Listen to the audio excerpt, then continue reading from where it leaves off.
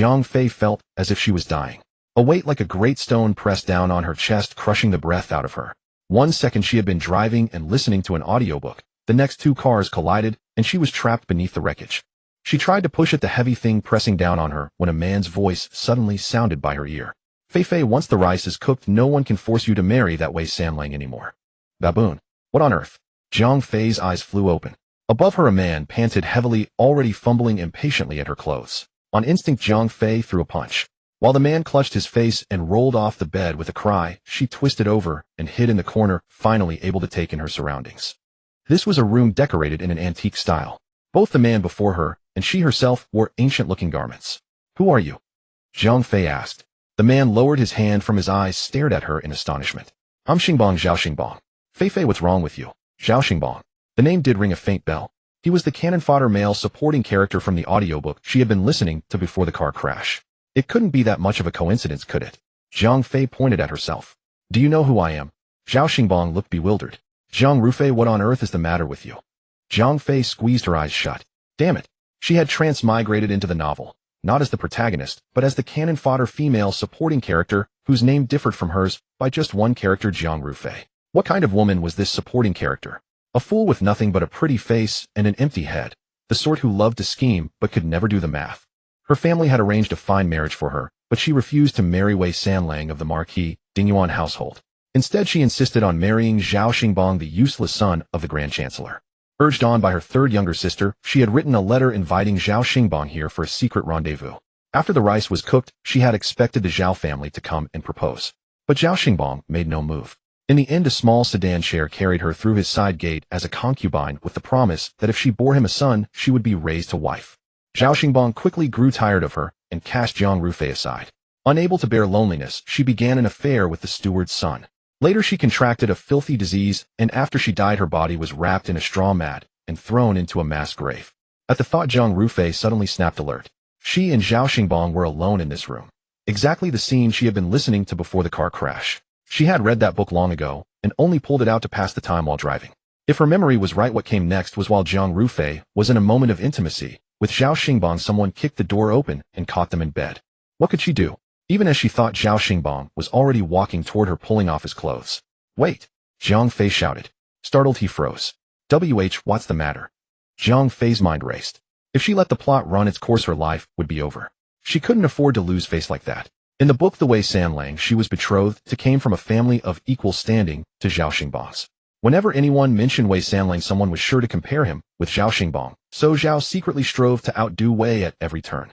And Zhao Xingbong did not truly love Jiang Rufei. Firstly, he wanted a novelty. After all, although she was an empty-headed fool, she was still one of the capital's acknowledged beauties. Secondly, he had long resented Wei Sanlang and deliberately wanted to cuckold him to cut down Wei Sanlang's pride. Seeing Zhao Xingbong drawing closer, arms spread to pull her into an embrace, Jiang Fei hastily bent low and dodged aside. Drawing a deep breath, she put on a reluctant expression. Young master, you've been so devoted to me. After much thought, I truly can't bear to ruin you like this. Zhao Xingbong's face glowed with excitement as he lunged at her again.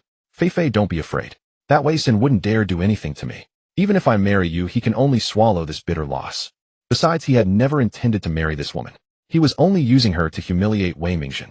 Jiang Fei's temples throbbed. Suddenly a spark flashed through her mind, and she said, I'm only afraid that Pei Jing might vent his anger on you. As expected, Zhao Xingbong's outstretched arms froze mid-motion. His voice trembled. Why, you mean who? Jiang Fei gritted her teeth. Prince Zhaoning Pei Jing. Prince Zhaoning Pei Jing was the second male lead in the book, a presence feared by all. His parents had died early, and at the age of 8, he was granted the title Prince Zhaoning. His uncle was none other than the current emperor. The emperor pitied the boy for being orphaned so young and spoiled him especially, granting him more favor than even the princes.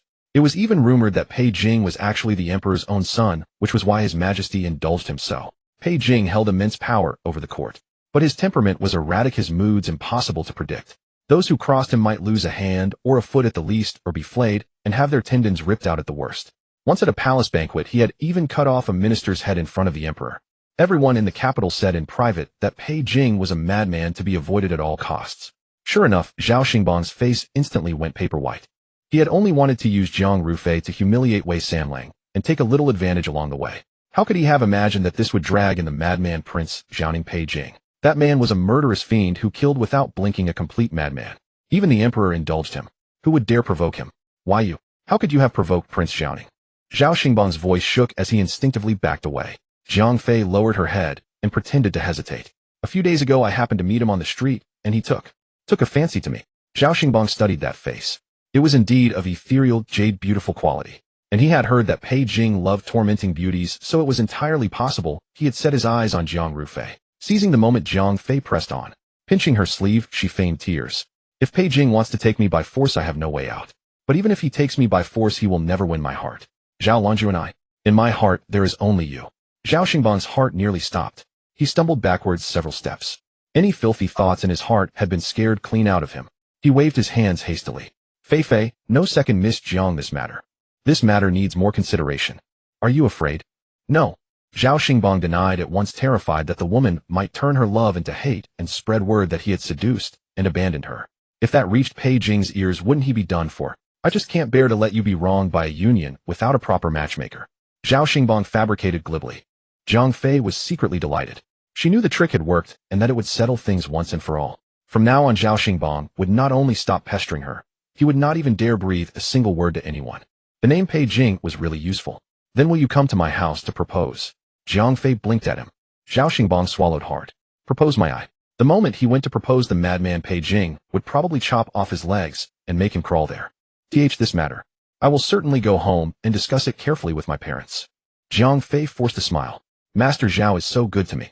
Having dealt with Zhao Xingbang, Jiang Fei still dared not relax. According to the original plot, someone would very soon come to catch them in the act. She had to leave this place as quickly as possible. Do you hear something? Jiang Fei said deliberately. It sounds like footsteps. By now Zhao Xingbang was like a bird startled by the twang of a bow. If someone saw him here and word got back to Pei Jing, that would be catastrophic. He hurriedly said, then let's go at once. That was exactly what Jiang Fei had in mind. She smoothed her clothes, walked to the door, and was about to open it when she suddenly heard a rush of urgent footsteps outside. As if speaking of it had made it come true. Jiang Fei could have bitten off her own tongue. Her heart tightened, she spun around and glanced at Zhao Xingbang. His face was ashen. He too had heard the disturbance outside. They exchanged a glance. Zhao Xingbang immediately looked around in panic for somewhere to hide. When he saw that there was space under the bed, he hunched down and tried to crawl beneath it. Jiang Fei grabbed his arm at once and asked, do you want to live? Zhao Xingbang, frightened out of his wits, nodded desperately. Jiang Fei said, then do exactly as I say. In the original story, Jiang Rufei had been in the middle of a clandestine rendezvous with Zhao Xingbang and heard nothing from outside. Nor did she hear how her third sister coaxed their mother into bringing people to expose her. Later, when Jiang Rulin pretended to plead for her, she was moved to tears of gratitude. From her god's eye vantage, Jiang Fei knew just how much her third sister Jiang Rulin had schemed behind the scenes for this very day. Jiang Rulin had long adored Wei Mingzhen, but the Wei family had already set their sights on Jiang Rufei. So to take Jiang Rufei's place, she deliberately brought Jiang Rufei and Zhao Xingbang together, quietly encouraging their acquaintance and ceaselessly whispering into the ears of the weak-willed, empty-headed Jiang Rufei. That was how today had come to pass. From outside came Jiang Rulin's voice, mother, you must not. If you barge in like this, how can second sister ever hold up her head again? Jiang Fei sneered inwardly. This third sister seemed to be thinking of her, but in truth she was desperate to see Jiang Fei's reputation destroyed so she could take her place and marry Wei Mingzhen. Jiang Fei threw open the door and rushed straight to the imposing noblewoman at the center. Mother. Yao Shi, who had been blazing with anger, softened when she saw that her daughter's clothes were neatly in order. What are you doing here? Jiang Fei glanced around at once. Everyone wore almost the same expression as Yao Shi, except for one slightly younger girl who stared at her in shock. That must be her third sister, Jiang Rulin. Third sister. Jiang Fei immediately took her hand. You told me to wait for you here, so why didn't you come? Instead, a young gentleman showed up. Jiang Rulin's expression changed. Second sister, what are you babbling about? When did I ever ask you to wait here? Jiang Fei tightened her grip on Jiang Rulin's hand and looked innocent. Wasn't it you who told me to wait for you? You said you had something important to discuss with me. I waited and waited, but you never came. Instead, the Prime Minister's young master arrived. Hearing this, Yao Shi knit her brows tightly. Rulin, what on earth is going on? Is what your sister said true? Jiang Rulin, caught completely off guard by Jiang Fei's words, shook her head in panic. Mother's second sister must be mistaken. I never asked her to wait for me here, and I never said I had anything important to discuss. If you don't believe me, then have Zhao Xingbang come out and face us. Jiang Fei relaxed. This Jiang family was a house of fools, not one of them clever. With all her training in palace and household intrigue dramas, wouldn't she soon be able to command the entire Jiang household? Third sister. I never said which young master of the Prime Minister's house was inside. The Prime Minister has 7 sons. How could you be so sure the man in that room was Zhao Xingbang? Jiang Rulin was struck speechless by Jiang Rufei's question, her face going white in an instant. She had never imagined that at this very moment Jiang Rufei would turn the tables on her. Hearing this, everyone present was now more than half convinced by Jiang Rufei. Yao Shi frowned even harder and spoke coldly. Rulin, how do you know that the person inside is Zhao Xingbang? Cornered by Yao Shi's gaze, Jiang Rulin had nowhere to run. She pointed at Jiang Fei at once. It was Second Sister. Second Sister was going to meet Zhao Xingbang in secret, and she asked me to pass the message. I knew it was wrong. It would ruin her for life. Since I could not talk her out of it, I called Mother over to stop her. Jiang Fei sneered inwardly. I have devoured enough palace intrigue dramas to have inherited the craftiest consort's tricks. Even if I were cast into a court war, I would survive a full 80 episodes. And you want to play this game with me? She immediately put on a shocked and aggrieved look. Third Sister, how can you frame me like this? When did I ever ask you to pass along a message? Fine. If you want a confrontation, then let young Master Zhao come out and confront us. Zhao Xingbang, who had been fretting inside for a long while, finally walked out when he heard Jiang Rufei's voice. His back was already soaked with sweat, but his face kept a forced calm. He bowed to Yao Shi, then looked at Jiang Rulin. Liner. The word Liner clanged through Jiang Rulin's mind like a great bell. Stunned, she looked from Zhao Xingbang to Jiang Rufei and back again. Zhao Xingbang fell to his knees before Yao Shi. Madam, Liner and I love each other. I beg you to bless our union. Everyone stood frozen. Yao Shi's knees went weak, and a maid hurriedly steadied her. What did you say? Zhao Xingbang pressed his forehead to the ground. Please, madam, grant Liner and me your blessing. Jiang Fei breathed a quiet sigh of relief. Zhao Xingbang was acting quite well, though anyone would think he was truly devoted to Jiang Rulin. Zhao Xingbang kept his head low, feeling that the head on his neck was probably safe now. Jiang Rufei had shown him a way out as long as he publicly cut himself off from her, and proved he had never touched Pei Jing's woman. His little life could be kept. You're spouting nonsense. Jiang Rulin trembled with rage. When were we ever in love? It was you who were meeting my second sister in secret. Zhao Xingbang raised his head, his gaze firm. At a time like this, why keep hiding it? You asked me to come here and wait. Didn't you say you had something important to tell me? Jiang Fei had been supporting Yao Shi and enjoying the show, but now she let out a suitably shocked ah.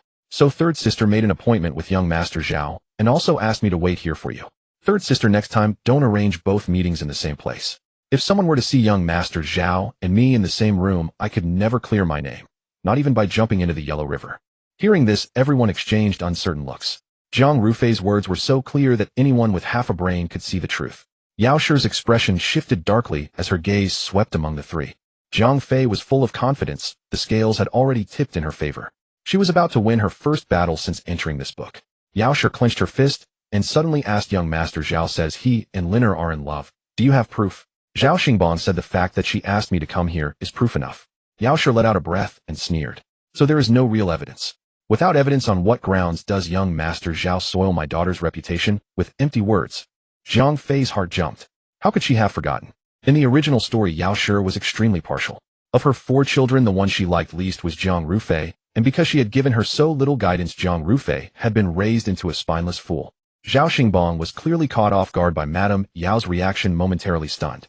Instinctively, he wanted to glance at Jiang Rufei for help, but forcibly restrained himself. Seeing this, Jiang Rulin seized the opportunity and threw herself into Madame Yao's arms. Mother, please see clearly. Your daughter is pure and innocent. How could I have any secret affair with young Master Zhao? It's plainly second sister who was caught in her illicit liaison, and now she's colluding with him to frame me. Madame Yao embraced Jiang Rulin protectively, then turned to glare at Jiang Rufei. Rufei, you have disappointed me greatly. Jiang Rufei cursed inwardly. Such blatant favoritism. It was practically shoving the blame onto her head. She steadied herself and said, Mother only trusts third sister's words and refuses to hear anyone else. Madame Yao's expression stiffened.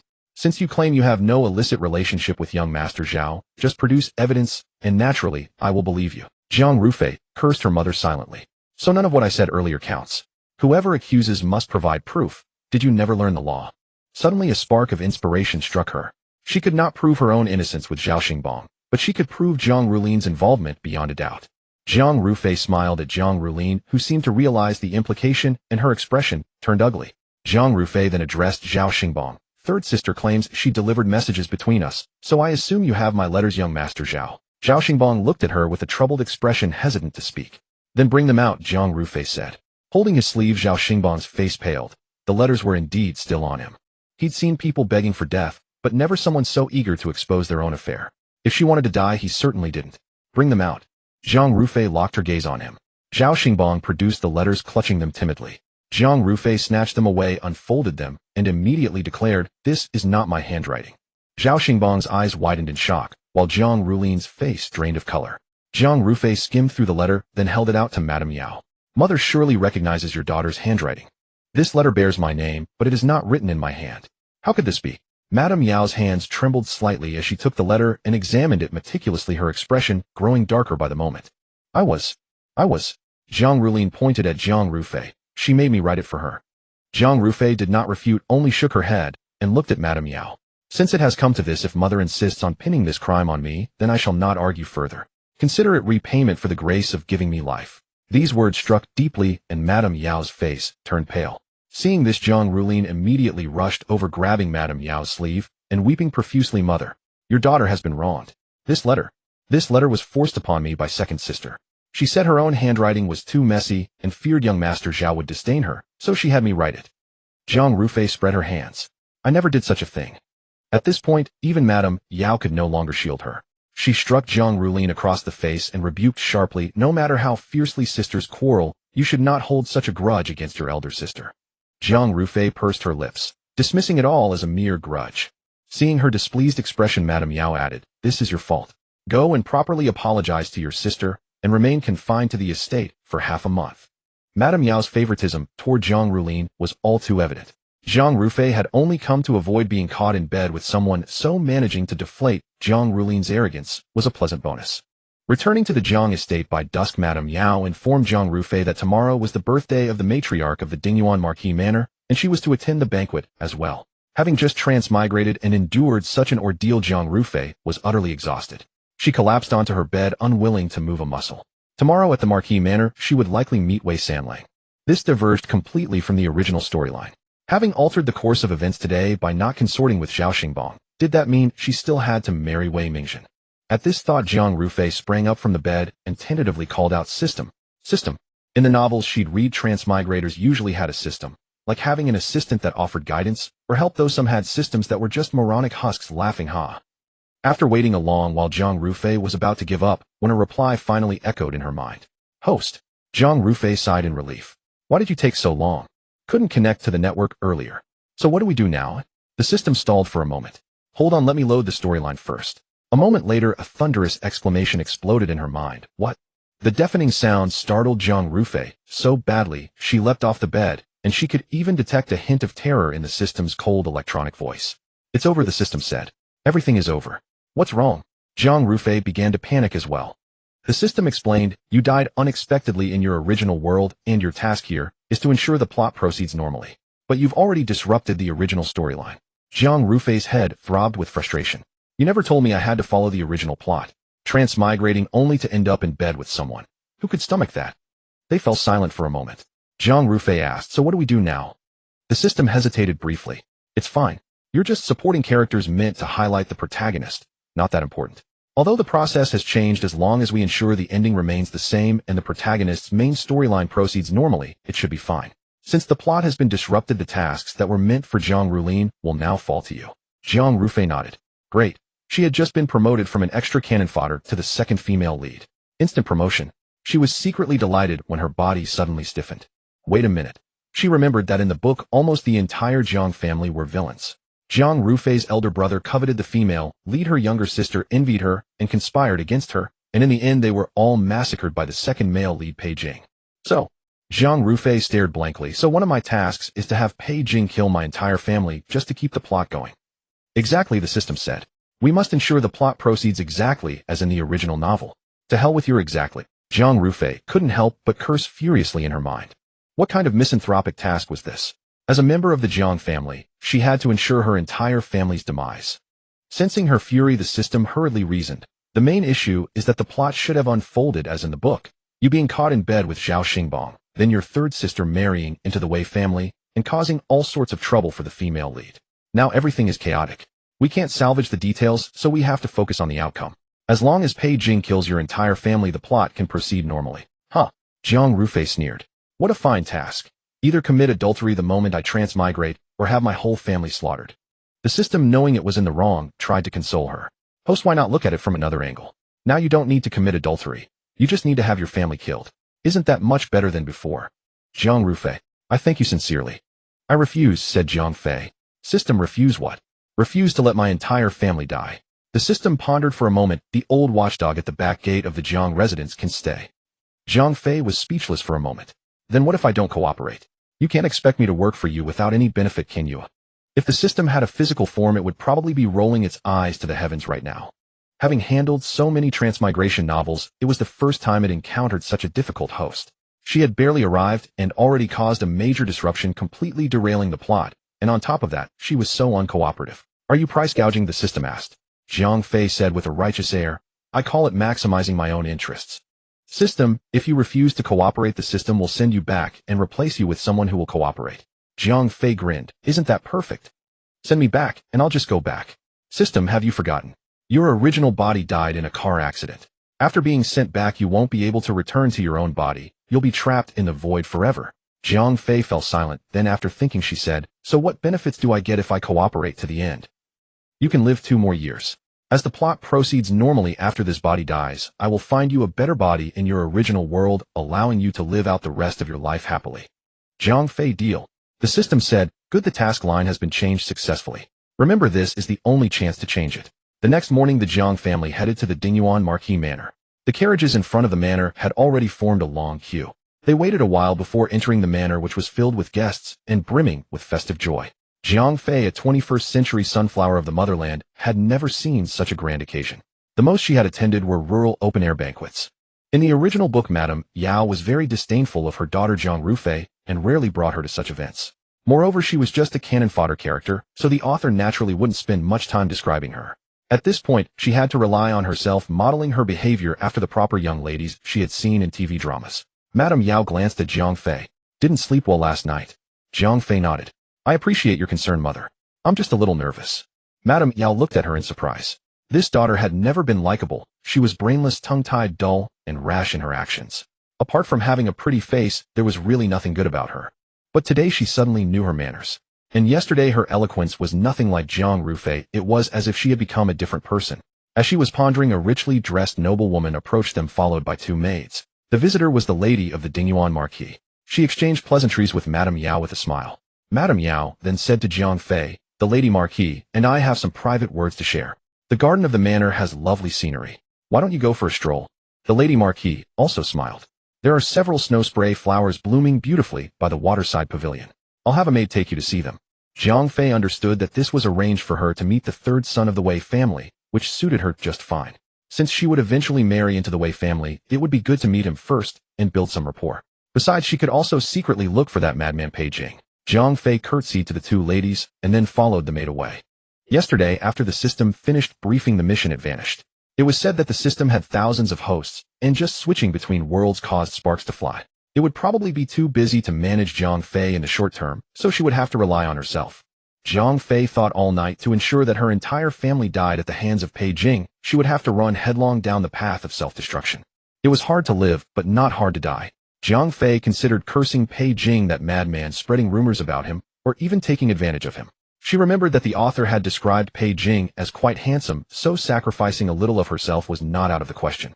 But none of these would be enough to make him kill her whole family. It probably had to involve the female lead before Pei Jing would unleash his berserk mode. In that case, Jiang Fei only had one path left: to follow the original author's idea, marry into the Wei family, and torment the female lead, Wei Mingzhen's sister, making Pei Jing hate her to the point of death. The maid led Jiang Fei to the edge of the pond and stopped. This servant will not accompany you further, miss. Our 3rd young master is waiting for you by that snow spray flower tree. The Dingyuan Marquis Manor was indeed large. What was called a pond could actually be considered a small lake. Half of the lakeside was lined with waterside pavilions and connected corridors, while the other side was a path leading to the garden. Jiang Fei walked a bit forward and was stunned by what she saw. Half of the lakeside was filled with trees. Which one was the snow spray flower? She turned to look for the maid, but the maid was already nowhere to be seen. As she walked, Jiang Fei thought snow spray flower, judging by the name, it should be white. It couldn't possibly be bright red or purple. Jiang Fei didn't encounter anyone by the lake until she came to a tree where she saw a young gentleman sitting by the lake with his back to her. That gentleman had his hair tied with a jade hairpin, his dark hair cascading like silk satin down his back. He stood like a green bamboo in a secluded forest. Even from the back, one could sense an aura of cool aloofness around him. Jiang Fei looked up and saw a large canopy covered with dense clusters of snow-white flowers. Snow spray flower truly lived up to its name. The person under the tree must be. Suddenly she stepped on a twig. The man by the lake turned to look. Jiang Fei couldn't help but be stunned, her gaze involuntarily fixed on his face. His eyebrows were like distant mountains carrying a hint of cool aloofness. His eyes were deep as a cold pool seeming to shimmer with starlight, yet veiled by a thin mist making them hard to read. The book only described Wei Mingjun as the gentle gentleman warm like jade, but she never expected the third son of the Wei family to look like this. With such a face, he should have been the male lead, not a supporting character. Author, you made a mistake. The man cast her a brief glance, and then looked away, showing no interest in her. To be safe, Jiang Fei took 2 steps forward. May I ask, sir, are you the third young master of the Wei family? The man turned his head, scrutinized her again, raised an eyebrow non-committally, and then turned back to gaze at the lake. Judging by his expression, that was a tacit confirmation. He seemed unwilling to talk to her.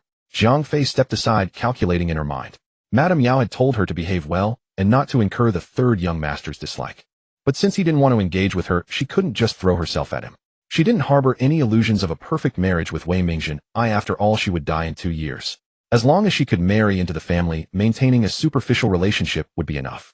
Jiang Fei was never one to beat around the bush. After hesitating for a few seconds, she spoke directly. Third young master Wei, I am the second daughter of the Jiang family. The Lady Marquis sent me here. Pei Jing paused, turned his head to look her up and down. Second Miss Jiang, and then. Jiang Fei bit her lip. Now that we've met, what are your thoughts on our engagement? Thoughts? Pei Jing put down his fishing rod and said, you're a bit short. Jiang Fei was so choked by this remark that she nearly choked, almost revealing her true nature of rolling up her sleeves and going at it. Although this body was not as tall as her modern height of 174 centimeters, it was at least about 165. In ancient times, that should be considered slender and tall. How dare he say she was short? Jiang Fei suppressed her temper. I'm just asking for your opinion on this marriage. Pei Jing's lips curled slightly, a hint of amusement flickering in his eyes. This marriage, I'm not very fond of it. Jiang Fei felt a bit uneasy under his gaze, but she steeled herself. Marriage is a major matter arranged by parents and matchmakers. It's just. She suddenly stumbled, not knowing how to convince Wei Mingjun to accept this marriage. Although Wei Mingjun could not inherit the title of heir, he was still the legitimate third son of the Marquis Manor. If he truly didn't want to marry her, she couldn't force him. But she had to marry. If she didn't marry Wei Mingjun, how could she follow the plot and torment the female lead? Pei Jing watched her calmly, noticing her eyes darting around, clearly plotting something. After much thought, Jiang Fei decided that sincerity was the ultimate weapon. She said earnestly, marry me. I want to marry you. What did you say? Pei Jing narrowed his eyes, certain he had misheard. It was the first time he had encountered a young woman so bold and forthright. Marry me. Once she had started, the rest flowed much more easily. Jiang Fei spoke rapidly. I assure you that after marriage, I will never interfere with your freedom. You may take as many concubines as you wish, visit the brothels as often as you please. Men or women, whatever brings you joy. I will absolutely not cause a scene. Pei Jing's brow twitched. Moreover, my dowry is generous, and I am an excellent cook. Jiang Fei grew more enthusiastic by the moment. If you find me bothersome, we can sleep in separate rooms. If you prefer tranquility, I promise to speak no more than 5 sentences a day, no 3. The other party could no longer contain himself and interrupted. Are you trying to sell yourself, or do you wish to frighten me into annulling the engagement? Jiang Fei choked on her words. Tell me, among the noble ladies of the capital, could anyone possibly match my level? This was absolute competitiveness. Even in modern times, both straight and gay men would want to marry her. Pei Jing's eyes darkened, as if pondering something. What is your name, Jiang? Jiang Fei pursed her lips slightly. He clearly did not care at all, unable even to remember her name. Jiang Roof, as in Fei from Jade. Upon hearing this, Pei Jing chuckled softly, and suddenly rose to his feet, walking toward her. Only when he stood up did Jiang Fei understand why she had previously been called short. The man was extraordinarily tall, at least 1.85 meters, perhaps even taller. Jiang Fei, barely reaching his shoulder, felt the ground shift beneath her. Pei Jing looked down at her from above, and Jiang Fei instinctively took a step back, her back pressing against the tree trunk. The man extended his hand to rest against the tree beside her ear, leaning down slightly. Xiao Chui, these conditions sound rather acceptable. Exactly. Jiang Fei gave a nervous laugh. So have you agreed? Pei Jing's gaze swept over her face, then suddenly turned sharp. Why are you so eager to marry into the Wei family? Are you willing to promise even these conditions? Jiang Fei's heart skipped a beat. This was bad. How could she possibly say, because I want to ruin your sister, so that Pei Jing will kill my entire family? Well, Jiang Fei's eyes darted about, and she lowered her head in pretended shyness. Naturally, it is because I have admired the third young master for a long time. Humph. Pei Jing sneered, suddenly reaching out to grasp her chin. You are lying. Jiang Fei was forced to look up and meet his gaze. Those eyes were chillingly cold at this moment, whether it was her imagination or not there seemed to be a hint of killing intent. A layer of cold sweat immediately broke out on Jiang Fei's back. This was not a modern society governed by rule of law. As long as one's status was high enough and power great enough, murder would go unpunished. Take for example the madman Pei Jing from the novel. Let me guess, Pei Jing's thumb gently rubbed against her chin. Are you plotting something? Jiang Fei's chin ached from his grip, and her eyes began to well up with tears. Suddenly an idea struck her. She forced out 2 tears. I am not plotting anything. I simply wish to leave the Jiang family as soon as possible. She sobbed. Young master may not be aware, but my disposition is unlikable and no one in the family cares for me. Rather than suffering abuse at home, it would be better to marry here. As long as I am given a place to stay, I will not interfere with your private affairs. Pei Jing half closed his eyes, scrutinizing her, as if trying to determine how much of what she said was true. Jiang Fei took the opportunity to wipe away another tear. I truly have no other way out. If you do not believe me, simply ask any servant in the Jiang mansion, and you will know whether I am telling the truth. The pressure on her chin loosened. Pei Jing stepped back, took out a handkerchief, wiped his hand, and tossed it onto the ground. Jiang Fei wanted to curse. Damn it, if you have mysophobia, why grab my chin in the first place? If you think my face is too oily, I think your hands are too sweaty. Crying appropriately could arouse someone's compassion, but if one cried for too long, not only would the other party become annoyed, but even she herself would grow tired of it. Jiang Fei wiped her tears and decided to adopt a strategy of retreat to advance. Since I have said all this, young master may or may not believe me. May I leave now? The person before her did not respond. Jiang Fei glanced at him once more and then turned to leave on her own. The banquet area was on the opposite shore of the lake. She did not wish to return just yet, so she planned to secretly observe Pei Jing, that madman, since she was destined to die at his hands in the future. The opposite shore was full of people. Jiang Fei walked a distance and found a narrow part of the lake, hiding behind a bush and peeking across. The novel described Pei Jing as a jade-faced madman, neither wholly good nor wholly evil. When Jiang Fei had read this passage, she had tried hard to imagine how a madman could be hidden beneath a jade face, but she could not figure it out. However, since he was described as having a jade face, he must certainly be very handsome. Jiang Fei scanned the crowd one by one. There were not too many who could be considered handsome. This one looked too young and immature. That one was a bit too old. This one revealed all 32 teeth when he smiled, looking as if he wanted to devour someone. That one had too thin hair and was already going bald at such a young age. She felt a poke on her shoulder. Jiang Fei was seriously analyzing and had no time to spare, so she instinctively waved her hand behind her. Wait a moment, I am looking for that madman. Madman? The person behind her repeated softly. Hearing the voice, Jiang Fei instantly snapped back to reality. She turned her head and was startled. What are you doing here? Pei Jing stood behind her, leaning forward slightly. His gaze swept past her toward the distance, then slowly returned, falling upon her face. The smile at the corner of his lips did not reach his eyes as he asked again, which madman are you looking for? Jiang Fei did not dare to say that the madman was Pei Jing himself. If those words reached Pei Jing's ears, her life would surely be forfeit. She hastily explained, you misheard. I said cape, not madman. I am looking for a cape. Is that so? Pei Jing straightened up and looked down at her. It is already April, and you are still looking for a cape, Xiao Chui. It seems you are very sensitive to cold. Beneath the blazing sun overhead, Jiang Fei nodded with a stiff face. Yes, a little bit. Pei Jing chuckled and ordered, Miss Jiang is sensitive to cold. Fetch my cape. There is no need to be so considerate, Jiang Fei said with a forced giggly laugh. The servant moved quickly, and within moments a man with a sword at his waist presented a cape. Pei Jing took the cape, unfolded it, and draped it over Jiang Fei's shoulders, even adjusting the collar for her. From now on we are family.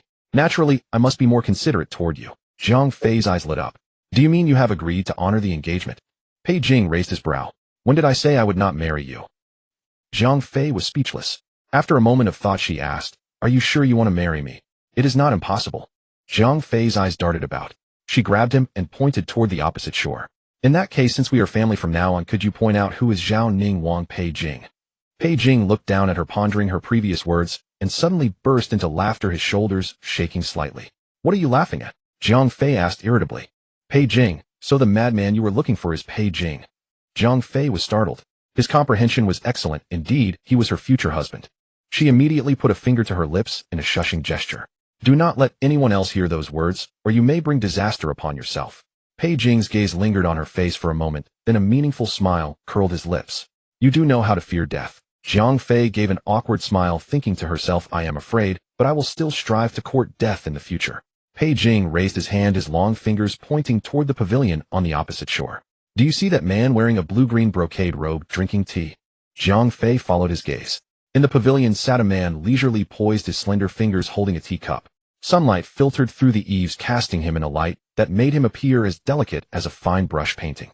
So that's Pei Jing, Jiang Fei murmured. Zhaoning Prince Pei Jing. Pei Jing lowered his body, his voice tinged with amusement as it sounded near her ear, murderous and ruthless disowning kin. What Xiaochui are you interested in him? Jiang Fei couldn't be bothered to correct his address, her eyes fixed unblinkingly on the opposite shore. The book said Pei Jing was both righteous and wicked, hiding madness beneath a jade-like visage, meaning he appeared proper on the surface, but one couldn't see the lunatic underneath. Jiang Fei felt the description was quite vivid. This man indeed looked upright. She couldn't help but sigh. He's exactly like the book describes. What book? Pei Jing didn't catch her words. The moment he spoke, the man in the pavilion seemed to sense something and abruptly turned his head to look in their direction. Those ink-black eyes across the shimmering lake locked directly onto Jiang Fei's gaze, then he slightly furrowed his brow. Jiang Fei stiffened like prey spotted by a venomous snake, instinctively ducking behind the flower bushes. Scared, Pei Jing looked at her with a half-smile. Jiang Fei's heart pounded, but she retorted, I just think he looks troublesome. Once she cast him in the role of a madman, every perfectly normal gesture and glance became eerily sinister, as if he might strike off someone's head from 1,000 li away at any moment. Jiang Fei even felt that the gaze Pei Jing cast from across the shore carried knives. Pei Jing chuckled softly. Since you know he's troublesome, stay away from him in the future. Better not even speak to him. He enjoys killing, with a smile. Jiang Fei nodded, but inside she frantically shook her head. It wasn't as if she could avoid him entirely, as she still had to ensure that after 3 years the grass on her grave grew 3 feet tall. When she again peeked out from the flower bushes, Pei Jing was gone from the pavilion, and behind her was silent. Jiang Fei turned. No one was there. She hadn't even noticed when he'd slipped away. Only then did Jiang Fei feel the heat. The sun was blazing and she was still wrapped in a cloak. It was lucky she hadn't gotten heat stroke. This Wei Mingjin clearly had a bit of a sly side, wrapping her in a cloak on such a hot day, as if he was afraid she wouldn't overheat. She quickly discarded the cloak onto a nearby stone and fanned herself with her hand, when suddenly footsteps approached from not far away. Jiang Fei assumed it was Wei Mingjin returning, so she poked her head out to ask a question, but as she opened her mouth, she nearly bit her tongue. On the pebble path strolled an elegant noble youth. Who else but the Pei Jing he had pointed out moments ago? Jiang Fei's legs went weak. She had a natural dread of madmen. Instinctively she grabbed the stone and retreated behind the flower bushes. She was meant to provoke Pei Jing, but not now. She hadn't even married into the Wei family, hadn't started tormenting the heroine. She absolutely couldn't die at Pei Jing's hands now. The footsteps grew closer, finally stopping right beside the flower bushes. Jiang Fei kept her eyes down, thinking, if he doesn't call me, then it's fine. If the madman calls me, I'll say that the matriarch's birthday banquet at the Marquis Manor is no place for bloodshed. But in the original book, Pei Jing was a madman who dared to kill even at a palace banquet. What was a mere Marquis matriarch's birthday? As she thought this, a gentle voice sounded beside the flowers. What are you hiding there for? Come out. Jiang Fei dared not refuse. She slowly emerged from behind the bushes, shoulders slumped, hands hanging at her sides. Wei Mingjin laughed at the sight. Are you that afraid of me? Was it that obvious? Jiang Fei looked up and saw the smile on his face. That smile was like early spring bringing a refreshing breeze. She immediately recalled what Wei Mingjin had told her earlier. He said Pei Jing liked to kill with a smile, and then she remembered all the author's descriptions of Pei Jing in the book, chopping off hands, whipping someone to death. In short, his victims died in 1,000 bizarre ways. Jiang Fei couldn't help but shiver. Earlier it had been too far to see his face clearly, so she stole another glance upward only to meet his gaze directly. She quickly lowered her head, saying no. Fear so obvious, yet she insisted on denying it. Wei Mingjin recalled the rumors he'd heard about Jiang Ruyu and frowned involuntarily. If not afraid, then it's a guilty conscience. Jiang Fei felt he'd hit the mark. She was indeed guilty, for just a moment ago she'd been calling him a madman. Did I hit the nail on the head? Seeing her expression, Wei Mingjin's brow furrowed deeper. If you don't want others to know, don't do it. You know best what you've done. Jiang Fei retorted, what have I done? Wei Mingjin was so angry he gritted his teeth. He had long heard from his maidservant that his future wife was not very proper, secretly associating with Zhao Xingbang, the prime minister's son. His mother had told him to meet her by the lake, but he hadn't wanted to see her at all, so he hadn't gone. Yet in such a short time, she had already grown so close to Pei Jing, even chatting and laughing with him. He needed a well-behaved wife, not a solid green hat. At this, Wei Mingjin's gaze turned cold. Nonsense. Jiang Fei's legs were already trembling. She thought this madman is truly mad. Just one glance from across the shore, and he charged over, as if to kill her. She suddenly recalled a passage in the book describing Pei Jing. The more afraid a person was of death and begged for mercy, the more excited he became. The more he killed, the happier he was. Truly twisted. So to survive, she had to do the opposite. At that moment Jiang Fei seemed to see a glimmer of hope. She abruptly straightened her back and mustered courage. None of your business. From his constricted pupils, she saw extreme shock. She put on a fearless facade, but in truth her hands hidden in her sleeves were trembling like a sieve. What did you say? Wei Mingzhen couldn't believe it. He had only heard that Jiang Ruyu was beautiful but empty-headed, yet now she was cursing right to his face. How had the Jiang family raised such a lady? I said my affairs have nothing to do with you. Whatever I curse you for in my heart, you don't need to know. If I don't say it, you can pretend you don't know. Things you haven't seen, you can pretend you're blind. Is that clear enough? Moi. Jiang Fei finished in a rapid single breath, adding, to embolden herself. Wei Mingzhen staggered back 2 steps. So she meant that from now on, whether she had affairs or not, as long as she didn't flaunt it in front of him, he should pretend he didn't know. Such shamelessness. He raised his finger and pointed at Jiang Ruyu. You what? Jiang Ruyu lifted her chin. Don't I have a name? My name is Jiang. She paused. She absolutely couldn't reveal her real name in case Pei Jing later remembered and came to settle scores with her. My name is Jiang Hulu Rin, passerby, farewell, if fate permits.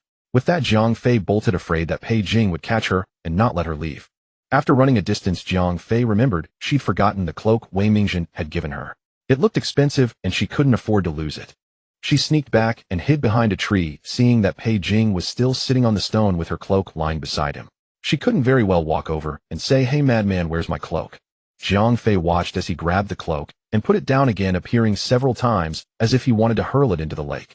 In the end, he didn't, tossing it back onto the rock before walking away. After he had gone far, Jiang Fei sneaked back, snatched up the cloak, and left. At the banquet, male and female guests were seated separately, and she didn't run into Wei Mingzhen again until the feast ended. On the way back to the Jiang residence, Jiang Fei shared a carriage with her mother, Madame Yao. Earlier at the Marquis's estate, there had been too many eyes and ears, making many questions difficult to ask. Madame Yao had been waiting impatiently, and the moment she boarded the carriage, she asked, "Did you see Wei Sanlang?" Jiang Fei nodded. "I did. How is he?" "Quite well." Madame Yao was dissatisfied with her perfunctory attitude and cast her a glance. Wei Sanlang is as elegant as a jade tree in bloom, possessing true talent and learning. Unlike other young lords who only know how to gamble and indulge in pleasures, he may not be the eldest legitimate son inheriting the title, but he harbors grand ambitions and is sure to achieve great things in the future. Jiang Fei didn't care whether Wei Sanlang would achieve great deeds in the future. After all, even if she married him, she wouldn't survive more than 2 years. She simply echoed Madame Yao's words. "Daughter thinks so too." Madame Yao smoothed her sleeves and asked slowly, "Did you manage to exchange words with Wei Sanlang?" "We did," Jiang Fei said. Madame Yao frowned. "Do I need to teach you? What did you talk about? How did it go? You're like a mute gourd, unable to squeeze out 2 sentences in half a day." Jiang Fei pursed her lips, thinking, if I really started spouting off, my sharp tongue would be too much for your old heart to bear. She gave a rough summary of their conversation, omitting how Wei Mingzhen had challenged her and how she had tearfully displayed her absolute competitiveness, only stating that he had already decided to marry her and that the two had reached an agreement. Madame Yao sighed in relief. "Stay out of trouble these days and don't cause me any more headaches." Returning to the Jiang residence, Jiang Rulin was already waiting at the main gate, warmly stepping forward to support Madame Yao as she approached. The two seemed to have completely forgotten that Jiang Rufei existed, entering the main gate before she even descended from the carriage. The marriage between Jiang Rufei and Wei Mingzhen had been arranged years ago, otherwise it wouldn't have fallen to Jiang Rufei, the unfavored daughter. Madame Yao of the eldest branch had given birth to 2 sons and 3 daughters. The original Jiang Rufei ranked 3rd in the Jiang family, the second daughter of the eldest branch. Her eldest brother was Jiang Qingjin, and her eldest sister Jiang Ruyu had already married far away. Jiang Rufei and Jiang Rulin remained unmarried, and beneath them was a younger brother, Jiang Qinglong, only 6 years old. The Jiang family was prosperous, a prominent clan in the capital, and naturally their residence was grand. Jiang Rufei lived in the remote western courtyard, but she had no sense of direction. Having only walked there once yesterday with a maidservant, she couldn't recall the exact location, only the general direction, so she grabbed a random maidservant to lead the way. Just as she passed through the moon gate, a voice rang out from behind. "Stop right there." Jiang Fei recognized it as Jiang Rulin's voice and pretended not to hear, but the footsteps behind her grew increasingly hurried. "Jiang Rufei, didn't you hear me calling you?" "Off." Jiang Rufei stopped, looking at the maidservant and asking, "Do we keep dogs in our household?" The maidservant shook her head. "No, miss." Jiang Fei deliberately said, "If we don't keep dogs, then why have I been hearing barking all along?" Jiang Rulin's face turned livid with rage, and she stormed forward in 3 quick steps, raising her hand to slap Jiang Fei across the face. "You bitch! How dare you insult me?" Jiang Fei grabbed her wrist. "Third sister, why so fiery-tempered? Don't play dumb." Jiang Rulin struggled, saying, "You lied to mother that Wei Sanlang would marry you." Wei Sanling knows about you, and Zhao Xingbong, he'll never marry you. Zhang Fei was about to speak when a thought flashed through her mind. Few people knew about her and Zhao Xingbong, so how could it have reached Wei Mingzhen's ears? That's it. Jiang Rulin didn't want Wei Mingzhen to marry her. Aside from setting her up to be caught in bed with Zhao Xingbong, she must have other backup plans. You deliberately leaked the information to Wei Sanling. Zhang Fei said, her grip gradually tightening. Do you have any proof? Jiang Rulin wrenched her hand back forcefully. Zhang Fei analyzed. You couldn't tell Wei Sanling yourself, as that would make your motives too obvious and he'd resent you. So you bribed a servant close to Wei Mingzhen. During idle gossip between maids, you deliberately let slip some information. Wei Mingzhen wouldn't suspect you've manipulated things, he'd just think the affair has become the talk of the town, making him dislike me even more. Moreover, the reason you didn't spread the news far and wide is that we're all Jiangs after all. A move affecting one part affects the whole. If I lose all face in the capital, you wouldn't fare well either.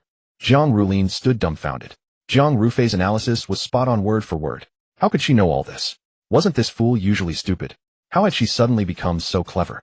Looks like I guessed right, Jiang Fei gloated inwardly. Why hadn't she been transported into a palace drama instead?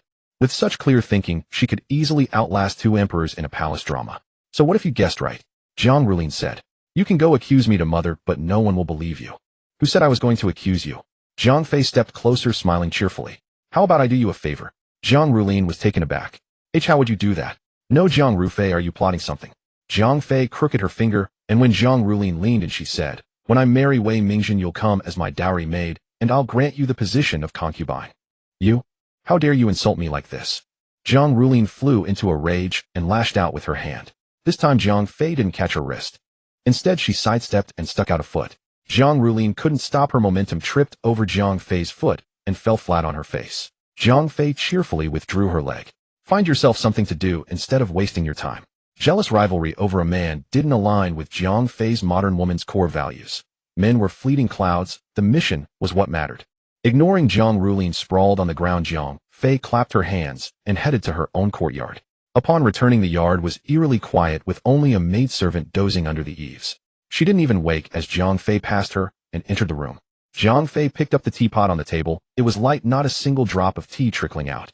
Her gaze swept over the room and the courtyard. The flowers in the vase had withered into dry branches without being cleared away, and the yard showed no signs of having been swept. Jiang Fei set the teapot down heavily, a sharp clatter, startling the maidservant into a jump. The tense expression on her face relaxed upon seeing Jiang Fei, and she rose with a smile. Miss, you have returned. This humble servant waited for you so long that she even dozed off. Did you encounter third young Master Wei at the Marquis Manor? Jiang Fei did not respond to her question, simply saying, pour me a cup of tea. Yunxiang picked up the teapot to pour tea, only to realize it was empty. She hurriedly said, although summer has arrived, cold tea harms the spleen and stomach. This humble servant specifically waited for Miss to return to brew a pot of steaming hot tea for you to drink before your afternoon nap. Jiang Fei watched her retreating figure. This girl had a silver tongue, what was essentially laziness sounded like considerate care when it came from her lips. The original owner, Jiang Ruf, had been a person without any backbone, accepting whatever others said. She had been fooled by this maid many times.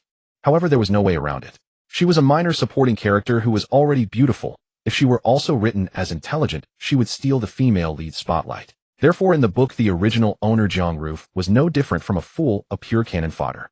She was led by the nose by this maid, and even her acquaintance with Zhao Xingbong was orchestrated by Yunxiang under Jiang Rulin's instructions. Later, this maid became quite remarkable. After running off with Zhao Xingbong, she went to the Zhao family and eventually became a concubine, sharing his bed. Jiang Fei sat before the mirror and casually opened the vanity box, which contained only a few sparse pieces of jewelry. This original owner was too poor. In the morning, when setting out, Yao Shi had accused her of dressing too shabbily. She had then told Yao Shi that the Marquis Manor was a wealthy household that had seen all kinds of magnificent jewelry. Dressing too flamboyantly would not be a good thing, which successfully persuaded Yao Shi. Even if she was not favored, the Jiang family valued their reputation and would not be so shabby as to possess only these few pieces of jewelry. Miss, the tea is here. Yunxiang entered with the tea tray, a sycophantic smile on her face. Jiang Fei did not take the tea, but instead stared at the hairpin in Yunxiang's hair. This hairpin is quite nice. Yunxiang subconsciously touched her bun and smiled, saying, it is something Miss showed mercy to this humble servant by bestowing upon me. Jiang Fei suddenly grabbed her wrist. This bracelet is also quite nice. Yunxiang felt that Jiang Ruf had been particularly abnormal these past 2 days.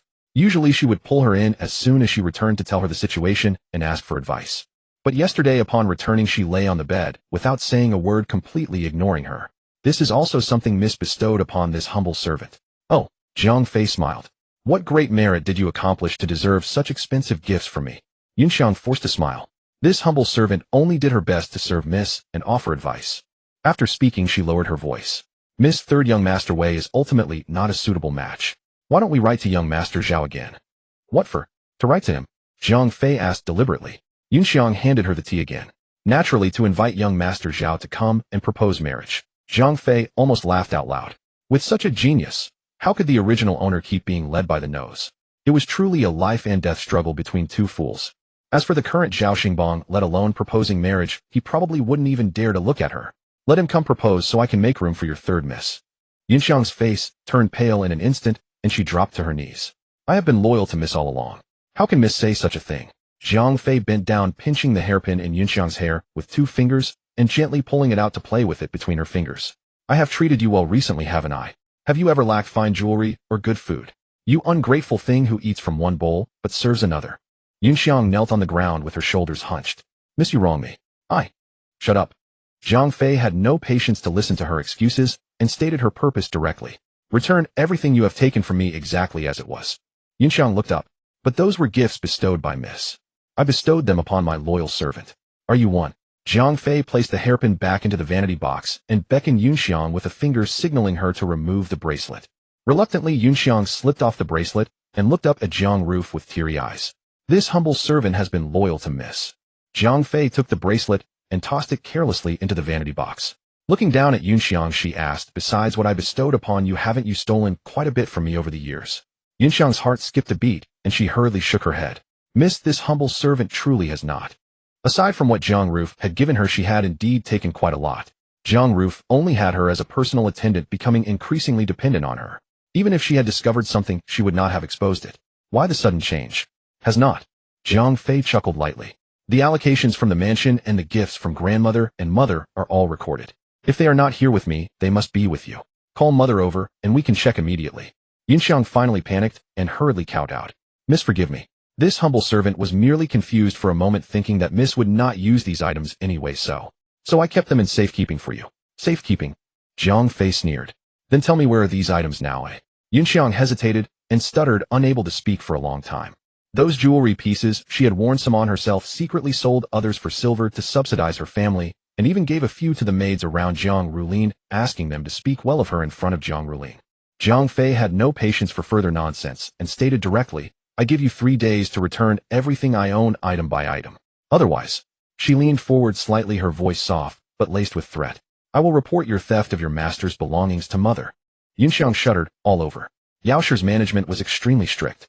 If this truly reached her, the punishment would range from being sold and expelled from the manor to being beaten to death. Miss, spare my life. This humble servant will return everything. Yunxiang kowtowed repeatedly, her forehead turning red. Jiang Fei nodded satisfactorily, sat back down at the vanity, and said indifferently, very well. I do not keep disloyal servants here. Since you are close to my third sister, go serve her instead. Yunxiang cried and begged for a long time, but seeing Jiang Roof's increasingly impatient expression, she finally left in tears. With Yunxiang gone, the West Cross courtyard had no attendants left. Jiang Fei used this opportunity to ask Yaosher for 2 more maids.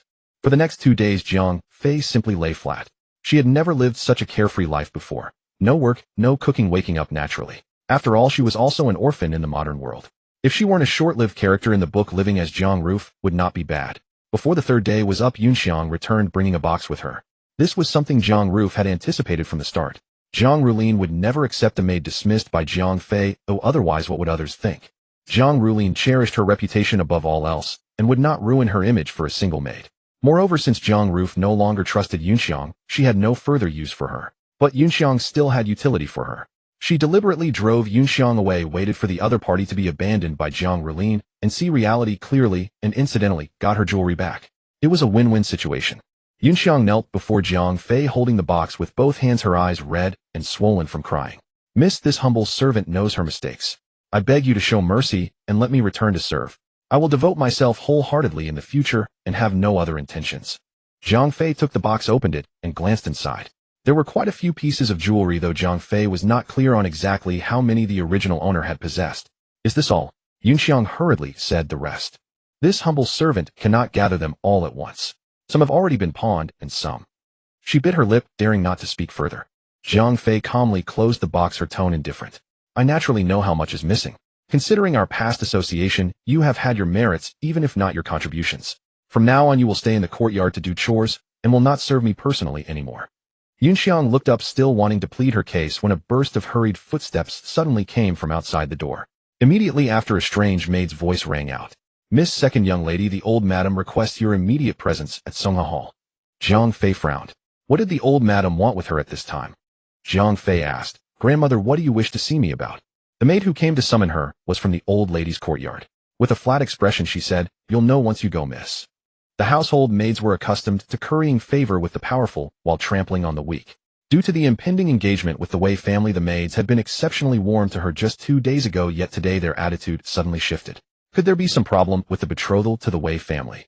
Jiang Fei followed the maid into the old lady's residence, Songha Hall. Muffled voices came from the main room, occasionally punctuated by a slightly raised tone. When the maid announced her arrival at the door, the room fell instantly silent. Jiang Fei stepped in slowly. Quite a few people were in the room, and several pairs of eyes fixed on her directly. The old lady sat upright in the seat of honor, her expression solemn and severe.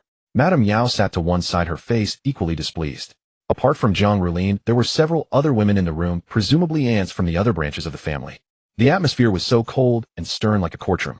Jiang Fei performed a proper curtsy. Granddaughter pays respects to grandmother, to mother, and to all the aunts. The old lady did not tell her to rise, but studied her coldly for a long moment before speaking. I am old, and I haven't troubled myself over your marriage before. Today I'm feeling a bit better, so I called you to ask, how did your meeting with Wei Sanling go the other day? Jiang Fei answered respectfully. Young Master Wei is kind and friendly. The meeting went smoothly. As soon as she finished, she heard a faint sneer. Jiang Fei turned her head and saw Zhang Rulin sitting below Madame Yao, looking at her with a smug expression. A few days earlier, Zhang Rulin had been humiliated by her. The only thing that could make her so triumphant must be related to Wei Sanling. Jiang Fei frowned. Suddenly the old lady asked sternly, Fei, do you know your mistake? Jiang Fei's inner alarm bells rang. Granddaughter does not know what mistake I have made. You don't know? The old lady slammed the table heavily. I thought you were merely willful, but I never imagined you would be so shameless. The Wei family sent a message saying your conduct is flawed, and the betrothal with the Jiang family must be reconsidered. Jiang Fei's heart leaped. Noble families valued face greatly. Accusing someone of flawed conduct was like slapping them in public. But that day by the lake, Wei Mingzhen had clearly agreed. Where had the problem arisen? Why aren't you saying anything? Madame Yao was furious. You even lied to me saying the meeting went smoothly. It's only because of the friendship between our families that they haven't sent a letter of annulment to the Jiang mansion. Jiang Fei took a deep breath, suppressing the surging emotions in her heart. She looked straight at the old lady. Grandmother, I truly do not know what I have done wrong. That day by the lake, I did meet young Master Wei San, and we talked quite pleasantly. He even personally agreed to the marriage. If the Wei family has suddenly gone back on their word, I am willing to confront Wei Sanling face to face. The old lady's brows were tightly knit. Before she could speak, Zhang Rulin interrupted impatiently. Second sister, you still try to argue at this point. The Wei family already sent someone to say that you were pulling and tugging with a man by the lake, witnessed by Wei Sanling himself. What? Jiang Fei was startled. Could it be that Pei Jing came over to speak with her later, and Wei Mingzhen saw? Surely he couldn't be so petty. They had only exchanged a few words, not even a finger had touched. How could that be called pulling and tugging? What else do you have to say? The old lady asked. Jiang Fei thought for a moment. If she didn't marry Wei Mingzhen, how could she complete the task given by the system? With that thought, Jiang Fei looked at the old lady, clasped her hands in a fist salute, and said, Granddaughter dares to ask grandmother's permission. The old lady looked at her fist-clasping gesture, then at Jiang Fei's face, her expression somewhat bewildered. Oh, this wasn't a martial arts drama. Jiang Fei switched instantly, hurriedly lowering her hands. Please, grandmother, allow me to go and explain to him personally. The room erupted in an uproar. Madame Yao slammed the table and stood up. Absurd. When has an unmarried girl ever gone to argue in person? Are you trying to disgrace the Jiang family entirely? The aunt from the third branch also shrilled. Exactly. If word gets out, people will think the Jiang girls are desperate to marry. Jiang Fei replied calmly but firmly. I am not going to make a scene. I simply believe that since the Wei family has misunderstood me, it is only right for me to explain in person. If I don't clarify, the Wei family will think our household lacks discipline. Hearing this, the other branches fell silent. If this matter about Jiang Fei were to spread, it would likely affect all the unwed girls of the Jiang family. The old lady pondered a moment, then suddenly asked, Who was the man who spoke with you that day? Jiang Fei's mind raced, and she answered truthfully, It was Pei Jing. The room fell instantly silent, so quiet that a pin dropping could be heard. The teacup in the old lady's hand fell to the floor with a crack, sending shards of porcelain scattering. Madame Yao's face turned pale, and the ant from the third branch even covered her mouth. Who did you say? The old lady's voice trembled. Zhang Fei said, Prince Zhaoning Pei Jing. How could you? The old lady exclaimed in shock. How could you be involved with him? It was just asking for directions, Zhang Fei said. Grandmother, think about it. How could Pei Jing and I possibly be pulling and tugging? I would avoid someone like him at all costs. Wei Sanlang must have misunderstood. The old lady seemed to be weighing her words. After a long moment, she was 70% convinced. As for that Prince Zhaoning, you should keep as far away from him as possible. Never get involved with him. Zhang Fei swept her gaze over the others in the room. With so many members of the Zhang family, if Pei Jing were to kill them all, what a terrible karma that would be. Did you hear me? Zhang Fei, lost in thought, was jolted back by the old lady's sharp shout. I heard you.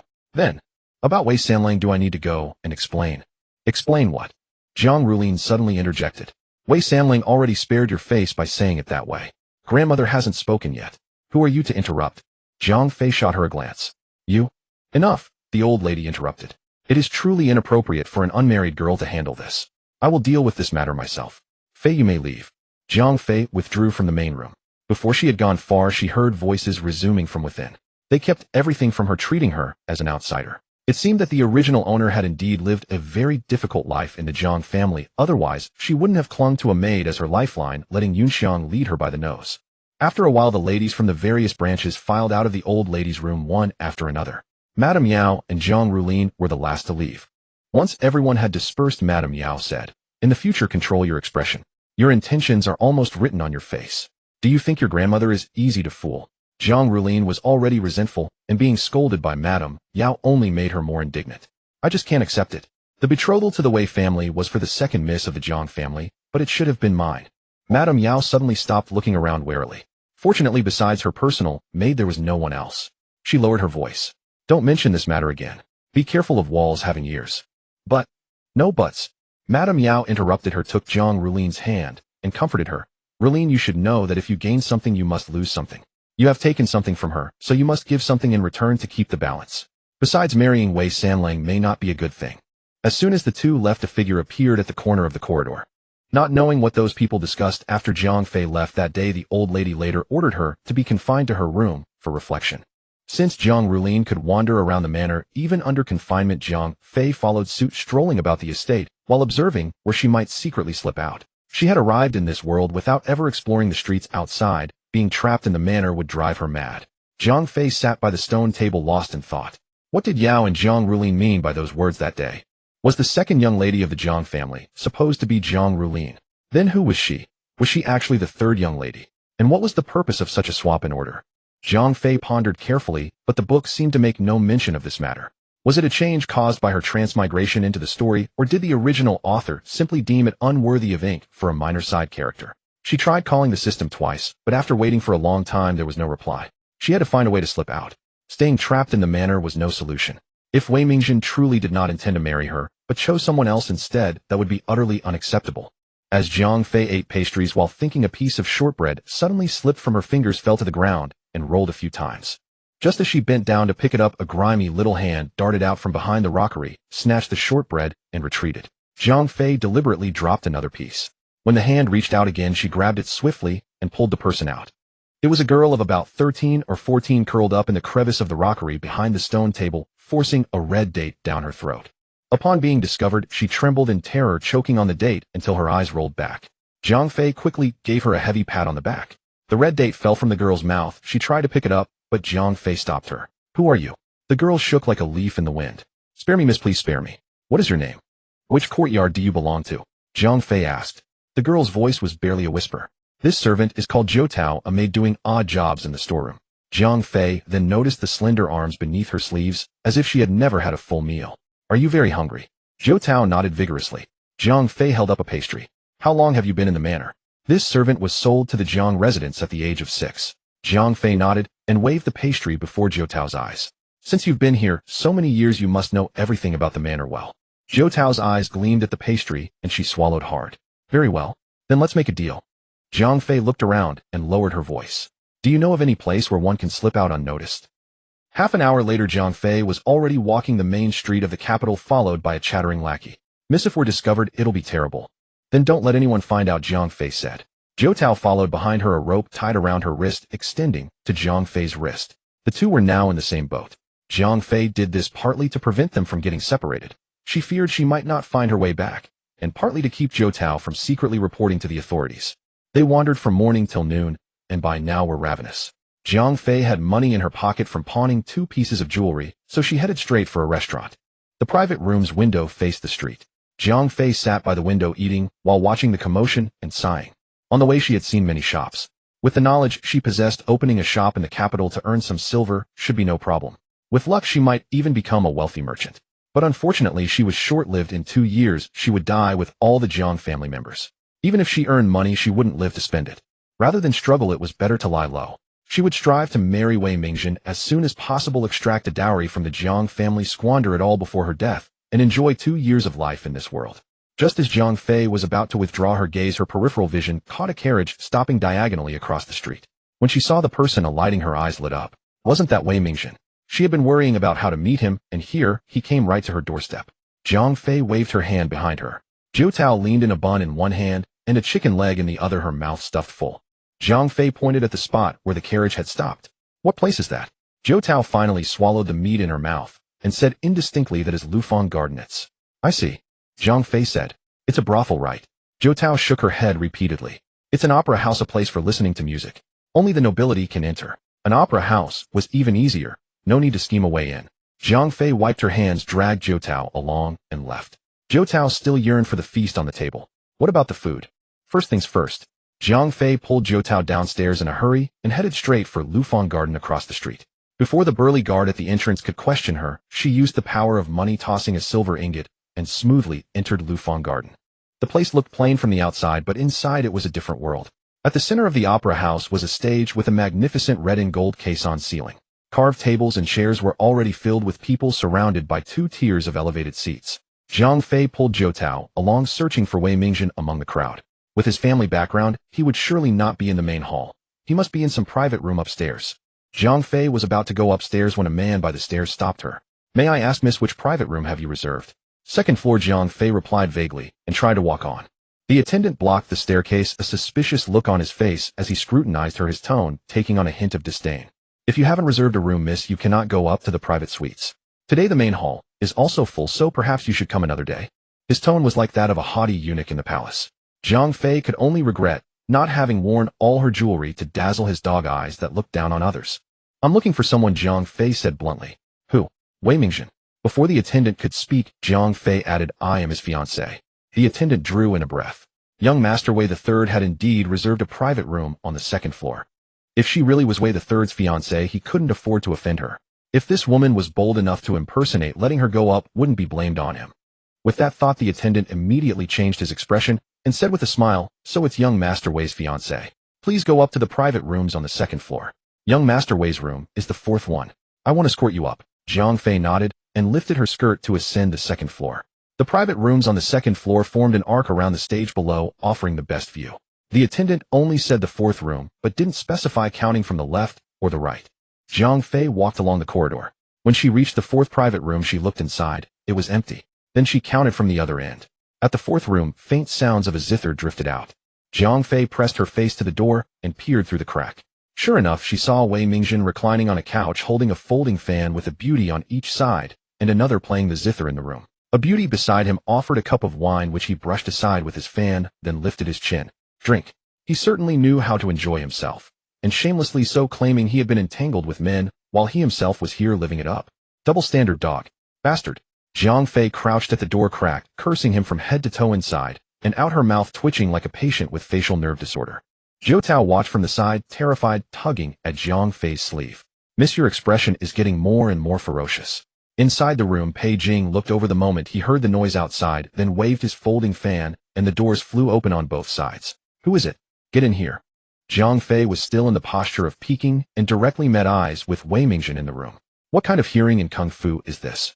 Fortunately, the system only asked her to complete the plot, not to assassinate Wei Mingjin, otherwise she would never finish it in her lifetime. Seeing the person at the door, Pei Jing was startled for a moment.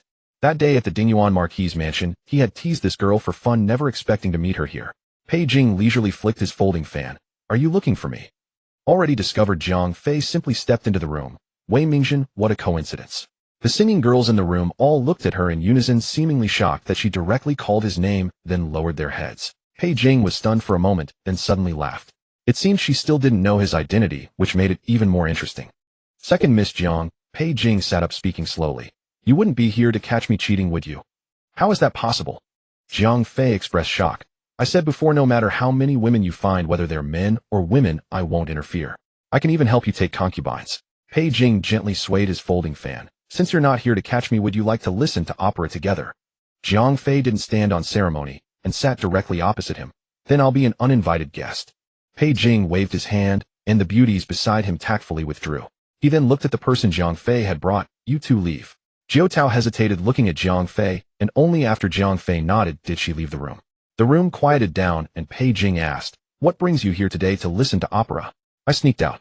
Grandmother punished me by confining me to my room to reflect. Jiang Fei stared into his eyes, and seeing that there was not a trace of guilt on his face infuriated her. Behind her back, he said she was entangled with men and had bad conduct, yet on the surface he pretended to be innocent. Wasn't this no different from a sly fox? Pei Jing's hand holding the teapot paused slightly. Why? You still have the nerve to ask why? Jiang Fei looked at him angrily. Didn't we agree that day? You marry me, and afterward you can play as much as you like. Why did you go back on your word and say I was entangled with Pei Jing? A glint of understanding flashed in Pei Jing's eyes. So that was it. It seemed Wei Mingjin had withdrawn from the engagement with the Jiang family. Such an interesting person placed in the rigid mansion of the Marquis would only be shackled and lose her charm. Life was extremely dull, and he had never met such an interesting person. He wondered how her blood differed from others. Pei Jing's half-closed eyes revealed a fierce glint. You mean I can do whatever I want? Exactly. Jiang Fei finished speaking, then saw his bold appraising gaze, and suddenly felt something was wrong. She hugged herself. I meant you can do whatever you want outside. Pei Jing toyed with the cup, deliberately asking, What if I want to play at home? Jiang Fei was speechless. Or rather, Pei Jing drawled, Do you want to go outside and play with me? Jiang Fei pondered his words. Was it because her heart was dirty that she saw everything as dirty? She felt his words carried a lewd undertone. In the book, the difference between Jiang Rufin and Jiang Rulin was that one was the legal wife and the other a concubine. One had many affairs and the other wanted to but couldn't. And the plot she would follow from now on was all Jiang Rulin's. In the book, Wei Mingjin didn't care about his wife after marriage, and they even slept in separate rooms. However, under Wei Mingjin's cold violence and oppression, Jiang Rulin also became somewhat unhinged. She actually fell in love with Zhao Ning Wang Pei Jing, and out of jealousy, tried every means to harm Wei Qing, the woman Pei Jing loved.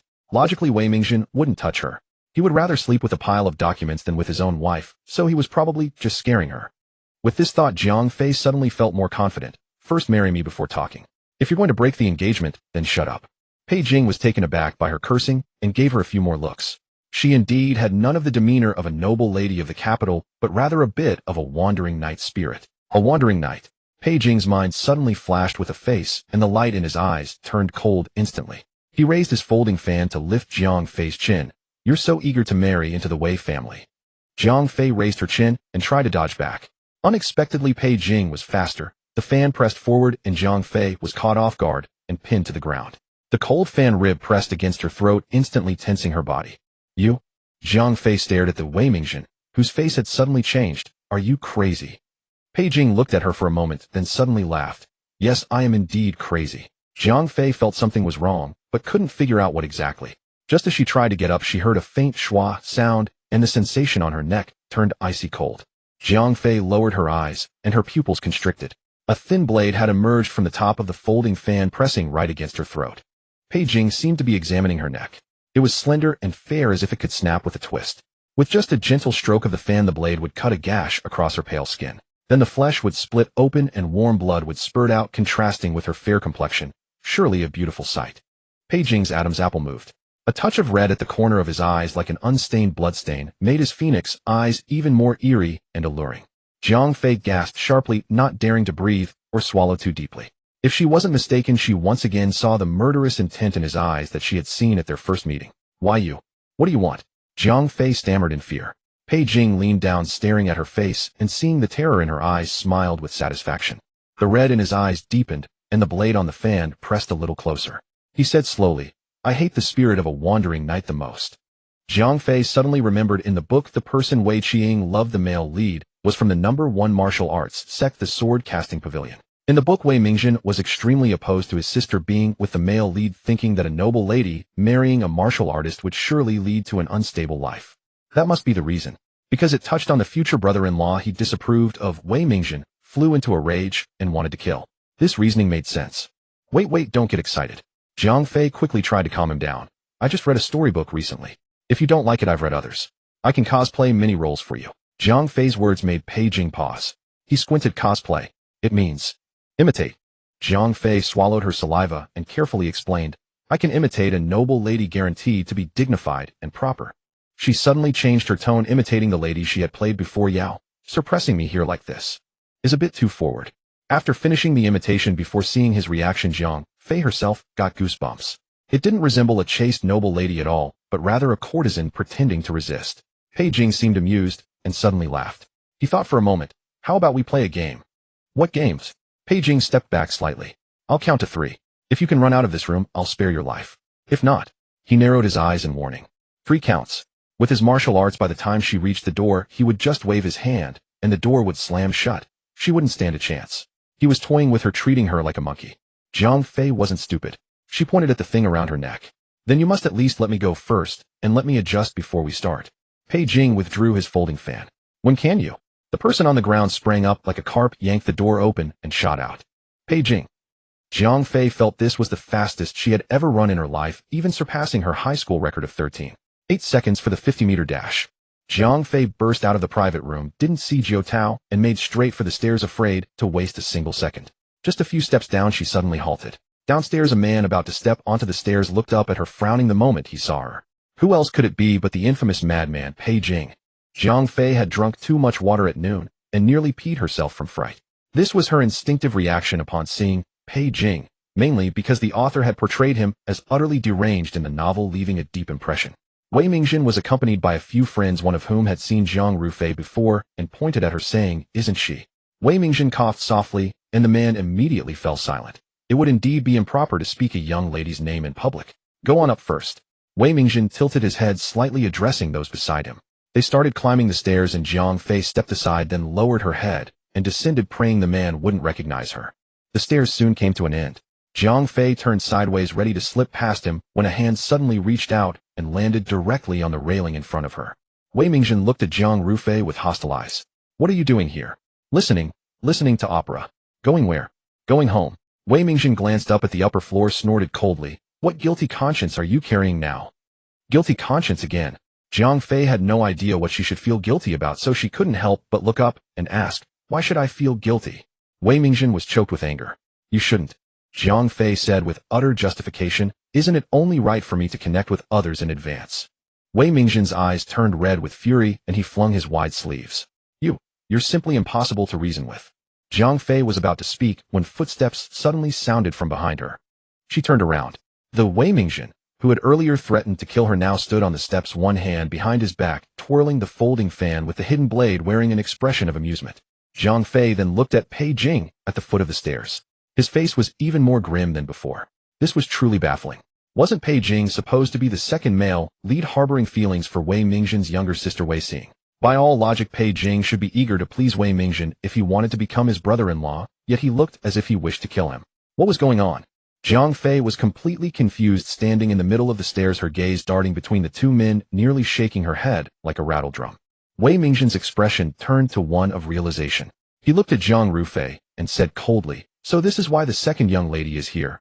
She's with him again. Those words seemed squeezed out through clenched teeth, laced with disappointment and deep resentment. Jiang Fei thought to herself, He's my fiancé. If I don't stick with him, should I stick with a madman like you? Get down here. Wei Mingjin commanded in a low voice. Jiang Fei trembled in fright. The mad boss was giving orders, though she didn't know why she dared not disobey, so she slowly began to shuffle down the steps.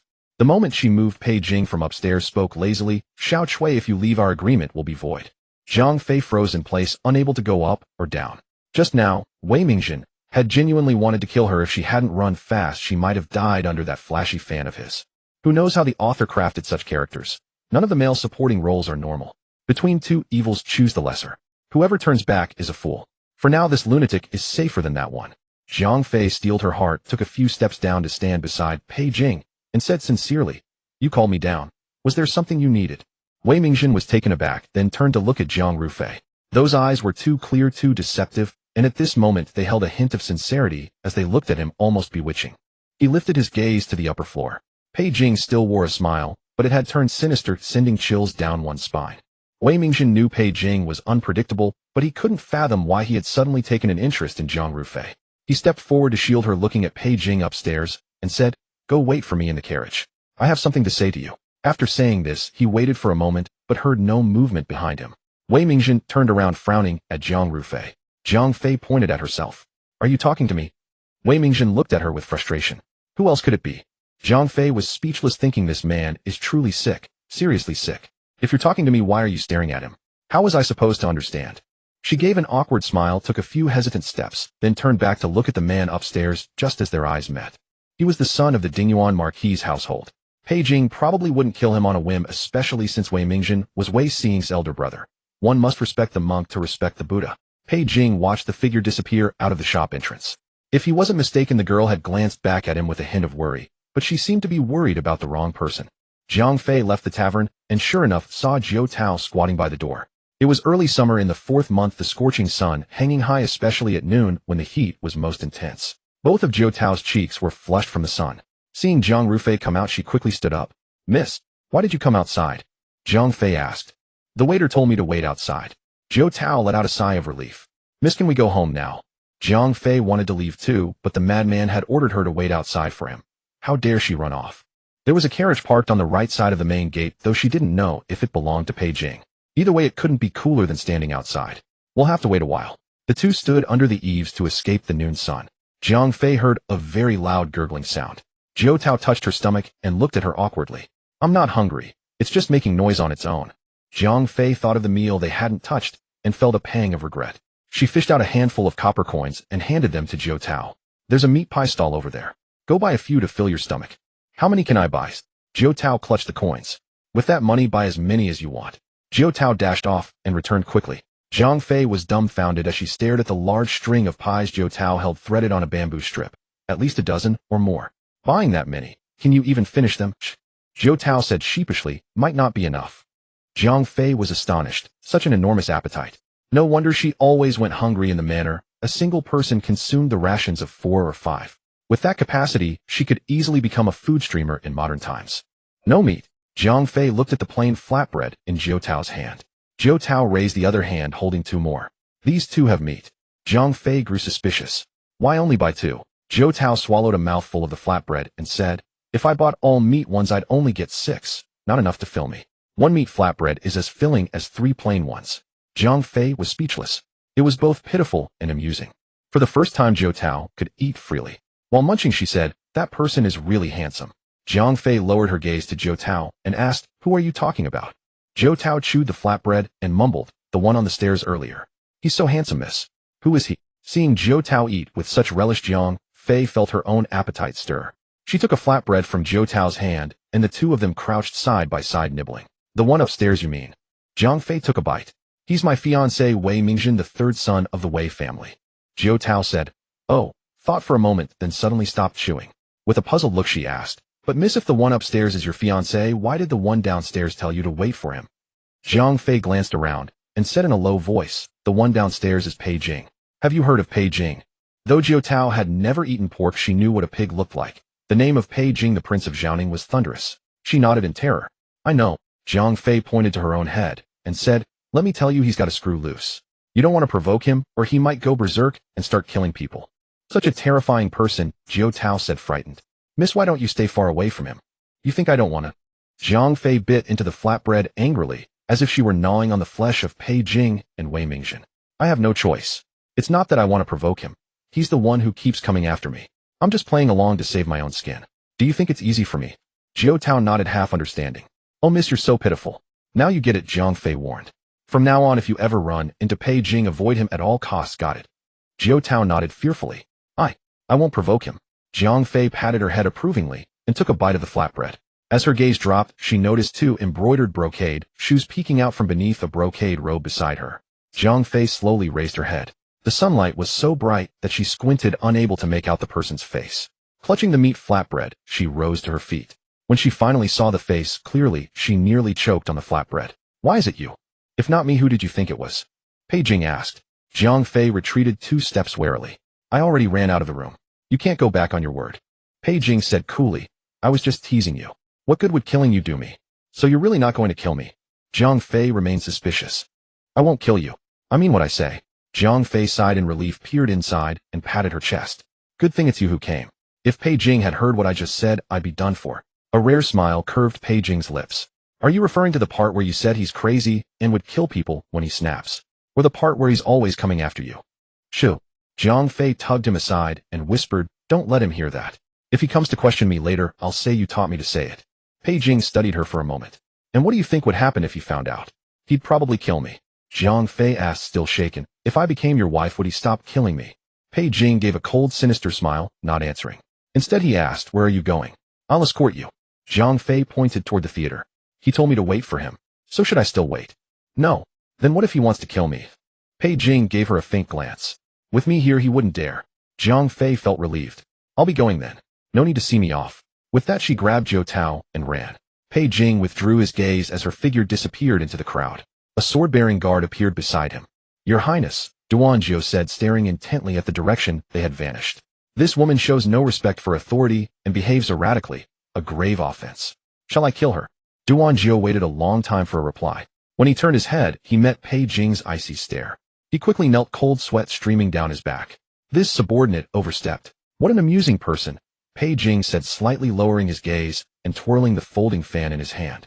My fan has yet to be stained with blood. Since when is it your place to interfere? Jiang Fei couldn't stay out long. After a brief stroll, she returned to the Jiang Manor.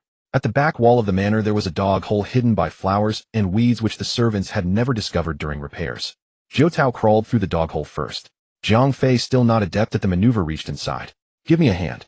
When no tug came, she said again, come on, pull me up. This time someone grabbed her hand, but the touch felt strange, too old and weathered. Before Jiang Fei could figure it out, she was yanked through. When she saw what was in the yard, Jiang Fei was dumbfounded. Several maids stood about. The one who had pulled her was Matron Wang, who served Madame Yao. And Zhou Tao stood off to the side, held by 2 maids, her face tearful. Matron Wang clasped her hands in front of her waist, lifted her chin slightly, and said, since the second miss has returned, please come report to the madam. Caught red-handed, there was no escape. Jiang Fei brushed the grass clippings off her clothes and said with dignity, let her go. She's my maid. Matron Wang's face was like plaster, only her lips moved. Please hurry to the madam's courtyard. Jiang Fei stood rooted to the spot. Release my maid, and I'll go with you, matron. The 2 stared each other down for a moment. Finally Matron Wang relented and signaled the maids to release Zhou Tao. Zhou Tao quickly ran to Jiang Fei's side. Jiang Fei lowered her voice and spoke rapidly. Find a place to hide first, and come find me tonight. The girl was quite innocent. Jiang Fei liked her. If she followed to Madame Yao's courtyard, Jiang Fei feared she wouldn't be able to protect her. But what about you, miss? Zhou Tao asked worriedly. Jiang Fei felt a touch of comfort. Just a few pastries and flatbreads, and this girl was worrying about her even when she herself was in danger. Meanwhile, Yunxiang, who had received so many favors, still played both sides. I'll be fine, Jiang Fei said. Did you remember what I just said? Zhou Tao nodded. I remember. Jiang Fei gave Zhou Tao a meaningful look, and Zhou Tao bolted, catching the maids off guard. Matron Wang was stunned for a moment, then pointed toward the direction Zhou Tao had fled. Quick, catch her. Matron Wang, Jiang Fei said in a clear voice. Mother wants to see me, and I'm right here. That girl was also coerced by me. You should know what matters most, matron. Matron Wang's cheek finally twitched, a spasm. She shot Jiang Fei a resentful glance, then ordered the maids to chase Zhou Tao, while she herself led Jiang Fei to Madame Yao's Fusue courtyard. The courtyard was very quiet, not a soul in sight, and the main house's door was tightly shut. Matron Wang brought Jiang Fei to the center of the yard and stopped. Turning around, she said, the madam is taking a nap. The second miss will kneel here and wait. The courtyard was very quiet, not a soul in sight, and the main house's door was tightly shut. Matron Wang brought Jiang Fei to the center of the yard and stopped. Turning around, she said, the madam is taking a nap. The second miss will kneel here and wait. Even if Jiang Fei was not favored, she was still a young lady. Had it not been for Yao Shi's orders, no nanny would have dared to act so arrogantly toward her, let alone punish her by kneeling. Yao Shi had never liked her. Given the chance, she would certainly make life difficult for her. Jiang Fei slowly knelt down, and as soon as her knees touched the ground, she knew she was in trouble. The stone slabs beneath her knees were scorching hot, and the blazing sun beat down on her head. She should have waited until evening to return. She could have played for half a day longer, and kneeling at night wouldn't have been so hot. Jiang Fei sat back on her heels to ease the pressure on her knees. Within moments her inner garments were soaked with sweat and her cheeks burned from the sun. It was scorching outside and Nanny Wang couldn't be bothered to keep watch, so she went to the side room to rest. From the main room came faint sounds of conversation, and after a while Yao Shi still hadn't opened the door. She was deliberately making Jiang Fei kneel longer. Suddenly footsteps sounded behind her. Someone came running past her with a thumping noise and dashed straight to the main room's door. Jiang Fei looked up and saw a boy of 6 or 7 somewhat plump. He must be her younger brother Jiang Chenglang. Jiang Chenglang raised his foot to kick the door, but then thought better of it and turned back. He ran over to Jiang Fei and without a word kicked her. Wicked woman. The kick came completely out of nowhere. Though the boy was young, he was as plump as a little landmine and kicked with surprising force, leaving Jiang Fei wincing in pain. You're the wicked woman. Jiang Chenglang pointed at her. Third sister said you're a bad seed. A servant girl. Mother said so too. Jiang Fei narrowed her eyes. Try kicking me again. I will. Jiang Chenglang raised his leg for another kick, but this time Jiang Fei was quick. She grabbed his leg and yanked it forward. Jiang Chenglang did a split on the spot, then immediately clutched his crotch and burst into loud wails. The tightly shut main door was instantly flung open. Yao Shi led the way and several maids rushed out from the side room to help Jiang Chenglang up. What's going on? Yao Shi asked in a deep voice. Jiang Fei spoke first. Fifth brother seemed displeased to see me kneeling here. When he kicked me he accidentally caught his groin. She had been euphemistic enough. She didn't say that Jiang Chenglang had hurt his balls when he kicked her. Yao Shi was speechless. The maids wanted to laugh, but didn't dare, so they held it in with all their might, likely thinking of the most painful moments of their lives. Jiang Chenglang was in so much pain, he couldn't stand straight, crying like a loudspeaker. Yao Shi was extremely distressed. He's just a child. If you hadn't provoked him, why would he kick you? Jiang Fei seemed to want to speak, but hesitated. Yao Shi thought there must be a hidden story. What exactly happened? It's not easy to say. What's not easy to say? Speak up. Yao Shi said in a low voice. Jiang Fei raised her head. It's like this fifth brother has heard some rumors from somewhere saying that mother and third sister told him I'm a bad seed and a servant girl. He's likely been misled by others, which is why he shows such disrespect to me, his elder sister. That's not true. Jiang Chenglang clutched his groin. When I kicked her, Chenglang. Yao Shi interrupted sharply, fearing that he would say something improper. Hurry up and take the young master inside. She was partial, but what mother could treat all her children with perfect fairness? That was understandable. However, if those words were to spread, it would be unpleasant. Yao Shi glanced at the footprint on Jiang Fei's skirt. She had planned to make her kneel all afternoon, but now it seemed she had to let her get up. You may rise as well. Jiang Fei tried to move, but had no strength and knelt back down. Why don't you help the young lady up? Yao Shi said, then turned and swept back into her room. The maids helped Jiang Fei inside and sat her down. Jiang Qinglong, still tearful, glared at her hatefully. Where did you go today? Yao Shi asked. Jiang Fei leaned against the armrest of the chair. She wasn't pretending to be weak. She truly hurt. It hadn't been so painful while kneeling, but now that circulation had returned to her legs, pain shot from her toes up to her knees. Seeing her silent, Yao Shi's anger flared again. I asked you to speak. Are you mute? Do you really want me to say it, mother? Yao Shi was about to speak, but then she remembered how Jiang Rufei had not wanted to talk earlier in the courtyard and had been forced to say those unpleasant words. She hesitated to ask further, but Jiang Fei did not let her off easily. Since mother truly wishes to hear, I won't hide anything from you. The servants in this household all act according to their master's moods, accustomed to flattering the powerful and trampling the weak. Since I'm not favored, they naturally don't take me seriously. In your name, they feign obedience while secretly cheating me. My food, clothing, and daily expenses are all being docked. Yao Shi was speechless. I didn't say I really wanted to hear it. Jiang Fei caught her breath and continued. I had no choice but to pawn some of my jewelry to get by. Otherwise, life in this household would truly be unbearable. Since today's matter has reached mother's ears, I imagine they won't dare to dock my allowance anymore. Yao Shi was speechless. It's not the maids. It's me. If you say that, how can I continue to dock your allowance in the future? Yao Shi regretted deeply, as if asking Jiang Rufei anything would only bring trouble. If it got out that a young lady of the Jiang family had resorted to pawning her jewelry to survive, that would be a matter of losing face for her as the matriarch. But more critically, if people thought the Jiang family was declining, that would be a serious issue. Ahem. Yao Shi cleared her throat, took a sip of tea, and softened her tone. Why didn't you tell me about this earlier? This household is full of complex affairs and many people. There may well be someone skimming off the top. I'll look into this later. Don't spread it around lest we alert them. Jiang Fei naturally knew it wasn't the servants skimming. Yao Shi managed the household strictly, and no one would dare do such a thing without her consent. Seeing her silent, Yao Shi forced a somewhat affectionate smile. You child, you endure grievances without saying a word, which makes me, as your mother, seem inconsiderate. Jiang Fei lowered her eyes and spoke meekly. I didn't dare to trouble mother. It's just that today I truly couldn't bear it anymore, so I had no choice but to resort to this. Yao Shi inwardly hated her, but outwardly, she had to pretend to be distressed. You silly child, just tell me directly in the future. Why pawn your jewelry? What would people think if this got out? Really? Zhang Fei put on a look of sparkling admiration. Seeing that Zhang Rufei didn't seem to be playing nice, Yao Shi began to regret her words. Having said it, she had to follow through even with tears in her eyes. Yes. Her purpose achieved, Zhang Fei's lips curled into a barely perceptible smile. Thank you, mother. Jiang Qinglong, listening in confusion, grew displeased when he saw his mother's sudden change in attitude toward Zhang Fei. Mother, she just made me fall. Ahem. Yao Shi continued. But as the matriarch, I must reward and punish fairly. Although you had reason to go out today, the punishment cannot be waived. Kneeling was but a minor lesson. When you return, copy the admonitions for women 10 times. After saying this, Yao Shi let out a long breath.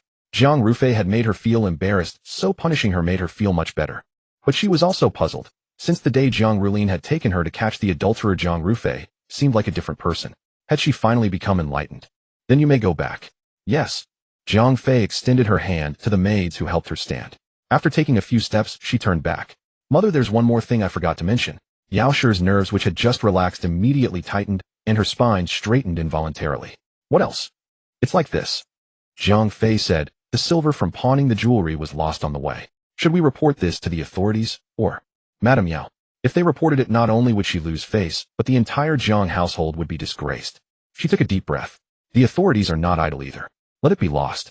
Zhang Fei remained silent, lowering her head and fiddling with her sleeve. It's truly easier to call a god than to send one away. Madam Yao gritted her teeth. How much? I'll compensate you. Thank you, mother. Zhang Fei smiled. 120 taels. Madam Yao gasped. Zhang Fei's 2 pieces of jewelry had sold for 20 taels, and after spending a small portion on meals, the rest was still in her pocket. It was said that Zhang Rulin's monthly allowance was only 5 taels. With this money, she could be considered a little rich woman. Zhang Fei happily pocketed the silver and returned only to realize her knees had turned black and blue from kneeling. The maid knelt by the bed applying medicinal oil, and the pain made her grimace. This maid was sent by Madam Yao. Earlier, Yunxiang had been driven away, and with no one to serve her, she had asked Madam Yao for a replacement. Now that she had Zhou Tao, she could send this one back. Just as dusk fell, a commotion arose in the courtyard. Zhang Fei, unable to get out of bed due to her legs, leaned forward and asked, "What's going on?" The maid went out to check and quickly returned. "It's bad, miss. A fight has broken out outside." "Who's fighting whom?" "Yunxiang and I don't recognize the other." Zhang Fei guessed it was Zhou Tao. In a grand household, everything had its rules. Zhou Tao had previously worked in the storage rooms, and lower-ranked maids and servants were not allowed in the inner courtyard, so naturally no one had seen her. Zhang Fei propped herself up and had the maid help her to the door. It wasn't really a fight in the courtyard. It was a complete one-sided domination. Zhou Tao sat on Yunxiang, pinning her arms behind her back. "Do you submit?" Yunxiang looked up and saw Zhang Rufei, immediately crying out, "Miss."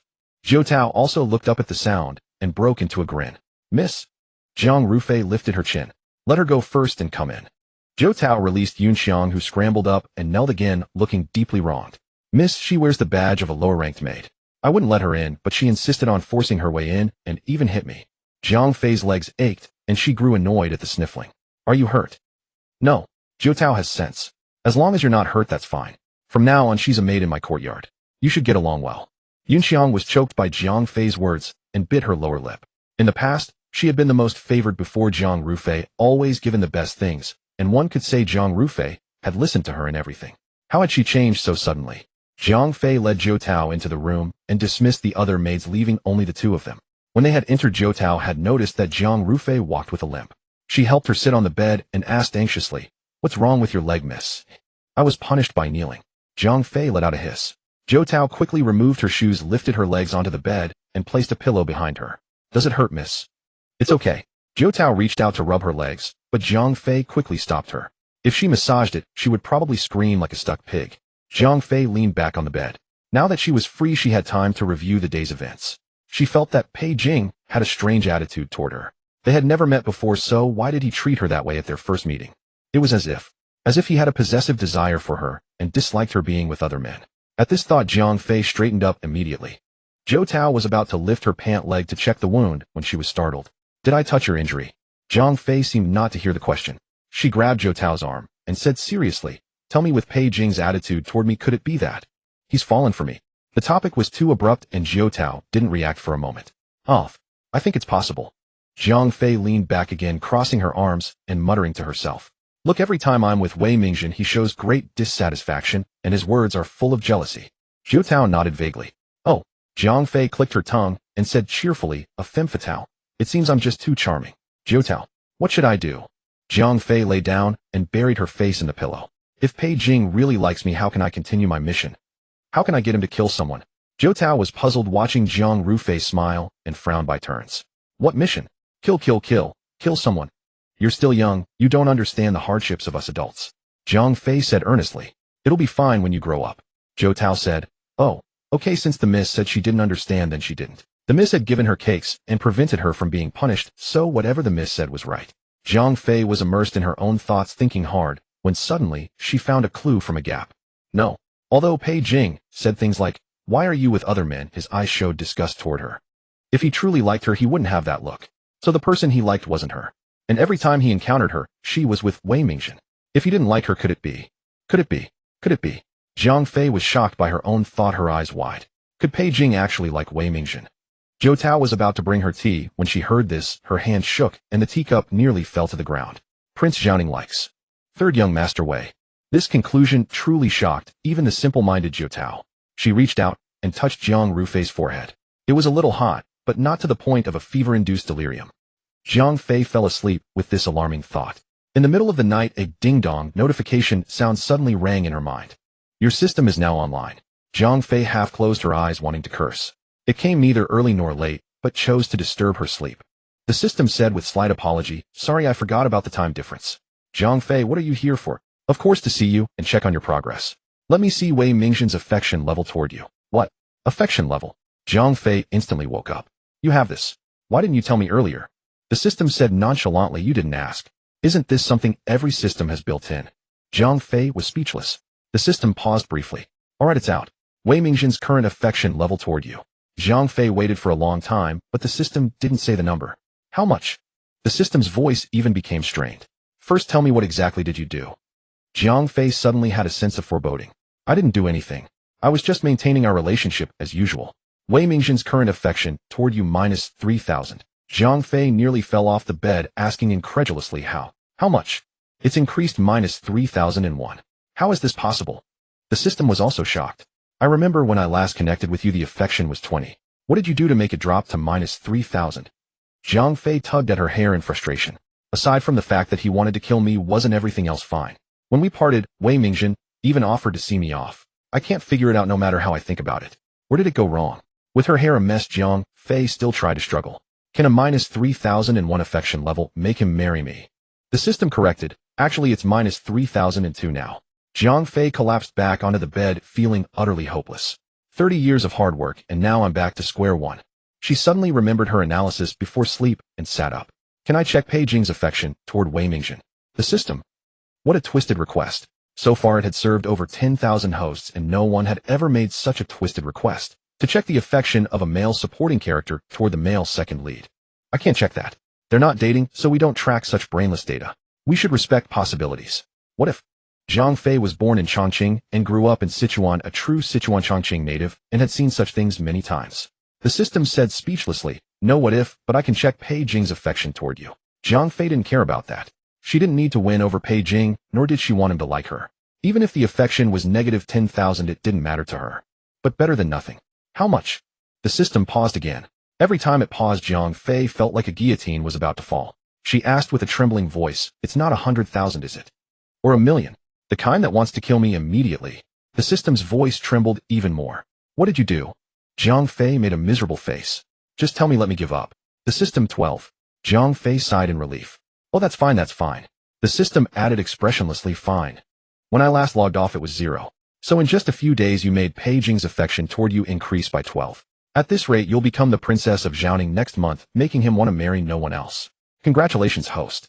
Jiang Fei's jaw dropped for a long time. She reached up to close it, and asked, are you sure your system isn't malfunctioning? The system, even if you get Alzheimer's, my system won't malfunction. Jiang Fei suddenly felt the deep malice of this world. The higher Pei Jing's affection became, the less likely he would kill her family. The lower Wei Mingjin's affection, the less likely he would marry her. She had already strayed 10,000 miles from the path of completing her mission. Her heart was a little dead. Can I give up? The system, are you sure you want to give up? A glimmer of hope rose in Jiang Fei's heart. Is there a consolation prize? Like not giving me a wealthy family in the modern world, just an ordinary family is fine. I can rely on my own efforts. The system with a look of your dreaming said no. If you give up, you'll be deleted directly. Jiang Fei. Heartless. For a moment, all was silent. Jiang Fei took a deep breath and forced herself to sit up. There's still one way. If I treat Pei Jing the way I treat Wei Mingjin and treat Wei Mingjin the way I treat Pei Jing, just reverse them, then increase becomes decrease and decrease becomes increase, right? The system thought for a moment and analyzed. I think this method should work. Jiang Fei nodded, and her dead heart gradually began to revive. She slapped her thigh and said with fighting spirit, good. Then let's do it. Starting tomorrow, I'll be cold as ice to Pei Jing and passionate as fire to Wei Mingjin. The system reminded eerily, don't mess it up. The next morning, Jiang Fei took out the new Jia female precepts. Fortunately, the new Jia was not long, about 2,000 characters. 10 times would be over 20,000 characters. Jiang Fei had experienced devilish exams back, then she could finish a pen refill in a day. A mere 10 copies of the new Jia would only take 2 or 3 days. But when she actually picked up the brush, she encountered difficulties. She had never practiced calligraphy, and moreover it was in traditional characters. She couldn't even recognize all the characters. Her chicken scratch handwriting could barely be read. Switching to a brush and traditional characters, one character would take up 2 lines, some long, some short. Jiao Tao accompanied her by the side. Although she was illiterate, she could tell the characters were ugly and messy, but she couldn't help in any way. Yun Xiang carried tea and snacks and gently knocked on the door. Miss, may I come in? Jiang Fei had kept her waiting long enough. Yun Xiang was still useful, so she let her in without looking up. Yun Xiang placed the tray on the table, peered at the writing, and said with surprise, Miss, your handwriting has improved. Jiao Tao and Jiang Fei both looked at her with an expression of, how can you say that against your conscience? Yun Xiang didn't change expression. I'm not flattering you. Before, one character would take up 3 lines. Jiang Fei. Bring out my previous writing so I can appreciate it. Yun Xiang took out a handwritten copy from the bookshelf. Jiang Fei opened it, then immediately closed it. For words summed it up, too horrible to behold. How could she have forgotten? The original host Jiang Rufei was always uneducated. That's why when she first transmigrated, she was certain that the letter to Zhao Xingbang was not from her own hand. With Jiang Rufei's chicken scratch handwriting, even if she wrote a letter to seduce a man, Zhao Xingbang probably couldn't even recognize what was written, let alone arrange a secret meeting. Yun Xiang had been neglected for several days. She had lost her value to the third miss. Without a patron in the mansion, her life would be very difficult. Today she finally found an opportunity, so she wouldn't let it go easily. Let me copy it for you, miss. Jiang Fei looked up. What if someone finds out? It won't be discovered. Yun Xiang had already spread out the paper. As before, you copy the first 2 pages, and I'll copy the rest. So that's how it was. Jiang Fei rubbed her aching wrists, stealing a moment of leisure. The next day, a maid from Fusue Court arrived, one of Yao's attendants. Jiang Fei had seen her before on the day she was punished to kneel. She was the one who had struggled hardest to suppress her laughter. This maid was not as arrogant as Nanny Wang. She simply delivered a message to Jiang Rufei saying that Miss Liu had sent an invitation for her to attend a flower viewing banquet the day after tomorrow. Who was Miss Liu? Jiang Fei had no impression of this name. Green Grain explained she is the only daughter of Minister Liu, the Grand Sacrificial Master. Jiang Fei knew nothing about these ancient official titles. She only understood that anyone holding titles like king or marquis must be powerful and influential, but the title of minister was unfamiliar to her. Noticing her confusion, Green Grain continued. Although Minister Liu's official rank is not high, Miss Liu is renowned throughout the capital as a talented lady. She is very close to Princess Anping. Madam insisted that you must attend the gathering and warned you not to make any mistakes. Jiang Fei suddenly remembered. In the original story, Jiang Rufei had engaged in an illicit affair with Zhao Xingbang, which is why the person destined to marry Wei Mingjin had been changed to Jiang Rulin, the third miss of the Jiang family. Due to the Wei family's connections, many prestigious clans in the capital felt obliged to show some courtesy. Families of slightly lesser status hoped to build a good relationship with Jiang Rulin before her wedding.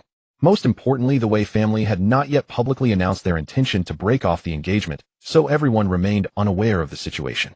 In the book, Jiang Rulin had attended the flower viewing banquet. However, that banquet had not gone smoothly. Princess Anping had accidentally fallen into the water, resulting in a miscarriage. The Grand Princess had flown into a furious rage because of it. Now the person marrying Wei Mingjin had not been changed, which meant it was Jiang Rufei who needed to attend this flower viewing banquet. Green Grain then had someone bring over a set of hair ornaments. Madam retrieved these from the storage room, instructing you to wear them for the banquet to maintain proper dignity. Jiang Rufei looked at the ornate hairpiece, set exquisitely crafted and incredibly gorgeous. She could imagine that Madame Yao must have been heartbroken parting with such treasures, yet felt compelled to provide them to save face. What Madame Yao did not know was that it was precisely this set of hair ornaments that would later bring tremendous trouble upon the Jiang family. Jiang Fei did not refuse, and after accepting the hairpieces, she instructed Jiao Tao to store them in the cabinet and lock it. On the day of the flower viewing banquet, Jiang Fei chose a simple dress, elegant enough to maintain her status, yet modest enough not to overshadow the host. The Lu residence was not particularly large, but as the only daughter of Grand Sacrificial Master Lu Luzhuwei, was deeply pampered at home. Being a refined and elegant person, she had arranged the garden with exquisite care. The original Jiang Rufei rarely attended such occasions. Had it not been for the Wei family connection, she likely would not have been invited this time either. In the garden, there was a wisteria trellis draped with cascading flowers. A canopy had been erected beside the small pond to provide shade, with white gauze curtains fluttering gently in the breeze. The young ladies gathered in small groups, chatting and laughing. Jiang Fei recognized none of them. She had come for two reasons: first, to silence Madame Yao, and second, to see if she could prevent Princess Onping from falling into the water. In the book, this Princess Onping was actually a good person. Jiang Fei was not a saint, but if she could help someone in need, she would. Jiang Fei had never met Princess Onping and naturally did not recognize her. She scanned the crowd, but could not spot anyone who appeared to be pregnant. The maid who had previously received her standing beside Lu Zhiwei did not look like a princess either. She casually beckoned a nearby maid and asked in a low voice, "Excuse me, which one is Princess Onping?" Before the maid could answer, a light laugh came from behind. "Well, you've only just arrived and are already inquiring about the princess. You must be second Miss Jiang, correct?" Jiang Fei turned around and saw a young woman dressed in a goose-yellow ruchuan. Several young ladies of similar age stood beside her, all scrutinizing Jiang Fei with assessing gazes. Indeed, Jiang Fei bowed slightly. "May I ask which esteemed family you belong to?" The young woman smiled. "My father is one of the 9 ministers serving as Minister of Ceremonies. I have long heard of second Miss Jiang's reputation, and meeting you today, I find you truly distinctive." She deliberately emphasized certain words, making her sarcastic tone obvious to anyone. The surrounding young ladies covered their mouths and giggled. Jiang Fei immediately understood they were here to cause trouble. Although Jiang Fei was unfamiliar with various official titles, she had heard of the 3 excellencies and 9 ministers. The position was indeed significant. She calmly adjusted her sleeves and smiled faintly. "So you are the daughter of Minister Fengchang. I have heard much about your family." The young woman smiled smugly. "Sisters, come and get acquainted. This second Miss Jiang will be visiting your manor frequently in the future after marrying into the prestigious Wei family." Her words were dripping with hostility, which Jiang Fei clearly perceived. She remained composed and replied with a polite smile, "Indeed. I look forward to welcoming you all to the Marquis Manor in the future." The young woman's expression immediately stiffened. In her haste to vent her spleen, she had forgotten that publicly humiliating Jiang Rufei was equivalent to slapping the face of the Dingyuan Marquis Manor. No wonder everyone around had remained silent. They were using her as a scapegoat.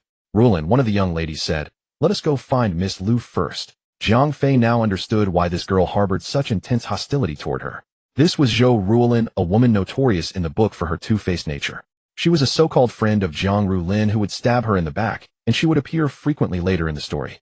Jiang Fei watched them walk away, then casually found a stone bench beneath a tree and sat down, observing the area around the pond. As the sun climbed higher, the weather grew increasingly hot. Those who had been lingering by the lake to admire the flowers began to drift toward the wisteria trellis in groups. One group after another passed by, leaving the pond area nearly empty. Jiang Fei was about to rise when 2 maids accompanied a richly dressed young woman past her. For some reason, at a single glance, Jiang Fei felt an intuition: this was Princess Onping. Jiang Fei quickly followed, causing the lead maid to turn back and look at her.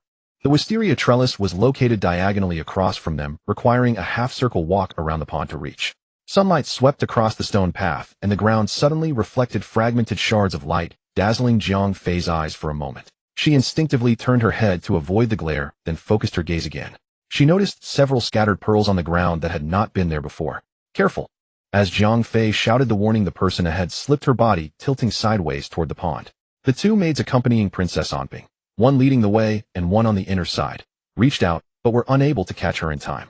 Jiang Fei darted forward, seized Princess Onping's wrist, and pulled with all her strength. However, her own foot landed on the scattered pearls, and she plunged into the pond with a splash. The commotion startled everyone, who quickly gathered around the pond's edge. Princess Onping, steadied by Jiang Fei's pull, remained shaken and exclaimed loudly, "Quick! Save her!" At this time of year, lotus leaves had already begun to unfurl across the water's surface. Jiang Fei's feet touched the bottom. The water was not too deep, roughly chest high. Skilled in swimming, she did not wait for others to jump in. With a few powerful strokes, she reached the edge and grasped the outstretched hands. Climbing out of the pond drenched and with her hairdo disheveled, Jiang Fei wiped the water from her face and met Princess Anping's worried gaze. Jiang Fei smiled at her. I'm fine. At that moment Lu Jiwei approached. I have some new unworn clothes in my room. If second Miss Jiang does not mind, you may go to my chambers to freshen up and change. Jiang Fei naturally did not refuse. After thanking her, she followed the maid to Lu Jiwei's bedroom. The maid soon brought water. Jiang Fei disliked being waited upon during her bath, so she asked the maid to wait outside. Not long after the door closed, it opened again. Jiang Fei assumed it was the maid returning with clothes and called out, just place them on the rack. After a moment passed, the door closed once more. Duanjiu quickly returned to the alley. Under the blazing sun, a carriage stood in the shade of an old, crooked locust tree. As he approached the carriage, a voice emerged from the window. Is it done? Duanjiu bowed his head slightly. I have failed in my duty, and I submit to punishment. The carriage curtain was lifted a crack by a folding fan, revealing a face of refined and ethereal beauty, though the eyes were filled with deep coldness. Duanjiu lowered his head further and explained, all the young ladies were in the courtyard except for one person in Lu Jiwei's room, but what? That person is the second miss of the Jiang family, Duanjiu said. The hand holding the curtain paused, then lifted it a little higher. Inside the carriage, ice had been placed and a chill emanated from the window. Duanjiu could not fathom the prince's mood at that moment. He had been by Pei Jing's side since childhood, over 10 years now. Yet after all this time, Duanjiu still could not understand Pei Jing, who no one in this world could ever truly comprehend him. The curtain fell. Pei Jing stepped down, glanced toward the courtyard wall, and said, I shall retrieve it myself. Jiang Fei detested scheming against those young ladies, but she also knew better than to stay too long in someone else's room. If anything went missing, she would never be able to clear her name. After washing herself, she rose from the tub, put on her undergarments, and wrung out her wet hair. Suddenly she felt something amiss. Jiang Fei whipped her head toward the screen. A tall figure was silhouetted against it, unmistakably a man. In that brief moment, countless questions flashed through Jiang Fei's mind. When had he entered? To slip in unnoticed, either the maidservant had been harmed or they were in league together. Was this orchestrated by Lu Jiwei? Was it robbery or something else? She had no money, but she did have some looks. And in this ancient era, if word got out, would she be doomed to spinsterhood forever? Feigning ignorance, Jiang Fei calmly averted her gaze, picked up her outer robe, and put it on while her mind raced for an escape plan. There was a window. She could push it open and climb out. She dashed to the window and shoved it outward with all her strength. The window did not budge. She pushed again, still nothing. Damn it. Had it been nailed shut from outside? Pei Jing had been watching her from behind the screen. The rattling of the window was giving him a headache. Unable to endure it any longer, he stepped out from behind the screen and said flatly, it slides inward. Jiang Fei replied, oh thanks. The moment she finished speaking, her body went rigid. She turned her head. What are you doing here? Pei Jing leaned against the screen. Why can't I be here? Jiang Fei breathed a sigh of relief. The person before her was Wei Mingzhen, so she had nothing to fear. Even if they were to consummate their relationship right here, others would only say they were a little impatient. In fact, she would be only too glad to have the rice cooked. Then she wouldn't have to find ways to increase Wei Mingzhen's favorability. He would have no choice but to marry her. You weren't following me, were you? Pei Jing gave her a look that said, what nonsense are you talking about? Oh, Jiang Fei understood. You weren't following me, yet you show up in Lu Jiwei's room. You wouldn't be. She narrowed her eyes and raised an eyebrow. Pei Jing found her expression and gaze rather dubious. What? Jiang Fei wore an expression of, I know it all, but I'm not telling, and casually picked up a handkerchief to twist the water from her hair. Pei Jing slowly approached, a faint smile on his face. He took the handkerchief from her hand and gently began to dry her hair. Jiang Fei was unaccustomed to such sudden intimacy and instinctively wanted to refuse. But she thought that if she were to marry him in the future, she would have to do far more intimate things than drying her hair. She had to start getting used to it now. The handkerchief moved from the ends of her hair upward slowly, as if teasing. Jiang Fei's back stiffened. Are you done? Not yet. Pei Jing's voice murmured softly by her ear. Then hurry up. All right. With that, Pei Jing's lips curled slightly, and he suddenly pulled the handkerchief around her neck backward. Jiang Fei was jerked backward by the force, her back slamming into Pei Jing's chest. Wei! Cough! The handkerchief around her neck tightened. Pei Jing suddenly turned his head, his breath warm against her ear. He said slowly, don't shout. I don't like it. Jiang Fei's pupils contracted sharply. The suffocation made her instinctively grab at the handkerchief. Kill! Kill! Pei Jing frowned and loosened his grip a little. Kill who? A little oxygen finally rushed into Jiang Fei's lungs. She gasped for breath. Pei Jing seemed impatient for her answer and urged, speak quickly. Kill who? Jiang Fei craned her neck and said with difficulty, kill me. Pei Jing curled his lips in excitement. Fine.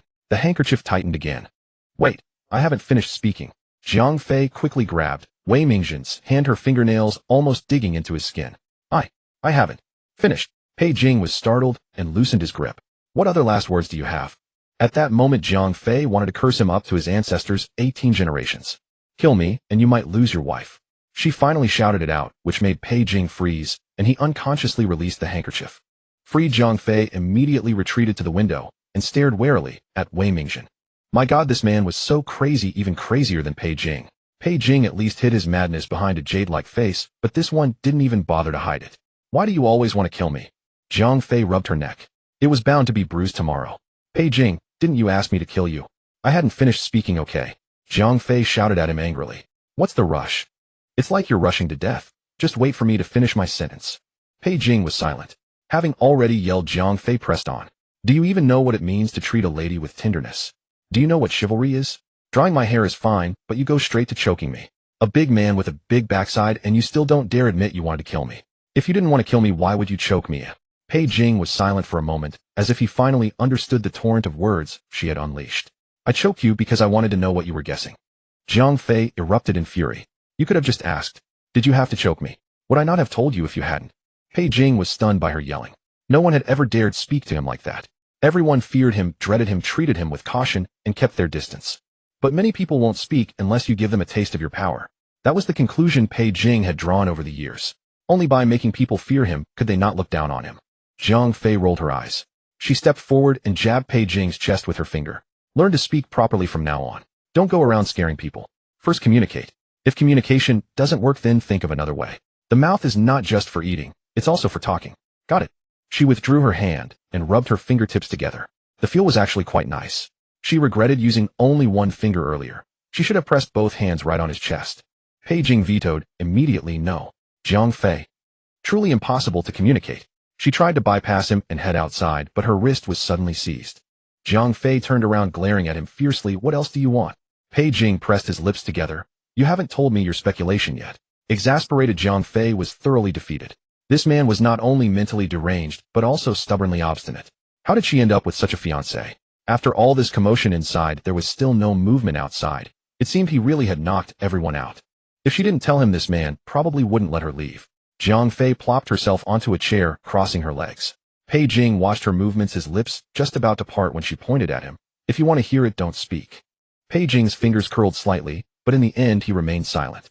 Jiang Fei leaned back into the chair with satisfaction and analyzed. You weren't following me, yet you appeared in Lu Zhuwei's room and peeked at someone bathing. I didn't peek. Don't interrupt. Jiang Fei demanded loudly. Do you still want to listen or not? Pei Jing gritted his teeth. Fine, go on. You peeked at my bath, yet you weren't here for me. So you must have come for someone else. My conclusion is either you're here for a secret rendezvous with Lu Zhuwei, or you're here to deflower maidens. Pei Jing. What on earth had possessed him to listen to her analysis? What could this empty-headed woman possibly deduce? Jiang Fei crossed her arms. I guessed right, didn't I? Her answer was a cold, dismissive glare from Pei Jing. Jiang Fei had nearly died at his hands several times, but survived each time, which had emboldened her. Don't worry, I won't bother about who you. She suddenly stopped mid-sentence. How could she have forgotten such an important thing? Hadn't she promised to be passionately warm towards Wei Mingjin? Now that Wei Mingjin was standing right in front of her, wasn't this the perfect opportunity to improve that -3,000 favorability rating? Pei Jing cast her a sidelong glance. Won't bother about what? Jiang Fei had originally planned to say she wouldn't bother about who he was hooking up with, but that hardly fit her vow of passionate warmth. In the modern world, though she had been single for 24 years and never flirted with handsome men, she had watched others do it.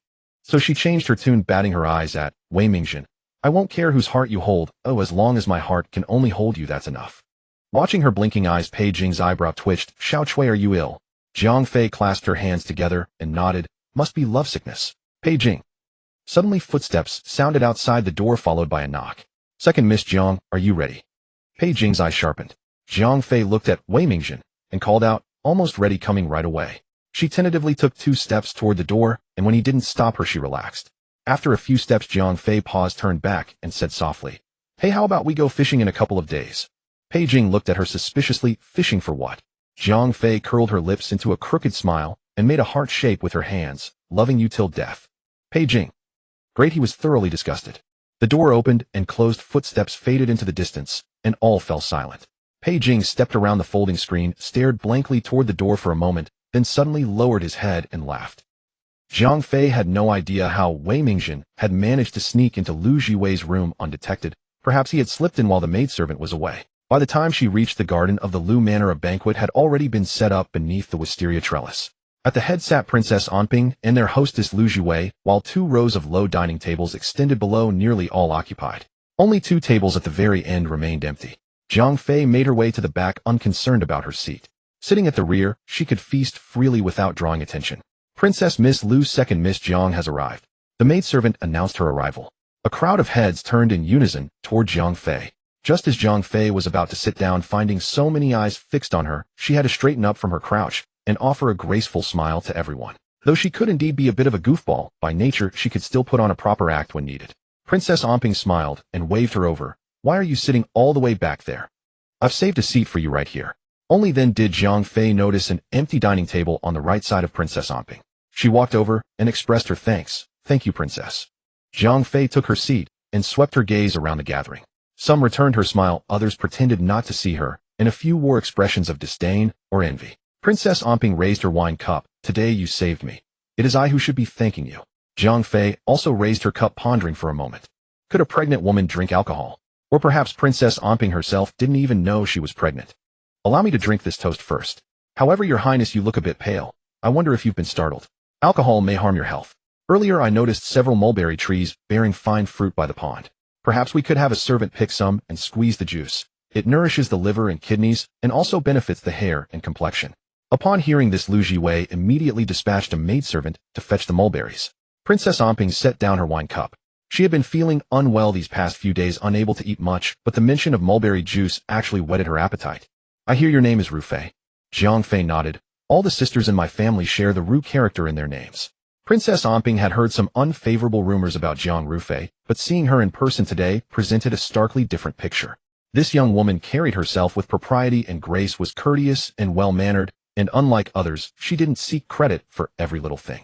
Her concern seemed genuinely heartfelt. It seemed the rumors weren't entirely trustworthy. Rufei, warm-hearted and wise," Princess Anping said with a smile. Jiang Fei felt a bit shy at the praise, offering a modest smile, only to meet Zhou Ruolin's venomous glare from across the table. Zhou Ruolin naturally wouldn't dare contradict Princess Anping's words. She averted her gaze, raised her cup with a smile. Fortunately, second Miss Jiang was there to save the princess in the nick of time. It's a pity she had to wait all morning by the pond, but it seems the wait wasn't in vain. At these words the crowd exchanged dubious glances. The implication was that Jiang Fei had been lurking there specifically to wait for the princess to fall into the water, then rescue her, to curry favor. Princess Anping furrowed her brow. Just as she was about to speak up for Jiang Rufei, Zhou Ruolin continued, "What a coincidence, too. Out of all those people, second Miss Jiang just happened to follow right behind the princess. Earlier when I brought a few sisters over to greet her, I overheard her asking a maidservant which one was the princess. Jishuang, isn't that right?" The faces of the guests all changed. This time Princess Anping remained silent, her gaze resting thoughtfully on the table before her. Her mother was the grand princess, so plenty of people sought to curry favor with her, and there were no shortage of schemers trying to claim credit. Princess Anping didn't want to judge Jiang Rufei harshly without cause, but she also couldn't blindly trust her. Lin Jishuang wanted no part in this affair, but since Zhou Ruolin had called her out, she couldn't pretend ignorance. So she nodded and said truthfully, "I believe there was indeed such a thing." Not wanting to offend Jiang Rufei either, she added, "Though merely inquiring about the princess doesn't necessarily prove anything." Zhou Ruolin was thoroughly annoyed by Lin Jishuang's constant hedging and said directly, "It wasn't just the two of us who heard it. If you don't believe me, summon that maidservant and ask her yourself whether she was questioned about the princess." Jiang Fei set down her wine cup after listening to her. "So what exactly are you trying to say? Don't beat around the bush. If you have something to say, just say it directly. That my inquiring about the princess was to harm her, and then save her, thereby claiming credit." Zhou Ruolin sneered, "I never said that. Why are you implicating yourself, Miss Jiang?" "Then what do you mean, Miss Zhou?" Jiang Fei looked her straight in the eye, neither humble nor arrogant. "I am a newcomer here and do not know the princess. I merely asked a maid to avoid causing offense. Is there a problem?" Zhou Ruolin was choked for words, then feigned innocence. "I didn't say there's a problem.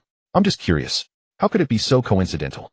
You leave just when the princess leaves, the princess happens to fall, and you happen to be the one who saves her." Jiang Fei smiled calmly. "Speaking of coincidence, I find it strange too."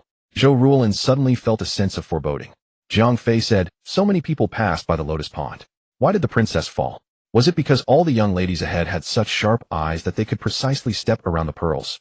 Jiang Fei felt relieved that she had not worn the pearl headpiece given by Yao Shi.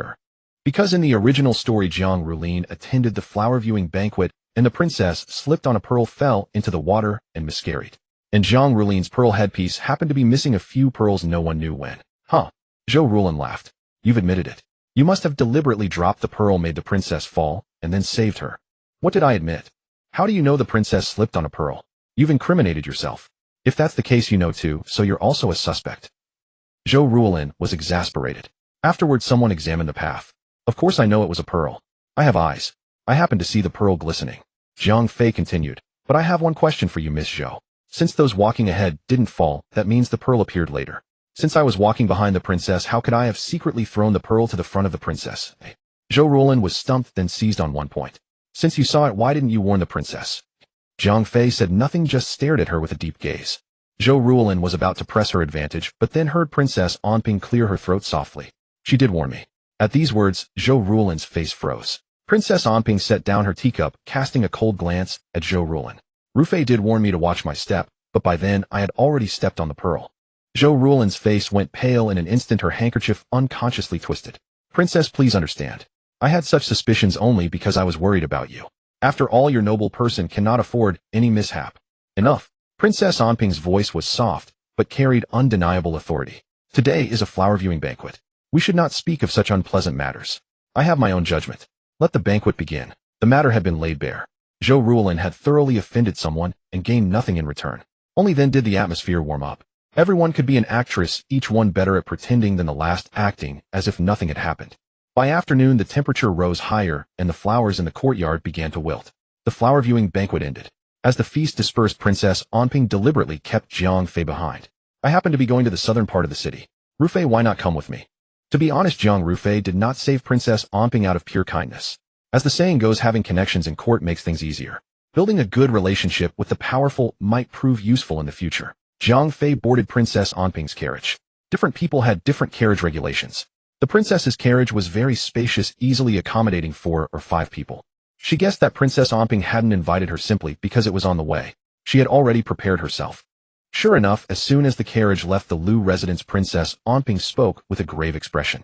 You need not be afraid. I believe you. I also know that today's incident was not an accident. Jiang Fei looked at Princess Anping. Do you have any clues, Your Highness? Princess Anping shook her head. Just suspicions. Jiang Fei thought for a moment and said, I have a conjecture. If I am wrong, please forgive me, Your Highness. I know you are a good girl. Please speak freely. That path is the only way to the banquet hall, Jiang Fei analyzed earnestly. So many people passed by earlier. If the pearl had been there all along, it's hard to believe that no one noticed or slipped. Princess Anping nodded thoughtfully, encouraging her to continue. Then there is only one possibility: the pearl was dropped shortly before Your Highness reached that spot. Princess Anping picked up her words. The several people who walked ahead of me are all suspects. I will have someone investigate this matter. She then met Jiang Fei's worried gaze and couldn't help but smile. No need to worry about me. It's just routine. Being born into the imperial family, I've seen many such incidents. Jiang Fei hadn't expected the princess to be so perceptive. Your Highness, please be more cautious. Princess Anping accompanied Jiang Fei all the way to the gate of the Jiang residence. Jiang Fei alighted from the carriage, then hesitated before speaking. I noticed that Your Highness ate very little at the banquet. You seem to have little appetite. Princess Anping said, It's the hot weather. I've been like this lately. It's nothing. Jiang Fei hesitated for a moment. Could it be that you were pregnant? When my mother was carrying my 5th younger brother, she also couldn't eat anything all day. Reminded by this, Princess Anping suddenly realized that her monthly cycle had been delayed. A flicker of joy arose in her heart, but she dared not show it too clearly, fearing another disappointment. Yao Shi received news that the princess had arrived and rushed out with her retinue to greet her, only to see the princess's carriage disappearing in the dust. So lacking in manners. Why didn't you invite the princess in for a visit? Yao Shi complained in disappointment. Jiang Fei stepped up the stairs. The princess was unwell. I couldn't very well force her to stay. Yao Shi walked back, awkwardly suspicious. How did you come back with the princess? Jiang Fei gave a general account of what happened at the Lu residence, omitting the encounter with Wei Mingzhen. Yao Shi listened with a pounding heart. Thank goodness Jiang Rufei hadn't worn that pearl headpiece, otherwise it would have been hard to explain. She was the legitimate daughter of the Grand Princess, a member of the imperial clan. Seeing that the princess had personally sent Jiang Rufei back, Yao Shi assumed she must be very fond of her. Yao Shi made oblique inquiries, but Jiang Fei vaguely steered the conversation away. Unexpectedly, the next day, Princess Anping sent generous gifts to thank Jiang Rufei for saving her. Yao Shi and Jiang Rulin were both present, and they eyed the gifts on the table with envy. The imperial clan indeed had a different style. With a casual gesture, they gave gold-inlaid glass bracelets, Hatian jade pendants, and other rare treasures, as well as fine shoe brocade jade pillows and other daily use items. Zhang Rulin was mad with jealousy. If it hadn't been for the failure of the adultery trap scheme last time, she would have been the one marrying into the Dingyuan Marquis's household, she would have been invited to the flower viewing banquet, and naturally, she would have been the one to save the princess. These things should have been hers. Yao Shi caressed the jade pillow with fond admiration. The jade was warm and white, cool and smooth to the touch, and the carving was of the finest quality. This is a rare treasure, Yao Shi said, examining the jade pillow repeatedly, hinting. The weather is hot. This jade pillow is perfect for the season. I've been busy with many household matters lately, and my back and shoulders ache. Madame Yao feigned discomfort, massaging her shoulder. Zhang Rulin promptly helped her sit down and tenderly kneaded her neck. Madame Yao smiled and patted Zhang Rulin's hand. You are the filial one. Zhang Rulin laughed. Mother, what are you saying? Isn't it a daughter's duty to be filial? With that, she cast a glance at Zhang Rufei. Zhang Rufei pretended not to understand their orchestrated insinuations. Mother has third sister as a daughter, why worry about a sore neck? As she spoke, she inspected each gift one by one, then beckoned Jiao to enter. Then mother, I'll take the gifts from the princess and return now. Madame Yao's face stiffened, and she grunted unpleasantly. If the child is willing to give, that is filial piety. If not, she cannot simply snatch it away. What would people say? After Zhang Rufei had walked far, Madame Yao couldn't help but spit. An ungrateful wretch. Now you see, mother. Zhang Rulin, too lazy to keep up the act, plopped down beside Madame Yao. A person like Zhang Rufei, even if she marries into the Dingyuan Marquis mansion, will never help her natal family in the slightest. Madame Yao's lips moved, but she did not refute. Zhang Rulin said crossly, then she's truly like water thrown out, a married daughter lost forever. She's lucky just picked up the position of third madam for free. Madame Yao shot her a look. Do you think I don't know what you're plotting? I do have selfish motives, Zhang Rulin said, but if it were me marrying into the Dingyuan Marquis mansion, wouldn't that be a good thing for the Jiang family? My mother and elder brother are still in the Jiang family, wouldn't I help them out? And fifth brother, he's still so young. Madame Yao's greatest weakness was her youngest son, Jiang Chenglang, was still so young. When she grew old, who would support him? She calculated in her mind. Zhang Rulin was right. If Zhang Rufei married into the Dingyuan Marquis mansion, not only would she not help the family, but in the future, she might even have to tread carefully around Zhang Rufei. But the Marquis mansion chose the Jiang family's second daughter, Madame Yao said hesitantly. Seeing her waver, Zhang Rulin quickly said, isn't Wei Sanlang dissatisfied with her? Why not take this opportunity to bring it up? Otherwise, if the Wei family really calls off the engagement, it won't have anything to do with our family anymore. Madame Yao seemed persuaded by Zhang Rulin's words. With a grave expression, she said, let me think about it some more. Meanwhile, Zhang Rufei packed her things, leaving out the jade pillow and not putting it into the cabinet. She had already made up her mind. She could not enjoy the fortune of ancient people, though she couldn't understand why they liked sleeping on such tall, hard pillows. This jade pillow would give her forward head posture and cervical spondylosis. The princess's gift was not something she could sell. Zhang Rufei had seen that Madame Yao liked this jade pillow very much. But the more Madame Yao liked it, the less Zhang Rufei wanted to give it to her. Rather than letting it fall into Madame Yao's hands one day, it would be better to send it to the old madam, where she could gain some favor. Zhang Rufei immediately took the jade pillow and went to the old madam's pine and crane hall. Old Madame Zhang had just woken from her nap and had the maidservant invite Zhang Rufei in. The old madam was sitting on the couch being attended by an old nurse as she rinsed her mouth. Seeing Zhang Rufei enter, she waved her hand. Sit down. I'm getting old, though I always feel a bitter taste in my mouth after waking up. What brings you here today? Zhang Rufei briefly recounted the events of the past 2 days, then presented the jade pillow. Grandmother, your health is not well. This granddaughter can do nothing else, but hope you can sleep well. That would be my blessing. The nurse took the jade pillow and brought it close for the old madam to see. The old madam's fingertips traced over it for a moment, then she smiled. You girl, you're much more clever than before. Zhang Rufei smiled. Granddaughter was not grown up before, now I've become sensible. It was my fault for having worried grandmother in the past. She had thought it through clearly. Whether she could marry Wei Mingjin was still uncertain, as she needed a support to survive in the household. She couldn't become a dog in the water that everyone beats, then her survival in the cracks would be too difficult. Fighting with different people all day would exhaust her energy. After weighing all options, only the old madam was most suitable. Between mother-in-law and daughter-in-law there would always be some friction, and it was easier to sow discord. Moreover, the old madam's status could keep Madame Yao in check. She handled this matter well and spoke pleasantly. The old madam was pleased and beckoned Zhang Rufei, overtaking her hand and patting it gently. Good child, you have this thoughtfulness. Grandmother is very gratified. Zhang Rufei said, granddaughter has another presumptuous request. The old madam's expression remained unchanged, but inwardly, she felt a bit dissatisfied. She had just given a gift, and now she was already making demands. Still young, too impatient. What other presumptuous request do you have? It's like this. Jiang Rufei feigned difficulty. Mother has taken a liking to this jade pillow. But I thought grandmother has been unwell for a long time and matters have their priorities. If I care for grandmother, I must be unfilial to mother.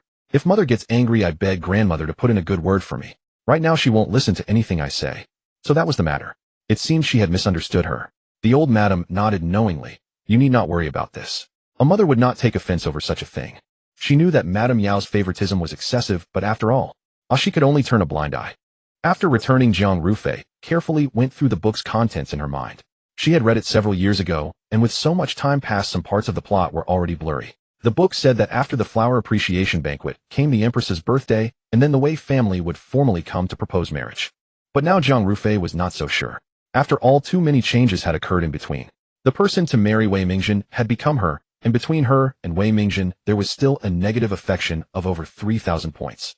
As long as Wei Mingjin was not insane, he would most likely not marry someone he disliked so much. But who knew that 2 days later a eunuch from the palace suddenly arrived, inviting Jiang Rufei to the palace to attend the Empress's birthday banquet. Jiang Rufei was still stunned when she heard the news. How has it changed again? In the book, the Empress did not like lavish celebrations. Those who could attend were either powerful nobles and high officials, or imperial relatives and titled ladies. Even old Madame Jiang was not qualified, let alone an unmarried girl like her. This was completely off script. How could she follow the plot? But on second thought, this might be a chance given by heaven. After all, the Dingyuan Marquis mansion was a noble family. Wei Mingjin might also attend such an occasion. And even if he didn't, the Marquise would certainly go. As long as she could win over the Marquise, Wei Mingjin would have to marry her even if he didn't want to. The entire Jiang family was overjoyed. The old madam personally called her to the Pine and Crane Hall, where the wives and young ladies from the main branch and other branches also arrived. The hall was packed with people. The old madam took Jiang Rufei's hand and had her sit beside her, a treatment only the most favored in the family received. It was meant to be seen by both the other masters and the servants. Jiang Rufei did not think that a mere jade pillow could make the old madam like her so much. It was merely due to the Empress's favor. The old lady held her hand, beaming with joy. In the old days, our Jiang family also produced several high-ranking officials. My mother-in-law was granted the title of first-class lady, and she often accompanied the late Empress Dowager into the palace. That was the most glorious time for our family. Her excitement was impossible to conceal. Her face flushed red. I never expected that the Empress would summon Rufei to the palace for her birthday celebration. I heard it was because she saved the princess and the Grand Princess mentioned it to the Empress. Her Majesty then said she wanted to meet this child. Several aunts from the other branches chimed in, smiling. Yes, Rufei has truly brought honor to our Jiang family. If she could win the Empress's favor, that would be even better. Chui, the wife of the second branch, praised, our eldest sister-in-law is truly blessed to have such a wonderful daughter. Yao was displeased at heart. She wished it had been her daughter Ruline who was summoned, but upon hearing her sister-in-law's words, she thought it was true. After all, it was her own face that was being shown, so why should she be angry? She replied with a mix of modesty and smugness. Oh, what you say? We're all family. When the children succeed, everyone shares the glory. Chui grew irritated by her smug, self-satisfied demeanor. She gave her a little face, and now she was getting carried away, as if the entire Jiang household didn't know that Jiang Rufei had been treated harshly since childhood. She smiled and said, sister-in-law always used to say that Rufei had too many faults and wouldn't amount to much. But I always thought this girl had a sharp wit hidden inside. Now that she's grown up and come to her senses, my judgment has been proven right. Yao's face turned pale and then red. Chui's blatant provocation. Was she supposed to be deaf and not hear it? Jiang Fei also noticed that the branches of the Jiang family were not harmonious. Between her and Yao there was no need for anyone else's instigation. If the original owner had been here, she might have been easily swayed by whispers, but now that it was her, the relationship between her and Yao could never be reconciled. Reconciliation would only allow the cowardly and bullying Yao to ride roughshod over her. Thinking that the enemy of her enemy was her friend, Jiang Fei decided to win over Chui. Second, and you flatter me. I don't deserve such praise. Sister Rujin is truly learned and refined. At the last flower viewing banquet, a young lady mentioned that she deserved the description, heart of orchid and nature of wisdom. I felt proud just hearing it. Chui was even more pleased upon hearing this. Mother, look how sweet this girl's tongue has become. The old lady nodded in satisfaction. She has indeed improved a lot. Once you enter the palace, you must be cautious in words and deeds, and not let down the Empress's grace. Yao, feeling stifled, could not help but interject. Mother, Rufei is entering the palace for the first time. Why not let Ruline accompany her, so there is someone to look after her? The old lady's face darkened. Nonsense. The Empress summoned only Rufei. Do you think the palace is some kind of place where you can bring anyone you like? Having earned a scolding for nothing, Yao's face turned even uglier. Zhang Rulin sat nearby, looking aggrieved, casting occasional glances at Zhang Rufei with gnashing teeth. She couldn't understand how a person who had been so foolish before could suddenly become clever. Someone who used to obey her every word now outshone her in every way. She had heard of folk tales about possession by ghosts. Could this person be possessed by something unclean? The Empress's birthday is coming, and we can't go empty-handed. We need to think of a suitable gift. The old lady's words interrupted Zhang Rulin's thoughts. Zhang Fei had no experience in this matter, so she quietly listened as they discussed for a long time before finally settling on a set of gold inlaid ornaments, which was neither impressive nor flawed. Soon the day of the birthday banquet arrived. At the palace gate, a eunuch led the way. When they reached the entrance of the Phoenix Ceremony Palace, the eunuch withdrew and a palace maid took over the guidance. The banquet was set for the evening. The sun was only a thin line of warm yellow on the horizon. The Phoenix Ceremony Palace was lit up with lanterns, their glow reflecting off the golden phoenixes carved on the pillars as if about to take flight. The palace maid led Zhang Fei to a low table and seated her, then knelt down beside her. The seat was quite good, tucked away in a corner with several rows of seats in front. Once those were filled, no one would notice her here at the back. About half of the seats were occupied. Zhang Fei looked around to see if Wei Mingzhen had arrived and instead spotted Zhou Rulin and the two young ladies from the last flower viewing banquet at the Lu Mansion. Zhou Rulin seemed to sense her gaze and turned her head. Seeing Zhang Rufei, she was startled, apparently not expecting her to be there. At the Empress's birthday banquet, Zhou Rulin naturally dared not cause trouble. She merely shot Zhang Fei a glare before looking away. Suddenly, a young lady in a light purple gauze dress caught Zhang Fei's attention. The young lady had brows like distant mountains and eyes like autumn water with a natural grace in every movement.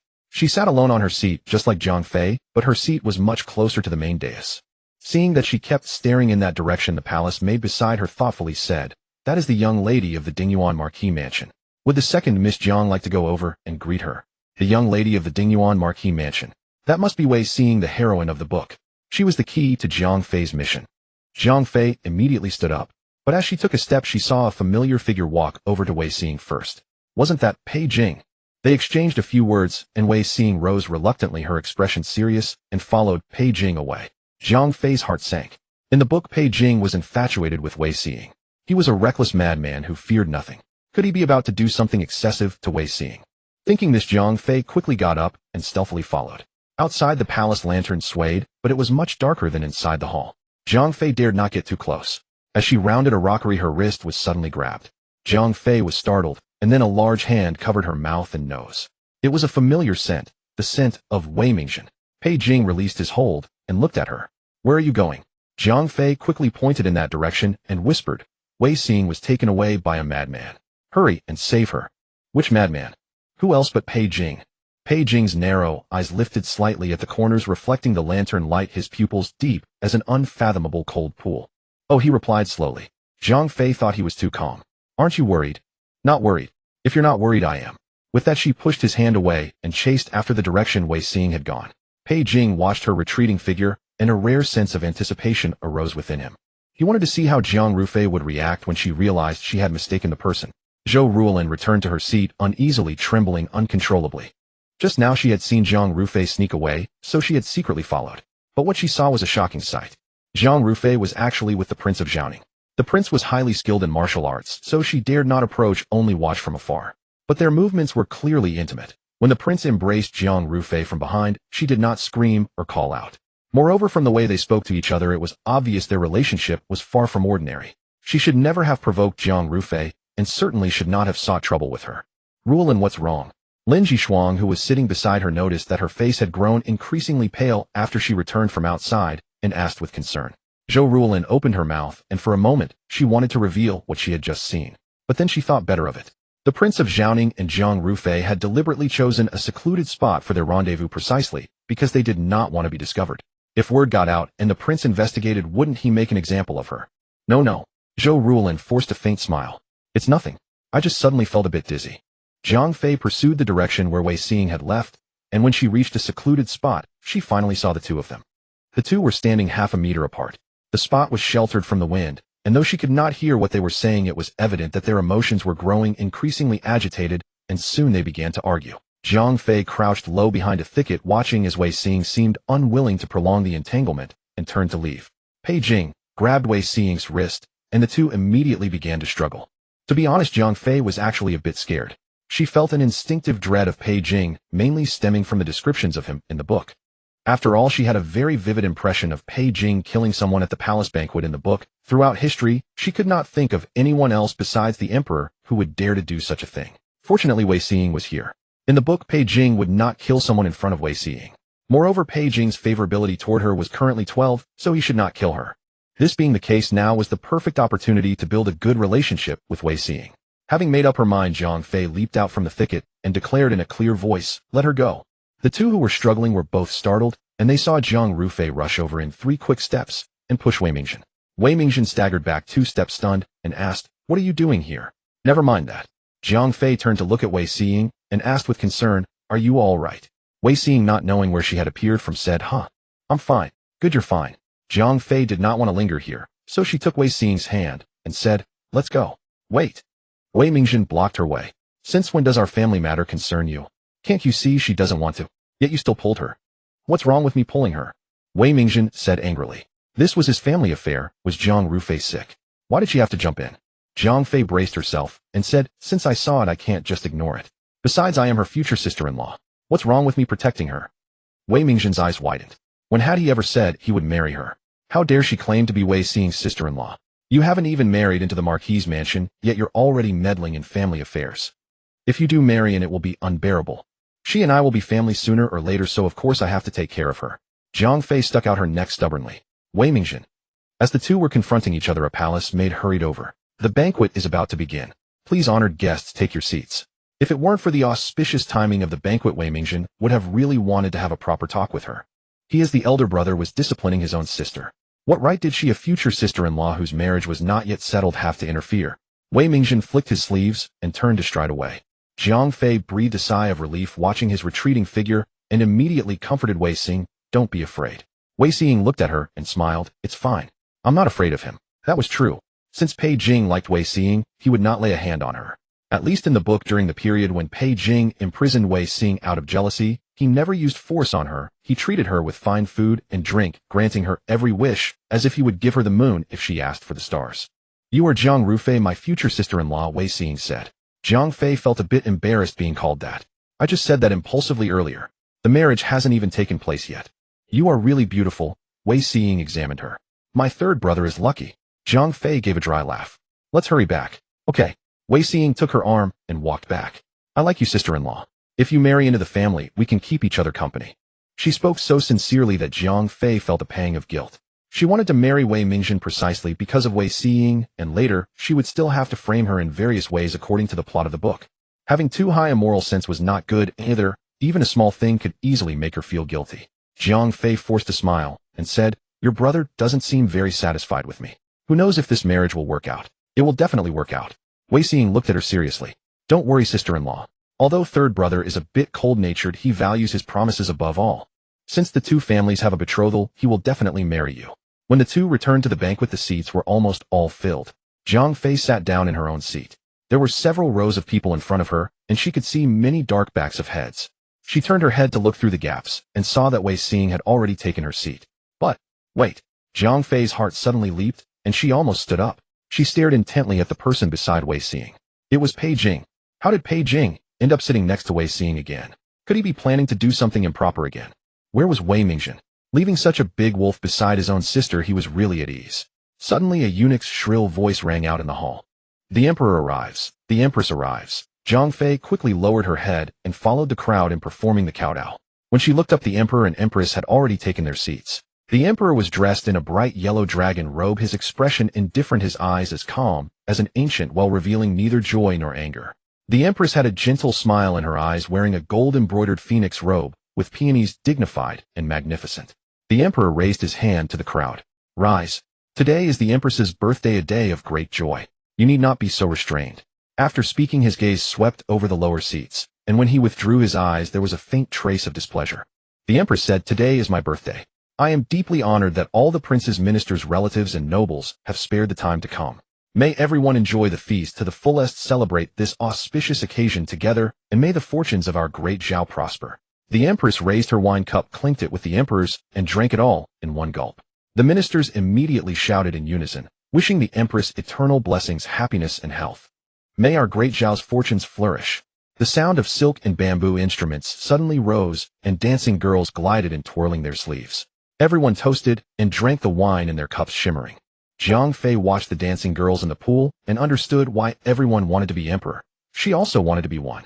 If she became a female emperor, she would hire a group of male dancers with 8-pack abs to dance for her, and she would not allow them to wear shirts. Suddenly, a eunuch's announcement sounded at the entrance. Prince Zhaoning arrives. The dancing girls abruptly parted from the center to both sides, and the previously joyous hall fell silent in an instant. Prince Zhaoning. What the hell? Wasn't Pei Jing sitting next to Wei Xing? Jiang Fei's heart trembled. A bad premonition surged over her, and she abruptly turned to look at the door. A man dressed in a dark brocade robe walked slowly in the gold thread patterns on his hem, shimmering in the candlelight. Quite lively here. Pei Jing stepped in with an unhurried pace, the gilded dragon pattern scabbard at his waist lightly tapping against his jade belt.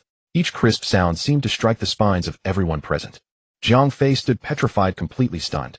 Countless whys and wherefores swirled through her mind, leaving her utterly bewildered. Could it be that he was Pei Jing? He truly was Pei Jing. His expression made Jiang Fei feel as though she had been struck by lightning 800 times, her entire being shattered. What in the world? She raged inwardly. What on earth had she done since transmigrating into this book? She had mistaken Pei Jing for her fiancé Wei Mingzhen, shouting at him, flirting shamelessly, and spouting cheesy pickup lines without hesitation. Wonderful. Every sarcastic remark she had made about Pei Jing had fallen precisely into his ears. She seemed to be living too nervously. Oh, what difference did it make compared to dancing on a pole in front of the Grim Reaper and daring him to take her wretched life? Pei Jing cast a leisurely glance toward Jiang Fei before returning his gaze. It seems this prince has arrived at an inconvenient time. The Empress Dowager immediately donned a smiling face and said, "You have arrived at the perfect moment. The Emperor was just asking why you had not yet come. I encountered a silly cat and entertained myself with it for a while." Pei Jing smiled, ignoring the gazes of others, and took his seat. This position allowed him to see Jiang Rufei seated diagonally across from him.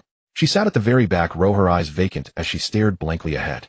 That silly cat truly seemed to have lost her wits, sitting dazed with a cup of wine in hand, her mouth slightly open and her eyes growing somewhat unfocused. He seemed to regret revealing the truth too early. Once a cat is frightened, it becomes like a log, utterly uninteresting. Jiang Fei struggled hard to regain her composure.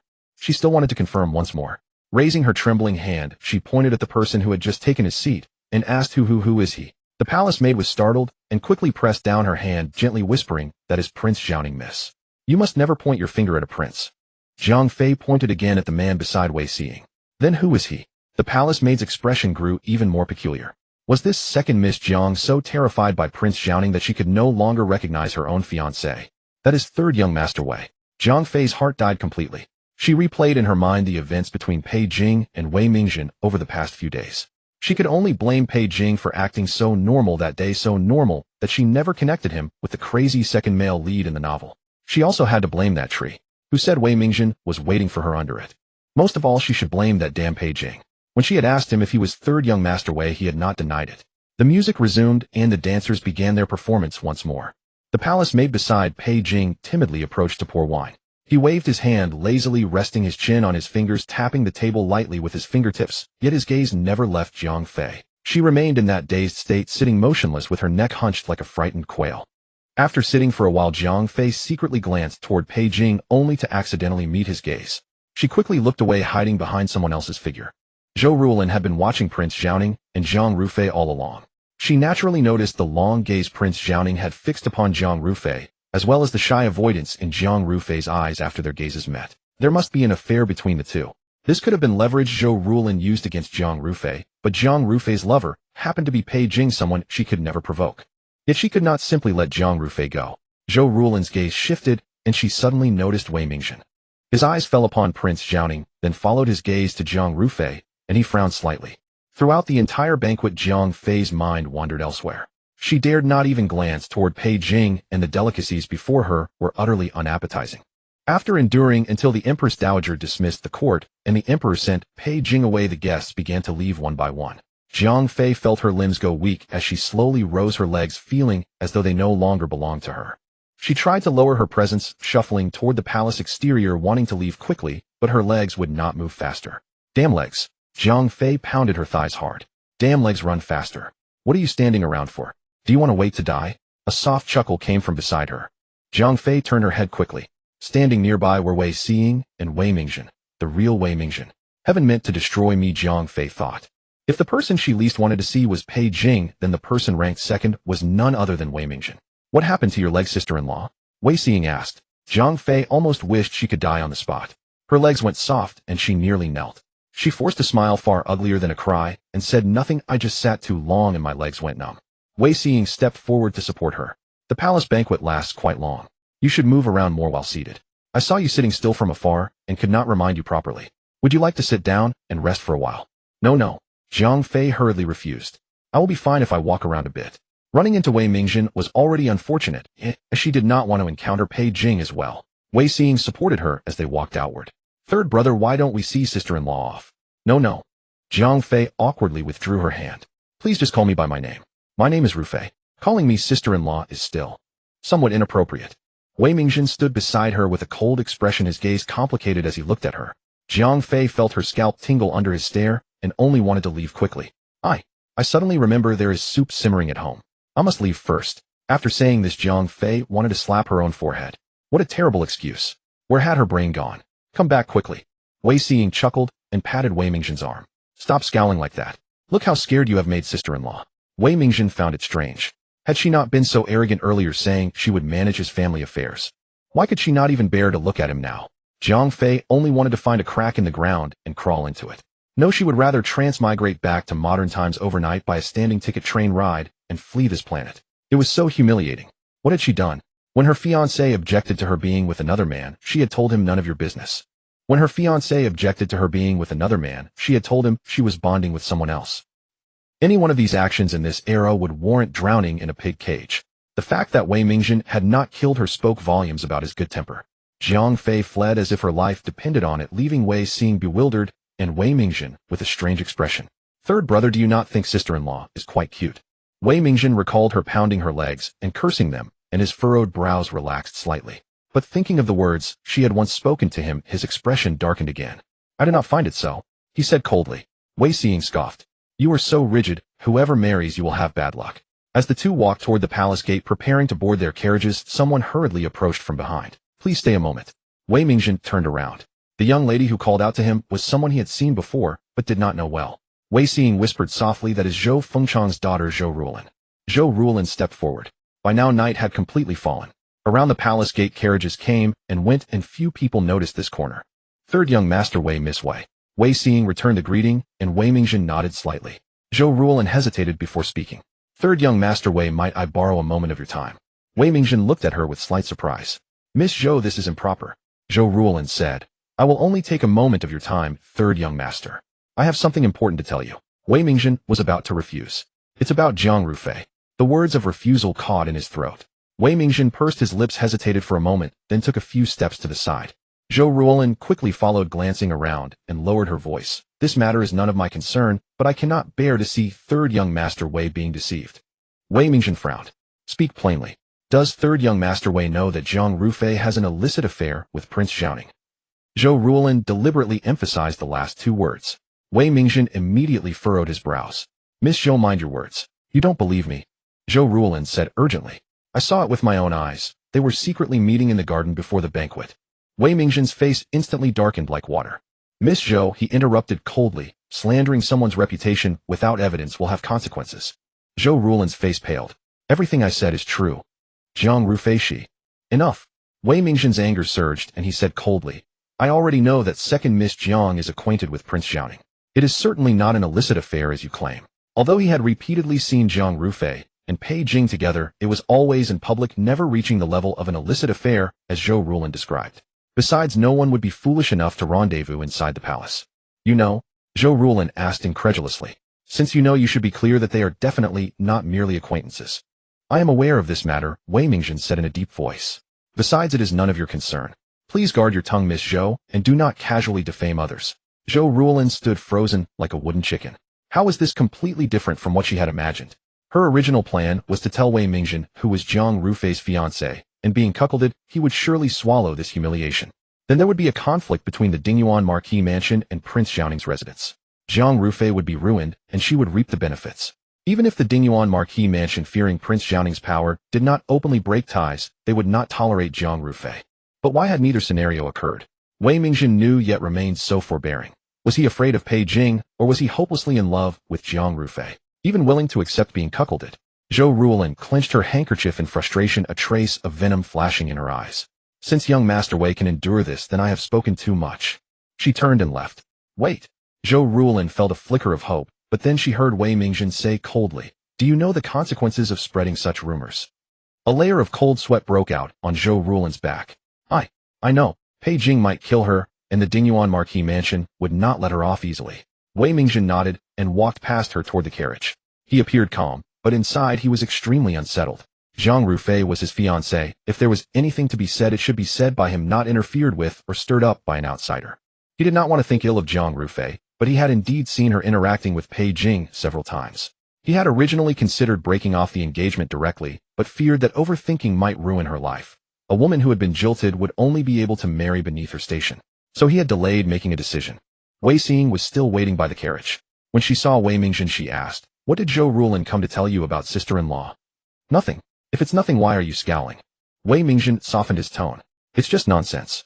As soon as he said that, Wei Xing understood. She said, this is why I don't like getting close to those young ladies. They have nothing better to do than gossip behind people's backs. Third brother, you must not believe it lightly.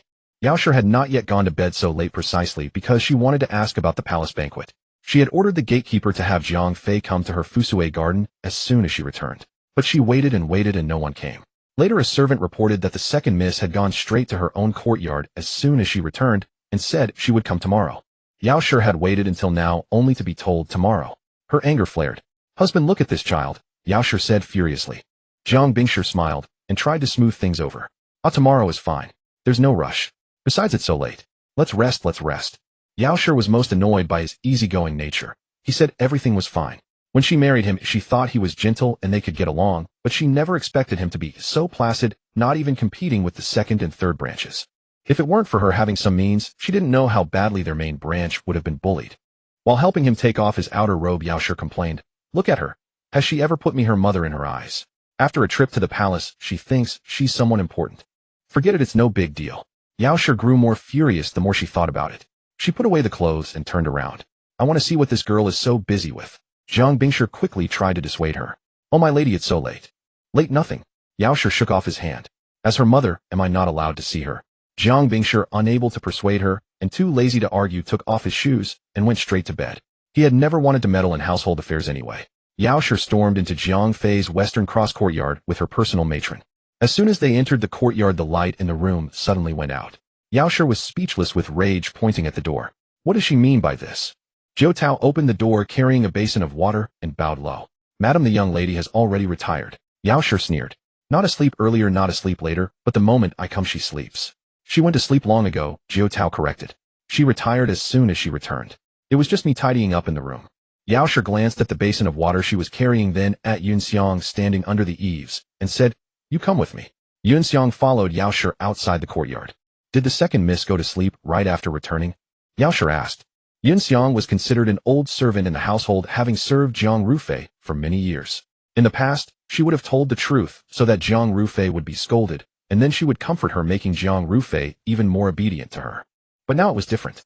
Although she still stayed by Jiang Rufei's side, she was no longer trusted.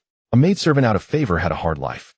Yun Xiang immediately said, Madam, the young lady said she was tired and went straight to sleep. The palace regulations must have been tedious and exhausting.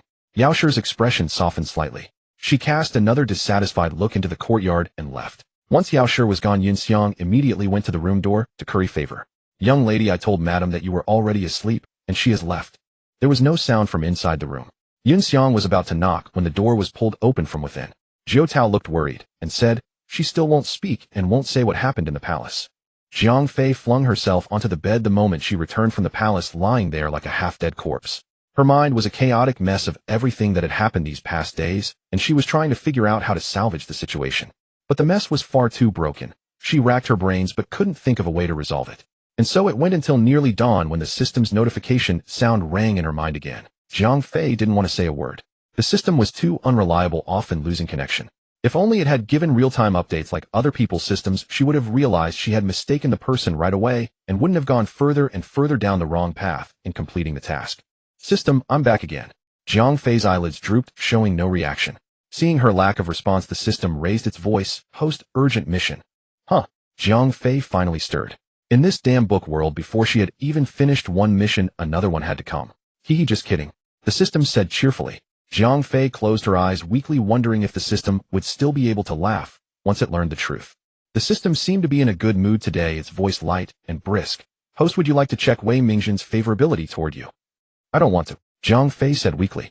I suggest you don't look either, or your blood pressure might spike. A sense of foreboding struck the system, and it quickly brought up the interface. Then Jiang Fei heard the system let out a wow. Wei Mingjin's favorability toward you has actually increased by 98 points, now at -2,917. What? Jiang Fei sat up abruptly from the bed. Given the situation yesterday, how could Wei Mingjin's favorability toward her still increase? Was this moral decay or a distortion of human nature? Jiang Fei's hope rekindled. And Pei Jing. What is Pei Jing's favorability toward me? System, increased by 2 points. 14. Jiang Fei sighed in relief. Good, it only increased by 2 points. There was still hope to turn it negative. After yesterday, Jiang Fei's tolerance had soared. Nothing could be more terrifying than mistaking her fiancé for a madman. Early the next morning, Jiang Fei was full of fighting spirit again. After washing up and eating breakfast, she went to the old madam's residence. Yao Shi and several aunts had already arrived, all there to pay their respects to the old madam. The room seemed to have been discussing something, as everyone wore solemn expressions. As soon as Jiang Rufei entered second branch, Aunt Shui Shi immediately put on a smiling face. Rufei is here. Greetings to grandmother, greetings to mother and aunts. Jiang Fei made her obeisances properly. The old madam beckoned. Come sit. How was the palace banquet yesterday? Jiang Fei gave a brief account. Yao Shi's expression soured. Last night, I even went to your courtyard myself, and you were already asleep so early. I thought you were exhausted from busyness, but it turns out you only knew how to eat and drink. What a waste of such a good opportunity. You didn't even try to network. Truly, stupid as a pig. She swallowed the rest of the words. Jiang Fei knew Yao Shi was looking for an excuse to vent. She quickly lowered her head in apology. Mother's right. It was my first time entering the palace, and I was so focused on being cautious and prudent that I was indeed negligent. Shui Shi immediately smiled and played peacemaker. Elder sister-in-law, don't be angry. Rufei is young, and it was her first time in the palace. It's inevitable. She was nervous. If it were us, we might not have done any better. Yao Shi's face darkened further. She was scolding her own daughter, and the second branch was playing the Good Samaritan. The old madam, used to such scenes, cleared her throat. Enough. Rufei's first time in the palace, managing to avoid mistakes, is already commendable. Thank you, grandmother. Jiang Fei had always been favored by the elders since childhood, mainly because she was sweet-tongued. Yesterday was not entirely without gain. I had a delightful conversation with the young lady of the Dingyuan Marquis Mansion. The old madam nodded approvingly. It's good to build a relationship with the Dingyuan Marquis Mansion in advance. Jiang Fei nodded obediently, recalling the worried expressions on everyone's faces when she entered. Something must be going on. When I arrived, grandmother looked so serious. Has something happened? The old madam was about to bring it up. She sighed. I heard that yesterday the Omping Commandery princess accidentally fell into the water just before leaving the residence, and as it turned out, miscarried. Jiang Fei's teacup trembled in her hand, splashing tea onto the hem of her skirt. She looked up in shock. What? How is that possible? Shui Shi chimed in. Strange, isn't it? She nearly fell into the water before, and Rufei saved her. We thought she had escaped disaster, but then she fell into the water again at her own residence. Is it fate? Indeed. Third branch Aunt Wang Shi also said, how tragic. The Omping Commandery princess has been married for several years and finally conceived, but it couldn't be saved. The grand princess didn't even attend the empress's birthday banquet because of it. Jiang Fei held the tea cup, her mind in turmoil. Yesterday at the palace banquet, she was completely stunned by Pei Jing and hadn't noticed whether the grand princess and the Omping Commandery princess were present. What she couldn't understand now was how the Omping Commandery princess could have fallen into the water again. Logically, after learning she was pregnant, she should have been more careful. The old madam noticed Jiang Fei's unusual expression and asked Rufei what's wrong. Jiang Fei set down the teacup. Nothing. I just didn't expect something like this to happen. It's such a pity. Yao Shi looked at Jiang Rufei. You saved the princess before. Why not take this opportunity to visit her and strengthen the relationship? A flicker of displeasure passed through Jiang Fei's eyes. That would be inappropriate. The princess just miscarried and is at her most sorrowful. It would be unkind to make her muster the energy to receive guests. This is the time to offer timely help. I doubt it. Jiang Fei resented Yao Shi's manner and spoke even more sharply.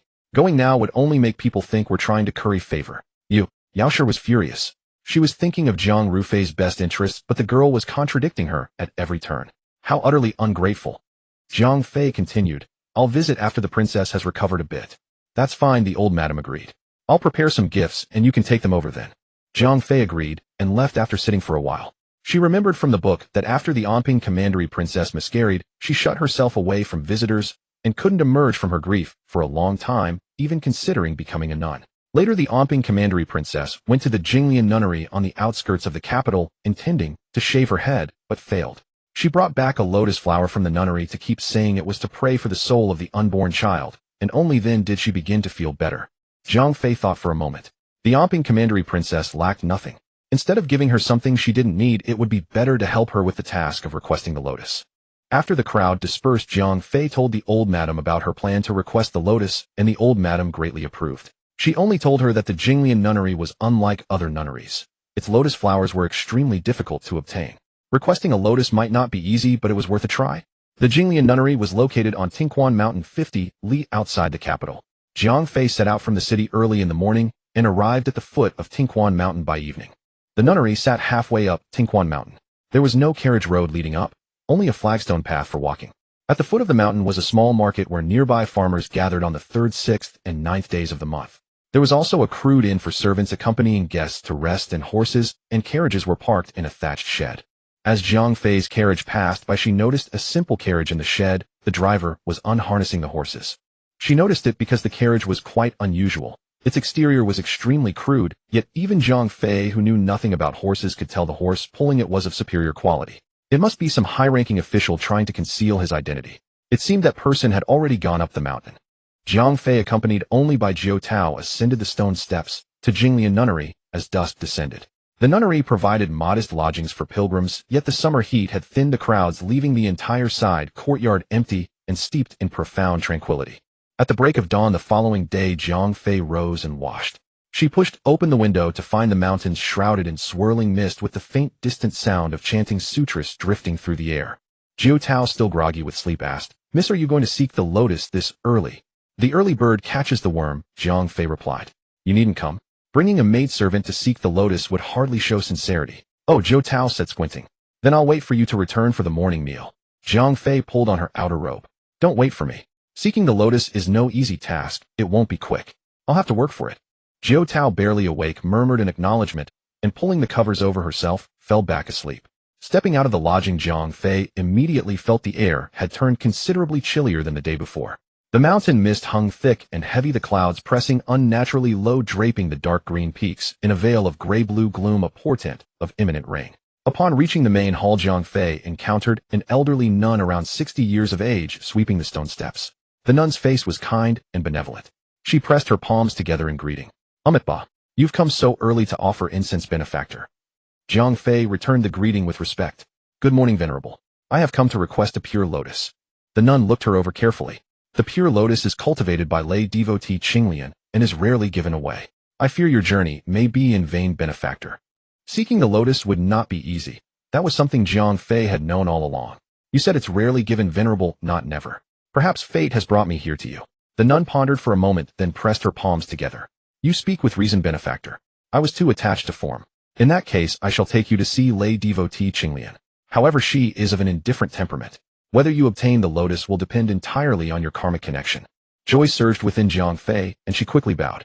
"Thank you for your kindness, venerable." She followed the nun through several courtyards, and the deeper they went, the more secluded and serene the surroundings became. Lush green bamboo brushed with dew lined both sides of the flagstone path. Passing through a circular moon gate, a sudden openness unfolded before them. A simple thatched cottage stood by the water, and before it a pond of lotus flowers had yet to bloom. And there before the cottage door a tall, upright figure knelt upon the cold stone slab. Clad in flowing ink-black brocade robes, his hair beaded with crystalline mourning dew, he appeared to have been kneeling there since the night before. It was Pei Jing. Zhang Fei's steps came to an abrupt halt, and she instinctively ducked behind the wall. Of all the calculations she had made, encountering Pei Jing here was the last thing she had anticipated. What was he doing here, and kneeling like that? Could he also be seeking the lotus? The nun was equally startled, seemingly unprepared for someone to have arrived before them. She pressed her palms together and said with a hint of apology, "There is already a pilgrim here. Please wait here for a moment, benefactor." With that she hurried forward. Zhang Fei dared not peek, terrified of being discovered by Pei Jing. She could only listen to the sound of the nun speaking. "Please return, benefactor. Lay devotee Qinglian will not see you." Zhang Fei secretly broke out in a cold sweat for the nun. That was Prince Pei Jing of Zhaoning, a man who would kill at the slightest displeasure. She truly feared he might draw his blade in a fit of rage. Pei Jing swept a glance toward the moon gate, catching a glimpse of a corner of a skirt hidden there. A female pilgrim it seemed. Without a word he rose and cast one deep lingering look at the cottage window before striding off toward the deeper woods. After waiting for a long while, without hearing Pei Jing's voice, Jiang Fei instead heard footsteps approaching. "Benefactor, you may come out now." Jiang Fei let out a breath of relief. Passing through the moon gate, she saw that Pei Jing was nowhere to be seen. It seemed even a place of Buddhist cultivation exerted some restraint on him. At least there existed a place where he would kneel obediently. Jiang Fei couldn't think of a second one. The nun walked to the cottage. Lay devotee Qinglian, a female benefactor, wishes to request a lotus. She spoke of karmic connection, and I found her words reasonable, so I brought her here. The nun departed after speaking, leaving Jiang Fei standing there alone. Since Pei Jing had knelt there from night until morning with such devotion, and still couldn't gain an audience with lay devotee Qinglian, she would likely have to endure a long hard wait. After a moment's thought, Jiang Fei lifted her skirt and knelt down precisely where Pei Jing had knelt. Moments later the window creaked open. Jiang Fei looked up and froze. She had never laid eyes on such a beautiful woman. Even Wei, seeing the novel's heroine, could not compare. The woman in the window appeared to be in her mid-30s. She wore a nun's robe, but unlike the other nuns she had hair. She must be a lay practitioner who hadn't taken full vows. Jiang Fei stared in awe as lay devotee Qinglian gently pushed the window fully open. A pair of autumn water eyes quietly regarded Jiang Fei. Though clad in simple robes, her ethereal, refined bearing was impossible to conceal. "Benefactor, why do you kneel here?" Her voice was like a clear spring in the mountain ravines, crisp and melodious. Jiang Fei finally snapped back to her senses and quickly bowed her head. "I came to seek a lotus." "Seeking the lotus requires no kneeling." Jiang Fei was taken aback. "I saw the gentleman before me kneel for so long, so I assumed." Qinglian's gaze shifted slightly, and she turned to look at the distant mountains. A fine drizzle began to fall, and the distant mountains blurred into light ink washes in the rain and mist, turning the layered peaks into a hazy, dreamlike inkwash scroll. She gazed for a long moment. Just as Jiang Fei was beginning to think it was a silent dismissal, Qinglian finally spoke. "There are 3 cases in which I do not give the lotus." Qinglian's slender hand traced the window frame. "To those without karmic connection, I do not give. To those without sincere intent, I do not give. To those without devotion, I do not give." Jiang Fei pressed her forehead to the cold stone. "This disciple is willing to kneel for 3 full days to prove my sincerity." The lay devotee suddenly laughed lightly. "You have sincerity, but unfortunately you have no karmic connection with this lotus." Jiang Fei's heart tightened. "Please enlighten me, lay devotee. There are too many obsessions in your heart. You are not the one to whom this lotus should be entrusted." The rain began to fall more densely, wetting Jiang Fei's lashes. She refused to give up. "But I am not seeking it for myself, nor will the person entrusted be me." "Then why do you seek the lotus?" "It is for Princess Onping." Jiang Fei steadied herself. "The princess lost her beloved son. This disciple wishes to help her through this ordeal." Qinglian's brow furrowed slightly as if displeased. After a moment she spoke softly. "Your obsessions run too deep. This lotus has no connection to you. You seek it for another, yet you are the one most in need of deliverance." The window closed, her unfinished words dissolving into the fine rain. Kneeling in place, Jiang Fei stared at the closed window for a moment, then rose and started back the way she came. Did the lay devotee mean that her obsession was her mission? Or was it something else? The rain suddenly grew heavier, and Jiang Fei hurried into a run. After a short distance, she sensed something amiss. On her way here, she had passed a path lined with green bamboo, yet walking back, she hadn't encountered it for a long while. She turned back to retrace her steps, but the rain intensified, leaves rattling under the assault, and the surrounding scenery grew blurred and unfamiliar in the rain curtain. Jiang Fei's steps quickened. Gradually, an eerie feeling washed over her, as if countless eyes were watching from the shadows. Amidst the rain and footsteps, there was also a faint rustling sound, like a beast lurking in the forest, crouched on fallen leaves, waiting for its moment to strike. Jiang Fei's heart trembled uncontrollably. In an era where the ecosystem was so pristine, it was hardly surprising to find beasts in the forest. Perhaps even jackals, wolves, tigers, and leopards. If one were to devour her, not a single trace would remain. Her steps grew faster, yet the voice behind her remained unhurried. When she quickened her pace, it matched her speed. When she slowed, it slowed too, as if shadowing her every move. She scanned her surroundings, but detected nothing. Her heart pounded like a drum. Could it be a ghost? Though she had never witnessed the supernatural with her own eyes, Jiang Fei always maintained a reverent fear of such things.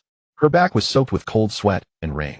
As she ran, she suddenly halted and whipped around to look behind her. Tall tree canopies overlapped overhead, forming a dome that blocked most of the rain curtain and shattered the daylight, plunging the bluestone path into deep gray shadows. Amidst the shadows stood a figure holding an umbrella, tall and upright, their face hidden in the umbrella's gloom. "You've discovered me. Not entirely foolish, it seems." Pei Jing's voice, interwoven with the sound of rain, carried an eerie gentleness. He slowly raised the umbrella, revealing a handsome face. His complexion was paler than Jiang Fei had ever seen it, yet a faint, ambiguous smile lingered at the corners of his lips. Pei Jing had been tailing her for quite some time. He enjoyed spooking her, watching her scatter like a frightened cat, deriving a strange pleasure from her terror. Prince. Jiang Fei exhaled in relief. Encountering Pei Jing now was preferable to facing wild beasts, as she was less afraid of him. Beasts acted only on instinct and could not reason. Pei Jing might be mad, but he could still understand human speech. Moreover, his affection level toward her was 14, sufficient to ensure her survival. Why are you here, Your Highness? That should be my question, Pei Jing said, advancing slowly. Jiang Fei instinctively retreated a step, her damp clothes clinging coldly to her skin. I got lost. Pei Jing stared at her intently. His hair crown had loosened, with stray strands falling like unruly thoughts breaking free from restraint. What did you see? His voice was hoarse, barely human. A chill ran down Jiang Fei's spine. Sensing danger instinctively, she replied, I saw nothing. Pei Jing's gaze slowly drifted downward, landing on her hem. Following his line of sight, Jiang Fei noticed a missing corner of her dress. She then realized his right hand was clutching a strip of cloth the same color as her skirt, likely a fragment torn from her hem by a branch. What exactly did you see? Pei Jing asked again. Jiang Fei found herself unable to look away from his eyes, usually unfathomable, now swirling with an abnormal crimson hue. Something was terribly wrong. This Pei Jing was unlike any version she had ever known. It was not merely the psychological implication of recognizing the real Pei Jing, but an indescribable eeriness pervading his presence. It was as though a beast beyond control was about to burst from his body. Suddenly, Pei Jing stepped forward, the edge of his oil paper umbrella nearly touching Jiang Fei's forehead. He leaned down, his handsome, yet pale face looking particularly sinister in the shadows. Then why are you running? Jiang Fei's throat tightened. I was afraid of beasts in the forest. Beasts? Pei Jing chuckled lowly, the sound seeming to squeeze out from the depths of his chest, carrying a chilling tremor. Compared to beasts, you should fear me more. The rain intensified, heavy drops striking the umbrella surface with dull thuds. Jiang Fei wiped the rain from her eyes and noticed the veins bulging on Pei Jing's hand, gripping the umbrella as if he were struggling to restrain himself. Your Highness. She ventured, stepping back half a pace. The rain is too heavy, perhaps we should. Her words cut off abruptly.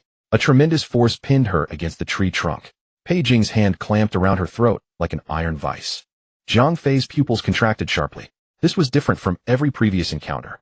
It was no joke, no test. It was genuine, killing intent, thick and suffocating. How could this be? A system warning echoed in her mind. Run. But don't I still have 14 affection points? Jiang Fei asked the system. The system responded rapidly. I don't know. I noticed it was gone as soon as I came online. It's now -50. It's still dropping. 53, 54, 55. The grip on her neck tightened gradually, and the sinister smile on Pei Jing's face grew more pronounced. Let go. Jiang Fei struggled, desperately grabbing Pei Jing's hand. Her nails scraped across his back, drawing blood, but he seemed to feel no pain. Madness flashed in his eyes. Tell me, what did you see? She forced herself to meet his gaze, struggling to speak. I only saw Your Highness kneeling before the Bodhisattva's door. Begging Lien. Pei Jing laughed suddenly. Since you saw that you cannot leave here alive, you are amusing. He dropped his umbrella and reached out to caress her cheek. Unfortunately, amusing things tend to die quickly. Jiang Fei's vision began to blur, her ears filled only with the frantic beating of her own heart. Don't be afraid, he whispered softly, his grip tightening. It won't hurt for long. Host, the system shouted. Jiang Fei regained a sliver of clarity from the shout. She saw the bloodshot veins in Pei Jing's eyes and the pale hand resting on her cheek. Summoning her remaining strength, she sharply turned her head and bit down hard on Pei Jing's wrist, tasting blood immediately. The bite was fierce. Pei Jing recoiled in pain, glancing at his bleeding wrist. Jiang Fei finally drew breath, gasping heavily. Without waiting to see Pei Jing's reaction, she turned and fled into the forest. Aside from the rain, all she could hear was her own ragged panting. After running for an indeterminate time, her foot slipped, and she tumbled down a slope. Jiang Fei quickly covered her head with her arms. Spinning wildly, she felt her body scrape against gravel and branches until she finally crashed heavily into a tree and came to a stop. Jiang Fei curled up on the ground, unable to catch her breath from the pain. System. I'm here. Lying among dead branches and leaves, letting the rain wash over her face, Jiang Fei asked, Am I about to die? No. The system replied, Vital signs are stable. Only superficial wounds. I hereby designate you as the unkillable cockroach. Jiang Fei laughed, but the laugh turned into a cough as rainwater choked her. She slowly climbed to her feet and leaned wearily against the tree trunk. What should I do now? How would I know? The system responded. I'm an auxiliary system, not an escape encyclopedia. But tell me, why did Pei Jing's affection for you drop so drastically? Jiang Fei pondered. Perhaps he felt humiliated that I saw him kneeling and begging, losing his masculine dignity. But then she reconsidered. That nun had also witnessed it, yet Pei Jing hadn't killed her. Stop overthinking it. Your body temperature is dropping. Find somewhere to take shelter from the rain and start a fire, the system reminded. Jiang Fei looked around. Towering ancient trees surrounded her, thick mist swirling in every direction. She had no idea where she was. She gazed up the slope. She had tumbled down from there earlier. To return to Jinglian Nunnery, she would need to climb back up, and she could only hope not to run into that madman Pei Jing again. Jiang Fei had finally witnessed a true lunatic. No wonder the author had written "madness hidden behind a jade face" in the book. This was exactly what that madness looked like. Jiang Fei pushed herself upright against a tree and found a sturdy branch to use as a walking stick, leaning on it as she slowly climbed upward. Fortunately, she hadn't sprained her ankle or broken any bones. Otherwise, she might truly have perished in these deep ancient forests. The rain-soaked earth was soft and treacherously slippery. Jiang Fei had to stop and catch her breath after every few steps. By the time she finally reached the top of the slope, she was completely disoriented. She could no longer recall which direction she had come from and could only proceed by instinct. At least she had the system keeping her company, which made navigating the jungle alone somewhat less terrifying. After walking for an indeterminate amount of time, Jiang Fei's steps suddenly halted. Even the chattering system fell silent. About 10 meters away, Pei Jing's black oil paper umbrella lay on the ground. Leaning against a tree beside it was a figure, Pei Jing himself. Jiang Fei was utterly defeated. What kind of terrible intuition was this? She could pick any random direction and still precisely bump into Pei Jing. Are you some kind of radar? The system quipped. Lay foam, Jiang Fei shot back irritably. This was the very place where Pei Jing intended to kill her. Yet he had remained here, never leaving. Was he lying in wait like a hunter watching for prey? Jiang Fei carefully lightened her steps, using the sound of the rain as cover to sneakily turn and retreat. But barely a single step later, her foot slipped, and she landed face down on the wet ground with a soft thud. The system. She was going to die. Trembling, Jiang Fei slowly turned her head, expecting to see Pei Jing, wearing a smile that said, "Finally, I caught you." Instead, Pei Jing sat motionless against the tree, his head tilted slightly to one side. The system, could he be dead? Let's go check. Jiang Fei shook her head frantically. I won't. You just fell with such a tremendous noise, and he didn't even react. The system continued to egging her on. After careful deliberation, Jiang Fei picked up a small stone and tossed it from a distance. The stone landed on Pei Jing, but he remained as still as a sculpture, showing no response whatsoever. Boldness grew within Jiang Fei. She approached him cautiously, and as she drew nearer, Pei Jing did not move a single muscle, appearing as though he were already dead. Finally, she reached Pei Jing's side. Before crouching down, her mind raced with scenarios. What if the moment she knelt, Pei Jing would reach out and grip her throat, whispering, "Hey little fool, I've caught you." But when she finally crouched, she discovered Pei Jing's brows were tightly knitted, his face as pale as paper. A bite mark still lingered on his wrist from her earlier struggle. The bleeding had stopped, but the skin around the wound had turned white from being soaked in rainwater. Jiang Fei extended a single finger and poked Pei Jing's arm. "My lord." Pei Jing remained completely still. "Hey Pei Jing." Jiang Fei poked him again. Pei Jing still did not respond. "If a bite kills you, could your saliva be poisoned?" the system remarked. Jiang Fei wanted to glare at the system, but instead she placed her fingers beneath Pei Jing's nose to check for breath. He's still alive. He has a pulse. She leaned on her walking stick and rose to her feet. Unwilling to let this go, she raised her leg and delivered a sharp kick to Pei Jing's body. "For trying to kill me. For trying to choke my neck. For being a lunatic." Jiang Fei delivered several more kicks to vent her frustration, then turned and limped away on her stick. The system murmured, "I was just worried you'd kick him awake and he'd leap up and kill you." "Him?" Jiang Fei scoffed. "You didn't see how he was breathing. Hardly any air coming in, more going out. I doubt even if he wakes he'd be able to stand." She shuffled forward a distance, then glanced back, but could no longer see Pei Jing's figure. "The system, what are you looking at? Do you think he'll actually die here? If he stays unconscious this long, he'll either die from illness or be devoured by wild beasts." "I don't know," the system pondered after a moment. "This scene doesn't appear in the original novel. I have no idea how it ends." Jiang Fei continued walking, but her steps grew slower and slower. The system couldn't help but speak. "If you want to go back and save him, just go." "I don't," Jiang Fei said aloud, yet her feet refused to move more than a few inches forward. "Then if you don't want to, why aren't you walking?" the system said. Jiang Fei stood still for a moment, cursing under her breath, then turned and marched angrily back toward Pei Jing's location. As she walked, she grumbled, "How am I supposed to complete my mission if he dies?" Pei Jing remained leaning against the tree, his posture unchanged. Jiang Fei called out to him twice more with no response, so she grabbed one of his arms and hoisted it over her shoulder, talking incessantly as she moved. You lunatic, let me tell you, if it weren't for completing this mission, I wouldn't want to save you. Jiang Fei braced herself to lift him, but barely shifted him before collapsing back to the ground. She had vastly overestimated her own strength. This man was dead weight, easily 140 or 50 gene. What should I do? Jiang Fei asked the system. The system replied, I don't know.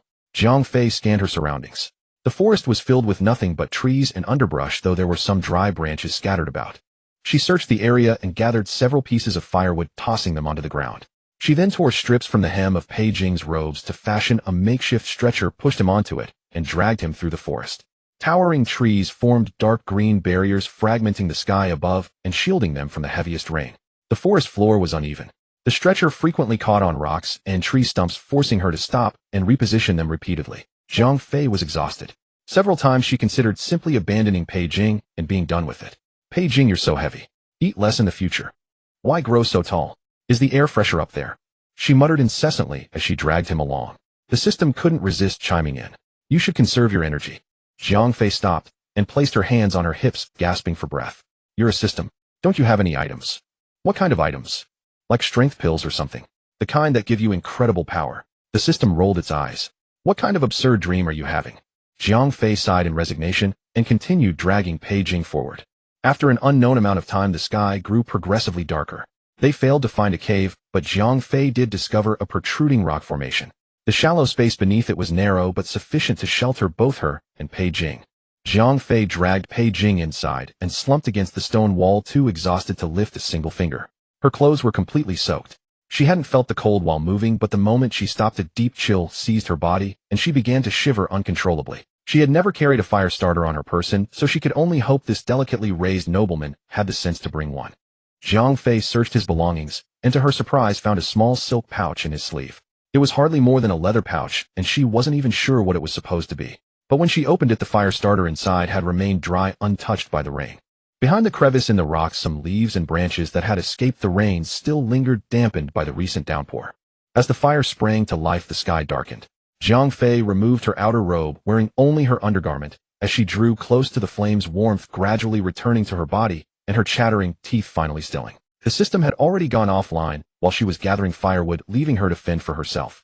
Jiang Fei could only suspect that the system was merely watching the spectacle unfold, disconnecting the moment Pei Jing collapsed unconscious, depriving it of further entertainment.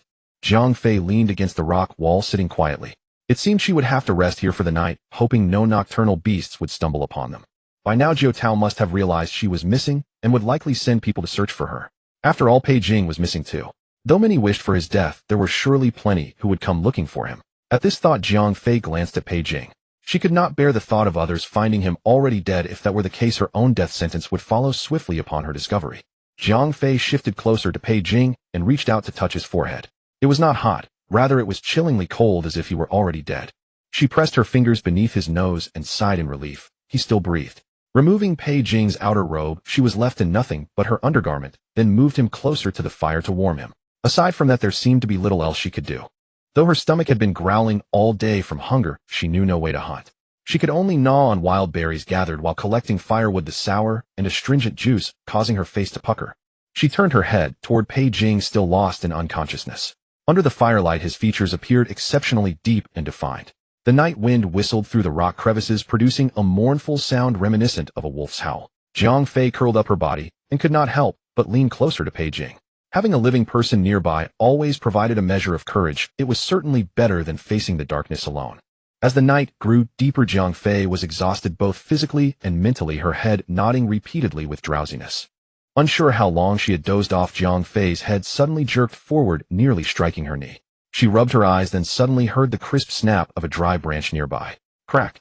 Jiang Fei froze, her alert gaze turning toward the darkness. Beyond the firelight, two eerie green points of light were slowly approaching. System! System! Jiang Fei cried out in her mind, but received no response. The green light drew nearer, finally revealing its true form. It was a gray wolf. Bearing its ivory fangs, saliva dripping from its mouth, it was clearly starving. Cold sweat instantly broke out on Jiang Fei's palms. She quietly grabbed a burning branch and nudged Pei Jing with her other hand. Wake up, Pei Jing, wake up now. Her voice trembled, but Pei Jing remained unconscious. The gray wolf seemed to judge her as non-threatening. The ferocity in its amber eyes gradually hardened into hooks as it arched its back, assuming an attacking posture. Just as it pounced, Jiang Fei sprang to her feet, brandishing the torch. Get lost. The wolf was forced back 2 steps by the flames, but refused to leave, instead circling around them. Jiang Fei then noticed several other green lights flickering in the darkness. A pack of wolves. Wolves traveled in packs. If one appeared, others were surely nearby. Jiang Fei nearly succumbed to despair. Emerald glares surrounded her from all sides. She could only wave her torch more frantically with a rock wall at her back and wolves on her front and flanks, all while having to protect Pei Jing. Jiang Fei swung the torch wildly, driving the wolves in front of her back. Just as she was about to breathe a sigh of relief, a gray shadow darted out from the side. Seizing the opportunity, a wolf lunged at her. Jiang Fei instinctively raised her arm to block. Sharp pain shot through her left arm, and she cried out. Her left hand groped blindly for a stone and smashed it violently into the wolf's head. All her movements were driven by instinct. 1 strike, 2 strikes, 3 strikes. When she finally regained her senses, her hands were covered in blood. She did not know whether it was hers or the wolf's. The attacking wolf lay motionless on the ground. Perhaps this act made the pack sense danger, or perhaps killing this young wolf served as a warning to the others. The alpha wolf let out a long howl and began to retreat, slowly, gradually disappearing behind the bushes. Jiang Fei immediately collapsed to the ground, gasping for breath. A piercing pain radiated from her left arm as blood dripped from her fingertips. Her hands trembling, she lifted her clothes to inspect the wound. Her arm was a mangled mess of flesh and blood, the wound so deep that bone was visible. Jiang Fei tore off a strip of her clothing and clumsily wrapped the bandage around the wound layer by layer. The pain brought tears to her eyes, but she bit her lip and endured them. A slight movement came from beside her. Jiang Fei immediately turned to look with alertness and saw Pei Jing's fingers twitch, then his eyes slowly open. Jiang Fei instinctively shifted backward, wanting to keep her distance. Sensing the movement, Pei Jing sharply turned his head toward her. Upon seeing her, his expression froze for a brief moment. He propped himself up to sit, only to discover his wrists were tightly bound with cloth strips, and even his legs were restrained. Pei Jing looked at Jiang Fei in confusion. You tied me up. It was just the 2 of them here. If not Jiang Fei, then who? She was merely afraid he might attack her again upon waking, so she did it only as a precaution. Pei Jing reached out his hand to her. Untie me. His voice was hoarse, and the crimson hue was gone from his eyes, yet Jiang Fei still dared not lower her guard. And let you kill me. Pei Jing stared at her for a moment, then suddenly laughed. If you're so afraid I'll kill you, then why did you save me? Jiang Fei pressed her lips together. Obviously because you still have some use. She still relied on him to complete her mission. That was his utility. Pei Jing seemed to misunderstand her intention, nodding knowingly. Jiang Fei was too lazy to correct him and continued wrapping the bandage. Pei Jing appeared to finally notice her bloody arm, then shifted his gaze to the ground where a not-so-large gray wolf lay, its head smashed into a pulp. 2 outer robes hung on the propped-up wooden stick, one of which belonged to him. Leaning against the rock wall, Pei Jing watched her leisurely, idly twirling the dangling ends of the cloth strips. Let me remind you, wolves travel in packs. If one is here, a whole group must be nearby. Moreover, you've already killed one. They hold grudges and will surely return. The scent of blood will attract more beasts. Jiang Fei did not need his reminder, as she had already witnessed that pack. After finishing the bandage, she glanced at the dead wolf on the ground, and gathering her courage, lifted the wolf by its hind legs. She dared not venture too far, dragging it only a few steps before throwing it aside, hoping the rain would wash away some of the scent. She then gathered rotting leaves to cover the bloodstains. Pei Jing watched her series of actions. Though she struggled, she refused to untie his hands, indicating that in her eyes, he was more terrifying than wolves and jackals. Jiang Fei sat back down and added a few more branches to the fire, gripping one firmly without letting go. Aren't you going to untie me yet? Pei Jing asked with a smile. Are you planning to face the next wolf pack attack alone? Jiang Fei pressed her lips tight, unwilling to utter a single word to him. She had not forgotten that this man had nearly cost her life, and now she found herself under attack from both front and rear. Suddenly Pei Jing looked toward the dark forest, a faint smile curling his lips as he said softly, "They're here." Jiang Fei heard not a single sound, thinking Pei Jing was merely trying to scare her. Just as she was about to speak, a dozen emerald green eyes suddenly flared to life in the darkness, followed by the howling of wolves echoing through the dense forest. Pei Jing stared toward the direction where the wolves had appeared. Well, still not planning to untie me. Jiang Fei snatched a burning log from the fire. At a time like this, she could trust no one, least of all a man who wanted her dead. She could only trust herself. She could not rule out the possibility that once untied, he would simply feed her to the wolves. Killing her would be effortless for him. Jiang Fei gripped the burning log tighter, the firelight casting her pale face in an eerie glow. The wolf pack had closed in to within 10 paces. The lead gray wolf was the size of a large dog, its fangs glistening with drool. Your last chance. Pei Jing's voice sounded from behind her, tinged with amusement. Untie me, or we both become wolf fodder. Jiang Fei clenched her teeth, her grip on the log tightening. I have no choice. Either I die by your hand, or I die by yours, and the wolves together. Pei Jing suddenly let out a low laugh, a sound that seemed eerily out of place amidst the wolf howls. Jiang Fei dared not spare a glance behind her. She had to keep all her attention fixed on the wolf pack ahead. She had no certainty of survival. In fact, this battle seemed destined to end in death. Her only hope was that if she could barely manage to kill another wolf and drive the pack back, she might survive long enough for rescue to arrive. The wolves did not linger to observe. They surged forward in a swarm. Jiang Fei's heart sank as she swung the burning log, sparks flying like shattered gold, carving an orange-red arc through the night rain. Just as a wolf lunged at Jiang Fei, a sound of tearing fabric came from behind her. A white-clad figure broke through the wind like a ghost charging into the pack. The gust from her flowing robes sent the campfire flames leaping a foot higher. Pei Jing's movements were incomprehensibly fast. His fingers curled into claws and plunged directly into a wolf's eye socket. The beast let out a shrill scream, and as his hand withdrew, blood sprayed across his snow-white robes. He casually discarded the wolf's corpse, his figure flashing as he seized another by the throat. With a crisp crack, the wolf's head lolled at a grotesque angle. The remaining wolves were instantly enraged, pouncing all at once. Pei Jing merely laughed lowly. As one wolf leaped at him, he leaned back, his body bending into an impossible arc. As the wolf soared over him, he grabbed its tail, and with a powerful heave hurled it onto the ground. Jiang Fei was utterly stunned. This was not how a human should fight, as if he were born solely for slaughter. She stood holding her burning log, watching him weave through the pack, each strike sending up a spray of blood. This man was simply more ferocious than the wolves themselves. Suddenly a wolf circled around to attack Pei Jing from behind. Jiang Fei had no time to think. She raised her burning log and charged forward. Watch out! The log smashed hard into the wolf's skull, sparks flying everywhere.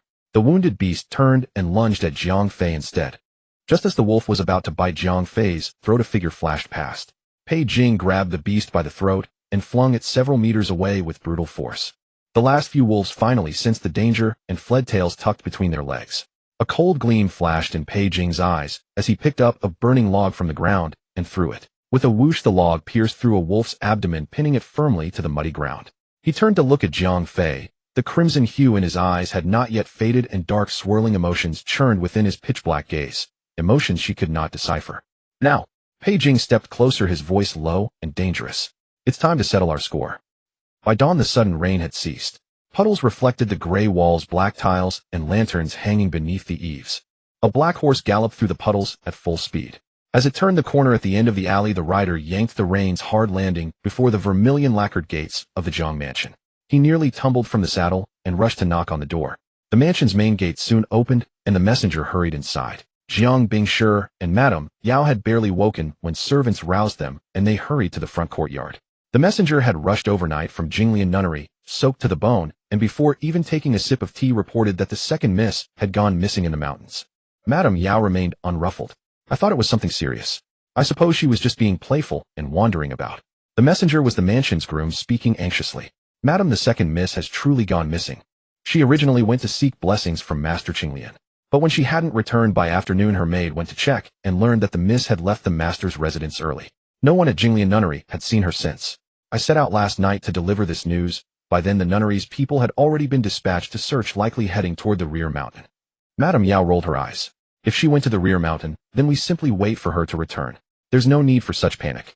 I thought it was some dire emergency. But, the groom urged, beasts roam the rear mountain. Beasts? Jiang Bingshi grew anxious. Oh, madam, what shall we do? Madame Yao's expression finally changed. Haven't you found her yet? No, the groom replied. Madame Yao frowned, complaining such a worry. She's a grown woman and still chooses to run into the rear mountain instead of taking the proper path. Jiang Bingshi thought for a moment and rose. I'll gather the mansion's retainers and borrow men from Lieutenant Liu to search the mountain. Madame Yao quickly grabbed his arm. Husband, isn't that making too much of a scene? What if the girl was merely playing around? Before Jiang Bingshi could answer, the groom interjected.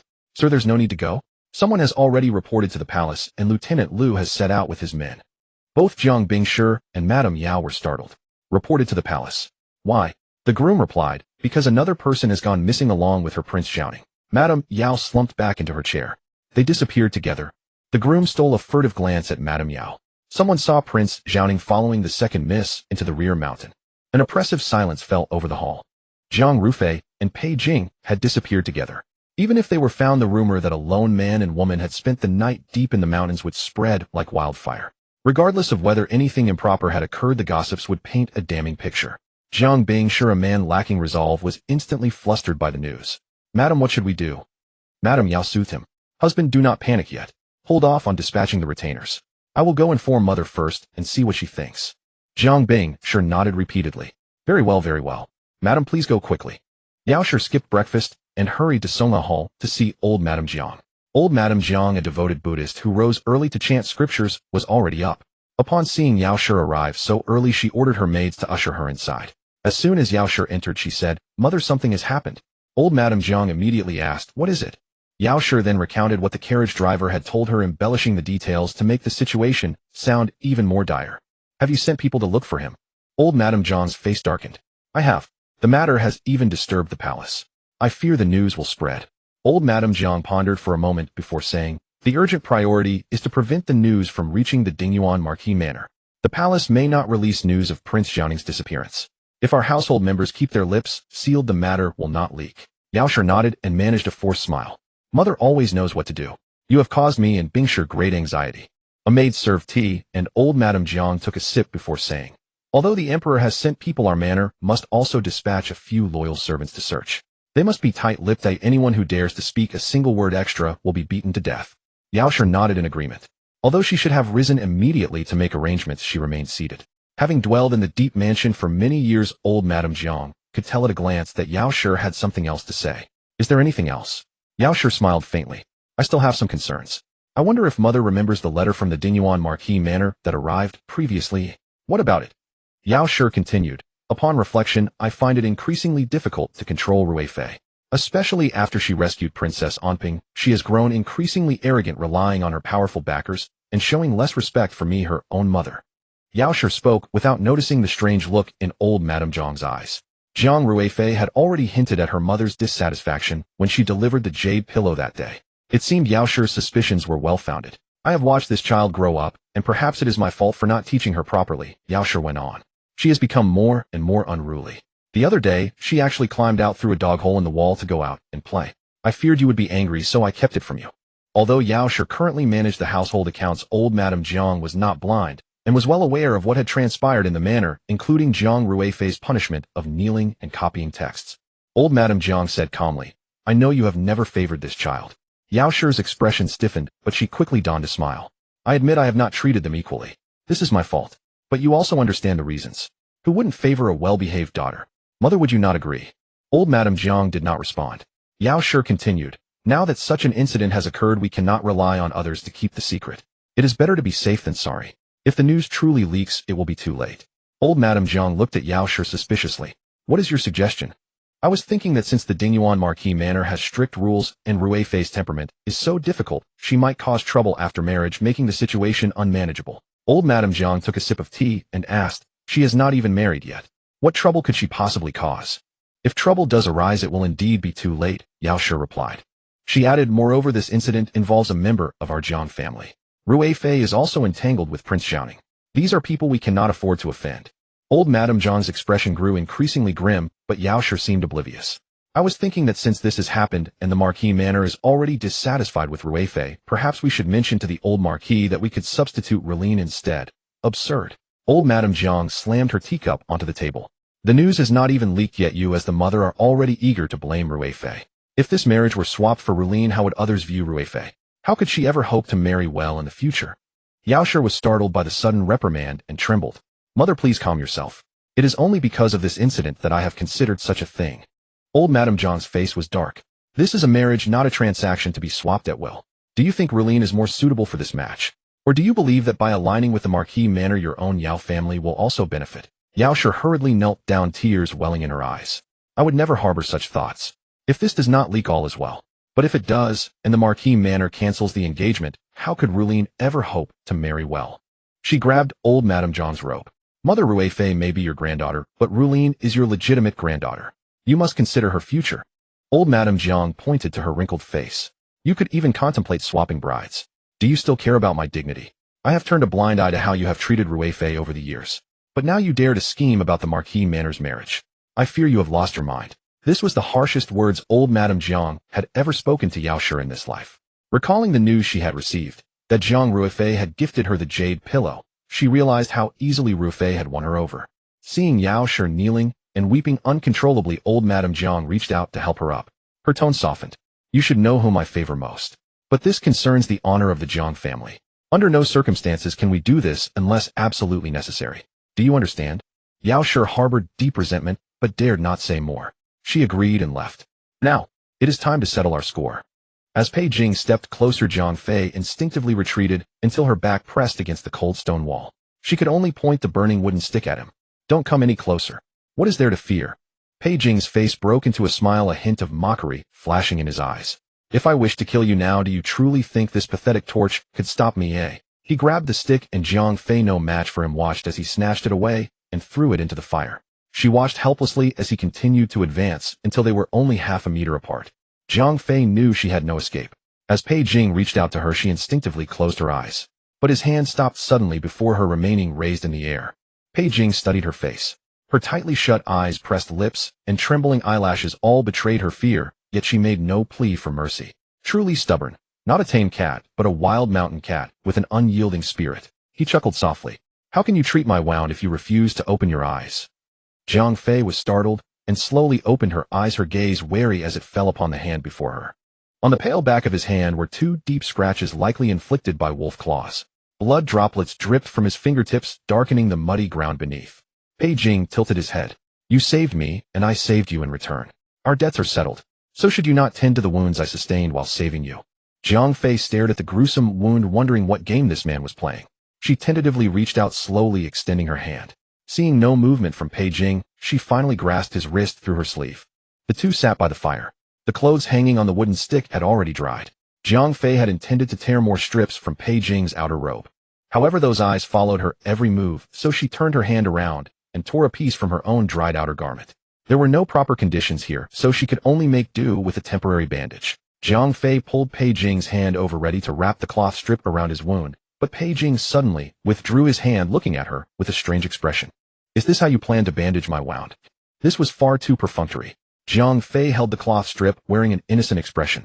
What else should I do? With these shabby conditions, could she even administer a rabies vaccine? Pei Jing glanced at her arm, where black cloth strips were wrapped, the same color as his outer robe. It was unclear whether the blood had soaked through. Surely, you've bandaged your own arm the same way. Zhang Fei didn't speak, but her expression gave him the answer. Pei Jing glanced at the leather pouch on the ground. You took my belongings, yet you only know how to use a flint striker. The pouch indeed contained 2 bottles of medicine, but there were no labels. How was Zhang Fei to know whether they were poison? Pei Jing nodded toward the pouch, signaling her to pick it up. Zhang Fei retrieved the pouch, and happened to see Pei Jing pinch his own hand and squeeze firmly. More blood welled up from the wound on the back of his hand, dripping steadily through his fingers into the muddy ground. Was this man some kind of masochist? Give it here. Oh. Zhang Fei obediently handed over the pouch. Pei Jing opened the pouch, took out one of the porcelain bottles, unscrewed the cap with his thumb, and shook out some pale cyan powder, sprinkling it onto the wound on the back of his hand. No one knew what miraculous effect the medicine had, but after the powder was applied, the bleeding stopped almost magically. Pei Jing handed his hand over again, and Zhang Fei obediently wrapped the cloth strip around it. Once the bandaging was complete, Zhang Fei was about to withdraw her hand, but Pei Jing grabbed her wrist firmly. His fingertips were ice cold, yet his grip was unyielding. His gaze fell upon the wound on her arm. Untie it. Zhang Fei had no intention of ignoring her own injury, so her hands trembled as she slowly loosened the bindings. Previously, she had been too focused on survival to pay attention to other matters.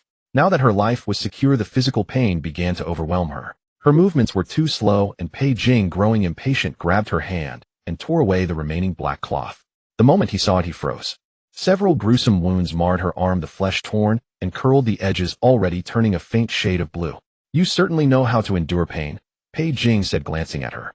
Zhang Fei was unsure whether he was praising or mocking her, so she remained silent and cautiously tried to pull her hand back. Pei Jing's grip tightened suddenly, and with his other hand, he seized her shoulder and lifted her up. What are you doing? Zhang Fei's voice trembled with panic as Pei Jing dragged her outward. She had encountered people like him who changed moods in an instant many times before. Was he going to throw her out to feed the wolves? The rain had not stopped. Water droplets rolled down the edges of the stone walls, forming dark, glistening curtains in the dim light. Pei Jing dragged Zhang Fei to the edge of a crevice in the stones and extended her arm forward. Zhang Fei shrank back in alarm. Don't move, Pei Jing said coldly. You dare bandage recklessly without clearing the wolf venom. Are you trying to shorten your lifespan? Jiang Fei struggled backward desperately. What are you doing? The rainwater will sting to death. Pei Jing let out a cold sneer. So you know it hurts? I thought you only feared death, not pain. But you didn't expose yourself to the rain either. Jiang Fei tried to retreat, but her back was pressed against Pei Jing's chest. I used my own blood to rinse it. If I were to use blood on your wound, you'd likely be cold dead before it was even cleaned. Pei Jing's hand like an iron clamp gripped Jiang Fei's arm and thrust it forward. Rainwater streamed down from the stone crevice, washing over the wound and instantly triggering a sharp, piercing sting. Jiang Fei gasped sharply, instinctively struggling. Ah, stop. I won't rinse it anymore. Pei Jing remained unmoved, holding her firmly. Endure it. If the wolf venom isn't fully cleared, you'll lose this hand. Rainwater streamed down her arm, mixing with dark red traces of blood as it dripped to the ground. The sensation was like thousands of red-hot needles piercing her flesh simultaneously. Jiang Fei's fingertips trembled from the pain, her teeth biting deeply into her lower lip, while fine beads of sweat beaded on her forehead. Pei Jing suddenly pinched her chin. Open your mouth. Forced open, Jiang Fei's teeth had already left a row of bloody marks on her lower lip. As the rainwater washed over the wound, the pooled blood and bluish discoloration gradually faded, revealing the raw red flesh beneath. Pei Jing stared at her arm, confirming that it had been rinsed sufficiently before releasing his grip and pulling her back to the fire. Jiang Fei collapsed onto the ground, utterly drained. Her lips were pale, her damp hair clinging to her face, looking utterly disheveled. The moment the medicinal powder touched the wound, a burning pain surged violently. Jiang Fei was so overwhelmed by the agony that her mind went blank, and a muffled groan escaped her throat. Pei Jing glanced at her, his tone indifferent. Now you know it hurts. Weren't you so brave when you killed the wolf alone? Jiang Fei's eyes reddened from the pain, and she glared fiercely at him at his words. Pei Jing feigned ferocity. Keep glaring, and I'll gouge those eyes out. Jiang Fei turned her face away and stared at the fire, ignoring him. Her wound was severe, and she had used the entire bottle of powder. Pei Jing said, this medicine costs 1,000 taels per bottle. Since I've used some, consider it 800 taels. Pay me back when we return. I don't have that much money, Jiang Fei said. How much do you have then? Jiang Fei did a quick calculation and murmured, I only have over 100 taels in private savings. Pei Jing raised his eyes and glanced at her. Has the Jiang family fallen on such hard times? A legitimate daughter can only muster over 100 taels. That's hardly decent. Jiang Fei pursed her lips, thinking to herself that this was what she had painstakingly saved. Compared to the original host, who couldn't even produce 5 taels, she was doing quite well. Pei Jing tossed aside the empty porcelain bottle and took out another green one from the pouch, scooping out some dark red ointment. Jiang Fei eyed the medicine warily, having never seen Pei Jing apply it to himself. What is this? Chansong powder, Pei Jing said without changing expression. The kind that seals the throat upon contact with blood. Then use less of it, Jiang Fei said, actually afraid of the pain. I can't afford it if it's expensive. Pei Jing glanced up at her, then looked back down. Don't cry out recklessly no matter how much it hurts, or I'll pull out your tongue. Jiang Fei sat rigid, expecting excruciating pain. To her surprise, the ointment carried a cooling sensation that instantly alleviated the burning discomfort, and her tense shoulders finally relaxed. Wolf saliva carries venom, so the blood stasis must be dispersed first. His fingertips, coated with ointment, gently applied it to the wound, surprisingly tender. His head was slightly bowed, the firelight outlining sharp features, his brows and eyes still carrying that distant coldness. As if he had eyes on the top of his head, Pei Jing asked without looking up, What are you staring at? Jiang Fei blinked. Nothing. She simply couldn't understand the person before her. She could clearly see his slightly furrowed brows and focused gaze, a stark contrast to the madman who had tried to strangle her earlier. Why don't you feel pain? Pei Jing paused in his movements, then looked up and flashed a wicked smile. I enjoy pain. Jiang Fei. Right? He was indeed a madman after all. Go back and have the doctor redress the wound, or else wait for your hand to rot and die. Pei Jing's tone was cold, yet his hands moved with practiced efficiency, rewrapping her injury with clean cloth strips. Jiang Fei looked down at her arm and murmured, Thank you. Pei Jing did not respond. He merely sat back across from her, donned the robes he had dried over the fire, and closed his eyes to rest. Illuminated by the firelight, an awkward silence fell between them. Jiang Fei stole glances at Pei Jing and noticed that the menacing aura surrounding his brows seemed to fade when he rested his eyes, revealing a rare glimpse of tranquility. Physical discomfort began to rise, a chilling sensation spreading through Jiang Fei's body as a dizzying haze clouded her mind. She wrapped herself in her thin outer robe and inched closer to the fire, then fumbled through her belongings for several wild fruits. Wiping them on her clothes, she popped one into her mouth. The wild fruits were sour and astringent, but Jiang Fei forced them down. Hearing the crunching sounds, Pei Jing opened his eyes and watched her finish one fruit and move on to the next. Unable to stay silent, he asked coldly, Aren't you afraid of being poisoned to death? Jiang Fei swallowed her bite and replied, I saw some had been gnawed by beasts, so they should be safe. Pei Jing let out a faint, eerie smile. Sometimes he found her incredibly foolish, other times he acknowledged she possessed a shred of wit. Are they that delicious? Would you like some to stave off hunger? Zhang Fei picked up another fruit, wiped it on her clothes, and held it out to him. Pei Jing stared at the wild fruit in her hand. After a long pause, just as Zhang Fei was about to retract her arm thinking he would refuse, Pei Jing suddenly snatched the fruit from her grasp. He rolled it over in his fingers. Watching Zhang Fei finish her second fruit and reach for a third, he slowly brought the fruit to his lips and took a bite. The sour juice exploded in his mouth, instantly causing Pei Jing to furrow his brows severely as he fought the urge to spit it out. You call this food? He gritted out. Zhang Fei looked at him innocently. I never said it was delicious. It simply fills the stomach. Pei Jing tossed the fruit away in disgust. You can actually eat this. I have no choice. Zhang Fei took another bite. I must eat, or I will suffer from hypoglycemia. Hypoglycemia? Pei Jing asked, puzzled. Zhang Fei paused, unsure how to explain the concept. She simplified it. It roughly means there is too little sugar in the blood, causing dizziness and palpitations. However, she regretted speaking immediately, for Pei Jing's gaze locked onto her injured arm. His eyes revealed intense interest, and his Adam's apple bobbed slightly. How could she forget? This man was a madman who defied all logic. Zhang Fei unconsciously shifted her hips backward, but Pei Jing was faster. He suddenly leaned forward, grabbing her wrist with a grip so forceful that Zhang Fei cried out in pain. What are you doing? Zhang Fei panicked, struggling to pull her hand away. Don't move. Pei Jing's voice was terrifyingly low. Staring at the wound on her arm, his gaze grew profound. Since there is sugar in the blood. Zhang Fei froze, her alarm bells ringing wildly. She struggled desperately. Are you mad? Let go of me. There is no sugar. No sugar in my blood. Yet Pei Jing remained unmoved. Instead, he leaned even closer, his nose tracing a slow path along her wrist toward the wound. Zhang Fei could feel his warm breath against her skin, sending shivers down her spine. Pei Jing. Her voice trembled. Calm down. After all, he was a lunatic. Drinking blood was not entirely out of the question. Just as Zhang Fei believed he would actually bite her, Pei Jing suddenly released her, leaned back, and erupted into laughter. Ha ha ha. His shoulders shook with mirth. That expression on your face. Zhang Fei finally realized she had been toyed with. Enraged, she grabbed wild fruits from the ground and threw them at him. You're insane. Pei Jing dodged to the side, the lingering amusement still visible in his eyes. What were you afraid I would drink your blood? Madman. Zhang Fei's face flushed red with anger. She hugged her arms and shuffled away, desperate to put distance between herself and this person. Pei Jing watched her puffed-up, angry expression and suddenly felt his mood improve vastly. The rain gradually ceased, and the sky began to lighten. Birds shook the remaining droplets from their feathers among the treetops, their chirping filling the entire valley. Through the gaps in the forest, wet morning light began to flow. It's time to go. Zhang Fei was awakened by the voice. Groggily opening her eyes, she said, It's already dawn. Pei Jing stood with his back to her at the mouth of the rock crevice. Turning his head, he said, Get up. We're leaving. The fire on the ground had burned out without her noticing, leaving only a few wisps of white smoke curling upward. Those few fruits had done nothing to sustain her. Supporting herself against the rock wall, Zhang Fei stood up, but immediately felt her vision darken and her body grow weak. After gathering her strength, she picked up a stick to use as a crutch and asked, Prince, can you find the way back? Pei Jing ignored her.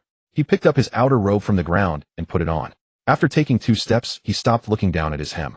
The long robe, which had previously reached his ankles, now barely covered his knees. The lower half was missing. He turned to look at Zhang Fei. You did this. Zhang Fei shrank her neck. You were too heavy. I couldn't carry you. I had to make a stretcher to drag you. Your life was certainly more important than your clothes. Pei Jing took a deep breath, suppressing his anger. He tore off the remaining half of his robe and threw it at Zhang Fei's head. After the heavy rain the day before, the temperature had dropped significantly. Feeling chilly, Zhang Fei did not disdain the robe and quickly draped Pei Jing's garment over her own. The robe, now shortened, fit her perfectly. Remaining raindrops fell steadily from the trees. The decaying leaves in the forest had been soaked soft, and her feet sank into them like water-filled sponges. Pei Jing walked quickly, soon creating a distance between them. Not hearing footsteps following, he stopped. What are you dawdling for? Zhang Fei hurried to catch up. There was no bond between them. They were merely forced together by this accident. Zhang Fei knew clearly that if Pei Jing left her behind right now, she would be helpless. She could only strive not to be a burden, lest she be abandoned. If left alone, she would certainly not see the sun of tomorrow. Zhang Fei summoned her remaining energies, stumbling deep and shallow behind Pei Jing.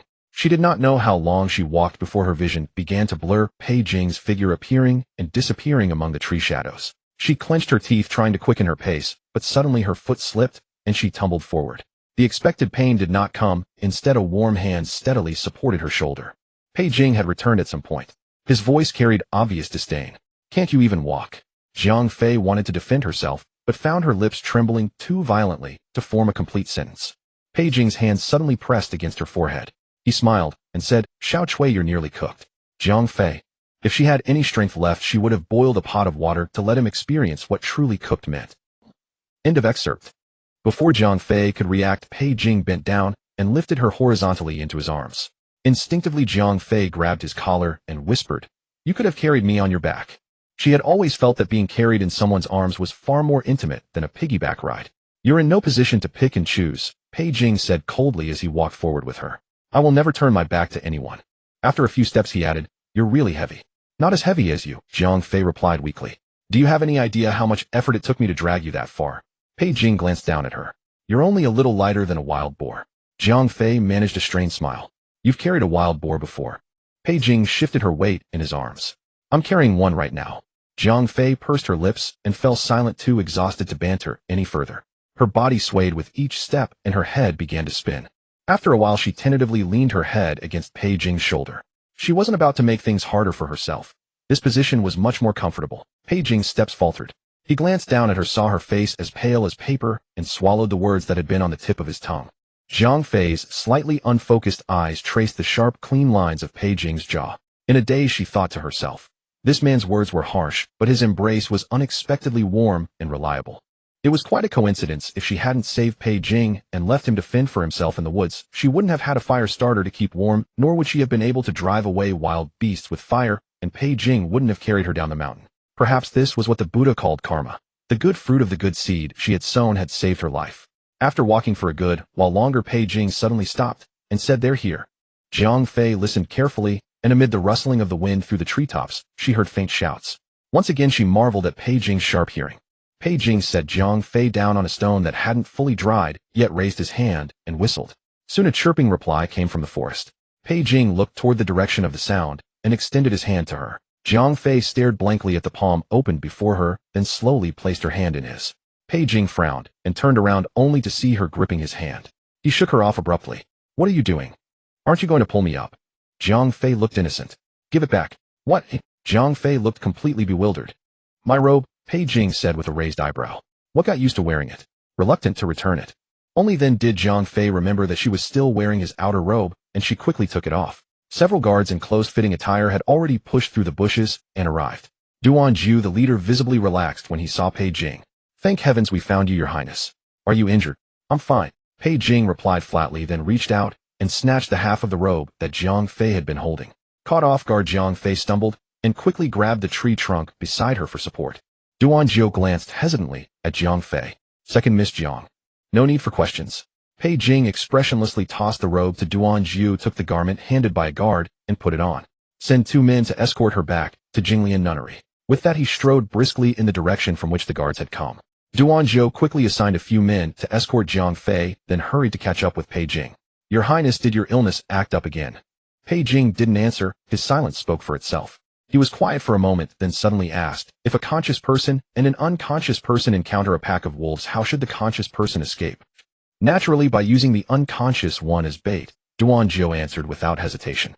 Then realizing something, his expression changed slightly. Your Highness, you mean Second Miss Jiang? Pei Jing's eyes were dark as ink and his fingers unconsciously rubbed against each other. She could have simply abandoned me to save herself.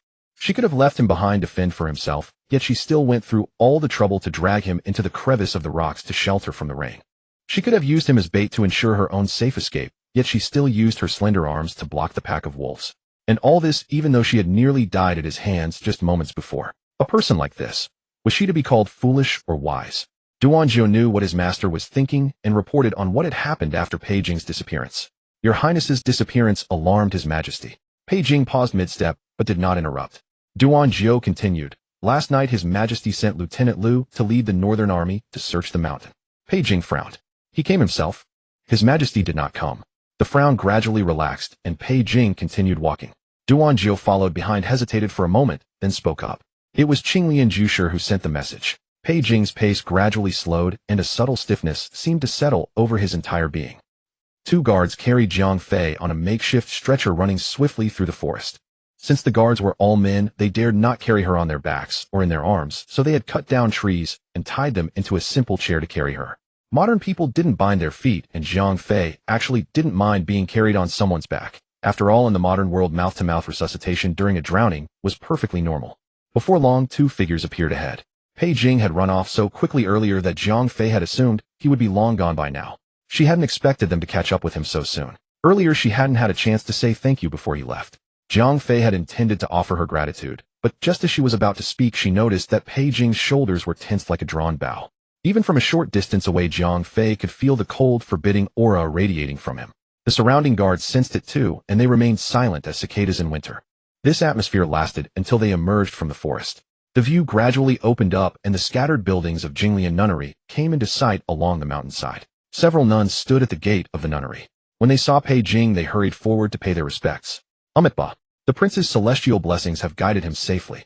Pei Jing said nothing and continued forward. The nuns dared not block him, and quickly stepped aside, revealing the person who had been standing behind them.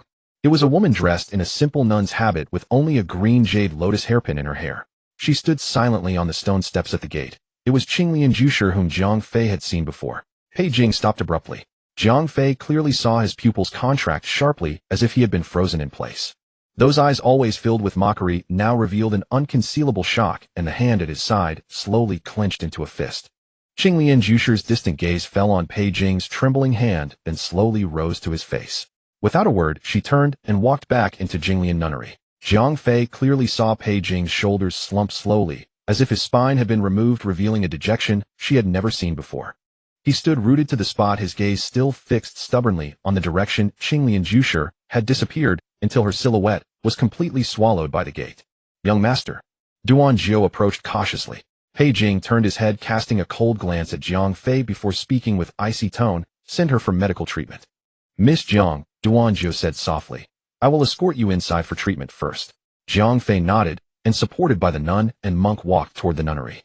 After a few steps, she couldn't help but turn back, her eyes meeting Pei Jing's gaze. Those eyes held a fragility that had not yet been retracted, which transformed into a sharp blade the moment their gazes collided, shooting straight toward Jiang Fei's eyes. Jiang Fei's heart skipped a beat, and she hastily turned her head away. Duan Jiao walked ahead without looking back. Unable to contain herself, Jiang Fei asked, "Your young master?" Duan Jiao replied without turning, "I would advise Miss Jiang not to pry into the young master's private matters." Jiang Fei closed her mouth and silently recalled the scene that had just occurred in her mind.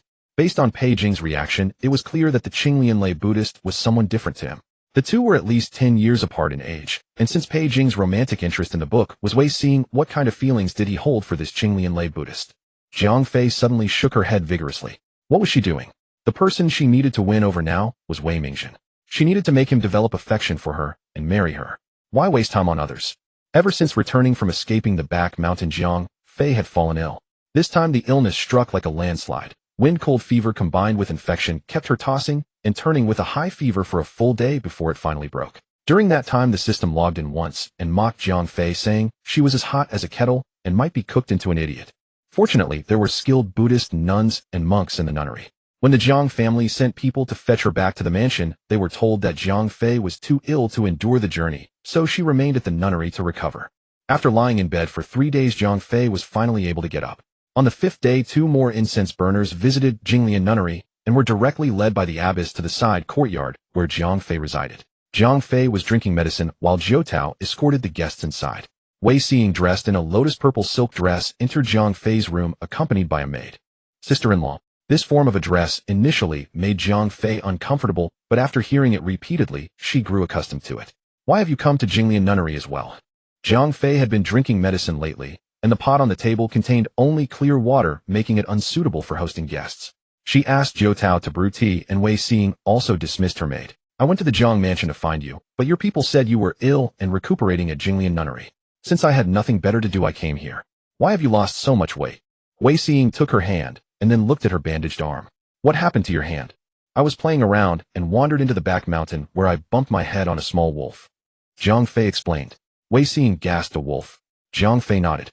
Fortunately, I happened to encounter Prince Zhaoning, who rescued me. She had long considered that this matter could not be kept secret anyway. Rather than hiding it and inviting suspicion, it would be better to state it openly. As long as the Marquis Manor had no objections, the rumors would naturally die down. Prince Zhaoning, Wei Xing said thoughtfully. I never expected him to have such a side. Wei Xing was, after all, the key figure who had triggered the conflict between Jiang Fei and Pei Jing thereby driving the plot forward. Zhang Fei seized the opportunity to inquire, "Do you know Prince Xiaoning?" Wei Xing shook her head. "No direct interaction. I have only seen him from a distance a few times, and we have never spoken. My brother advised me to keep my distance from him." Seeing that Wei Xing's expression did not resemble that of a liar, Zhang Fei found this puzzling. Didn't Pei Jing like Wei Xing in the book? How could they have never spoken? Could it be that Pei Jing had fallen in love at first sight and secretly admired her from afar? Noticing Zhang Fei lost in thought, Wei Xing waved her hand in front of her face. "Sister-in-law, what are you thinking about?" Zhang Fei snapped back to reality. "Nothing. I was just distracted." Wei Xing teased, "Could it be that you're angry at my brother for not coming to visit you?" Zhang Fei gave an awkward smile. "How could that be? Third young Master Wei has official duties to attend to. He's not busy at all." Wei Xing pointed outside. "Look, who is that?" Zhang Fei was startled. "No way. He actually came." She reached out to push open the window. The person standing in the courtyard turned around at the sound and nodded toward her. "Miss Zhang Er." Zhang Fei immediately put on a surprised and delighted expression. "Third young Master Wei." Seeing Zhang Fei's expression, Wei Mingzhen was momentarily stunned. Zhang Fei had already walked to the doorway and opened the door, doing her best to appear flattered and overjoyed. After all, she needed to vigorously correct her previous mistakes, turning thousands of points of negative affinity into positive ones. To make Wei Mingzhen willingly marry her, she at least needed him to believe that she was deeply devoted to him. Zhang Fei considered her acting skills to be decent, but emotions like love from nothing were still somewhat challenging. "Third young Master Wei, please come in and sit."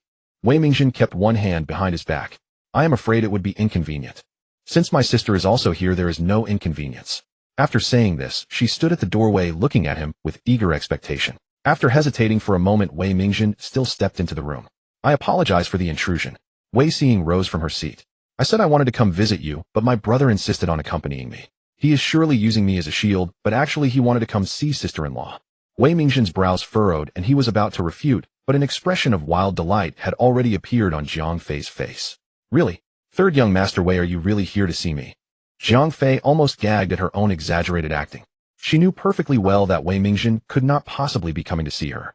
In the book's plot, by the time Wei Mingzhen was about to get married, Wei Xing and the male protagonist Jiang Linyuan had already met and fallen in love. The latter half of the book was almost entirely about the obstacles and hardships they faced before finally being together. The entire Dun Marquis Manor opposed their relationship and kept a close watch on Wei Xing. Wei Xing had used the excuse of ascending the mountain to worship Buddha, which allowed her to meet the male protagonist. Wei Mingzhen was probably afraid that Wei Xing would use this opportunity to meet Jiang Linyuan, which is why he insisted on coming along. Wei Mingzhen's lips moved slightly, and he cast a sidelong glance at Wei Xing before heavily nodding his head. Zhang Fei smiled. She had known Wei Mingzhen would not dare to say it outright.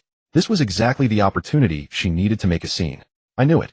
Zhang Fei pretended to be shy and lowered her head, her fingers twisting the hem of her robe, silently gagging at herself. Wei Mingzhen's brows knitted even tighter, and he hesitated several times, wanting to say something, but holding back. Once a lie is told, more lies must be used to cover it up. He seemed to have led Zhang Rufei to misunderstand that he had feelings for her. How would he reject her later? "Young Master Wei Xing," Zhang Fei said, "I have been cooped up in my room for several days. Why don't I give you a quick tour? The scenery at Jinglian Nunnery is quite nice."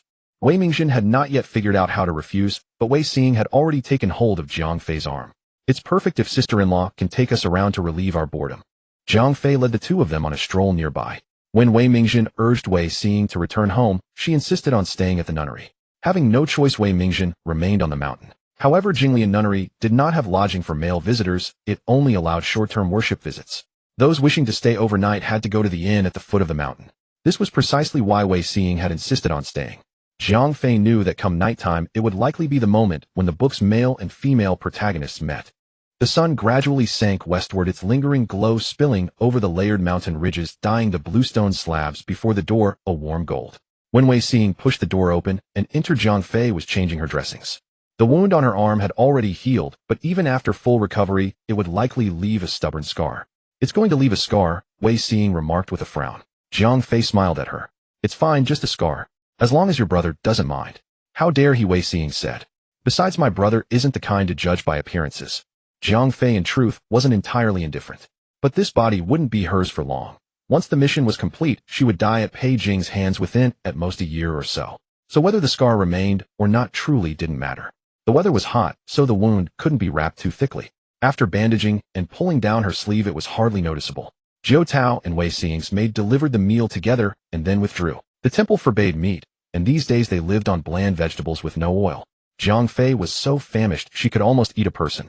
If Wei Xing and Wei Mingzhen hadn't suddenly arrived, she would have gone down the mountain and headed home tomorrow anyway.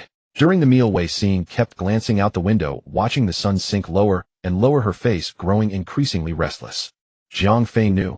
She was anxious to meet the male lead, Jiang Linyuan. After the maid cleared away the leftovers, Wei Xing grabbed Jiang Fei's hand. "Sister-in-law, I beg you help me." Wei Xing briefly recounted her situation with Jiang Linyuan and spoke of the family's various obstructions. Actually, even without her saying it, Jiang Fei knew. The book had spelled it out. She had read the earlier parts at least twice, so she remembered them well, but she hadn't yet caught up on the later chapters before being yanked into this world. "What do you want me to do?" Jiang Fei asked calmly. Wei Xing said, "Zifu is the maid my mother sent. I've arranged to meet Linyuan at 7:15, but I can't get away right now. I want you to pretend to be me sleeping in my room until I return and we switch back." Jiang Fei said nothing. She had long noticed that the maid wasn't close to Wei Xing. She was there to keep watch over her.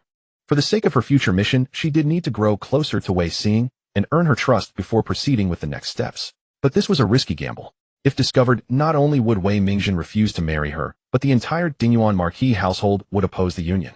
Heavens! You dare to secretly meet another man. Jiang Fei feigned shock, lowering her voice. "If anyone finds out, your reputation will be ruined." Wei Xing bit her lip, her eyes reddening.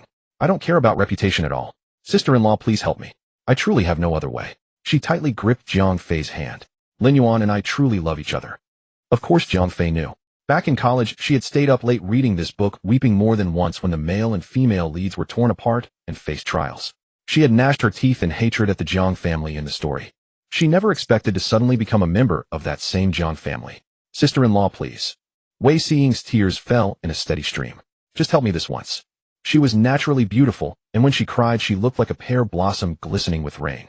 Having been educated in the modern world, Jiang Fei couldn't bear to see lovers ripped apart like this. Especially after coming to this world, she had come to understand the powerlessness of ancient women. Seeing Wei Xing like this melted her heart. Ancient women were bound by the shackles of feudal propriety, their fates like willow catkins tossed in the wind. Most matters were not theirs to decide. Marriage was arranged by parents and matchmakers, and even if one encountered a beloved, longing without meeting was the norm. High walls and deep courtyards imprisoned young hearts. Beneath the red candlelight lay countless helplessness. Even the deepest love could rarely withstand the torrent of worldly convention. In the end, only a cup of sorrow facing the moon, half a scroll of broken verse beside a lonely quilt. The grand estates were filled with endless regrets. Jiang Fei sighed. "All right, I'll help you." For the moment, she set aside the mission and all the scheming. Just a fellow woman trapped in the same cage, understanding her plight. Let it be an act of grace to unite two lovers. Jiang Fei handed her a handkerchief. "Wipe your tears. Don't let Zifu notice." Wei Xing hastily dried her eyes and forced a faint smile at Jiang Fei. "But I have two conditions," Jiang Fei said. Wei Xing eagerly grabbed her hand. "Sister-in-law, any condition, just say it." "First, you must return before dawn."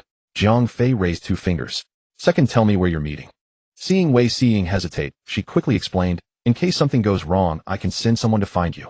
Wei Xing bit her lip and whispered, "At the Tingyu Pavilion halfway up the mountain. It's secluded and no one goes there at night." Seeing that it wasn't far, Jiang Fei relaxed a little. Outside the window, dusk deepened and lanterns under the eaves lit up one by one as the sky turned fully dark. There was a bathing room in the side courtyard for pilgrims. After bathing, the two of them in their night clothes entered Wei Xing's room together, saying they wanted to talk privately. Zifu had no choice but to withdraw and wait in the courtyard. Jiao sat in the courtyard munching on a peach. She had been instructed by Jiang Fei to stall Zifu later.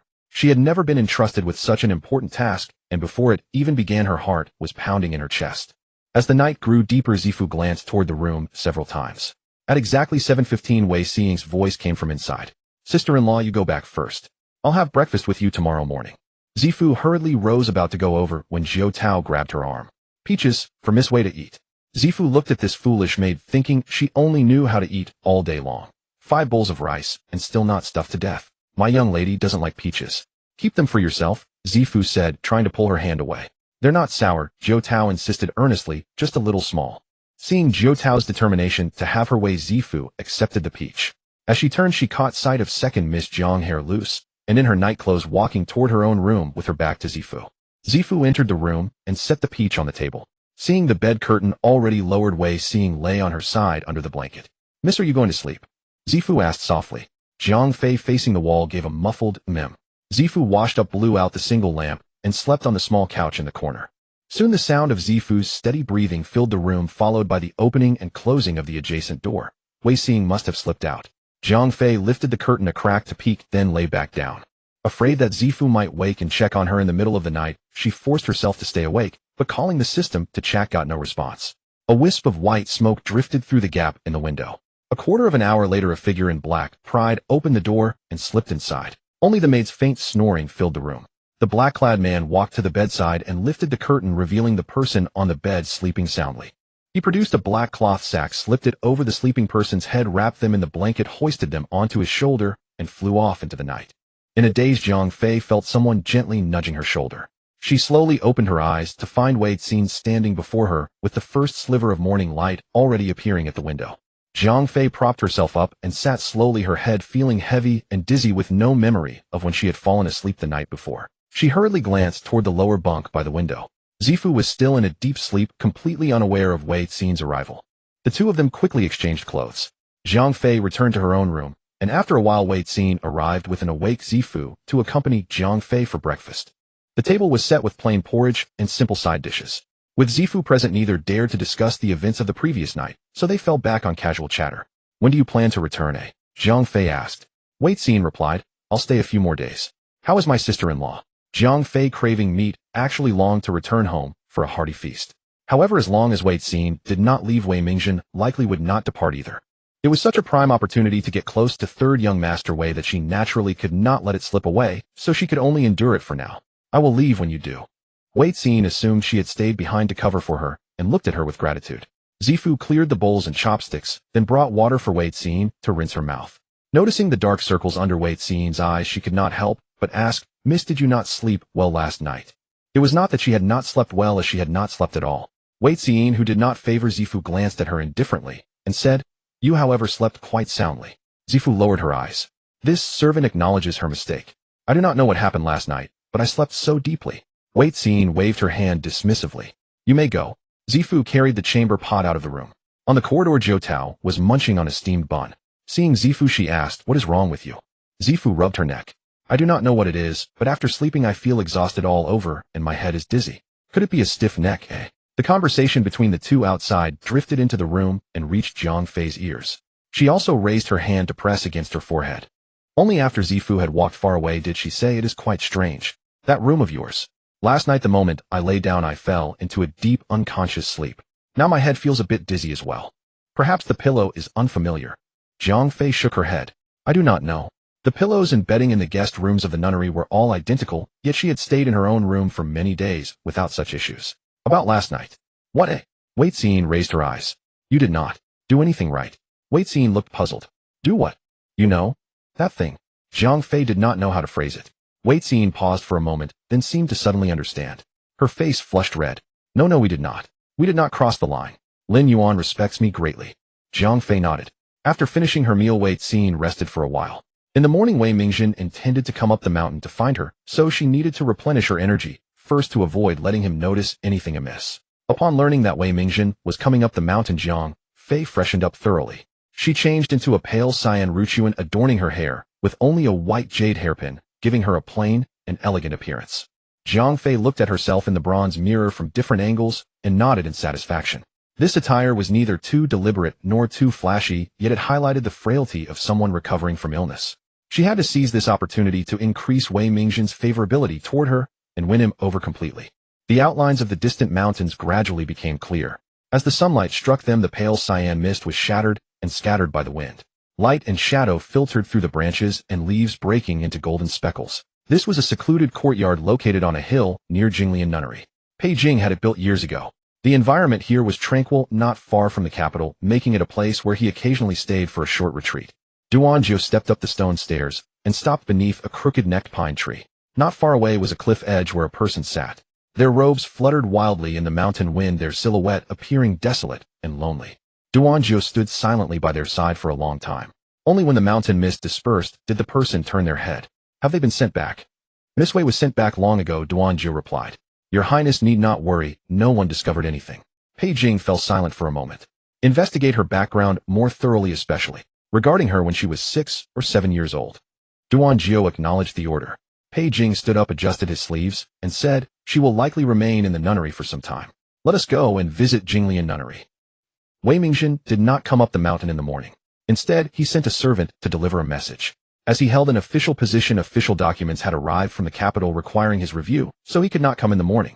He planned to ascend the mountain later in the afternoon. Wei Xin was delighted upon hearing this, but Zhang Fei felt somewhat regretful as she had spent half an hour getting ready for nothing. Jinglian nunnery was built against the mountain, and most of the trees within the grounds were native preserved without destroying the original scenery during construction. Zhang Fei and Wei Xin took a walk along the bluestone path. Zhang Fei had sent Jiao Tao down the mountain. It appeared Wei Xin would stay on the mountain for some time yet. As the weather grew increasingly hot, she had Jiao Tao deliver a message to her family requesting thinner summer garments. Under normal circumstances, her family might have ignored such a request. However, with Wei Mingzhen present, they would likely rush to have several new outfits made for her immediately. Turning a bend in the mountain path, they saw a honeysuckle vine climbing the trunk of a tree. Between the green leaves were clusters of white flowers releasing a faint fragrance when the wind blew. "How fragrant!" Wei Xin exclaimed in delight. Zhang Fei reached out, plucked a flower, and smelled it. "When I was young, I loved picking these to make floral dew every season." Wei Xin was shocked. Did the Zhang mansion also plant honeysuckle? Zhang Fei paused, looking at the flower in her hand. Was this not common honeysuckle? So this was what honeysuckle was called in ancient times. The ancients really had a way with names. In her past life, Zhang Fei had grown up in the mountains and picked them every year. The Zhang mansion certainly did not plant them, and she had almost let it slip. That was in the past, Zhang Fei said, making an excuse to sidestep the topic. Wei Xin plucked a few flowers and smelled them. Suddenly inspired, she said, "Let us pick some to take back and make floral dew as well." "Very well." Wei Xin looked at Zifu. "Go find a basket." Zifu looked troubled. "Miss cannot be without attendance. This servant will remain by your side." It was not that she could not be without attendance, it was that she could not be without someone watching her lest she find an opportunity to meet Zhang Linyuan. Seeing Wei Xin's displeased expression, Zhang Fei advised, "It is fine. I will go back and fetch one. It is not far. Then sister-in-law and I will go together. You pick first. Half-open buds are best," Zhang Fei said, then turned and walked back the way they came. Wei Xin glanced indifferently at Zifu. Zifu had been sent by her mother and was merely following orders, as she did not wish to blame her too harshly. The picked honeysuckle was wrapped in a handkerchief. Wei Xin carefully selected each bloom, excluding Zifu from helping. She intended to gift the floral dew to Zhang Linyuan and did not want anyone else to handle it. Suddenly the sound of footsteps echoed at the end of the stone path. Wei Xin did not turn her head. "Have you returned so quickly?" Only after receiving no response did she realize something was wrong. Turning around, she saw that the approaching figure was not Zhang Fei, but Zhaoning Wang Pei Jing. Zifu was already kneeling respectfully on the ground. Wei Xin hurriedly adjusted her robe and bowed. "Your Highness." Pei Jing looked at the top of her head, his gaze unusually gentle. "No need for formalities. What are you doing?" Wei Xin straightened up her fingers, unconsciously smoothing her handkerchief. "I was hoping to pick some honeysuckle to make floral dew." "You know how to make floral dew?" Pei Jing plucked a flower with interest. Wei Xin answered honestly, "I don't know how. I wanted to ask my sister-in-law Zhang Fei to teach me." Pei Jing's eyebrow twitched slightly. "She knows how to make floral dew." Zhang Fei borrowed a bamboo basket from the abbess of the nunnery and headed back, picking some green leaves along the way to line the basket for the honeysuckle. This path was secluded, located on the back mountain of Jinglian nunnery, with few pilgrims passing by. Around the bend ahead was the place where they picked honeysuckle. Worried that Wei Xin had been waiting too long, Zhang Fei quickened her pace. As she reached the bend, a person suddenly emerged from the woods beside the path, his hand gripping a blade, blocking Zhang Fei's way. She recognized him. It was Duan Jiao, Pei Jing's personal bodyguard. Just as Zhang Fei was about to speak, voices drifted from the other end of the path. Pei Jing and Wei Xin talking. "These flowers are best picked with the stem attached," Pei Jing said, his voice warm. "Is that so?" "Yes, do you want to pick that one higher up?" Taking advantage of Duan Jiao's momentary distraction, Zhang Fei ducked under his blocking arm. Duan Jiao reached out to grab her, but saw her stop after 2 steps and peek around the corner. Under the tree, Pei Jing pulled down a branch of honeysuckle from a high place, holding it for Wei Xin to pick. Wei Xing's cheeks flushed slightly as she held the vine, and said, "Thank you, Your Highness, but I can manage myself." Pei Jing did not let go, saying gently, "It's nothing. I have nothing to do anyway. Let me hold it for you. It's hard for you to reach the high ones." During these days of convalescence at the nunnery, Zhang Fei had not seen Pei Jing at all. She thought he had already returned to the capital. It turned out he was still here. Pei Jing truly did like Wei Xin, just as the book described. He gazed at Wei Xin with gentle elegance, pulling down another branch after she finished picking one so considerate it was almost overwhelming. Wei Xing's face showed rare unease and nervousness. Zhang Fei couldn't help but click her tongue in amazement. "Look, this is the treatment of the heroine." Even the madman hides his true nature in front of Wei Xing. This bastard pretends to be so decent. If Zhang Fei hadn't known his true character all along, she would have been easily fooled by his current appearance. She couldn't remember if this scene was in the book. Should she rescue Wei Xing, or let the plot continue? As Zhang Fei hesitated whether to go over and interrupt, someone tugged at her clothes. She turned back and glared fiercely at Duan Jiao, pointed a finger at him, then drew it across her own throat as a threat. Duan Jiao was startled by her gesture, then twitched his mouth and shook his head at her, signaling her not to go over. Zhang Fei peeked again. Wei Xing's panic was growing. Her handkerchief was already full of honeysuckle, and she kept glancing this way, probably wondering why Zhang Fei hadn't come yet. Zhang Fei straightened up, deliberately stomped her feet on the ground, and called out, "Xing, I found the bamboo basket." She walked around the bushes and pretended to be surprised when she saw Pei Jing. "Your Highness is here too." Pei Jing's expression was indifferent. His gaze fell behind Zhang Fei, where Duan Jiao stood, with a faint trace of displeasure in his eyes. Seeing Zhang Fei, Wei Xing relievedly bowed to Pei Jing and ran toward Zhang Fei. "Sister-in-law, sister-in-law." A short sarcastic laugh escaped Pei Jing's throat, carrying an indescribable undertone, half teasing, half mocking. Wei Xing pursed her lips and stood behind Zhang Fei. Zhang Fei walked over slowly with the basket, first bowed, "Your Highness," then began picking flowers. Pei Jing seemed reluctant to leave. He stood by watching the two pick flowers, occasionally exchanging a few words with Wei Xing. "Miss Wei, did you ever visit Jiangnan as a child?" Wei Xing lowered her head, her voice soft. "Yes, I went to visit relatives in Jiangnan when I was 6 or 7. Zhang Fei was thoughtful. It seemed that to win Wei Xing's heart, Pei Jing had really put in a lot of effort, even finding out where she had been as a child. Pei Jing nodded. "Then did you encounter any unforgettable people or events in Jiangnan?" "Unforgettable people, eh?" Wei Xing was taken aback. "Not really, but there was one unforgettable thing." Zhang Fei had been watching the two and naturally noticed the fleeting chill in Pei Jing's eyes. Zhang Fei immediately became alert. What, he's going crazy just because she didn't have an unforgettable person? As if sensing her intense gaze, Pei Jing glanced sideways at her. "What about you?"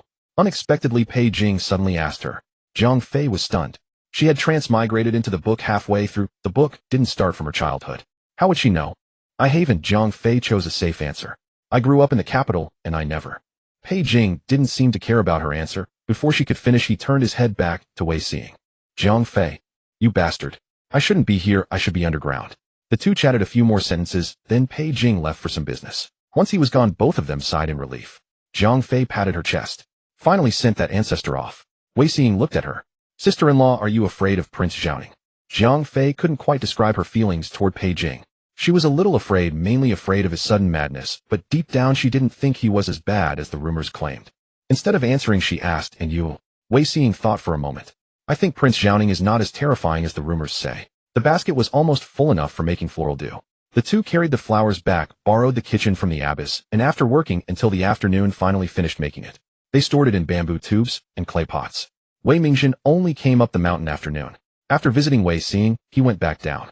Zhang Fei had only taken a nap, a short rest of less than half an hour, and completely missed her target of conquest. She only heard from Wei Xing that Wei Mingzhen would come the next morning.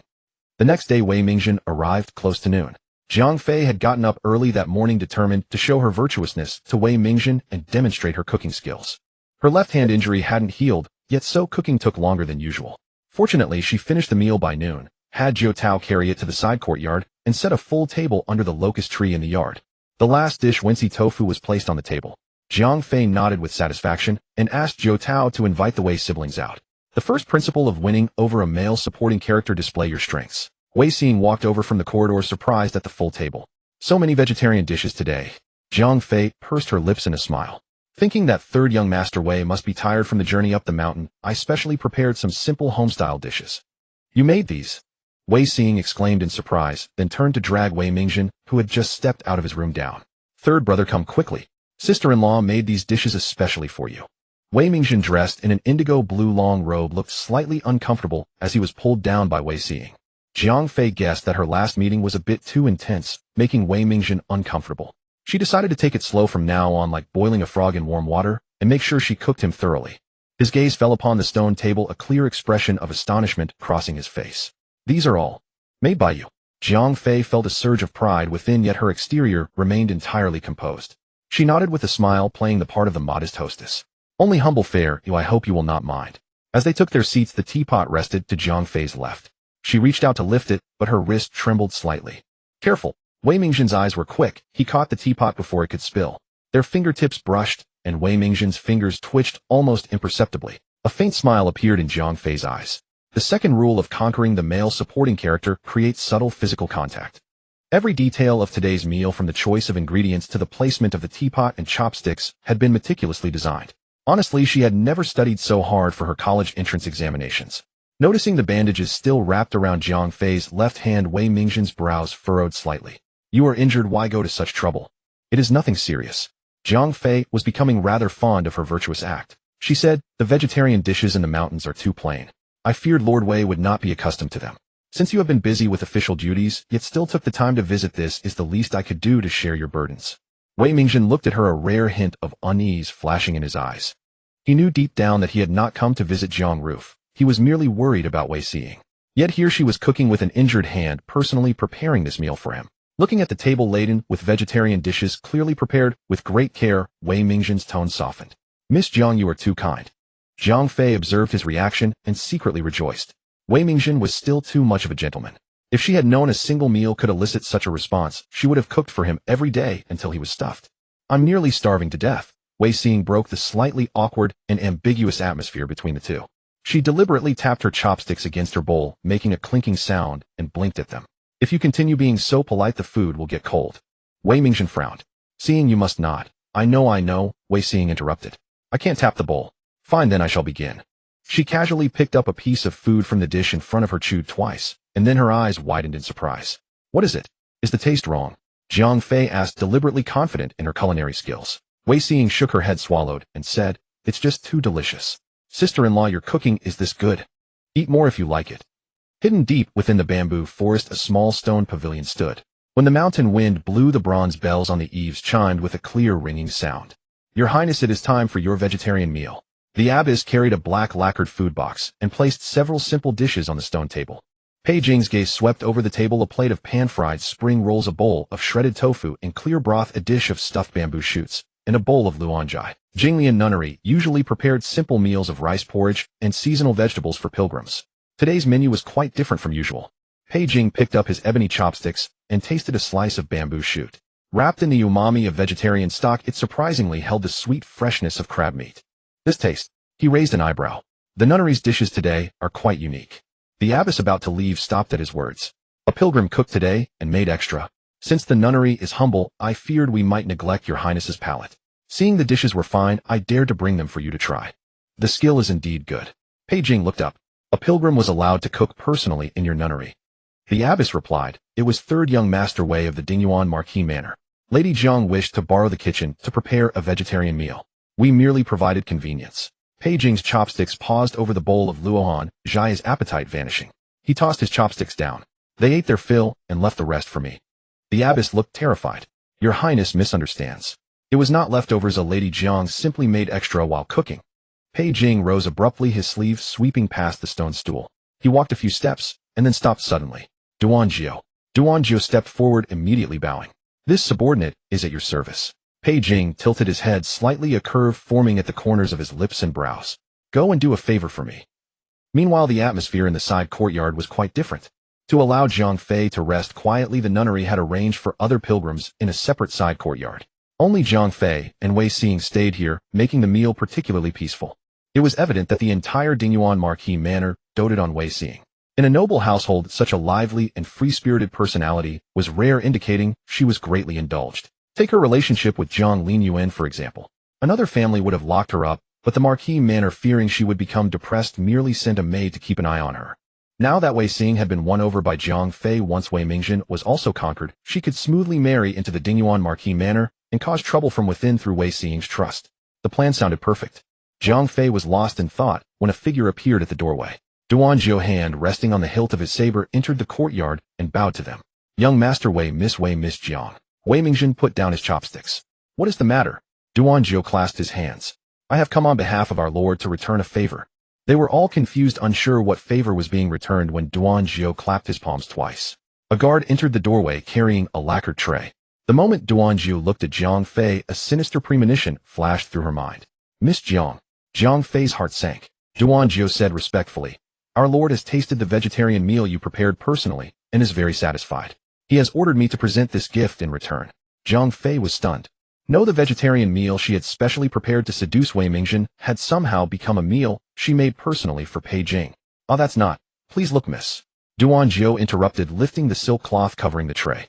Inside the lacquered tray was a wooden hairpin carved with lifelike peach blossoms. This was carved by our lord with his own hands. Though not valuable, I hope miss will not disdain it. Jiang Fei felt as though the world were spinning. Pei Jing was clearly interfering on purpose. She immediately turned to look at Wei Mingzhen. His face had grown completely dark, his gaze fixed on the table of vegetarian dishes, his hand on the table clenched into a fist. Even Wei Xiying, sitting opposite, frowned and looked at Jiang Fei with displeasure. Jiang Fei hastily explained, I didn't specifically give it to the prince. I happened to make extra, so I left it with the kitchen zab, as perhaps she gave it to the prince.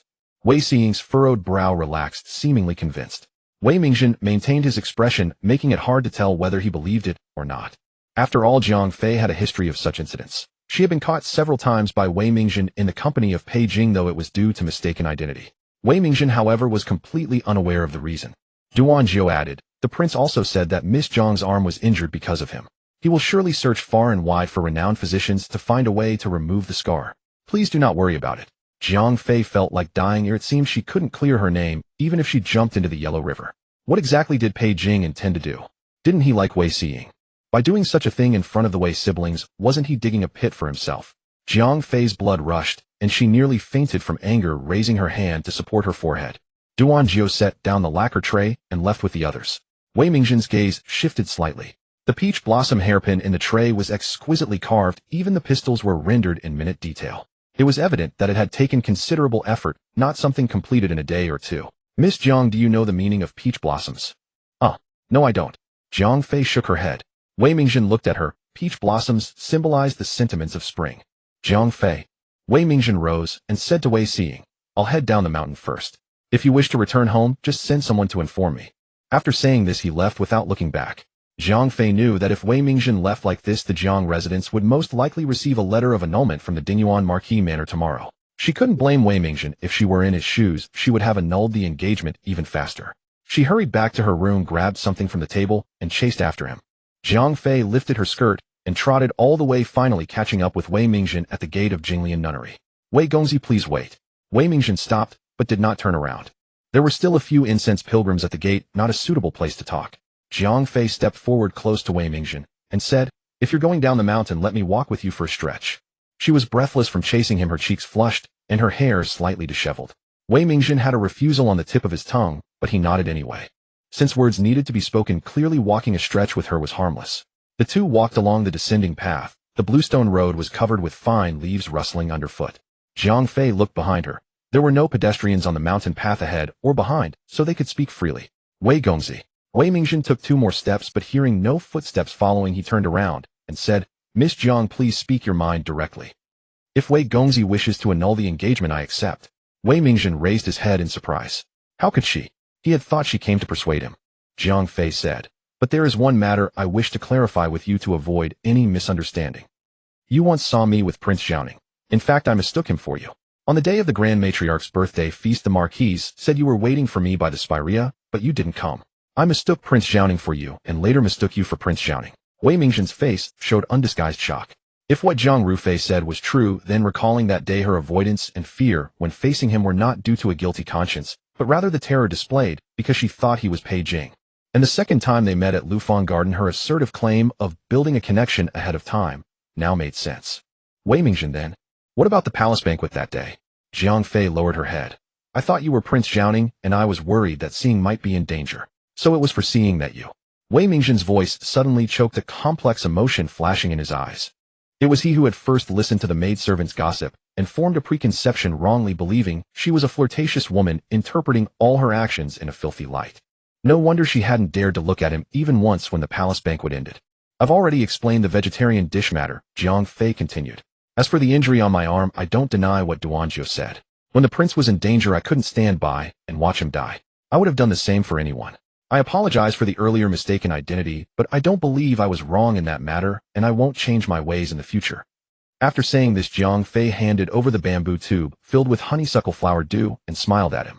The mountain sun is scorching. This honeysuckle dew was made by Xiying and me. It can relieve heat and quench thirst. Take it to drink on your way. Wei Mingjin, still immersed in the shock of learning the truth, took the bamboo tube in a daze. Jiang Fei bowed to him. Rufei and Yu Gongzi are not destined to be together, but Xing and I have become friends through this. That is a different kind of fate. Take care, Gongzi. Wei Mingjin watched her walking up the stone steps toward the mountain, momentarily deprived of speech. Only when her slender figure disappeared at the end of the path did he turn and slowly descend the mountain. After turning 2 bends, Jiang Fei plopped down on the steps. Acting was not easy, especially having to scheme while performing. She was doing both the actor's and scriptwriter's jobs.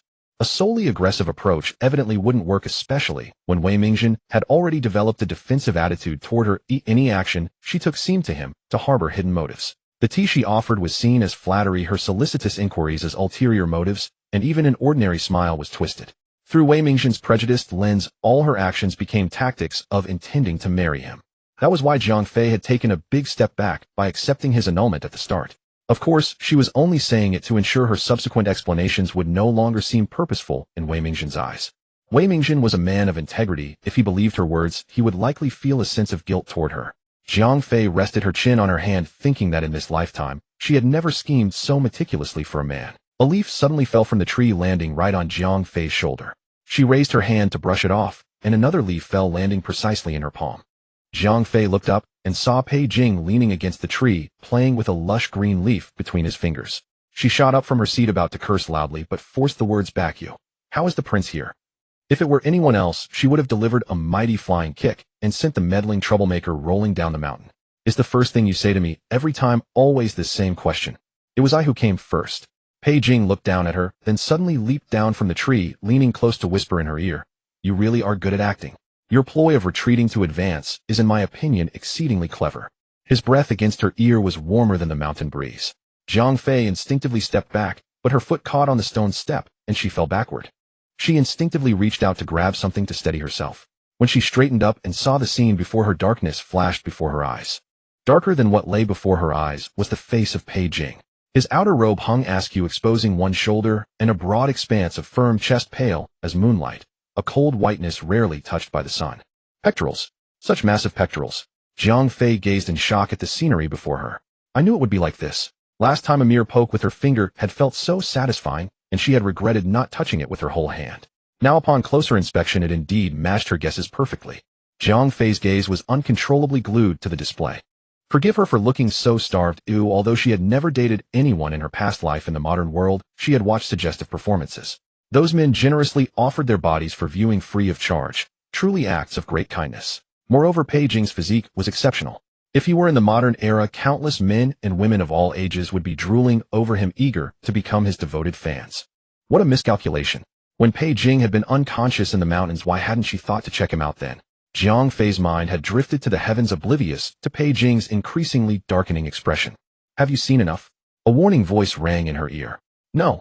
Jiang Fei snapped back to reality, struggling to lift her gaze until it finally fixed on Pei Jing's face, now as black as a soot-covered pot.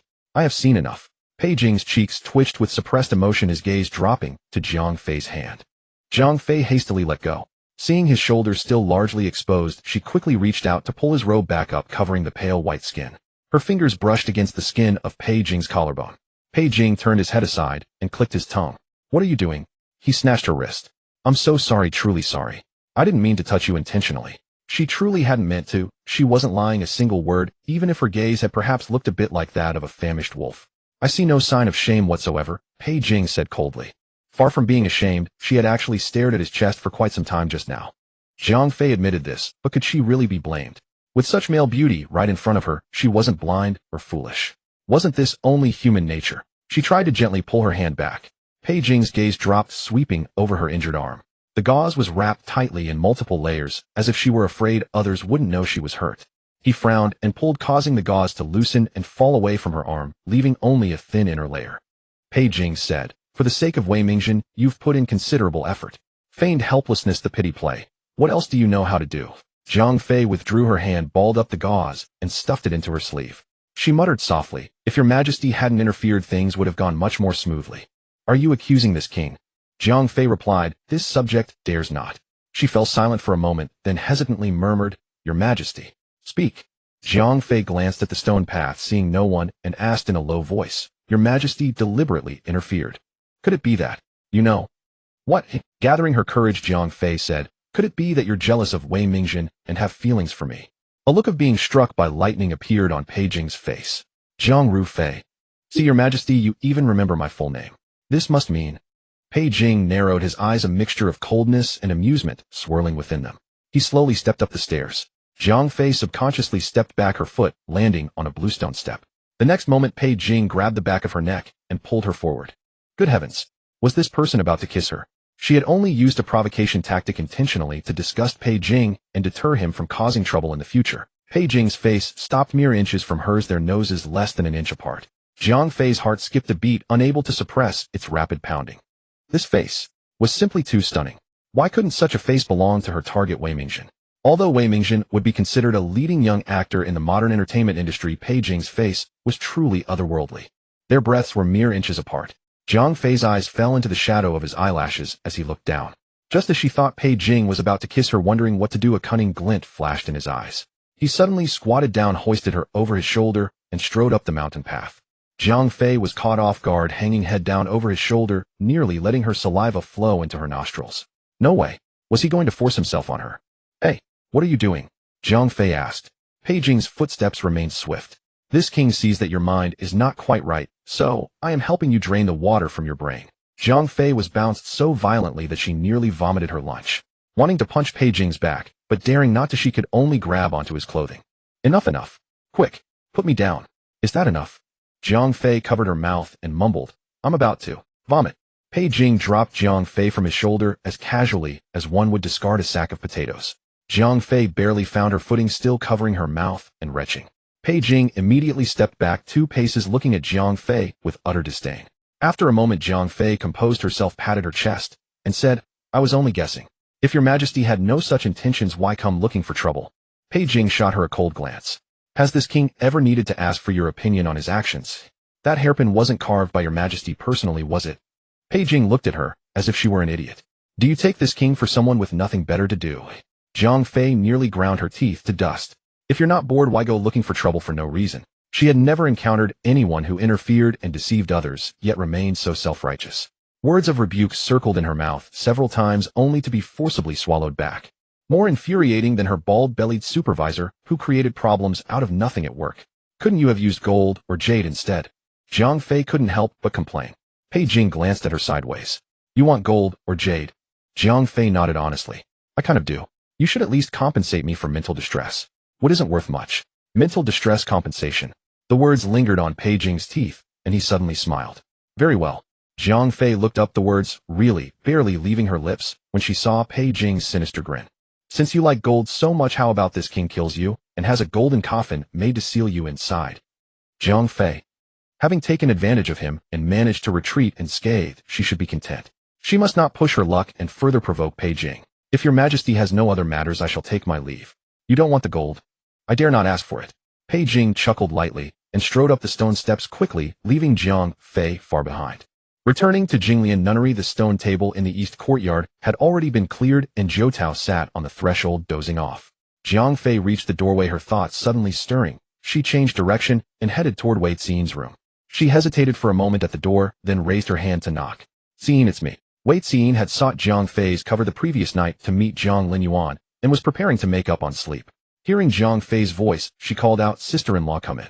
Jiang Fei entered. Wei Xian, her hair loose, was already lying on the bed. Did you catch my brother? Jiang Fei nodded. We've made everything clear. Then that's good. Xian, there's something I need to tell you. Jiang Fei paused. I'm preparing to leave the mountain and go home. Wei Xian sat up abruptly. Why leave suddenly? Did my brother say something to you? Lord Wei didn't say anything. Jiang Fei smiled faintly. I'm just feeling a bit homesick. Wei Xian didn't believe that excuse at all. Even Zhou Tao had mentioned that the Jiang family was deeply biased and treated Jiang Fei poorly. How could she possibly miss home? It must be that Wei Mingjin had said something to hurt her. Don't speak up for him. That's just how he is. Sister-in-law, don't quarrel with him over trifles. Jiang Fei patted her hand. It's not his fault. I've been away for too long, it's time to go home. Wei Xian didn't know what had happened between them. Not knowing how to persuade her, she could only curse Wei Mingjin in her heart, vowing to give him a good scolding the next day when he came up the mountain. The next day, Wei Mingjin ascended the mountain early. Wei Xian's door stood wide open, while Jiang Fei's door across the way remained tightly shut. Wei Mingjin walked into Wei Xian's room. She was eating, and seeing him enter took no trouble to greet him. She glanced at him and continued her meal. This girl spoiled rotten by her family had quite the temper. Wei Mingjin took his seat. Zifu said another place. Zifu placed the bowl and chopsticks on the table. For a while the only sounds were the occasional clinking of porcelain. By the time breakfast was finished the courtyard was silent, and there was no sound from next door. After finishing his meal Wei Mingjin rose and stood on the veranda. Glancing toward the adjacent room, he called out loudly, "When do you plan to return?" From inside the room Wei Xin replied, "In a moment." Now that Zhang Rufei had left no one would cover for her anymore, and she could no longer meet Zhang Linyuan. Staying at Jinglian Nunnery and staring at Zifu was irritating. Wei Mingjin was taken aback. He turned to look at Wei Xin. In a moment, has the sun risen from the west? He had expected her to stay at Jinglian Nunnery for at least 10 or 15 days. This is all your fault. Wei Xin slapped the round fan onto the table. You drove my sister-in-law away with your temper. How am I supposed to have fun on the mountain alone? Wei Mingjin's brows knitted together, and he immediately looked toward the tightly closed door. No wonder there had been no sound all morning if she had already left. When did Miss Jiang leave? Yesterday afternoon. Wei Xin stood up puffing her cheeks in indignation. She packed her things and went straight down the mountain yesterday afternoon. She's probably staying at an inn in the town. Didn't you run into her? No. Wei Mingjin fell into thought. He walked into the room, his fingertips tapping lightly on the tabletop twice. Suddenly he asked, before she left, "Did she say anything to you?" Of course she did. She said you're insensitive, a blockhead. She came to explain things to you proactively, yet you kept such a stern face. You nearly gave her a heart attack. Those were your words, weren't they, Oi? Wei Mingjin asked. Wei Xin snorted and lay down on the table. She didn't say anything. She only said she didn't blame you. Wei Mingjin fell silent, his frown deepening. The carriage rattled along the mountain path. Miss, after a bit further we'll reach the main road. The path will be smoother and less bumpy, the driver called from outside. Zhang Fei leaned against the carriage wall, drowsy from the heat of the sun. In her mind the system's incessant chatter echoed. Once you leave it won't be so convenient to see Wei Mingjin again. You can still turn back now if you wish. I'm not going back, Zhang Fei said lazily. The system continued to persuade. Don't act on a moment's impulse. After yesterday's events, Wei Mingjin's favorability toward you is rising rapidly. It has gone from negative 3,000 something to negative 2,000 something, although. The system hesitated. It's very unstable. It jumps to a few hundred one moment, and back to 2 or 3,000 the next. Zhang Fei's eyes snapped open. Really? The system announced. Wei Mingjin's current favorability toward you minus 963, a minus 2,196, minus 547, minus 1999. Zhang Fei rested her chin on her hand, her fingers tapping lightly against her cheek. Even though it's still negative, such wild fluctuations show he's struggling immensely inside. Exactly, said the system. So will you go back? If you return it might turn positive. I'm not going back, Zhang Fei said firmly. I don't have much time. I remember that in the novel Wei Mingjin got married in late autumn or early winter. There are only a few months left. If I delay any longer and miss the auspicious date, I'll have to wait until next year, and I definitely won't have time to complete the storyline. The system thought for a moment. That's true. But this move of yours is quite risky. They had delayed too long. They needed to hit Wei Mingjin with a strong dose of medicine first, prompting the Duke of Dingyuan's mansion to send their betrothal gifts sooner to meet the wedding date. Zhang Fei's move was a risky gambit. This sudden withdrawal was meant to make Wei Mingjin reflect and recall her goodness. By evening the carriage stopped in front of the Jiang residence. As soon as Zhang Fei stepped down from the carriage, she saw a man in a cyan official's robe descending from another carriage. The man was also startled upon seeing her. You're back? I thought you'd need more time to recover from your illness before returning. Zhang Fei bowed to him. Brother. Jiang Qingjin raised his hand slightly. You're still unwell, no need for such formalities. It's hot outside, it coming quickly. Such natural concern made Zhang Fei slightly uncomfortable as she followed Jiang Qingjin inside. After all, in the novel Jiang Qingjin was also a villain who had coveted Wei Xin for a long time. None of the Jiang family members were particularly good people. Has your health improved greatly? Asked Jiang Qingjin walking ahead. Much better, replied Zhang Fei. Jiang Qingjin suddenly stopped. I heard the two siblings from the Duke of Dingyuan's mansion also went up the mountain. Yes, they did, Zhang Fei replied vaguely, subtly observing Jiang Qingjin's expression. Jiang Qingjin casually stroked his sleeve. Miss Wei, how has she been lately? As expected. Jiang Fei rolled her eyes inwardly.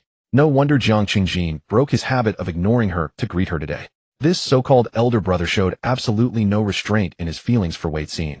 Xin is doing quite well, Jiang Fei said deliberately. I believe a happy event is imminent. Jiang Qingjin's expression changed abruptly. How can she still be thinking of that ruffian? Why are you so agitated, brother? Jiang Fei asked deliberately. Realizing he had lost his composure, Jiang Qingjin hastily composed himself. I merely heard about this matter elsewhere, and believe it is entirely inappropriate. One is a nobleman's daughter while the other is a mere commoner. They are completely mismatched. If you see her later, you should earnestly dissuade her. Jiang Fei sighed as if casually. Brother speaks truly. However, Tsiyun has a stubborn nature and is unlikely to heed advice from others. It would be wonderful if someone as steady and reliable as you could guide her more. Jiang Qingjin's expression shifted slightly, his tone softening. I have only had a few encounters with Miss Wei. Oh, how could I possibly? Why do you flatter yourself, brother? Jiang Fei's eyes shone with sincerity. You are upright and knowledgeable. Tsiyun would respect a gentleman such as you the most. Praised so, Jiang Qingjin glowed with pleasure. If he had a tail, it would surely be wagging toward the heavens by now. Upon returning to his courtyard, Yunxiang immediately came forward and exclaimed with delight, Miss, you are back. Jiang Fei grunted in acknowledgement. Is everything well at home? Everything at the mansion is smooth, Yunxiang replied. We were all terrified when we heard Miss had gone missing on the mountain, but it is a relief that you have returned safely. Jiang Fei walked toward her room and nodded. How is the third Miss? Yunxiang immediately wiped her smile. I did not interact with the third Miss, so I do not know the situation. Ever since Jiang Rufei had ceased to trust her, Jiang Rulin had deemed her useless and ignored her. Even the personal maid of Jiang Rulin, who had previously received bribes from her, no longer gave her a favorable countenance. She now had only Jiang Rufei as her path forward. Very well, Jiang Fei said. It is hard work keeping watch over the courtyard for me. Please prepare a simple meal and bring a pot of water. After Yunxiang left, Zhou Tao asked with a puzzled expression, Miss, why did you tell eldest young master that you had no desire to speak? Jiang Fei sat before her dressing table, checking her jewelry for any missing pieces.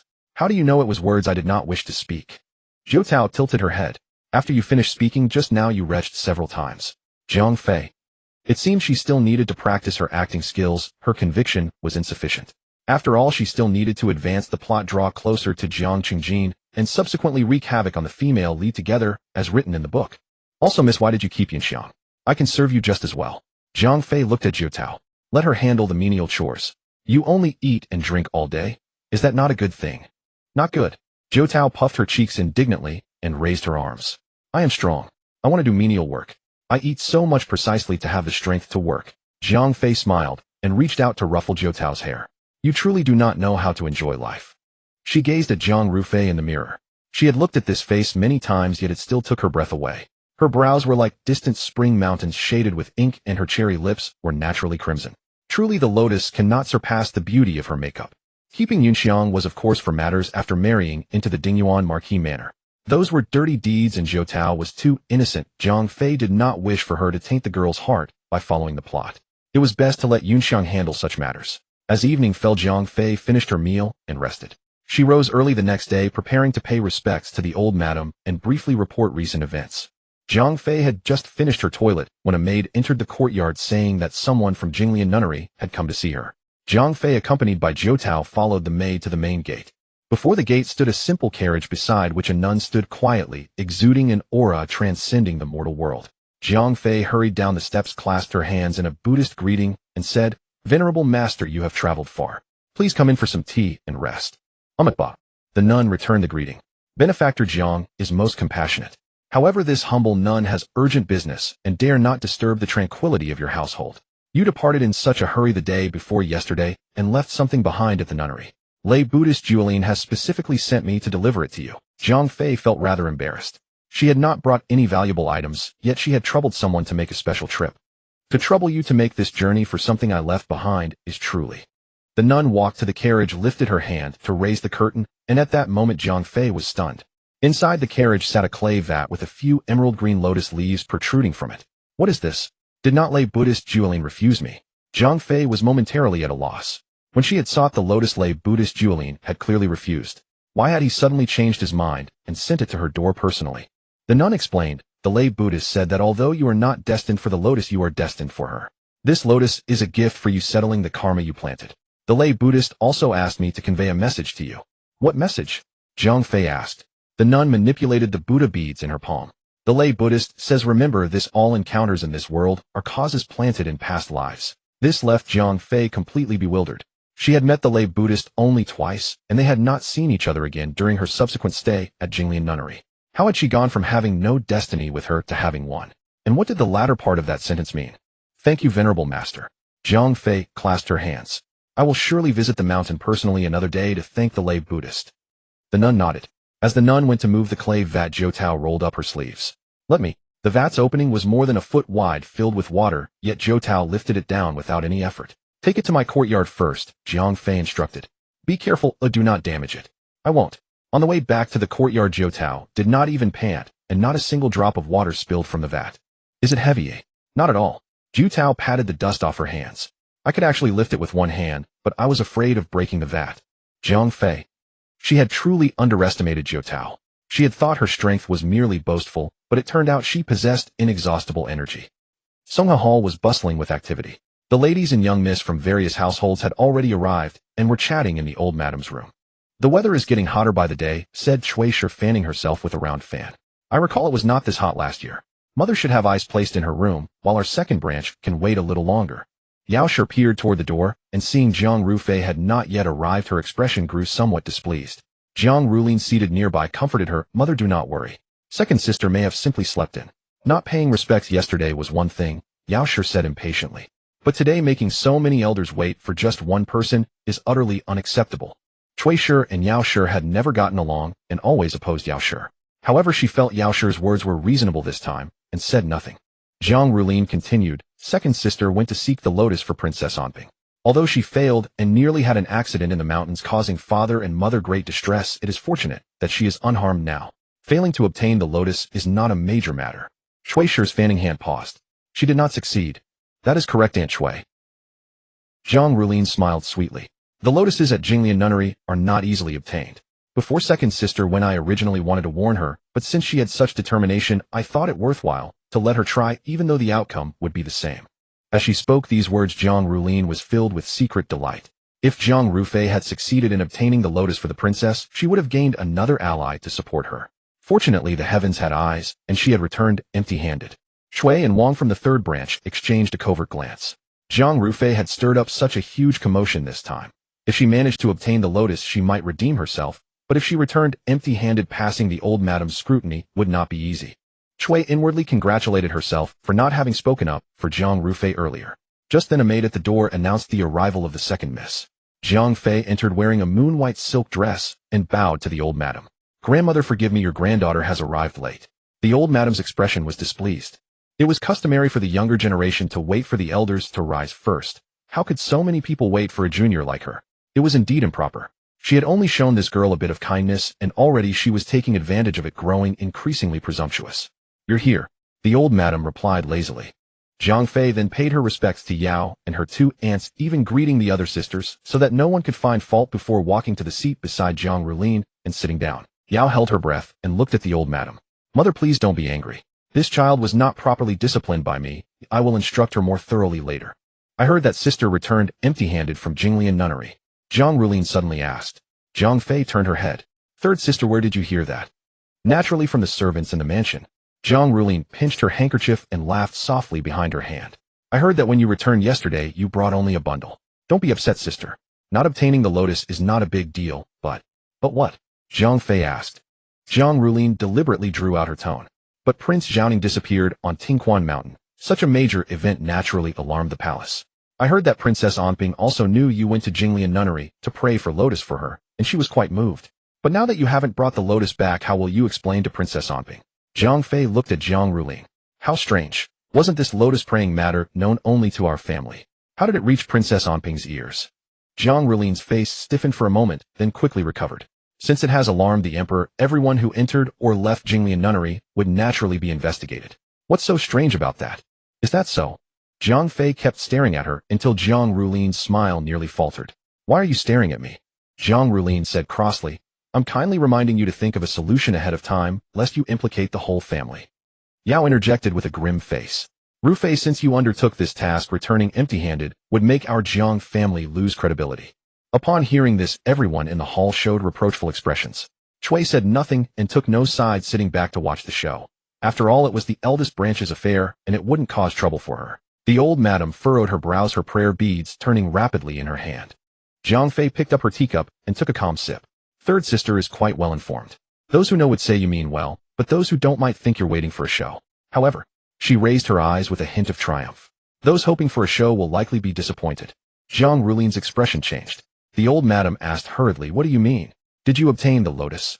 Indeed. Jiang Fei nodded. Everyone in the hall had varied expressions. Chui gaped, opening her mouth. You really got it. I heard the lotus at Jinglian Nunnery is extremely hard to obtain. That Jinglian hermit. It's Qinglian hermit. Jiang Fei corrected. Right. Chui said. I heard the hermit rarely sees people. Many high officials and nobles couldn't even get an audience. Didn't the wife of Marquis Pingyang go last year? She stayed at the nunnery for half a month without even seeing the hermit. Even the grand princess went, and also. Chui was like an unstopped chatterbox. Once she started, she couldn't stop. The old madam grew annoyed. Her second son was taciturn like a gourd, but his wife was like a duck in a shed. Once she opened her mouth, she quacked endlessly. Enough. Chui immediately fell silent, then smiled at Yao, and said deliberately, Sister-in-law, congratulations. Yao's cheek twitched. What joy was this? Mother and daughter were not of one mind. As one rose, the other fell. Zhang Rufei had gained the upper hand, and outsiders thought it brought her face, but only she knew how aggrieved she felt. Zhang Rulin couldn't hold back and sneered. Second sister, have you lost your mind?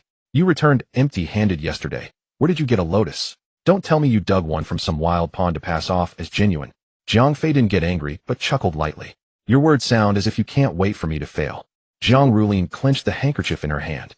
She knew Zhang Rufei couldn't have obtained a lotus because the coachman had taken her money and had already inquired about the mountain matters. Even the grand princess and the marquis's wife couldn't obtain it. Why should you be able to? Jiang Fei smoothed the wrinkles on her sleeve and said calmly, Third sister, you are mistaken. Buddhism emphasizes affinity, not status. The lay master Qinglian said I have a connection with her and gave me the lotus. What's wrong with that? Zhang Rulin was left speechless, her pretty face flushing red. The old madam was skeptical. Really? Of course it's true. Jiang Fei said, the lotus is currently kept in a clay vat in my courtyard. Early tomorrow morning, I will personally deliver it to the princess. The old madam sighed in relief and leaned back in her chair. The princess was amiable and soft-natured, but the grand princess was not easy to deal with. As long as there was a lotus, it would be fine. Chui didn't know how she felt. She was pleased to see Yao humiliated, but it irritated her that the eldest branch had gained another connection. Seeing the old madam already believed it, Zhang Rulin gritted her teeth. Grandmother, you must think clearly. If second sister substitutes a wild lotus for the Jinglian nunnery lotus and presents it to Princess Onping, what will be the consequences when it's exposed? The old madam's expression turned solemn at these words, and her heart, which had just relaxed, tightened again. She looked at Jiang Fei. Rufei, what your third sister says makes sense. If this lotus is fake, the consequences would be unimaginable. Tell me, how did you obtain this lotus? To be honest, I don't know either. Jiang Fei said. The reason I was late this morning is that the senior nun of Jinglian Nunnery said I had left something behind and delivered it to me personally. To my surprise, it was the lotus given by the venerable Qinglian. Since the senior nun of Jinglian Nunnery personally delivered it, it certainly cannot be fake. Hearing this, the old madam's brows finally relaxed, and a gratified smile appeared on her face. So that's it. Then all is well. Zhang Rulin was so angry, she could have ground her teeth to dust. What right did Zhang Rufei have? She was nothing but an impostor. Leaving the old madam's presence, Zhang Rulin followed Yao to Fusue Garden. Yao dismissed the maids. Rulin, do you have something to say? Zhang Rulin sat down. Mother, I've been thinking. Was what that old Taoist said back then really true? Could he have been deceiving you?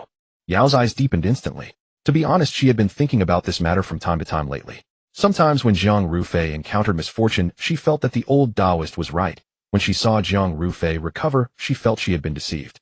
When you and Zhang Rufei were young, she did shield you from disasters several times, don't you remember? Not long after she came to our home, you once fell off the swing by accident. It should have been you who got hurt, but coincidentally, when you fell, you landed on her, and you came out unscathed. Wasn't it that time she hit her head and lost her memory? That seemed to be when they were 7 or 8 years old. Zhang Rulin still had some recollection. Similar incidents had occurred several times. It should have been Zhang Rulin in danger, but in the end it was always Zhang Rufei who suffered. But Zhang Rulin bit her lower lip. Now it seems completely reversed. Zhang Rufei's life is too smooth while I am always overshadowed by her. Yao suddenly remembered and quickly asked, what about the talisman I gave you? Do you still carry it with you? I've been keeping it with me. Zhang Rulin hastily took out the talisman from her purse. The talisman was already very old, its edges slightly curled, and the vermilion runes on it had faded somewhat. Could it be that the runes have faded and lost their efficacy? Or perhaps the one buried in the western courtyard has already failed? Yao thought it was reasonable. We'll have to invite the Taoist priest to take a look. If it has indeed lost its power, we'll ask him to reinforce it. 8 eunuchs steadily carried the sedan chair as it slowly entered the Vermilion Palace gate. The leading eunuch held his breath, not daring to let even the tassels of his whisk sway.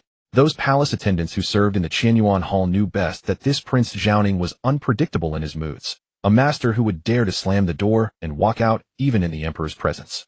Pei Jing reclined half lying on the soft cushion, his long fingers tapping the armrest in an irregular rhythm, now fast, now slow, as if keeping time with a melody no one else could hear.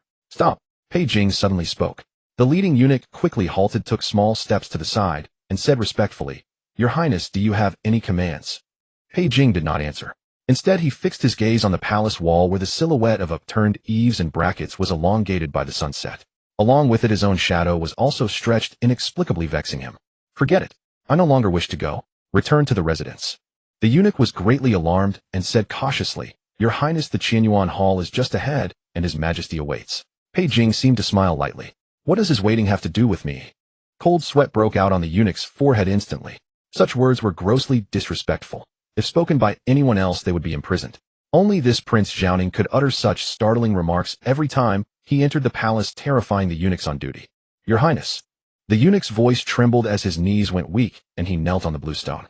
Please have mercy on us humble servants. The palace path fell silent for a moment. Enough, Pei Jing said. Since we're already here, let's go. The eunuch breathed a sigh of relief. Prince Jiaoning acted on whims. No one could predict his next move. The sedan chair stopped before the stone steps of the Qianyuan Hall. Pei Jing stepped into the hall. The eunuch announced in a low voice, Your Majesty, His Highness Prince Jiaoning has arrived. Emperor Xiaowen was reviewing memorials. He looked up at the sound, then lowered his eyes to finish writing the last few characters and set down his brush. It's not easy to get an audience with you. The eunuch I sent must have been turned away at least 4 or 5 times. Right. Pei Jing stood in the center of the great hall. If Your Majesty were to send a Zhonglong general to escort me, your servant would have arrived long ago. Emperor Xiaowen pressed his forehead as if long accustomed to this demeanor, but did not grow angry. I heard you injured your hand. Is it healed now?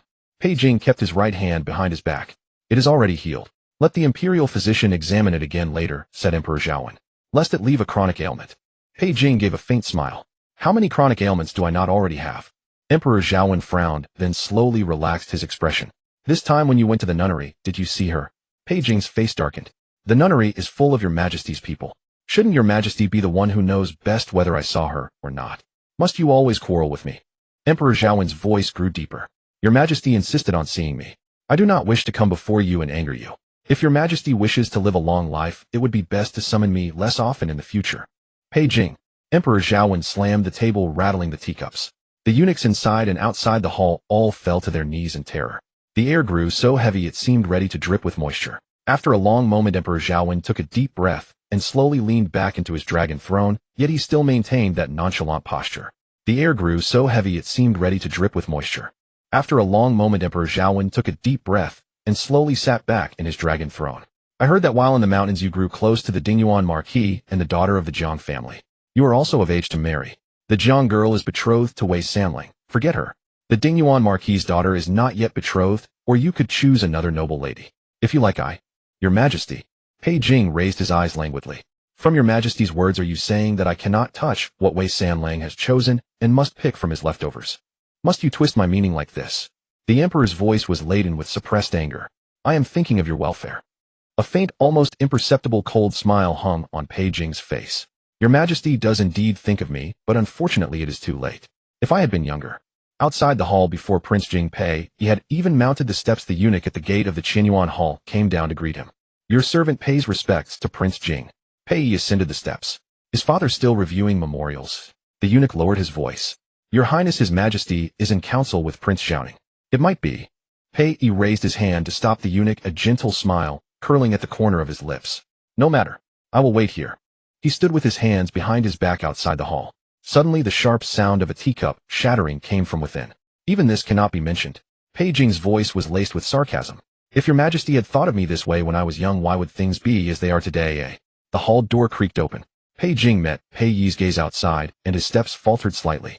The fresh bloodstain on his neck glinted starkly in the sunset. Pei glanced at him. You are injured. Pei Jing raised his hand to wipe his neck, his fingertips stained with a little blood. It must have been a scratch from a porcelain shard when Emperor Xiaowen threw the teacup. He turned to leave, but Pei Yi suddenly spoke. Father is advanced in years. Why must you? Why must I what? Pei Jing suddenly stepped closer, still carrying the lingering malevolence. Why must I anger him? Or why must I still be alive? He let out a low laugh, and as he passed by he dropped a remark. Better to worry less about others' affairs and first think about whether you, the legitimate eldest son, can secure that throne. The atmosphere when leaving was even heavier than when they had arrived. Though the sun had set, and the air had cooled. The leading eunuch still felt sweat pouring from his body. He walked with his head bowed beside the sedan chair. Suddenly a strip of pure white gauze fell before his eyes. The eunuch hastily picked it up, held it with both hands, and looked up. He saw Prince Xiaoning's previously bandaged left hand hanging by the sedan chair. That hand slowly clenched into a fist, and the already healed wound began to split open bit by bit. Blood immediately oozed from the wound, dripping down the back of his hand onto the ground. "Oh dear, Your Highness." The eunuch's voice trembled as he held the gauze at a loss. Pei Jing seemed not to notice. Gazing at the distant darkening sky, he suddenly asked, "Do you think I really ought to take a wife?"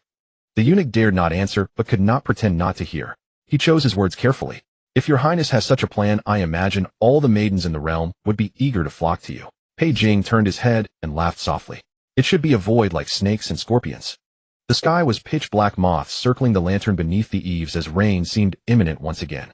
Cui Ru hurried into the house with a wind lantern, quickly closing the door to keep the moths out. Jiang Rulin, who was removing her eardrops before the mirror, turned at the sound. "Did you find out everything?" Cui Ru nodded. "Yes.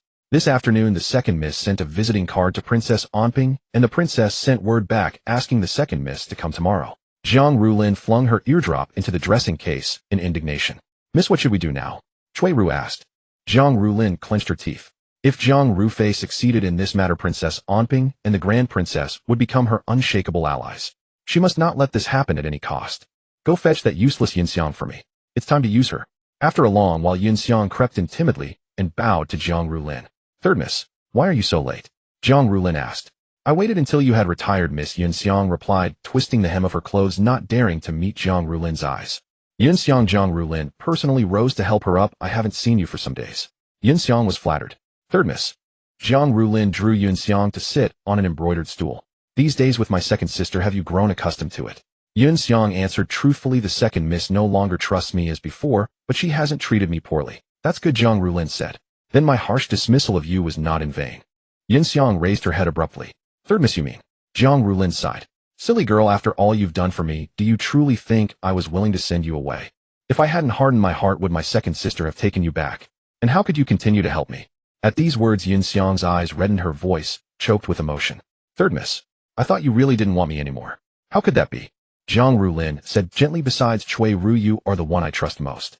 But the situation is urgent now, and I must ask you to stay with my second sister a little longer." As she spoke, Jiang Rulin took out a silver ingot. "Take this silver. I dare not accept it. Just take it when I tell you." Jiang Rulin forced it into Yunxiang's hand. Flattered, Yunxiang accepted it, whispering, "Whatever you command, third miss, I will do my utmost." Jiang Rulin smiled faintly. "You are sensible. Tomorrow my second sister wants to visit Princess Anping, but I am not keen on her going. A sensible girl like you will surely find a way to ease my worries." Jiang Rulin glanced at Cui Ru, who immediately produced a yellow paper packet that looked like powder. Yunxiang clenched her hand, not daring to take it. "Third miss, are you asking me to poison the second miss? How could I be so vicious?" Jiang Rulin said with a smile. Though she longed to do so, involving a life would be far too complicated. Moreover, Jiang Rufei was still useful to her. Once that old Taoist arrived, everything would go smoothly for her. You only need to sprinkle this into the lotus tank in her courtyard so that she cannot present the lotus. Moments later, Yunxiang returned to the western cross courtyard. The lamps in the house were already extinguished, leaving only the lanterns under the eaves still lit. That lotus tank stood right before the steps of Jiang Rufei's door, the perfect opportunity to act. Yunxiang walked over and gently placed a hand on the rim of the tank, while the other hand, clutching the paper packet, trembled slightly. After a long pause, a fierce resolve flickered in her eyes, and she slowly extended the hand holding the packet. A night of rain had passed, and by morning the sky cleared. Jiang Rulin rose early. She knew that Jiang Rufei was to visit Princess Anping today and present the lotus she had sought. Last night she had already made her arrangements. Surely that pitiful lotus had withered, and Jiang Rufei must be frantic with anxiety. How could she miss such a gratifying spectacle? Jiang Rulin washed and dressed, ate breakfast, and then left her courtyard. On this auspicious day, she had taken special care with her appearance, even inserting her favorite stepsway hairpin. Just as she passed the covered walkway leading to the garden, she saw the steward Lu Chang hurrying toward Jiang Rufei's courtyard with a man carrying a medicine chest. Both wore anxious expressions. Jiang Rulin covered her lips with a smile and murmured, "Fools soaked all night. By now even changing the water is useless. What good can a doctor do?" Cui Ru, standing behind her, echoed the smile. "You are so clever, miss. The western courtyard must be in an uproar. No, even the old lady must be frantic. Grandmother is truly becoming senile." Jiang Rulin's smile faded. "She can't even see who shares her blood and actually helps an outsider. Cui Ru quickly soothed her, fanning her with a round silk fan. Don't be angry, miss. Zhang Rufei won't be smug for long. Zhang Rulin gave a cold snort and quickened her pace. Come, let's go see the fun. When Zhang Rulin arrived, several maids and old women had already gathered outside the Western Cross courtyard. Even the old nanny from the old lady's courtyard was there. Clearly the family was very concerned. After all, if the Lotus died, the Jiang family would lose another chance to curry favor with a powerful noble. Nanny Zhang. Zhang Rulin called out. Nanny Zhang turned. Third miss, you've come as well. Zhang Rulin feigned ignorance. Nanny, why are you here? Nanny Zhang frowned. The old lady is anxious.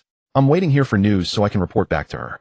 Zhang Rulin felt triumphant, but dared not show it. She walked inside while speaking. Such a commotion. What on earth has happened? The maids parted, clearing a path in the middle. Happened. Zhang Rulin took a few steps, and then her expression abruptly froze. The lotus was still growing healthily in the earthenware tank, having flourished even more after the night rain. The verdant lotus leaves held the remaining raindrops, swaying gently in the breeze. She widened her eyes in disbelief. How could this be? Where was Yun Xiang? How had she handled the matter?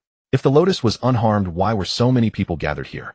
It's the second miss who is ill, Nanny Zhang said, catching up. She had a stomachache this morning, and the doctor has already gone in to see her. Ill? Zhang Rulin turned around. How could she fall ill so suddenly? As the words left her mouth, a maid helped the old lady into the courtyard. Nanny Zhang hurried over to take her arm. Why have you come, madam? The ground is still damp from last night's rain. The old lady sighed. I was worried because you hadn't returned. How is Rufei? Nanny Zhang said, I went in earlier to see her. Her face was as pale as paper, and she was drenched in sweat. How could she have fallen so gravely ill all of a sudden? Let me go in and see. The old lady leaned on Nanny Zhang and entered the house. Zhang Rulin hurriedly followed, determined to see what was really going on. How could the lotus be perfectly fine while Zhang Rufei had suddenly fallen ill? In the room, the physician had finished taking her pulse and was inquiring about her condition. Zhang Rufei lay weakly against the headboard, her face pale as paper, even her lips drained of color. Doctor, how is my granddaughter? The old lady asked. The physician clasped his hands and said gravely, Your ladyship, the second miss has likely ingested something unclean. Unclean? What could it be? The physician queried. Has the young lady consumed any undercooked river delicacies or chilled fruits recently? No, Jiao Tao interjected. Last night the young lady only ate the meal sent from the kitchen, and she was perfectly fine this morning. The physician frowned. Fine this morning. Then did the young lady have any breakfast or tea earlier? She hadn't eaten, but tea. I recall now. Jiao Tao looked toward the table. When my lady woke this morning, she said she was thirsty, so I poured her a cup of water. She remarked that it tasted a bit off. The physician quickly strode to the table, picked up the teacup, and inspected it closely. A small amount of murky liquid remained at the bottom, unusually cloudy. This water. He dabbed a bit on his fingertip, rubbed it, then tasted it. His expression changed drastically. There's lime powder mixed in this water. What a... The old lady was shocked. How could lime powder be in the water? Zhang Rulin's legs went weak and cold sweat seeped from her palms. She had only instructed Yun Xiang to pour lime powder into the lotus vat, so how did it end up in Zhang Rufei's drinking water? Please calm yourself, my lady, the physician quickly consoled. Fortunately, the amount was small, and the young lady consumed only a little. With a few days of care, she will be fine. But had the concentration been stronger, it would have been a dire situation. Zhang Rufei opened her eyes weakly and murmured, Grandmother, I fear I cannot go to the princess's residence today. The old lady took her hand. Silly child, at a time like this you still worry about that. I'll send someone over on your behalf. But this courtyard needs a thorough investigation. How could such filth find its way into my granddaughter's mouth? What is your name? The old lady looked at Jiao Tao. Jiao Tao replied timidly, This servant is called Jiao Tao. The old lady said sternly, Tell me, how did this lime-laced water get into my granddaughter's stomach? And how did the lime powder end up in the water? Jiao Tao dropped to her knees in fright. This servant does not know this water was not drawn by me. Who else serves in this room besides you? Jiao Tao answered, There is also Yun Xiang. Zhang Rulin immediately searched the room for Yun Xiang, but it seemed she hadn't seen her since entering the courtyard. The servants searched everywhere, but found no trace of Yun Xiang. A maid took the prescription to prepare medicine. The old lady sat by the bed, then turned to glance at Zhang Rulin. Rulin, with such a major incident in the family, why hasn't your mother arrived yet? Zhang Rulin had no mind for others. Her thoughts were consumed by the fact that she had never instructed Yun Xiang to do such a thing. If Yun Xiang were caught and revealed her, she would be finished. She had long wanted to leave to find Yun Xiang, but feared that a sudden departure would seem suspicious. Now she had a ready excuse. Grandmother, I don't know why mother hasn't come either. Perhaps I should go to her courtyard and check. The old lady waved her hand. Go ahead. I no longer manage household affairs. She holds the reins now, so this matter of a servant poisoning her mistress must be properly dealt with by her. Zhang Rulin acknowledged and hurriedly withdrew. Jiang Fei watched Jiang Rulin leave the room, then said to the old lady, "Grandmother, there's no need to worry about me. The doctor said it's not serious. Please go back and rest. Once the sun rises, this room will become warm, and you might not bear the heat." The old lady surveyed the room. It was too shabby, hardly suitable for a young lady. Even Zhang Mama's quarters were better. That woman Yao was truly outrageous. "You've been wrong, my dear. I recall there's an empty room in Rulin's courtyard. I'll have your mother properly prepare it for you, and you can move there." Jiang Fei gave a faint smile. "Thank you, grandmother. In this family, you are the one who cares for me the most." Indeed, the old lady had never particularly doted on Jiang Fei before. She simply hadn't treated her with the same hostility as Yao did. Now that Jiang Fei seemed obedient and sensible, she offered a bit more kindness. "I'll be heading back then." "Jiao, Jiang Fei said, escort grandmother for me." The old lady nodded, walked to the door, then turned back to glance at Jiang Fei. Seeing her lying alone on the bed, with Jiao gone, there would be no one to attend her. Servants also had to step away at times. "No need to see me off. Yin Yang, you stay and help out. Later pick 2 attentive maids to come here. The one who poisoned the water cannot stay." Yin Yang was the name of Zhang Mama, who agreed, and returned to Jiang Fei's bedside saying, "Miss, just give your orders. This old woman can still serve." Jiang Fei forced a faint smile. "Zhang Mama, you are an elder who has served grandmother for years. I am a junior. How could I trouble you? I'm used to having Jiao attend me. Please go back. Grandmother cannot do without you." These words pleased Zhang Mama. She was the old lady's dowry maid, never married, and had stayed by her side her whole life. Though the old lady treated her as family, she was still a servant, and no mistress had ever shown her such respect. "But it is the old lady's order. How could I disobey?" Zhang Mama looked at Jiang Rufei. Among the 7 young ladies of the Jiang family, none possessed such beauty. Who would have thought that the dirty little girl bought from outside would grow up to be so stunning? It was a mystery where she had come from. Perhaps she was originally a precious young lady of some noble house. Jiang Fei added, "Mama, you really should go back. I think grandmother hasn't been well these past 2 days." Zhang Mama, still worried about the old lady, finally rose and left. Jiang Fei watched Zhang Mama's retreating figure, a slight smile curling at her lips. "Jiao, go now." Just as Zhang Mama stepped out of the courtyard, Jiao came running out. Zhang Mama quickly called out, "Girl, where are you off to?" Jiao said in a daze, "The 3rd miss left her handkerchief. My lady asked me to return it." "Just a handkerchief?" Zhang Mama frowned. "If you leave, who will attend the 2nd miss? Give it to me, or I'll pass it to the 3rd miss on my way." Jiang Rulin nearly collapsed as soon as she left the courtyard, but Cui Ru caught her just in time. "Miss, are you all right?" Cui Ru whispered. Jiang Rulin clutched Cui Ru's arm tightly, her nails almost digging into the flesh. "Hurry, find Yun Xiang. We must find that wench before anyone else does." Jiang Rulin quickened her pace, with Cui Ru trotting behind. As they turned past a rockery, a figure suddenly burst out from the undergrowth, making Cui Ru shriek in fright. The figure knelt directly on the ground and looked up. It was none other than the Yun Xiang everyone was searching for. "Miss." Yun Xiang, her face covered in sweat and her clothes stained with mud, knelt on the ground and looked up at Jiang Rulin. "I have done everything you asked of me, miss. You must save me." Looking at the person on the ground, Jiang Rulin's eyes widened. She glanced around, but saw no one else, so she quickly dragged the girl behind the bushes. "You committed such a heinous act, and you know how many people are looking for you, and you still dare to ask me to save you. Didn't the 3rd miss say that as long as I completed this task, I could serve in the 3rd miss's courtyard?" Jiang Rulin spoke harshly. "When did I ever ask you to do this?" Hearing this, Yunxiang's face turned instantly pale. "Didn't miss tell me to put the quicklime powder in?" Jiang Rulin whispered angrily. "When did I tell you to put quicklime powder in Jiang Rufei's water?" Yunxiang's eyes widened, and she stammered, "Miss, didn't you tell me to put it in the vat?" "This servant simply followed your orders to put it in the vat, and then drew water for the 2nd miss to drink." "Fool." Jiang Rulin raised her hand and slapped her hard. "I told you to put it in the lotus vat, not in the water vat." Yunxiang covered her reddening cheek with her hand. "But miss, you clearly told me to put it in the water vat where she drinks. You dare speak nonsense." Jiang Rulin feigned another strike. Yunxiang quickly bowed her head to dodge. Jiang Rulin breathed heavily, her anger boiling. The girl couldn't even handle a trivial matter and had created such a huge mess. At this moment, Jiang Rulin felt like killing Yunxiang on the spot. The substance has already been administered. There's no use dwelling on it now. "Miss." Yunxiang threw herself to the ground. "Then what should this servant do now?" Jiang Rulin's gaze darted around chaotically. She took a deep breath and said, "The only option now is for you to take the blame. But if this servant confesses, being convicted of poisoning a superior will result in death by beating." Yunxiang grabbed the hem of Jiang Rulin's skirt. "Miss, save me." "Let me finish speaking," Jiang Rulin said. "Although you failed to carry out this task properly, considering your loyalty to me, I will certainly save you." Jiang Rulin bent down, wiped the sweat from Yunxiang's face with a handkerchief, and whispered, "If you implicate me, I will also face punishment. By then no one will be able to save you. For now, just admit to poisoning the water vat. Claim that it was because the second miss mistreated you daily and you bore a grudge. I will ensure your life is spared. Yunxiang struggled internally.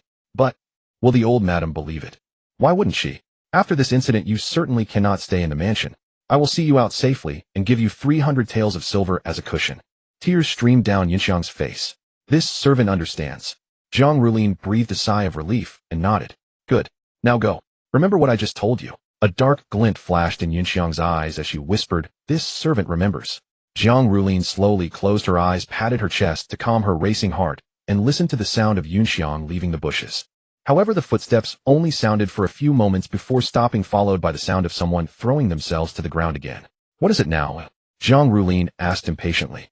She stepped out from behind the bushes, but her whole body froze instantly. Mama Zhang stood there, having appeared at some unknown time, holding a handkerchief in her hand. Mama Zhang. Zhang Rulin's voice trembled. She didn't know how much of their conversation Mama Zhang had overheard. Mama Zhang slightly bent her knees in a bow. The third Mrs. handkerchief was left at the second Mrs. place. This old woman ran a leg to deliver it to the third miss. Zhang Rulin's mind was in chaos. She reached out to take it, and saw that it was indeed her handkerchief. She vaguely felt something was wrong. Hadn't she just used that handkerchief to wipe Yunxiang's sweat? How could it have ended up at Zhang Rufei's place? Before she could figure it out, she heard Mama Zhang say, since this girl has been caught, this old woman will take her to report to the old madam first. Mama Zhang turned to leave. Mama. Zhang Rulin lunged forward and grabbed her sleeve. Mama Zhang turned around. Third miss, what is it? Zhang Rulin tried to keep her voice steady. How long have you been here, Mama? Mama Zhang gently brushed her hand away. Third miss, this old woman has served the old madam for many years and knows her nature best. I advise you to go and confess yourself, or perhaps you can receive a lighter punishment. Watching Mama Zhang's retreating figure, Zhang Rulin's legs gave way, and she collapsed onto the ground. Suru tried to help her up, but was shoved away. It's over. Zhang Rulin's face was ashen as she muttered to herself, it's all over. No one noticed the glint of satisfaction flashing in Yunxiang's lowered eyes. Time shifted back to the previous night. Yunxiang slowly extended her hand, which was clutching the paper packet, and threw it fiercely onto the ground. Zhang Rulin treated her like a fool. Before, when she had begged repeatedly to stay by Zhang Rulin's side, how had Zhang Rulin acted? She had said that Yunxiang was already a useless waste in her eyes, that her courtyard did not keep useless people, and told her to get out. And now she claimed it was to let her stay by the second Mrs. side, to continue working for her. She was indeed a lowly maid, but she was not a fool without a brain. Suddenly the window made a creaking sound. Yunxiang was startled, and looked up toward the source of the noise. Zhang Fei leaned against the window frame, shook the fire starter in her hand to light the lamp before the window, and the room instantly brightened. She blew out the fire starter, glanced at Yunxiang, and said indifferently, pick up what's on the ground and come in. Yunxiang's heart pounded like a drum. She picked up the item from the ground, crept into the room, and knelt directly, her voice trembling, second miss. Zhang Fei blew out the fire starter and asked, let me see. What did Zhang Rulin give you? This servant does not know. Yunxiang trembled as she offered the yellow paper packet with both hands, bowing her head even lower. Zhang Rufei took the paper packet and gently pinched it open with her fingertips, revealing the grayish-white powder inside.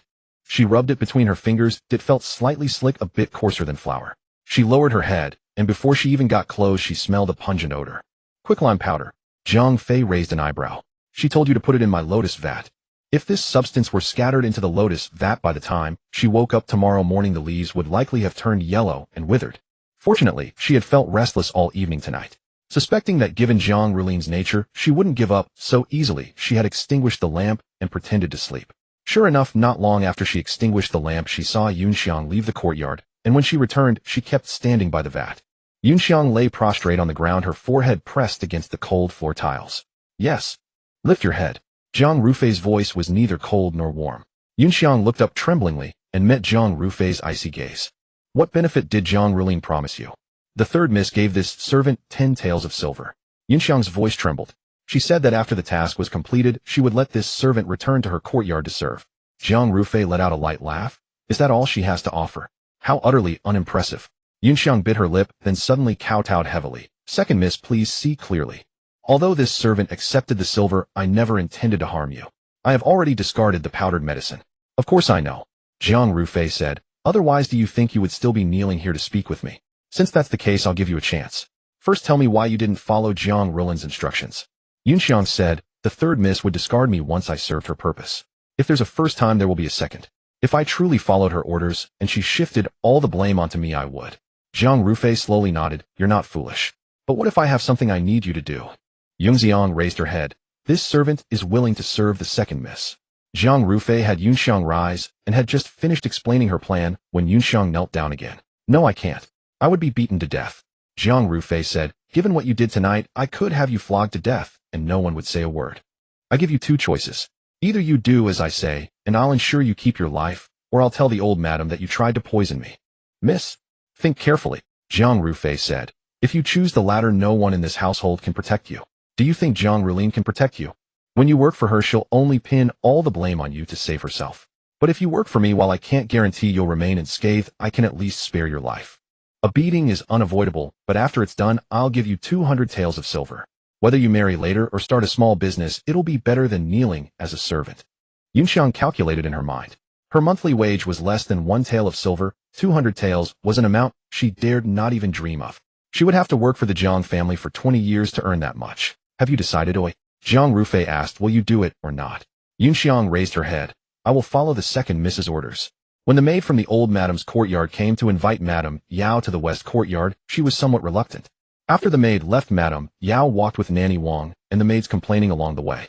We've already sent for a doctor and the old madam herself is going. Why must I make a trip in this scorching heat? Does the whole family have to revolve around Jiang Rufei alone? It's not like she's at death's door. Nanny Wang consoled her. Madam, don't let that little wretch upset you. It's not worth it. Several maids stood in the west courtyard with the steward Lu Chang also standing at the entrance. Oh, Madame Yao said, quite the gathering. What kind of illness warrants all this? The steward's face was stiff. Madam, you'd better go inside and see for yourself. Madame Yao stepped up to the threshold, but before she entered, her pace slowed. Seated in the hall was the old madam, her face ashen with fury, while Jiang Rulin and 2 maids knelt on the ground. As she crossed the threshold, Jiang Rulin crawled toward her on her knees, clutching her leg and crying, Mother, mother, help me. The old madam slammed her teacup heavily onto the table. You have the nerve to beg your mother for help. Madame Yao had no idea what was happening. Mother, what's going on? If Rulin has done something wrong due to her youth, I'll apologize on her behalf. The old madam sneered. Too young. A young lady of 16, and she orders a servant to poison her own sister's water. I'd say she has plenty of nerve. Madame Yao's heart jolted, thinking she'd misheard. What? There must be some misunderstanding here. Mother Rulin is the most obedient child. How could she? What misunderstanding? The old madam slammed the table again. Yunxiang has already confessed. That girl admitted in person that Rulin instructed her to put lime powder into the water vat and gave her 10 taels of silver as payment. Madame Yao's vision went dark, and she would have collapsed if not for Nanny Wang's support. This can't be possible. She looked at Jiang Rulin, whose face was streaked with tears, and Jiang Rulin shook her head. I didn't do it. I didn't poison second sister. The old madam swept her sleeve, sending the teacup crashing to the floor. She stood up, pointing at Jiang Rulin, but before the words of reprimand could leave her mouth, she was so overcome with fury that she sank back down into her seat. Nanny Zhang fanned the old madam to soothe her, then advised, what's done is done. We must deal with it as it should be dealt with. Even if you ruin your health with anger, this matter won't resolve itself. The old madam propped her head in her hand, looking at Madame Yao, her voice weakened by exhaustion. You are the lady of the house. What do you think should be done? Madame Yao responded with a hesitant, Since she had arrived late and was unclear on many details, she asked Steward Lu to recount what had happened. After hearing it, a cold sweat broke out on her back.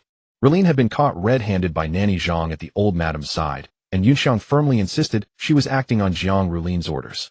There was no way to brush this aside. Madame Yao paused, a sharp glint flashing in her eyes. Mother, I think there's something suspicious about this.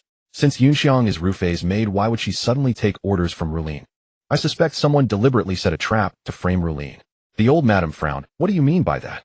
Madame Yao stepped forward, her tone earnest. Mother, think about it. Rulin is the most timid child. She wouldn't even dare to step on an ant. How could she do something so vicious? Besides, if she truly wanted to harm someone, why wouldn't she put the poison directly into the tea instead of the water vat? She turned to Jiang Rufei, her words pointed. Rufei, since someone in your household did such a thing, are you telling me you knew nothing as her mistress? Jiang Rufei coughed weakly twice. I am not feeling well, so I won't mince words with mother. From what you're saying, are you suggesting that I instructed Yunxiang to harm myself? I didn't say that. Madame Yao said. Since mother thinks third sister is being framed, perhaps you can explain why Nanny Zhang personally overheard Rulin threatening that girl to admit guilt. Madame Yao was momentarily choked, unable to find a rebuttal. Jiang Rufei shifted her tone, speaking softly. Third sister, I don't know how I've stood in your way, making you target me at every turn. First you used my name to arrange a meeting with Zhao Xingbang, trying to ruin my reputation. Mother spoke up for you, and I had no recourse. But now this has happened again. If it's because you want to marry Wei Sanlang, and if the Marquis de Yuan's household and our family agree, I'm willing to yield to you. The old madam, who knew nothing about the Zhao Xingbang incident, was so enraged her vision went black, and she nearly fainted. Shut up! Zhang Rulin suddenly screamed. You set this all up. You deliberately. Silence. The old madam's cane struck the floor heavily. Grandmother, please calm down, Zhang Rufei said. I don't want this family to fall into chaos, so I'd like to go stay at the estate. I'm not dead yet, the old madam said. As long as this old bone of mine lives, no one dares to make you unwelcome. Zhang Rufei fell silent.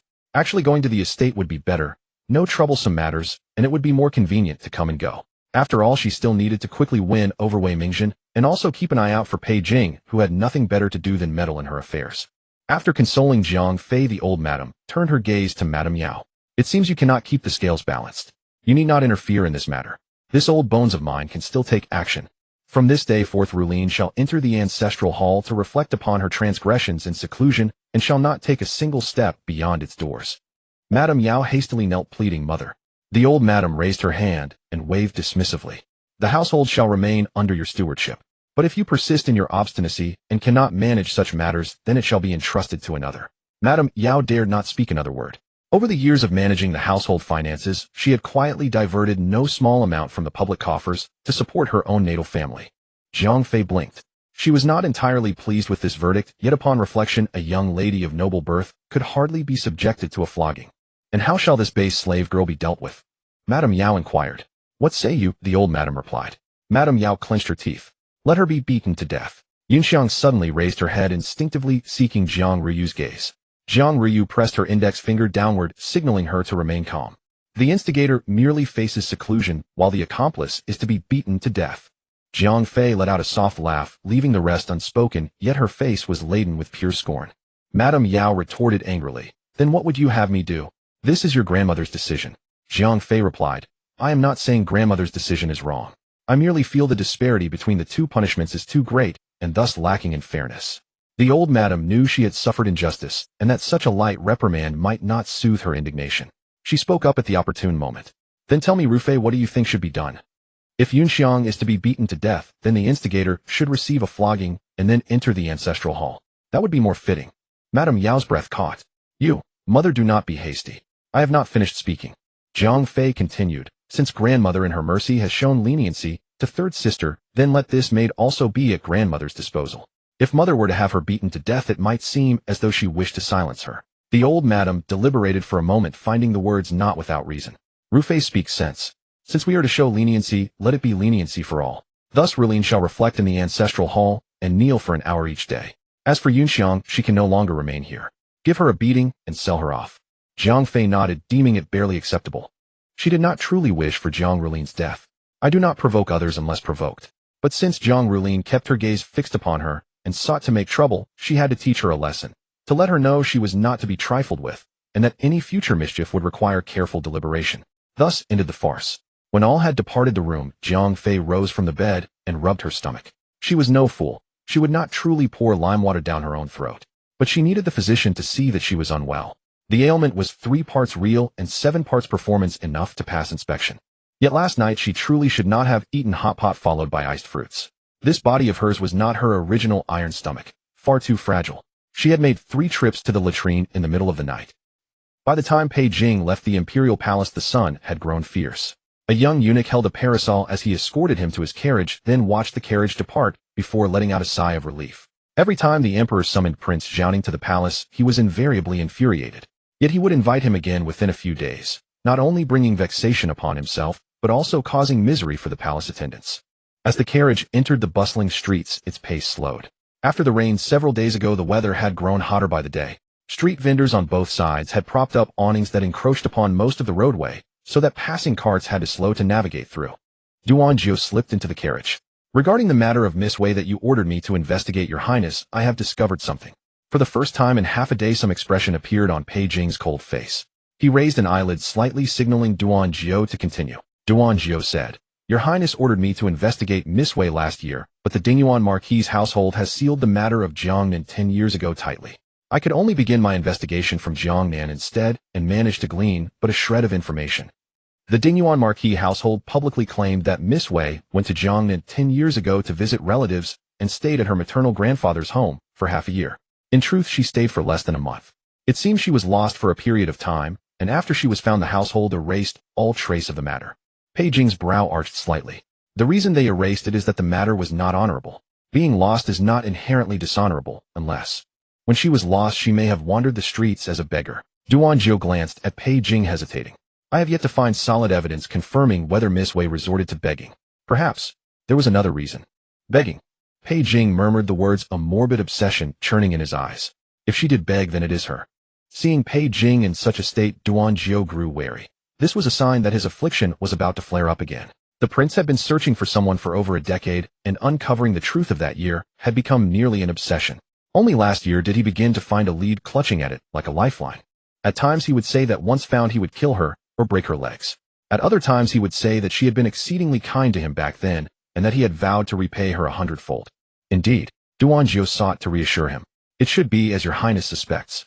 The dark red that had gradually risen in Pei Jing's eyes slowly dispersed.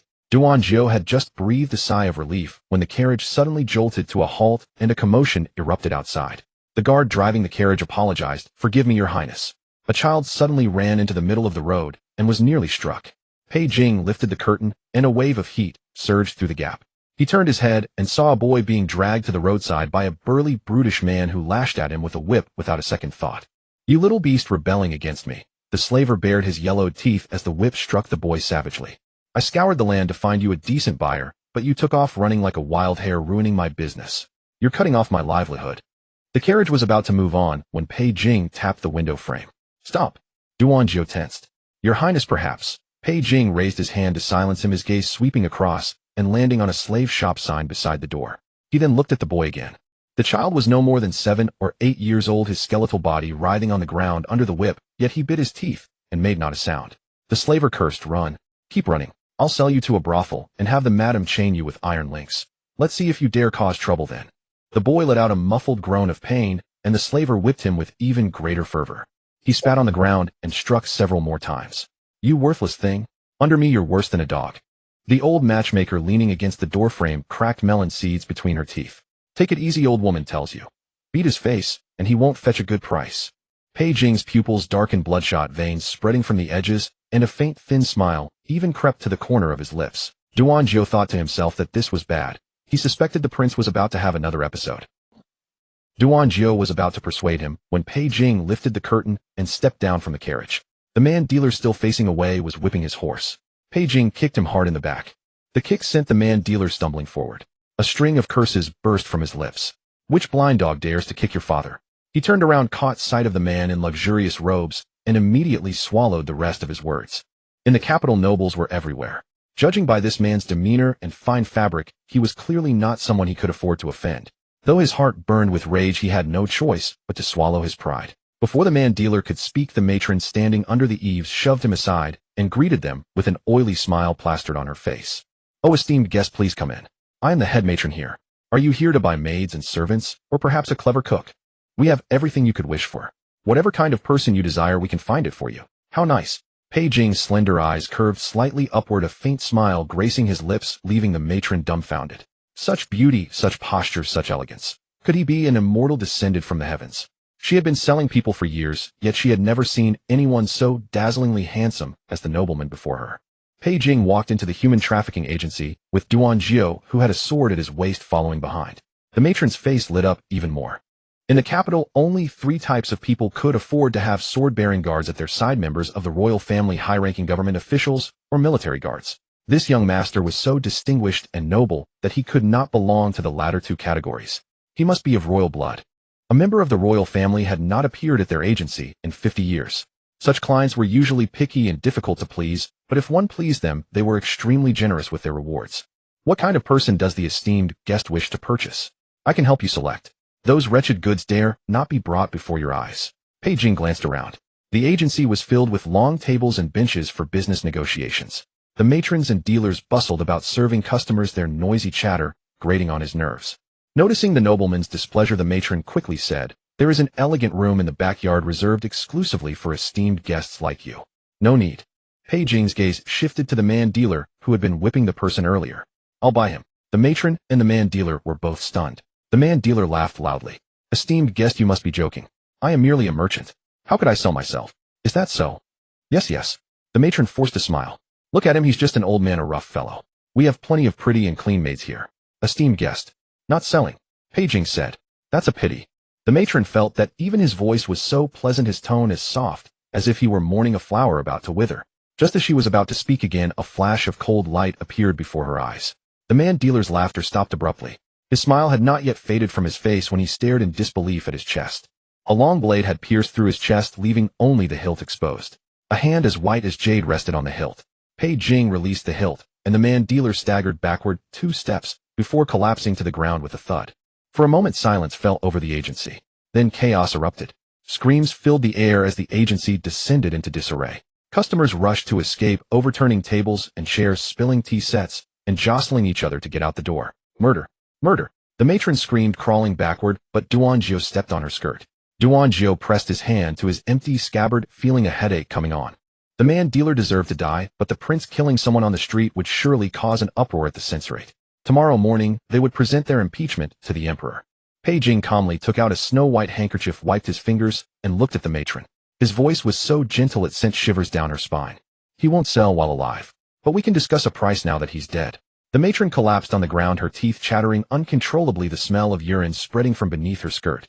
Esteemed guest, have mercy. The matron trembled like a sieve, her forehead slamming against the ground. That beast offended you. He deserves to die. Pei Jing flicked his finger, and a copper coin landed on the matron. To buy him, is this enough? The matron nodded frantically. Enough, more than enough. Pei Jing smiled lightly and crouched down. Then let's discuss the price for that child. The matron followed his gaze to the corner where a boy covered in whip marks lay. No money needed. It is his blessing that you have chosen him. No. Pei Jing's voice suddenly turned cold. I want to buy him. He reached behind him, and Duanjiao immediately produced a gold ingot. Pei Jing placed it gently in front of the matron. Is this enough? The matron nodded repeatedly, her teeth chattering. Enough. Good. Pei Jing stood up and walked slowly toward the corner where the whip-marked boy lay. The boy shrank back in terror, but Pei Jing gently grasped his wrist. Don't be afraid, he said softly. From now on, no one will dare to harm you again. Duanjiao, take him back. Yes. Duanjiao bowed, and holding the boy, climbed into the carriage. Pei Jing stood where he was, looking at the corpse of the man-dealer on the ground. The corpse had not closed its eyes, and a pool of blood spread beneath it. He blinked slowly, and suddenly a memory from 10 years ago flashed before his eyes. Rainwater mixed with blood flowed across the ground. Young as he was, he had also lain in the mud watching the man-dealer raise his whip, high, striking again and again. He could only curl into a ball, clutching his head tightly, whimpering like a wounded beast, hoping someone would come to save him. The sound of rain in his memory overlapped with the noise of reality. Pei Jing's fingertips trembled involuntarily. He could almost smell the damp, earthy scent mixed with blood and feel the excruciating pain of the whip tearing through his flesh. No one came to save him. No one ever came. That day, the Jiang Manor only sent lotus flowers to Princess Anping. Upon learning that Jiang Rufei was ill, Princess Anping sent tonics the next day. For several days afterward, Jiang Fei did not see Yao Shi or Jiang Rulin. She enjoyed the peace and quiet. However, the aunts from the second and third branches and a few of her cousins came to visit her a few times. Jiang Fei had pretended to be sick for a few days, but could no longer contain herself. She decided to visit Princess Anping in person. As the carriage moved along the long street, it slowed down, eventually coming to a complete halt. Miss, the coachman called from outside. The road ahead seems to be blocked. There was no ice inside the carriage, and the weather made the interior stuffy and hot. What's going on? Jiang Fei lifted the curtain and looked out. The street was in chaos. People were running toward them in a panic, knocking over vendors' stalls. Fruits and vegetables rolled everywhere, trampled into mush. It seemed something serious had happened. Others were running in the opposite direction, likely to see the spectacle. Jiang Fei stepped out of the carriage and grabbed a passerby. Sister, what happened over there? The woman, still holding a child in her arms, shook her head frantically at her and fled. Jiang Fei grabbed another person running in the opposite direction. Brother, what happened over there? How would I know, said the middle-aged man. I was just about to go see. Jiang Fei followed behind him, but Jiao Tao quickly tugged at her. Miss, better not get involved in the commotion. Nonsense. Jiang Fei was a born lover of spectacles, a true Chinese at heart. She had been feigning illness at home until she nearly suffocated from boredom. Now that she finally had a chance to step out, how could she miss such excitement? Jiao Tao held her back. There are so many people. What if they crash into you? Jiang Fei almost laughed out loud. She had squeezed through rush-hour subway rides where buns were flattened into pancakes. How could any crowd compare to that? Could it be more crushing than being lifted off the ground by the press? Aren't you with me? She soothed. You're so strong. If anyone comes close, just toss them out. Jiang Fei pulled Jiao Tao into the crowd. The deeper they went, the fewer people they met, while more fled outward. She even spotted the middle-aged man who had just been eager to watch rushing past with a tense face. The man caught sight of her, and as he passed kindly warned, "Run. That mad king is inside." He didn't finish before dashing off. Zhang Fei was startled. Could the mad king refer to Pei Jing? After all, no one in the capital could rival his madness. "Miss, shall we still go?" Zhou Tao asked nervously. Zhang Fei hesitated briefly, then tightened her grip on Zhou Tao's hand and quickened her pace against the fleeing crowd. Turning the corner, Zhang Fei slowed down. In the middle of the street, Pei Jing stood with his head bowed, as if frozen in time. There were no corpses strewn across the ground, no rivers of blood, yet the surrounding people kept their distance, and even his bodyguard Duan Zhou dared not approach. "Hey," Zhang Fei called out. "Pei, Prince, what are you doing here?" Pei Jing's ears rang, filled with the sharp cracks of a whip and the twisted, broken laughter of a slaver. "Little beast still trying to run. I'll beat you to death, you worthless wretch." "Run? Why don't you run anymore?" "Too tired to run." Amid those curses and jeers, a clear, bright voice abruptly interjected, saying something, yet he could not make out the words. Pei Jing shook his muddled head and looked ahead.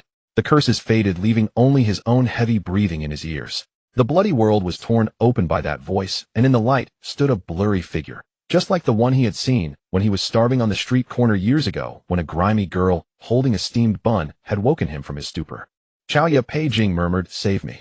As he raised his head, Zhang Fei saw his face clearly. In those phoenix eyes, often wild or smiling, there was no madness, only a brittle fragility that bordered on pleading. His thin lips trembled slightly, as if enduring immense pain. Zhang Fei instinctively stepped a few paces toward Pei Jing, but a dashing figure suddenly barreled into her, striking her still healing left arm. Zhang Fei gasped, clutching her arm in pain. When she recovered and looked back at Pei Jing, she saw that someone had reached him faster. It was Wei Xing. "Prince, what's wrong?" Wei Xing asked. Pei Jing finally regained some clarity, softly murmuring the name that lingered between his teeth. "Qiao Jiaojiao." Then he pitched forward. Wei Xing instinctively spread her arms, nearly overwhelmed by his weight, but Duan Zhou rushed over just in time to steady Pei Jing. Pei Jing's eyes were shut, his face pale as paper. Wei Xing looked at him. "What's wrong with the prince?" Duan Zhou hesitated. His master cared so much for Miss Wei that showing her the slaver's corpse inside would surely provoke his wrath. He said, "The prince is ill. This place is too chaotic. The northern army responsible for the capital's order will arrive soon. Miss Wei, you should leave at once." Wei Xing nodded, watching Duan Zhou load Pei Jing onto the carriage. Turning, she spotted Zhang Fei standing nearby. "Sister-in-law." Wei Xing exclaimed joyfully, "What are you doing here?" Zhang Fei approached. "I was on my way to visit the Anping commandery princess, but the road was blocked, so I came to see." "What about you?" Wei Xing pointed. "I was buying something over there when I saw a crowd rushing out, so I came to check.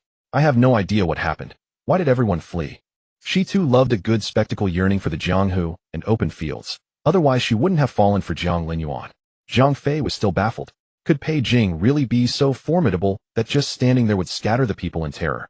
That hardly seemed possible. She craned her neck to look around, and just as she was about to withdraw her gaze, it fell upon a slave-trading house. A chill surged up from the marrow of her bones. Inside the establishment lay a man with a gaping hole in his chest, a pool of blood spreading beneath him. His chest was still. He had likely stopped breathing long ago. "Sister-in-law." Wei Xing noticed her unease and followed her gaze. "Don't look." Zhang Fei clapped a hand over Wei Xing's eyes, her voice trembling. We should go." Now she understood the people's terror. The notorious Jiaoning prince, known for his capricious temper, could indeed kill in broad daylight, just as the books described. "What's wrong?" Wei Xing asked, puzzled. Zhang Fei forced calmness, pulling Wei Xing away quickly. "Some people were fighting. The northern army will arrive soon. Let's leave quickly to avoid being questioned." Duan Zhou watched the two young ladies depart, then turned to the unconscious Pei Jing in the carriage, lost in thought. During the prince's episodes, no one was allowed near lest they be caught in the indiscriminate crossfire. That was why he had cleared the crowd earlier and waited nearby for the prince to either wake or fall unconscious. But the moment Miss Wei appeared, the prince immediately calmed and even moved toward her. Could it be that Miss Wei was truly the person from all those years ago? Zhang Fei remained unsettled, Pei Jing's face and the man's corpse flickering through her mind. Even when the carriage halted, her thoughts were still muddled. "Miss, we've arrived." Zhou Tao jumped down first. Zhang Fei took her hand and stepped down, looked up. The plaque read not the commandery princess's mansion, but the Zhang residence, and the gates were nothing impressive. A maidservant had been waiting at the door. Seeing Zhang Fei, she hurried over. "The princess sent me to greet you, miss. It's hot. Please come in." Zhang Fei nodded and followed the maidservant into the Zhang residence with Zhou Tao. As they walked, she noticed that though the estate was not grand, it was elegant in every detail. The winding bluestone path was bordered by lush green bamboo. A gentle breeze rustled the leaves, bringing rare coolness. Clearly the master of the house was a person of refined taste. "This way, miss." The maid led them through a moon gate into a small courtyard. Lady Onping was leaning by the window holding a book when she spoke. "Rufei, you have come." The maid hurriedly dropped Jiang Fei and stepped forward, closing the window with a sharp click. She offered an apologetic bow to Jiang Fei. "Please enter, miss." Once inside, the maid scolded, "How do you serve her? Don't you know the lady must not be exposed to drafts?" The other two maids kept their heads bowed, daring not to respond. Lady Onping smiled gently. "It is nothing. I merely wished for some fresh air. Rufei, come sit." Jiang Fei approached and sat upon an embroidered stool before the bed. "My lady." She glanced around. Though she lacked expertise in antiques, she noted that every utensil in Lady Onping's chamber was exquisite, though the room itself was somewhat small. The maid served tea and withdrew. Lady Onping's complexion appeared slightly pale, her health seemingly worse than when Jiang Fei had last seen her at the Lu residence. Jiang Fei had intended to offer words of comfort, yet felt such solace would be futile. "Do not wear that expression," Lady Onping smiled. "I am much better now. But you, have you not fully recovered from your illness? Your complexion is quite poor." Jiang Fei touched her own face. Her illness was merely 3/10 genuine and 7/10 feigned. She had long since recovered. However, her mind was preoccupied with alternating images of Pei Jing and that corpse. "Perhaps the weather is simply too hot," Jiang Fei replied. Lady Onping took her hand. "Thank you for your warning last time. Unfortunately, we were still unable to protect it." Jiang Fei had also been puzzled by this matter. She had clearly saved the lady, yet events continued to unfold according to the original plot. She wondered if the storyline was automatically correcting itself. If that were the case, did it mean that no matter what she did, she could not alter the destined endings for anyone in the book, including herself? "Are your maids trustworthy?" Jiang Fei asked. Lady Onping nodded. "They are reliable now. After this incident, my mother replaced all the maids attending me, keeping only the two who came from my dowry." "That is good." Jiang Fei held Lady Onping's hand in return. "Do not overthink it. Your health is what matters most. You are still young. You will have children in the future." Lady Onping shook her head, her eyes suddenly reddening. "There will be no more." Jiang Fei's heart trembled. She desperately wanted to stitch her own lips shut. She had truly struck a sore spot. "Let us not speak of this," Lady Onping said. "Thank you for the lotus flowers you sent. I intend to plant them in the pond of the prince's mansion to offer merit for the soul of that deceased child." Jiang Fei asked in confusion, "Will you not plant them here?" Lady Onping shook her head. "I do not like this place. That child would likely dislike it as well. It is nearly noon. Since you are here, please stay and share a meal with me." "Why did you arrive so late today?" "I was detained on the road." Jiang Fei hesitated before saying, "I encountered King Zhaoning along the way." Lady Onping's expression shifted slightly. "From now on, you should keep your distance from that man." Jiang Fei raised an eyebrow, looking at Lady Onping. As a member of the royal family, Lady Onping might know more than this reader had ever seen in the book. "Waaah I." Lady Onping frowned slightly. "To speak of it, he is also a pitiful person." Jiang Fei recalled Pei Jing standing in the middle of the road, not with the excitement and madness of a killer, but with hesitation and helplessness. What a contradictory person he was. How is he pitiful? "It is a long story," Lady Onping said. "If you have nothing better to do and wish to listen, I can tell you." Jiang Fei nodded eagerly. "I would like to hear it." Lady Onping pondered for a moment. "Where should I begin?" It seems his fate as a pitiful soul was decided from the day he was born. Pei Jing's father, the Prince of Ping, was the younger brother of the current emperor. Regrettably, he died in his youth, leaving behind the prince consort and the unborn Pei Jing in her womb. 6 months after the Prince of Ping's death, the consort died in childbirth while delivering Pei Jing. Thus Pei Jing became an orphan without father or mother. The matron in charge of the mansion, seeing he had no adult to protect him, ruled the place with an iron fist. She frequently beat and scolded him, even forcing him to kneel and eat dog food from the floor. Hearing this, Jiang Fei could not help but ask, then why did he not tell anyone? Lady Onping sighed with regret. He endured this since childhood. How would he know such treatment was wrong? He only knew that obeying the matron meant getting food, and even after being beaten, he still received food. And then what? Jiang Fei asked softly. Later, the lady sighed. It was not until he was 6 years old that the emperor happened to visit the prince's mansion. He discovered the boy covered in bruises, curled up inside a doghouse. When the emperor tried to pull him out, Pei Jing refused, fearing that if he left he would have nothing to eat. The emperor, in a rage, launched a thorough investigation. He discovered that over the years the matron had not only embezzled supplies, but also frequently locked him in the firewood room to beat him mercilessly. Most terrifyingly, to keep him obedient, the matron had lied, telling him that all children in the world were raised this way, and that children who were not beaten would never grow up. He had actually believed her.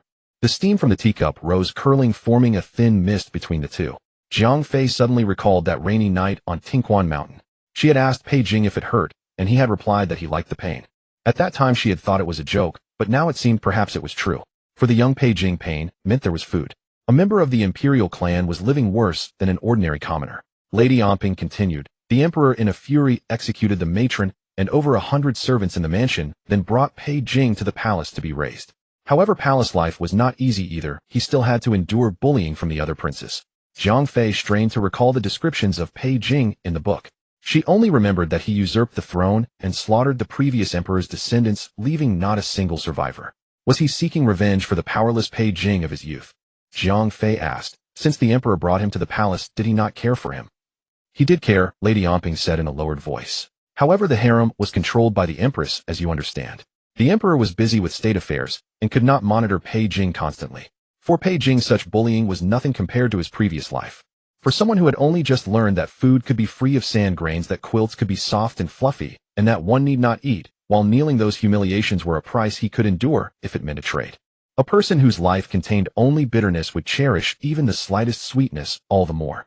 Zhang Fei remained silent for a long time, recalling that Pei Jing standing in the center of the long street, his eyes filled with pain. So he had been like this since childhood, licking his wounds alone in the darkness, not even knowing what a normal life was. She seemed to understand why he had become a madman. If she had endured such days since childhood, she might have been even crazier than he was. It was not until he was 10 years old that he went missing from the palace. He was found over half a year later. No one knows what happened during those months, but from then on his temperament changed drastically. He no longer lived in the palace, but returned to the prince's mansion. It was at that time that the emperor infected him as King Zhaoning. A scene flashed through Zhang Fei's mind. It was back at the Pure Lotus Nunnery when she and Wei Xing had gathered honeysuckle flowers and encountered Pei Jing, who had posed a certain question to Wei Xing. He had asked whether she had ever visited Jiangnan before the age of 6 or 7, and whether she had encountered anyone unforgettable. Zhang Fei still remembered the fleeting chill that had flashed across Pei Jing's eyes when Wei Xing replied that there had been no one unforgettable. Ru Fei. Seeing her lost in thought, Princess Onping gently patted her shoulder. What are you thinking about?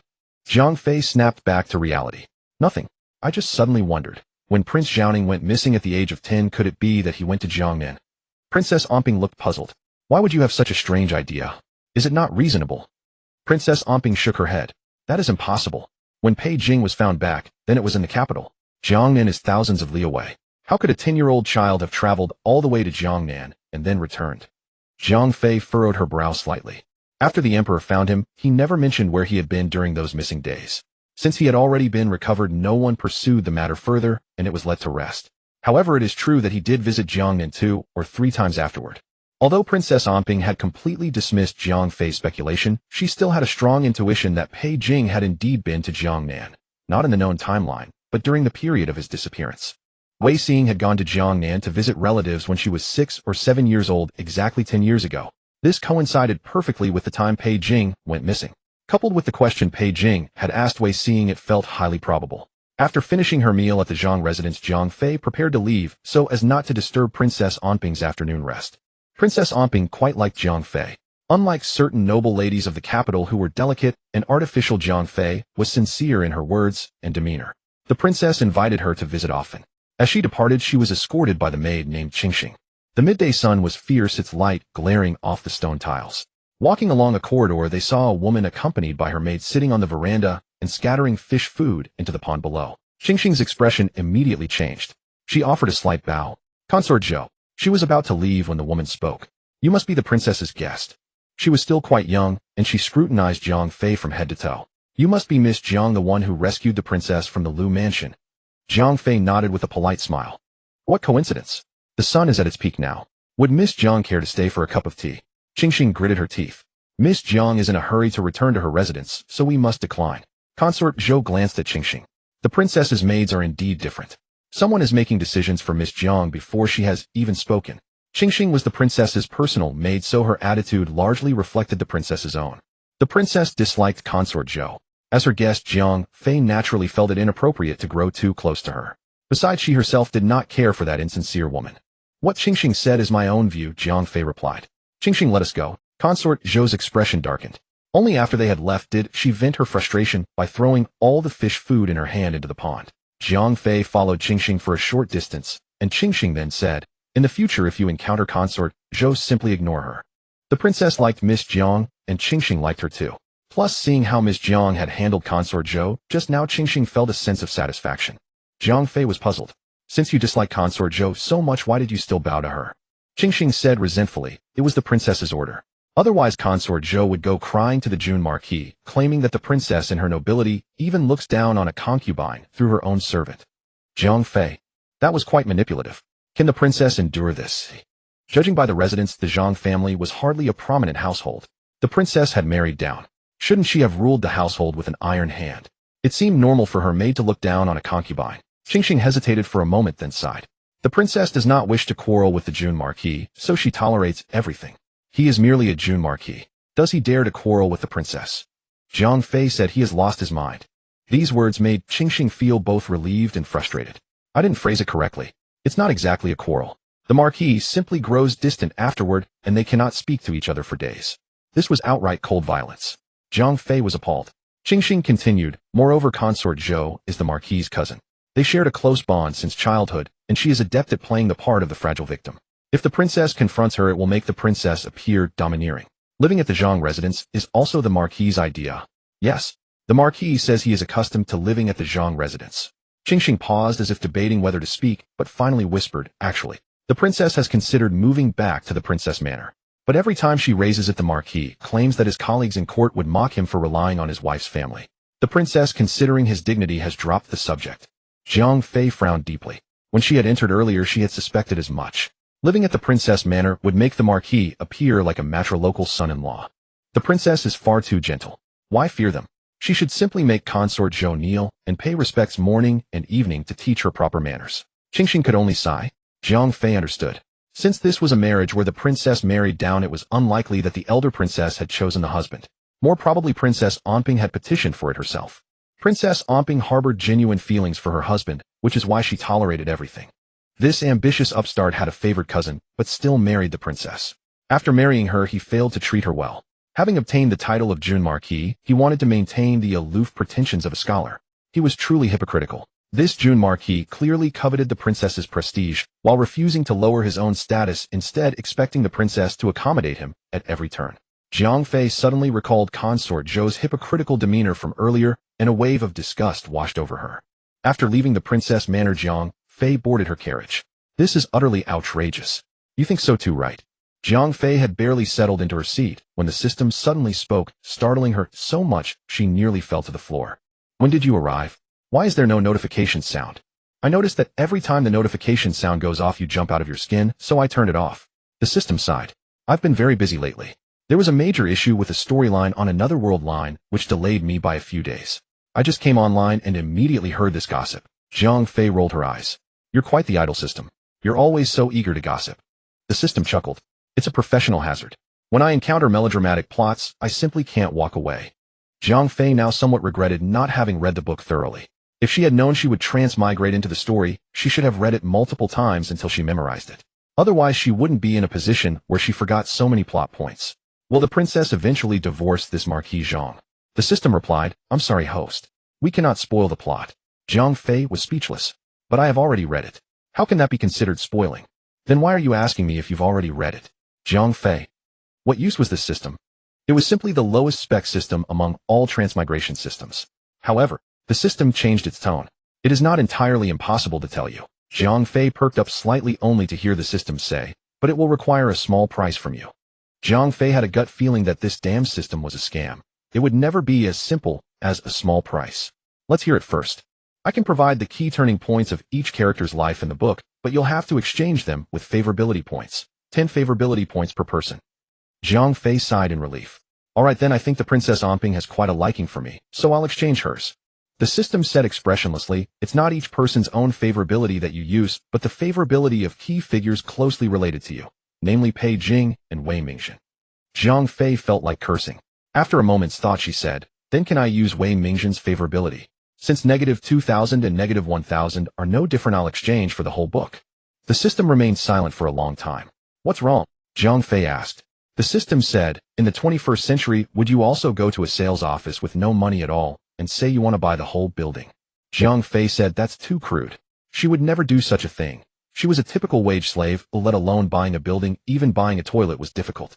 The system added, remember that Wei Mingxin's favorability toward you is negative. You're in debt, so where would you get favorability to exchange? However, Pei Jing's favorability still has a dozen or so points.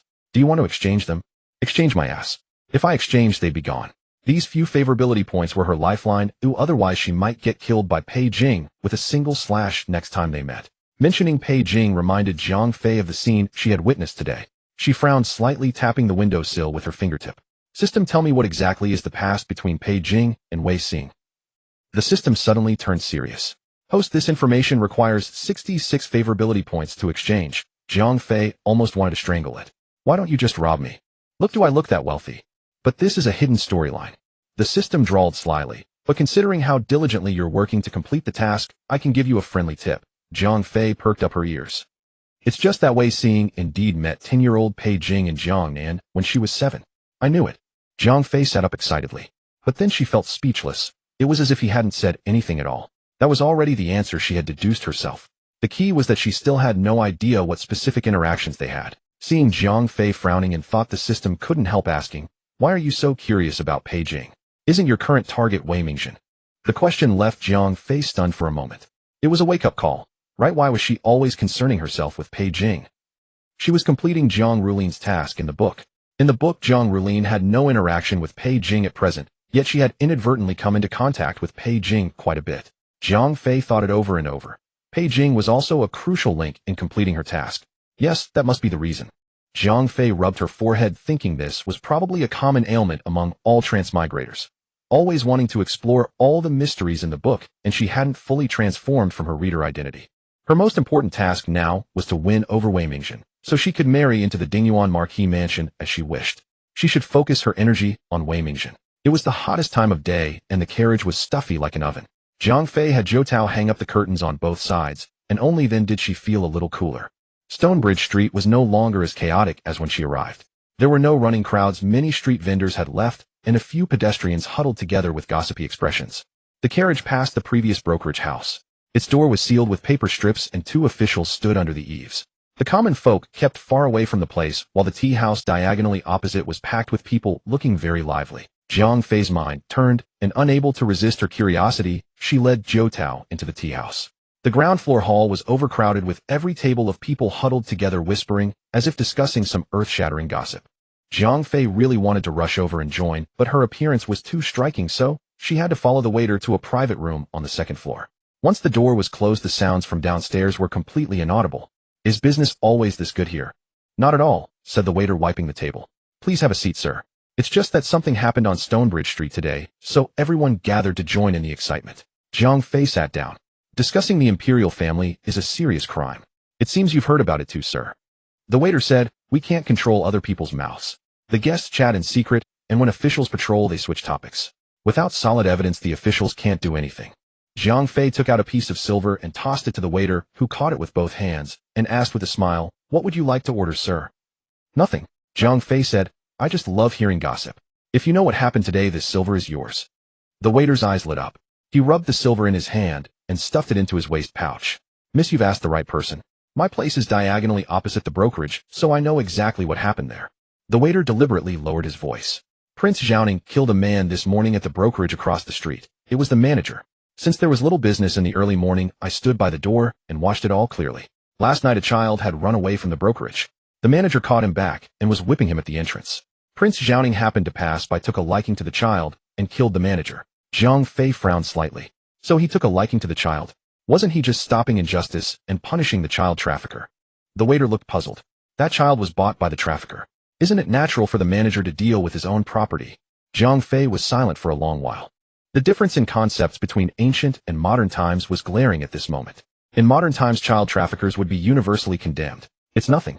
Go on. I'm not making this up, the waiter said earnestly. What you don't know is that Prince Zhaoning loves to snatch children, specifically boys around 10 years old and little girls of 7 or 8. He won't even glance at those older. The waiter rubbed his fingers together. It said he has some shameful perversion.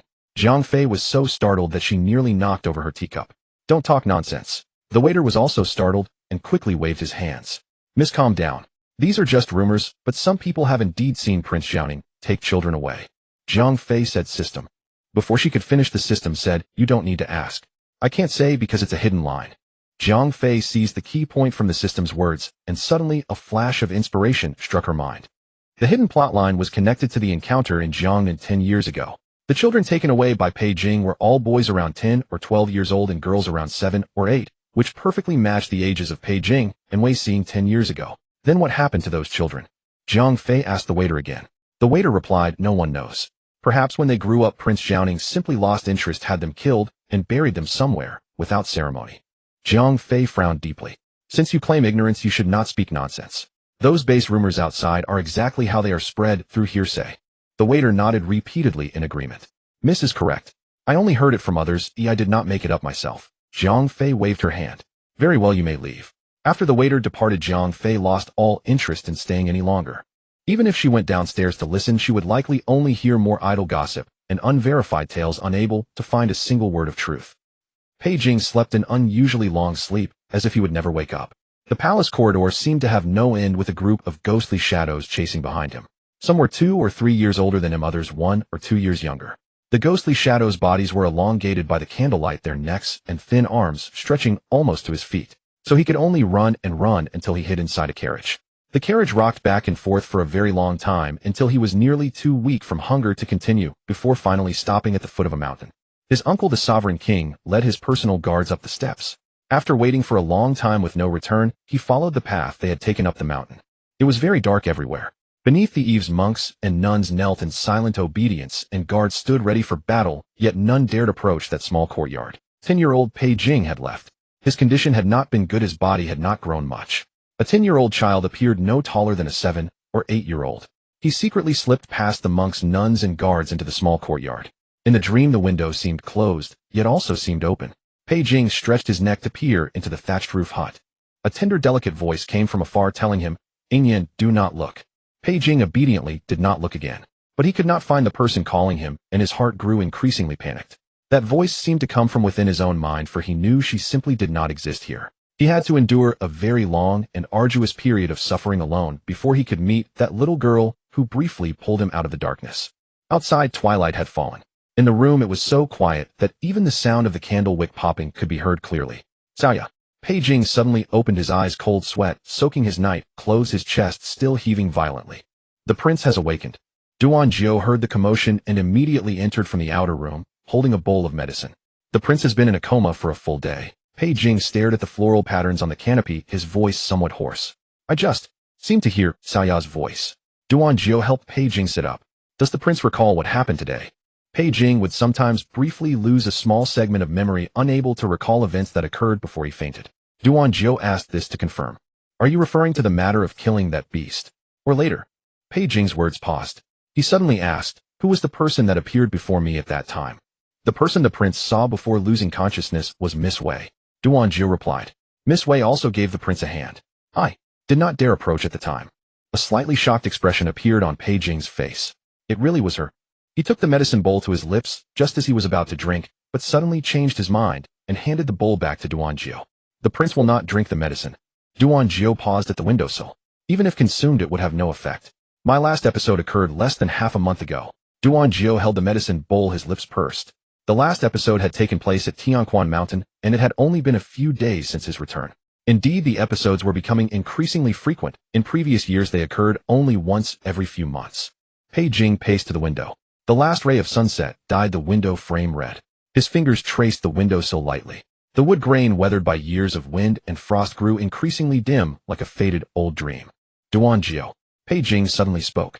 "I wish to see her one more time before I go completely mad to confirm one matter with her." His episodes grew more frequent. Perhaps one day he would become a complete madman, never waking up, recognizing no one. Duanjiao hesitated before speaking. "Has the prince not already seen Miss Wei?" Pei Jing shook his head. "That does not count as a true meeting. Do not become strangers. Do not let estrangement grow between us." He wanted to see the little girl who would softly call him Ingyan, to ask her why, when they had plainly agreed, when they had promised to take him in and raise him, she had later left him without a word, leaving him alone in that leaky, drafty, ruined temple to wait for her for a full month. In the end, he barely survived the coldest winter there. Duanjiao looked at his lord's solitary figure standing by the window, and suddenly felt how exceptionally lonely that silhouette appeared. Duanjiao gathered his courage to ask, "Then why did the prince not speak directly to Miss Wei?" This time Pei Jing remained silent for a long while, long enough for the maid to light the lamps in the room, yet he did not answer. It was because he was afraid of that answer. If she had left him deliberately, it meant he had been abandoned once again. He feared he would not be able to restrain himself from killing her. But if her departure had been for compelling reasons, he also feared that one day he would become a complete madman, and the one who broke his promise would become himself. But if her departure had been for compelling reasons, he also feared that one day he would become a complete madman, and the one who broke his promise would become himself. Pei Jing said softly, "Otherwise I will surely kill her."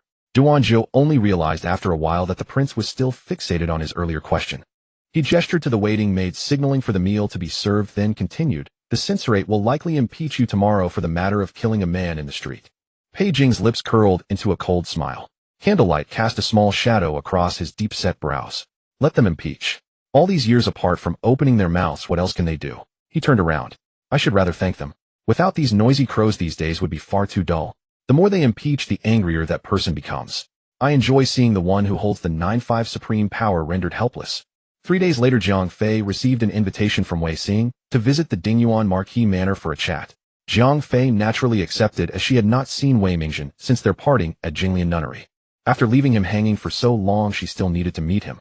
Playing hard to get was the best approach, otherwise ignoring him completely would only drive him further away. Ideally, it would be a chance encounter at the Dingyuan Marquis Manor. If that failed, Wei Xing would surely mention her to Wei Mingzhen. Jiang Fei deliberately chose a simple, elegant lotus-purple gauze dress adorning her hair, with only a single white jade hairpin. It was neither flashy nor ostentatious, yet it complemented her refined and transcendent aura. Before leaving, she adjusted her sideburns in front of the bronze mirror. The system's voice echoed in her mind. Host Wei Mingzhen's current affection level for you has stabilized at -1,200. Please proceed with caution. From the previous -3,000, it had skyrocketed to -1,200. At such a rapid pace of increase, it would be a waste not to enter the financial sector. Jiang Fei was filled with fighting spirit, rubbing her hands together. This was equivalent to wiping out 18 million from a debt of 30 million. Rounding it off, it was as if Wei Mingzhen had secretly written half a diary of unrequited love for her. Let's see how Jiang Fei turns the tide today. The system was confused. How could a remaining negative balance of 1,200 be rounded off into a diary of secret love? She was truly a mathematical genius. But she did not bother to argue with her host. After all, this host usually wallowed in self-pity, so having such high energy was not easy. When the carriage arrived at the Marquis Manor, a maid immediately invited Jiang Fei inside. The Marquis Manor was vast. The place where they had hosted guests last time was merely the tip of the iceberg. Once inside the rear courtyard, the winding corridors twisted more intricately than Wei Mingzhen's thoughts. Passing through several hanging flower gates, the maid led Jiang Fei to a pavilion by the water. Wei Xing was brewing tea in the pavilion. Seeing her arrive, she smiled and waved. Sister-in-law, come quickly. The preaching Ming Longjing tea is just ready. Jiang Fei walked into the pavilion. The freshly poured tea on the table was still steaming. Jiang Fei couldn't help but wonder. In such hot weather, shouldn't one drink something iced instead? Why did ancient people love drinking scalding hot tea in the summer? Wei Xing dismissed the maids so she could speak freely with Jiang Fei. Lin Yuan has returned to the casting sword pavilion. I am preparing to have his parents come personally to propose. Jiang Fei nodded. In fact, the story in the book had only reached its halfway point. The male and female leads still had a long way to go before they could be together. They would encounter many obstacles. However, seeing Wei Xing immersed in happiness, Jiang Fei really didn't want to pour cold water on her. The two chatted for a while, and the conversation somehow drifted to Pei Jing. Did you know? That day we encountered Prince Xiaoning, and he was the one who killed someone. Jiang Fei murmured in acknowledgement. This matter was already known to everyone. The day after Pei Jing killed someone on the street, the censorate jointly submitted a memorial impeaching him. They knelt for a long time in the Qianyuan Hall, requesting the emperor to issue a decree to punish Pei Jing. It was said that the emperor summoned Pei Jing into the palace, reprimanded him severely, and then comforted the officials of the censorate. The matter was settled without further action. This emperor was indeed indulgent toward Pei Jing. Even Jiang Fei began to suspect that Pei Jing might be the emperor's illegitimate son. That day when you covered my eyes so I wouldn't look, it was because you saw a dead body, right? Wei Xing rested her chin on her hand and said, no wonder you were acting strange afterward. Were you afraid? Jiang Fei asked. Do you mean afraid of dead people or afraid of Prince Xiaoning? Wei Xing thought for a moment and said, I am a little afraid of dead people, but of course I am not afraid of Prince Xiaoning. He is not a bad person. Jiang Fei looked at Wei Xing. No wonder Pei Jing liked her. Perhaps only Wei Xing in this world would say so firmly that Pei Jing was not a bad person. Why do you think he is not a bad person? Because he certainly is not. Wei Xing raised her eyebrows. Human traffickers deserve to die. They deserved it. Jiang Fei rarely saw such hatred in Wei Xing's eyes. She slowly probed deeper. You trust Prince Xiaoning so much. Is it because you had some connection with him when you were in Jiangnan? Wei Xing looked puzzled. I never encountered Prince Zhaoning in Jiangnan. Did he go to Jiangnan when he was a child? Those eyes were pure with not a trace of falsehood in them. Jiang Fei asked again, then did you have fun when you were in Jiangnan? Wei Xing stared at her for a moment, then looked away and smiled. It was okay, I guess. Jiang Fei clearly felt Wei Xing's excitement fade. It was as if she had touched upon an unwilling-to-be-mentioned past event. Her gaze also seemed to carry deep meaning. She was too hard to read. Jiang Fei's head was aching. Why create hidden plot lines? Couldn't the author just write it clearly in the book? Or perhaps the author failed to fill in the plot holes by the end. The two chatted for a long time. Jiang Fei no longer mentioned the topic of Jiangnan, and Wei Xing's mood gradually improved. By noon, Wei Xing invited Jiang Fei to stay for lunch. However, before they had finished eating, a maid rushed in hurriedly. Miss, something terrible has happened. Wei Xing put down her chopsticks. What is wrong? Why are you making such a fuss? The maid ran in with sweat all over her face and said the third young master's servant just returned with news. The third young master beat up the young master of the prime minister's family. What? Wei Xing stood up abruptly. Isn't it Lord Chu's banquet today? Why did a fight break out? This servant does not know either. Wei Xing raised her foot to leave, but suddenly remembered Jiang Fei was still there. Sister-in-law, I am sorry. I need to go see what is going on. This matter cannot reach father and eldest brother, or they will whip third brother. Jiang Fei nodded, and also stood up. I will go with you. It would be good to have someone to look out for each other. Although she said this, Jiang Fei was not confident in her heart. If Wei Mingzhen fought with the Prime Minister's young master, that Prime Minister's young master was not Zhao Xingbang, the first person the original owner encountered after Jiang Fei transmigrated her father's supposed lover. If it was because Zhao Xingbang let something slip, then she felt she was running another 10,800 li away from the path of marrying Wei Mingzhen. When the two hurriedly arrived at the restaurant where Chu Xiao was hosting the banquet, the fight had already ended. Chu Xiao had booked the entire restaurant today. The patrons were young masters from various families and their own servants. The interior was in a mess. Zhao Xingbang, with a bruised and swollen face and 2 clumps of cloth stuffed in his nose, was still shouting loudly, I will sue you. I will take this to the higher authorities. Wei Xing heard this sentence just as she entered. She glared at Zhao Xingbang and hurriedly rushed over to check on Wei Mingzhen. Third brother, are you all right? Wei Mingzhen was holding a cloth bag filled with ice to his head. He also had some injuries, but not as severe as Zhao Xingbang's. As soon as he saw Wei Xing, he frowned. Why are you here? Go back quickly. This is not a place for a young lady like you. Wei Xing's eyes were full of heartache. If I had not come, this would have reached father and eldest brother. What exactly happened? Why did you fight? Oh, so you Wei Sanling are looking for your sister to back you up. Zhao Xingbang interrupted, sarcastically covering his nose. The third young master of the dignified Dingyuan Marquis manor causes trouble and then calls his sister to handle it.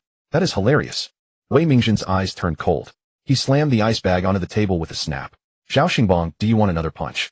Zhao Xingbang instinctively shrank back, but quickly realized that with so many people watching, he could not afford to lose face and be looked down upon, or he would become a laughingstock and have no standing in the capital. He thrust out his chin and stepped forward, shouting, Come on then. If you have the courage, hit me again in front of everyone.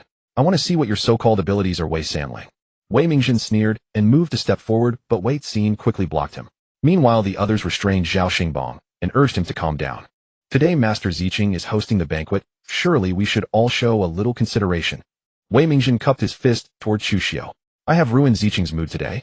I will host a banquet another day to make amends. Then, casting a cold glance at Zhao Xingbang, he added, As for certain individuals, it would be wise to keep your mouth shut, or you may not even know what killed you. Chu Xiao quickly waved his hand. What a trivial matter. We are close friends, there is no need for this. Did you hear that? Did everyone hear that? Zhao Xingbang cried out dramatically. Wei Sanlang is threatening me. If anything happens to me, he will surely be held responsible. Jiang Fei had been hiding by the doorway listening for a while. Earlier, Wei Xin had been in such a hurry that Jiang Fei had already run into the restaurant before getting out of the carriage. Since Jiang Fei did not know the full situation, she had not dared to enter rashly, and instead listened at the door. Sure enough, she heard Wei Mingzhen warning Zhao Xingbang to keep his mouth shut. She wondered if Zhao Xingbang had said something about her to Wei Mingzhen. There was no helping it. The original host Jiang Rufei had a questionable reputation, so Jiang Fei felt a guilty conscience as well. Just as she was hesitating whether to enter, she heard Wei Xin scolding Wei Mingzhen. Why are you fighting? You even scared sister-in-law all the way here. Hey, where is she? Upon hearing this, Wei Mingzhen snapped his head around. What was done as she had no choice but to enter. Stepping forward with steely resolve, Jiang Fei bowed slightly to Wei Mingzhen. Third young master. Wei Mingzhen's face turned ashen. This matter has nothing to do with Miss Jiang. You should return home first. The system chimed in. Wei Mingzhen's affection for you has dropped to -1,600. Hearing that affinity score, Jiang Fei had no doubt that Zhao Xingbang's filthy tongue had likely spoken ill of her, which was why Wei Mingjin grew angry the moment he saw her. Even a child could guess it was nothing good. Either she was having an affair with Pei Jing or she was involved with Zhao Xingbang. Zhao Xingbang had been frozen since Jiang Fei entered. He had been wondering which sister-in-law wait scene meant, only to see Jiang Fei walk in. Suddenly he looked like a rooster with its neck gripped, his face cycling through shades of green and white. The reason he had fought with Wei Mingjin was that he had claimed Jiang Rufei was having an affair with the Jiaoning prince. He had thought he was giving friendly advice, but Wei Mingjin had taken it as ingratitude and punched him directly. Now that the person herself had arrived, he dared not speak up. If the Jiaoning prince found out he was spreading rumors behind his back, he would suffer severe consequences. Zhao Xingbang swallowed hard, his earlier arrogance vanishing into thin air. He mumbled to himself to save face. Never mind, never mind. I won't bother with you. Who is saying they won't bother with whom? Jiang Fei spoke up suddenly. Third young master is always a man of propriety. How could he suddenly resort to violence? It must be that Master Zhao said something quite outrageous, wouldn't you agree? She bet that Zhao Xingbang would not dare to speak. Even if he did, she was confident that confronting him publicly would make Wei Mingjin trust her at least a little. The system reminded her, clever move. Wei Mingjin's affection for you has increased by 200 points. Jiang Fei was speechless. This Wei Mingjin's affection was truly cheap, rising and falling so quickly. Meeting Jiang Fei's cold gaze, Zhao Xingbang naturally wanted to spill everything, but he lacked the courage. That was the Jiaoning prince Pei Jing after all. Seeing this, Jiang Fei pressed further. What's wrong? Wasn't Master Zhao quite eloquent just now? He could describe a gentleman who was gentle, refined, courteous, elegant, graceful, outstanding. The system grew so excited its voice seemed to change. Wei Mingjin's affection for you is continuously rising, minus 1,300, minus 1,200, minus 1,100. Stop it. Jiang Fei silenced the system in her head and continued. A man of virtue and talent, erudite and gentle as jade, into a rage that led to violence. It must be that what you said was indeed quite significant, correct? Zhao Xingbang's jaw nearly hit the floor, his head buzzing. He hated studying the most. There was no need to use so many idioms at once, was there? Wei Xin stared at Jiang Fei in astonishment, while Wei Mingjin awkwardly turned his face away. The others displayed various expressions. Some wanted to laugh, but dared not, while others exchanged knowing glances with Wei Mingjin. Was this Miss Jiang reciting an entire dictionary of idioms? I ask you, Jiang Fei pressed again. Off. Zhao Xingbang stood dazed. Say what? He had completely forgotten what they had been discussing. His mind was now filled only with idioms, giving him the same feeling as when a tutor droned on about ancient texts at the academy. The previously tense atmosphere dissipated instantly. Seizing the opportunity, Chu Xiu stepped forward to mediate. Enough. It was all a misunderstanding. Chu Xiu approached with a smile and patted Zhao Xingbang on the shoulder. Master Zhao has had too much to drink and inevitably spoke without thinking. Master Wei, please do not take it to heart. Wei Mingjin was only too willing to give Chu Xiu face, and Zhao Xingbang, having been given an out, quickly climbed down. He waved his hand. Then let us consider this matter settled. How can it be settled? A cold voice suddenly came from the doorway. Everyone turned to see Pei Jing standing there, having appeared without a sound. His black brocade robe made him look even more aloof and noble. The restaurant fell instantly silent, followed by a chorus of greetings. Your Royal Highness. Zhao Xingbang's face drained of color, his legs going weak as he nearly collapsed to his knees. Pei Jing walked in slowly, a folding fan in hand, tapping it lightly against his side. Jiang Fei recognized that fan. It was no ordinary accessory, for it had once held a blade pressed against her neck. After entering, Pei Jing's gaze lingered on Jiang Fei for a moment before flicking to Wei Xin. I happened to be passing by and heard there was a conflict. Wei Xin quickly shook his head. No, there was no conflict. Then all is well. Pei Jing turned to face Zhao Xingbang. I am also curious. What exactly did you say just now? Sweat beaded on Zhao Xingbang's forehead, but he stammered and could not utter a word. Jiang Fei was equally tense. Was this Pei Jing some kind of ghost appearing wherever she went? Just as the matter was about to be dropped, he showed up to cause trouble.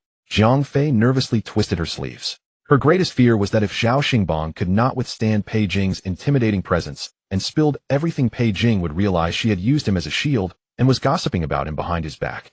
Besides murdering people indiscriminately, Pei Jing had also been branded by her with the false accusation of forcibly abducting a commoner's daughter. What should she do? Jiang Fei's mind raced. Right? She would simply deny it outright. Zhao Xingbang's reputation was so poor that more people would believe her than him. What are you doing? A voice suddenly came from beside her ear. Jiang Fei lifted her head and saw Wei Mingjin staring at her with a bizarre expression. What's wrong? I should be the one asking you. Wei Mingjin nodded, his chin downward. Jiang Fei followed his gaze and saw what she was holding in her hands. Without realizing it, she had tightly bound the sleeves of both Wei Mingjin and Chu Xiao together, as if she were about to send the two of them straight into their wedding chamber. So when she was nervous, it wasn't her own sleeve she twisted, but theirs. Wei Mingjin asked in confusion, "Why did you tie my sleeves together with Ziqing's?" This. Zhang Fei certainly couldn't admit it was a nervous tic, so she frantically searched for an excuse. Although things got a bit messy today, good brothers shouldn't let this drive a wedge between us, nor should we sever our ties. So I tied your sleeves together. To make us brothers bound by sleeves, I mean sworn brothers for life. Chu Xiao burst out laughing. Mingjin, your fiancée, is quite the entertaining one.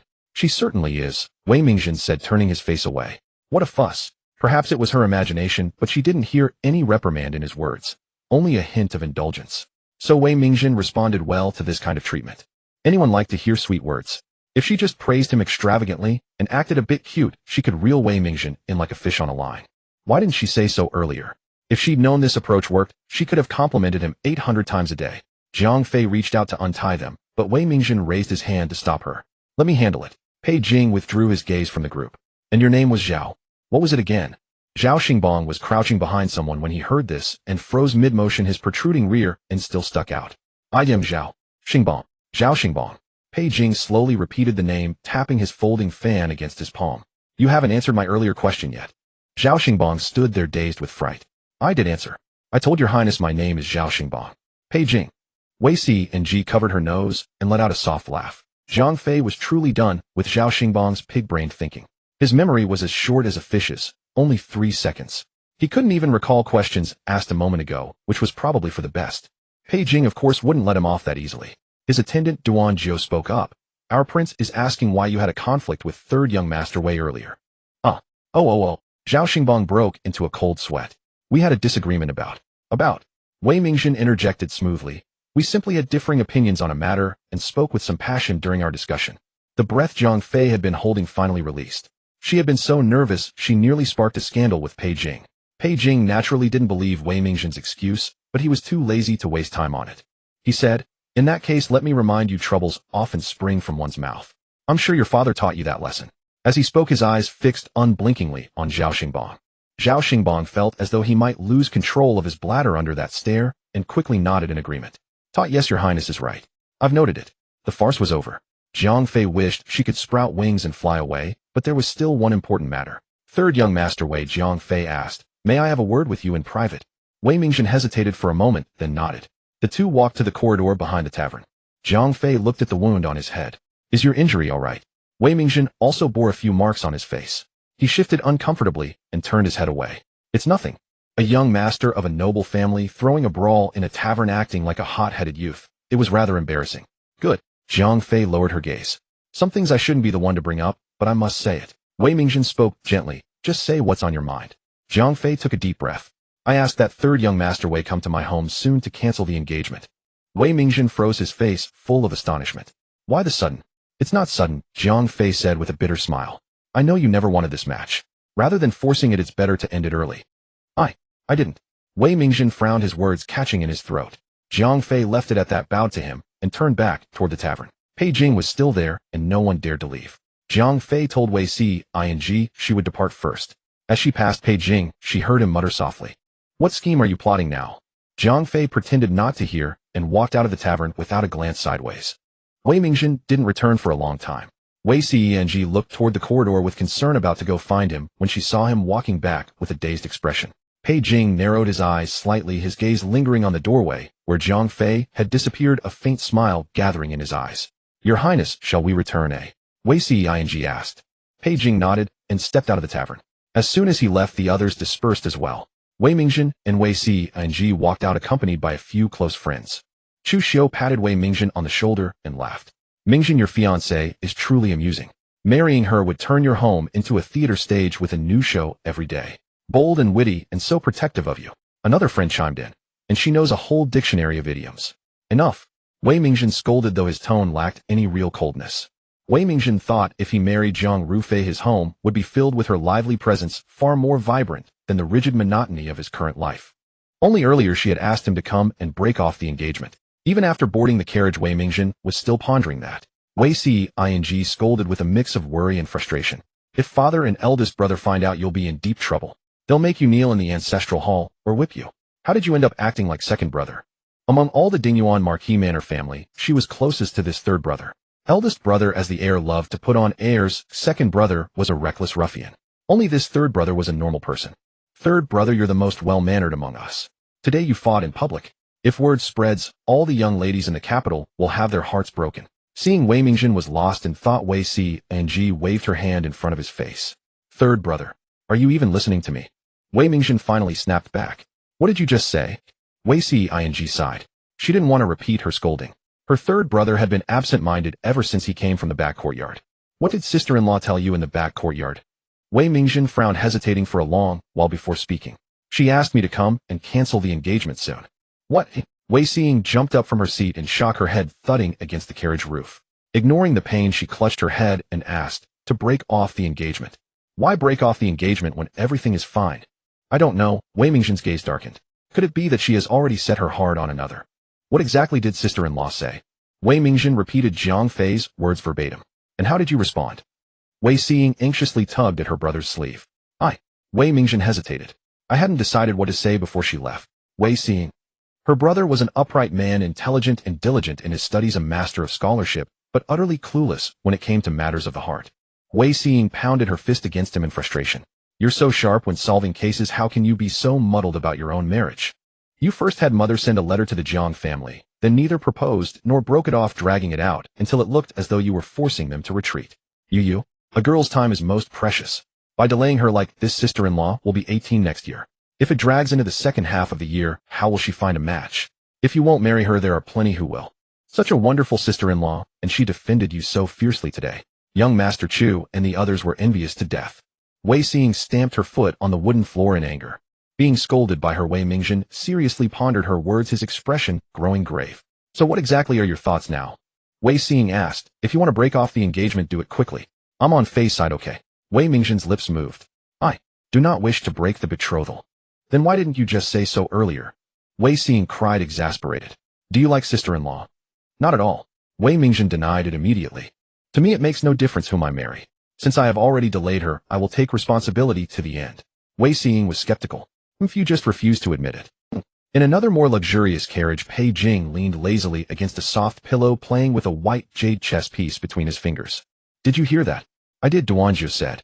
After Miss Jiang II went to the inner courtyard, she first inquired about third young Master Wei's injuries, then asked him to come forward to break off the engagement. Pei Jing's fingers paused, and he raised his eyes slightly. Break off the engagement. Are you sure you didn't mishear? Did she say break off or propose?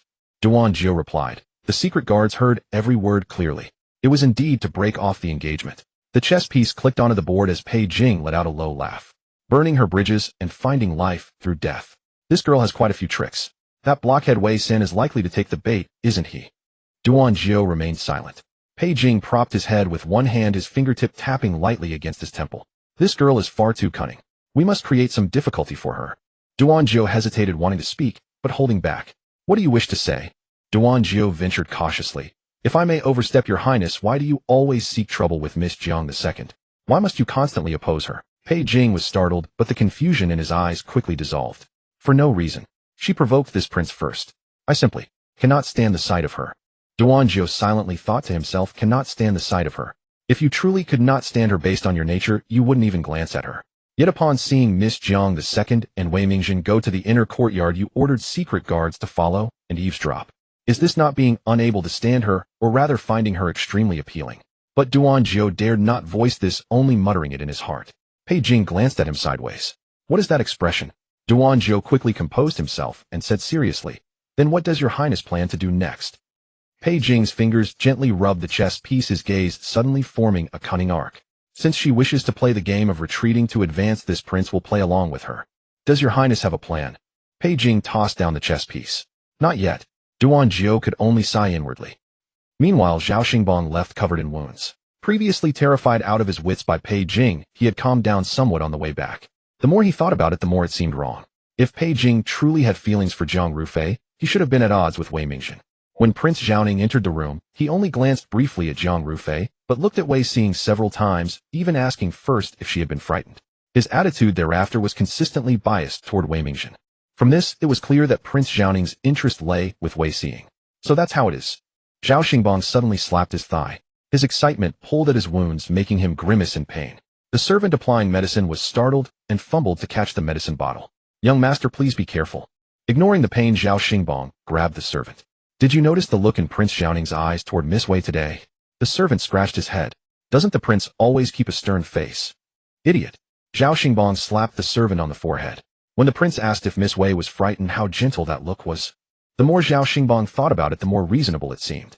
Although Wei Xing was not as strikingly beautiful as Jiang Rufei, she excelled in temperament, and her status was far nobler. He slapped his leg again. "Let me tell you, I was deceived by that little slut Jiang Rufei." "Huh?" the servant asked. "How did she deceive you?" Zhao Xingbang lowered his voice as if afraid of being overheard. "That day she lied to me, claiming Prince Xiaoning had feelings for her, which made me too afraid to act. She also used me to pressure her younger sister. She treated this young master as a pawn." The more Zhao Xingbang thought about it, the angrier he became, veins bulging on his forehead. "That cunning Jiang Rufei dares to play tricks on this young master." The servant asked tremblingly. "Young master, so what are you going to do?" "Since Prince Xiaoning has no interest in her, all the effort this young master put in previously cannot go to waste. This delicate flower this young master must definitely." Zhao Xingbang's eyes gleamed with cunning light. "He." The servant was utterly confused. "What does he her mean?" Zhao Xingbang slapped the servant on the forehead again. "He means he. Why must there always be so much meaning?" The servant held his head. "Then after young master he's Miss Jiang the second, he's her, what happens next?" Zhao Xingbang said proudly. "Naturally I will discard her like a worn-out shoe." "Discard her like an old shoe," the servant corrected. Zhao Xingbang kicked the servant. "Did I need your reminder? This young master simply doesn't want to use idioms."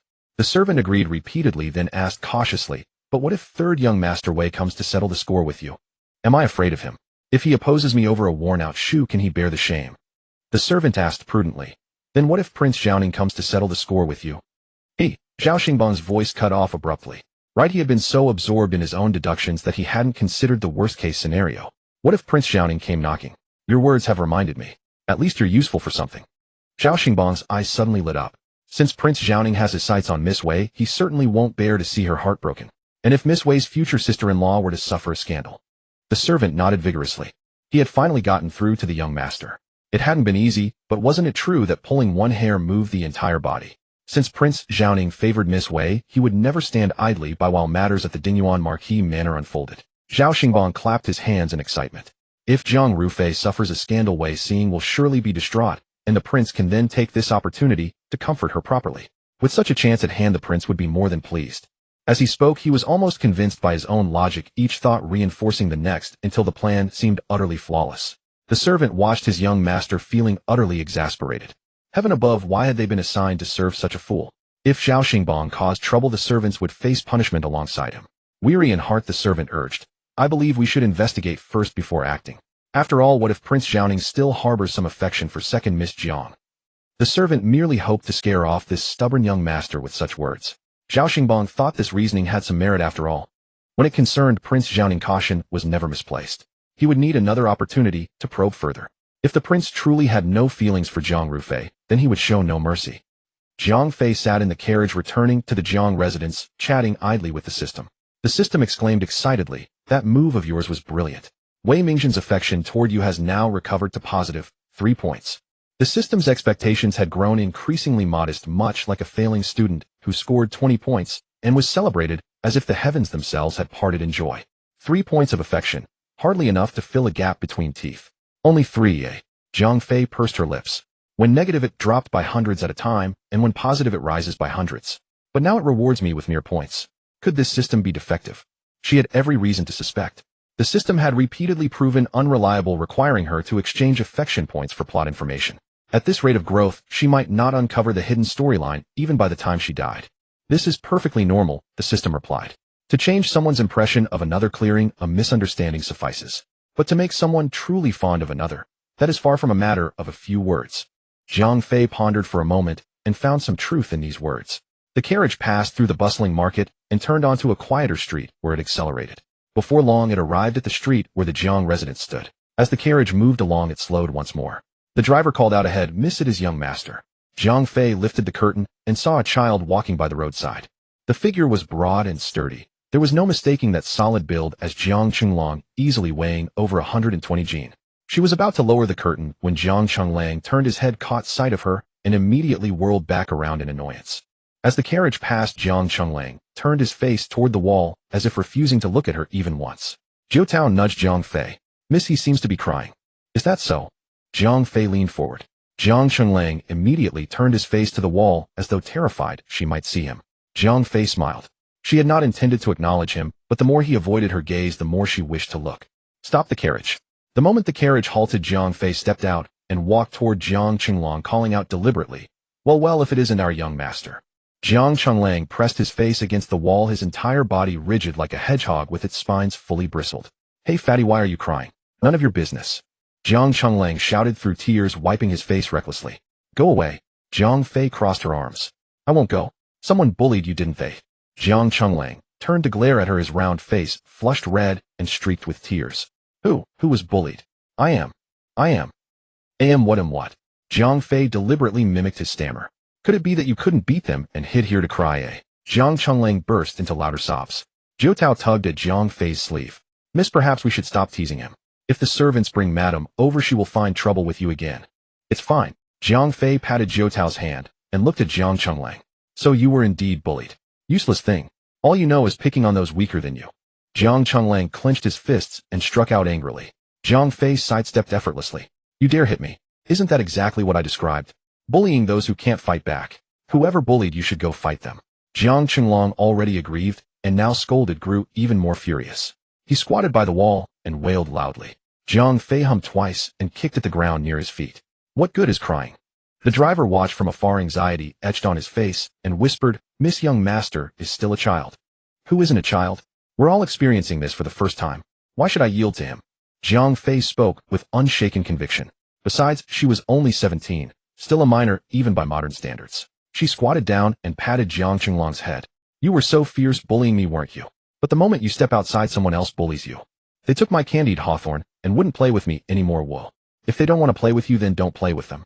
Who cares? If Jiang Chenglang went home and complained to Yao, sure she would scold him for being spineless and forbid him from playing outside again. His father ignored him, and his third sister paid him no mind. With no one to confide in, he could only pour everything out to Jiang Fei. They only pretended to play with me. When we played opera, they made me play a stone. A stone can't move or speak. Jiang Fei burst out laughing. They made you play a stone. Those brats have quite the imagination. Jiang Chenglang looked up, his face brimming with wronged indignation. And you're still laughing? I'm not. Jiang Fei wiped tears from her eyes. But did you really stay perfectly still as a stone? Jiang Chenglang pouted and nodded. I played the stone for a full hour until I fell asleep. They left without waking me.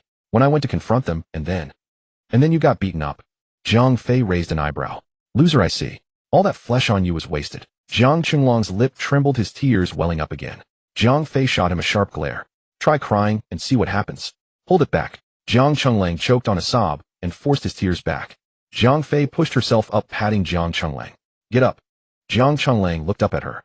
For what? To settle the score for you. Jiang Fei grabbed the back of his collar and tried to lift him, but the boy was stubbornly heavy as lead. Jiang Chenglang asked weakly, You're sure you're helping me and not going to beat me up, right? Of course. Jiang Fei marched forward with fierce determination. The flesh fed by the Jiang family's rice is reserved for my own amusement. Who gave outsiders the right to lay a hand on him? Jiao murmured softly, Miss, you haven't spared him either. The two strode through the alley with great vigor, Jiang Chenglang leading the way. Turning the corner, they indeed saw several children squatting under a tree playing. Jiang Chenglang said angrily, It's them. They were all children of 8 or 9, the oldest barely 10. Hearing the noise, those children looked up and saw Jiang Chenglang arriving with someone and immediately panicked. The oldest among them, the leader, forced calm and said, Jiang Chenglang, you can't win, so you bring help. Aren't you ashamed? Jiang Fei, hands on her hips, said with a smile. Then you can bring help too. Call your parents over. Can you even find them? Jiang Chenglang puffed out his little belly, putting on a fierce look while hiding behind Jiang Fei's authority. Those kids had ganged up to bully others so naturally they wouldn't dare call their parents. The children looked at each other, but their faces showed defiance. The sun was still high, so Jiang Fei moved to the shade and said, I won't interfere or help him. You fight one-on-one. Who's first? Jiang Chenglang panicked upon hearing this, tugging at Jiang Fei's sleeve and shrinking behind her. I'll really fight. What are you afraid of? Jiang Fei said, disappointed. Did all that flesh on you grow for nothing? How do I fight? Jiang Fei leaned close to his ear. You do this. And then this. Get it?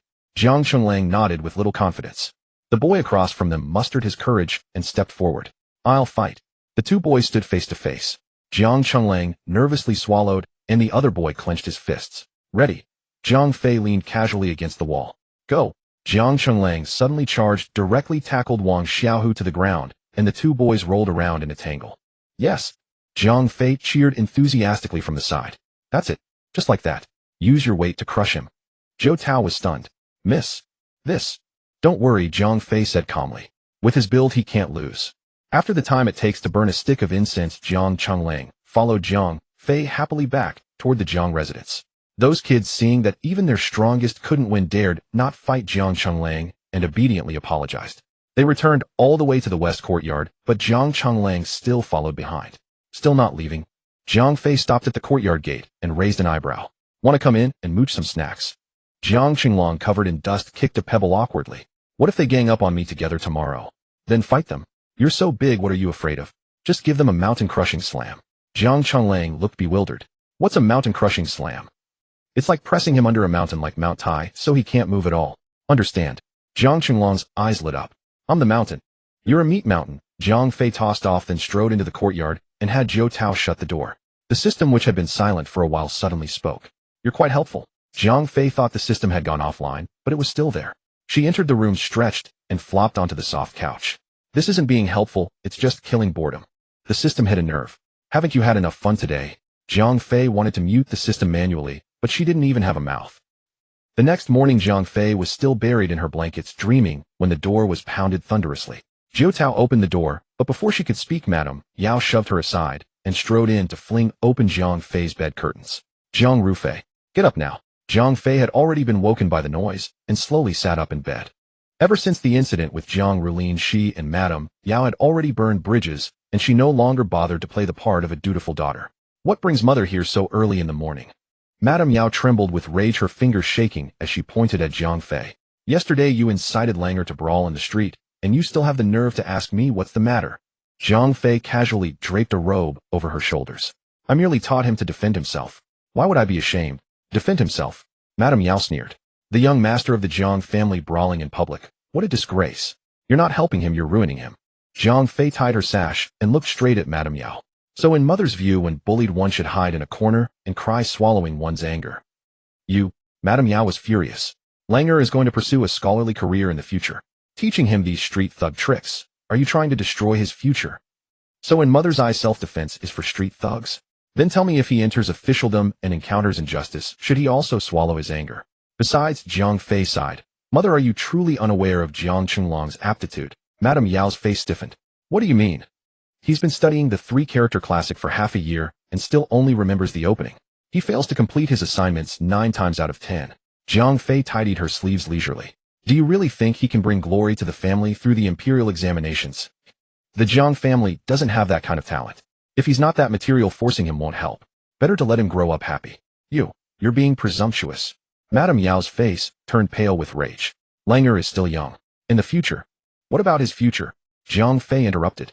Make him a bookworm with no strength to truss a chicken, or a soft persimmon for anyone to bully. Madame Yao recoiled half a step at these words, her lips trembling, but unable to form a retort. Jiang Fei pressed her advantage. I teach him self-defense so he can live with dignity. Mother, by insisting he follow decorum, you've made him so afraid that he won't even tell you when he's beaten. That's the real harm. Madame Yao was choked by these words, her face shifting from pale to red. Ridiculous. How old is Lang? You're teaching him to fight. If this gets out, where will the Jiang family's face be?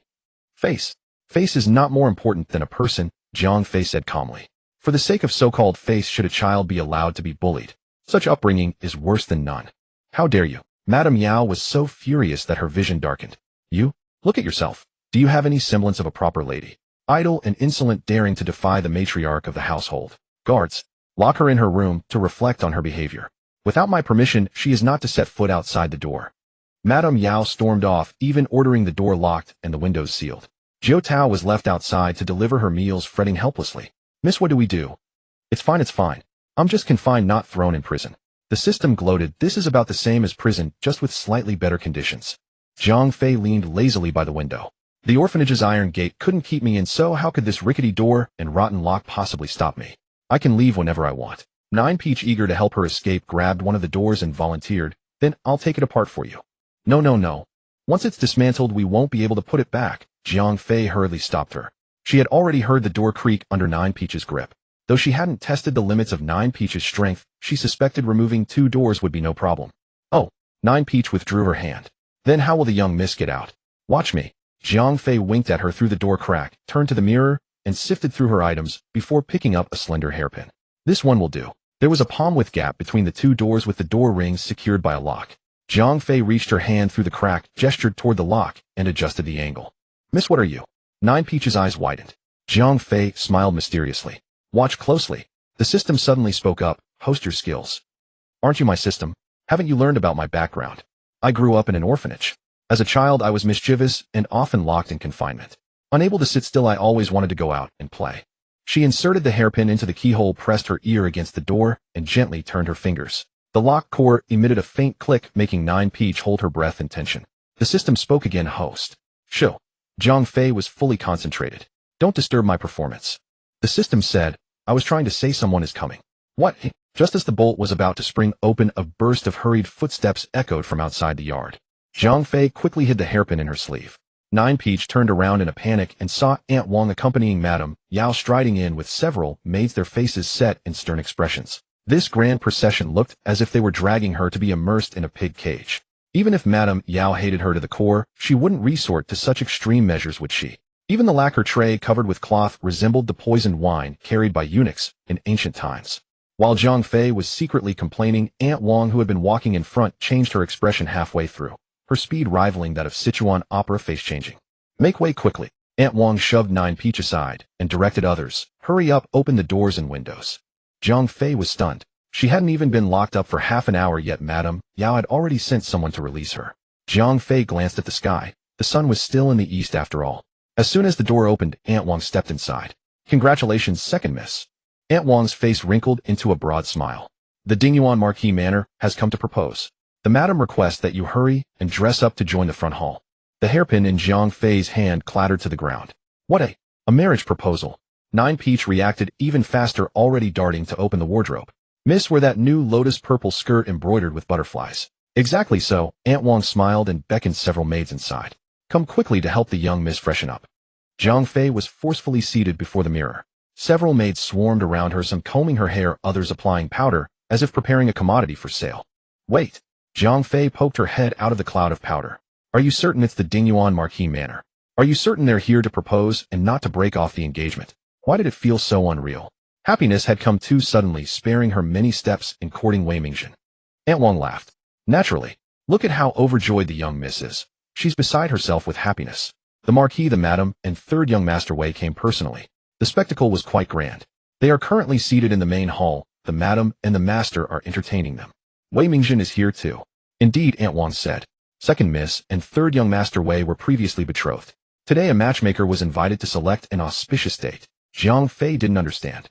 Select a wife. What is that? It means choosing an auspicious day and hour to avoid any inauspicious months. Jiang Fei nodded. The maids finished combing her hair. Aunt Wang then lifted the lid off the lacquer tray that had resembled a vessel for poisoned wine. Inside were several gleaming pieces of jewelry.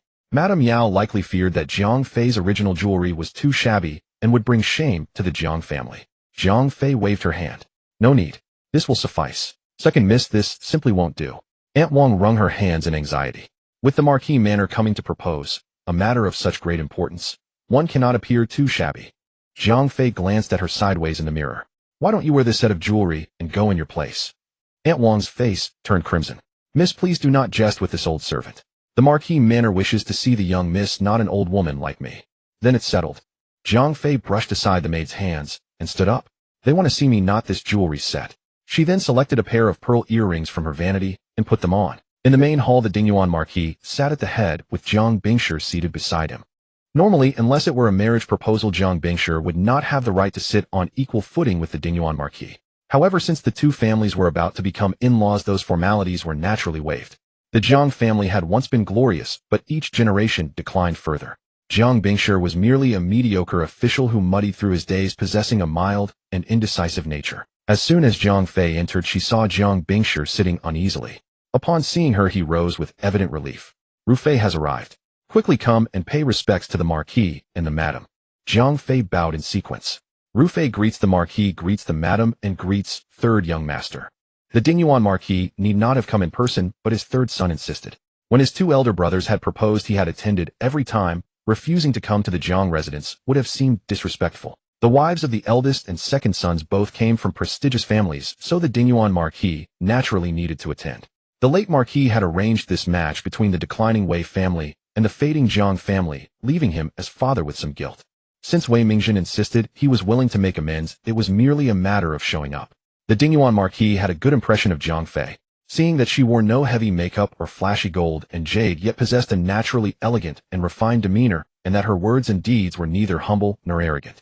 He never expected Jiang Bingshi could father such a daughter. You must be Ru Fei. Sit down. Jiang Fei bowed again to Jiang Bingshi and Madame Yao.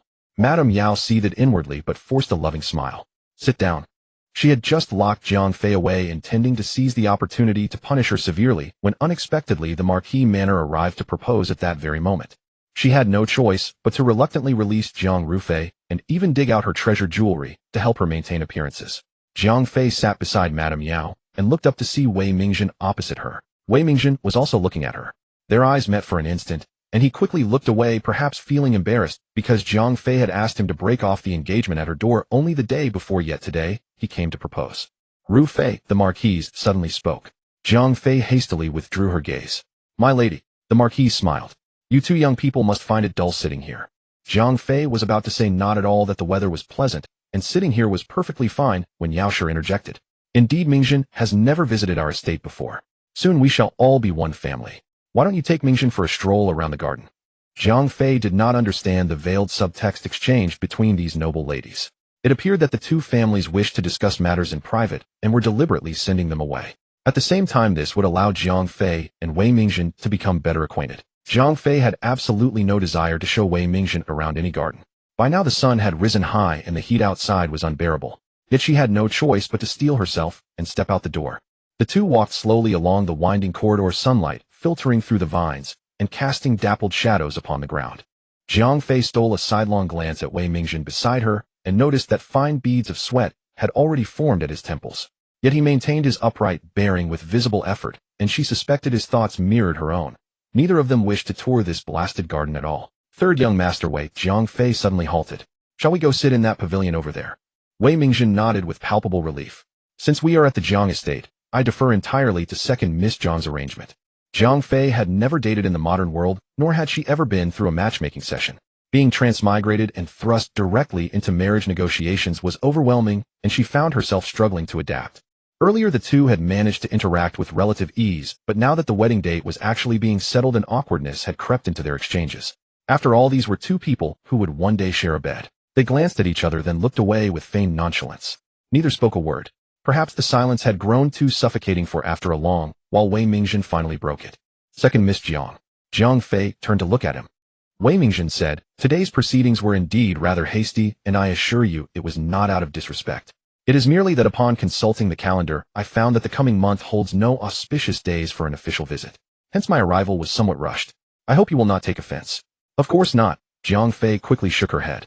I was simply surprised by how sudden it all was. There are certain matters I wish to address with you in advance. Wei Mingjin sat up straight, his voice lower and graver than usual. I have studied the Confucian classics since childhood and fully understand the sanctity of marriage. Since our union is ordained, I shall honor you as my rightful wife. However, matters of the heart cannot be forced, and I fear I may prove unworthy of your deep affection. Jiang Fei harbored no deep affection for him whatsoever. All of it had been feigned in order to win him over. She summoned the system in her mind. So what he's saying is that marriage is acceptable, but romance is off the table. Did I understand that correctly? The system replied, full marks for comprehension. Jiang Fei thought to herself that this suited her perfectly. Her only purpose in marrying him was convenience. She cared nothing for love. Once she was inside the Wei household, she intended to stir up chaos, commit acts that would give him ample grounds to divorce her. What need was there to speak of affection? She was about to say that she had absolutely no problem with it, and he could do as he pleased, when it occurred to her that being so agreeable right after the betrothal might seem somewhat like burning the bridge after crossing the river. So she let out the breath she had drawn and said with a smile, it's fine, it's fine. I understand. Little did she know that the way she looked in that moment appeared to Wei Mingjin as quiet resignation. Wei Mingjin furrowed his brow. Though this union was arranged by our parents, since I have resolved to take you as my wife, I shall treat you well. He paused in thought, then continued, my official duties are often demanding, and there may be times when I neglect you. Once you marry into the Dingyuan Marquis mansion, I shall dine with you at home on the 1st and 15th of each month. On my days off I shall accompany you on an outing once a month provided you inform me in advance.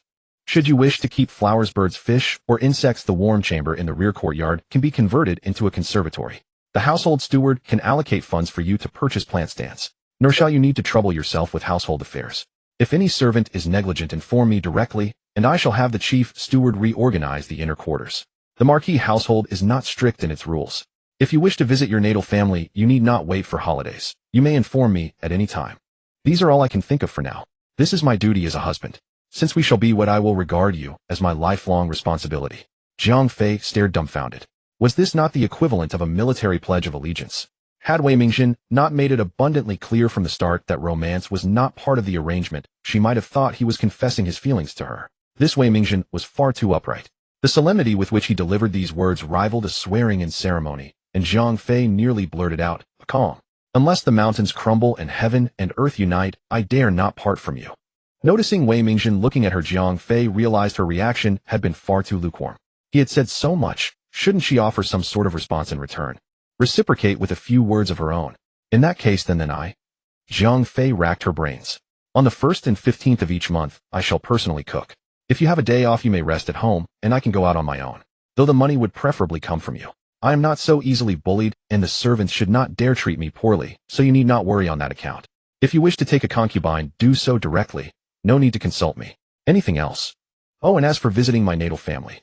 She suddenly leaned forward and lowered her voice.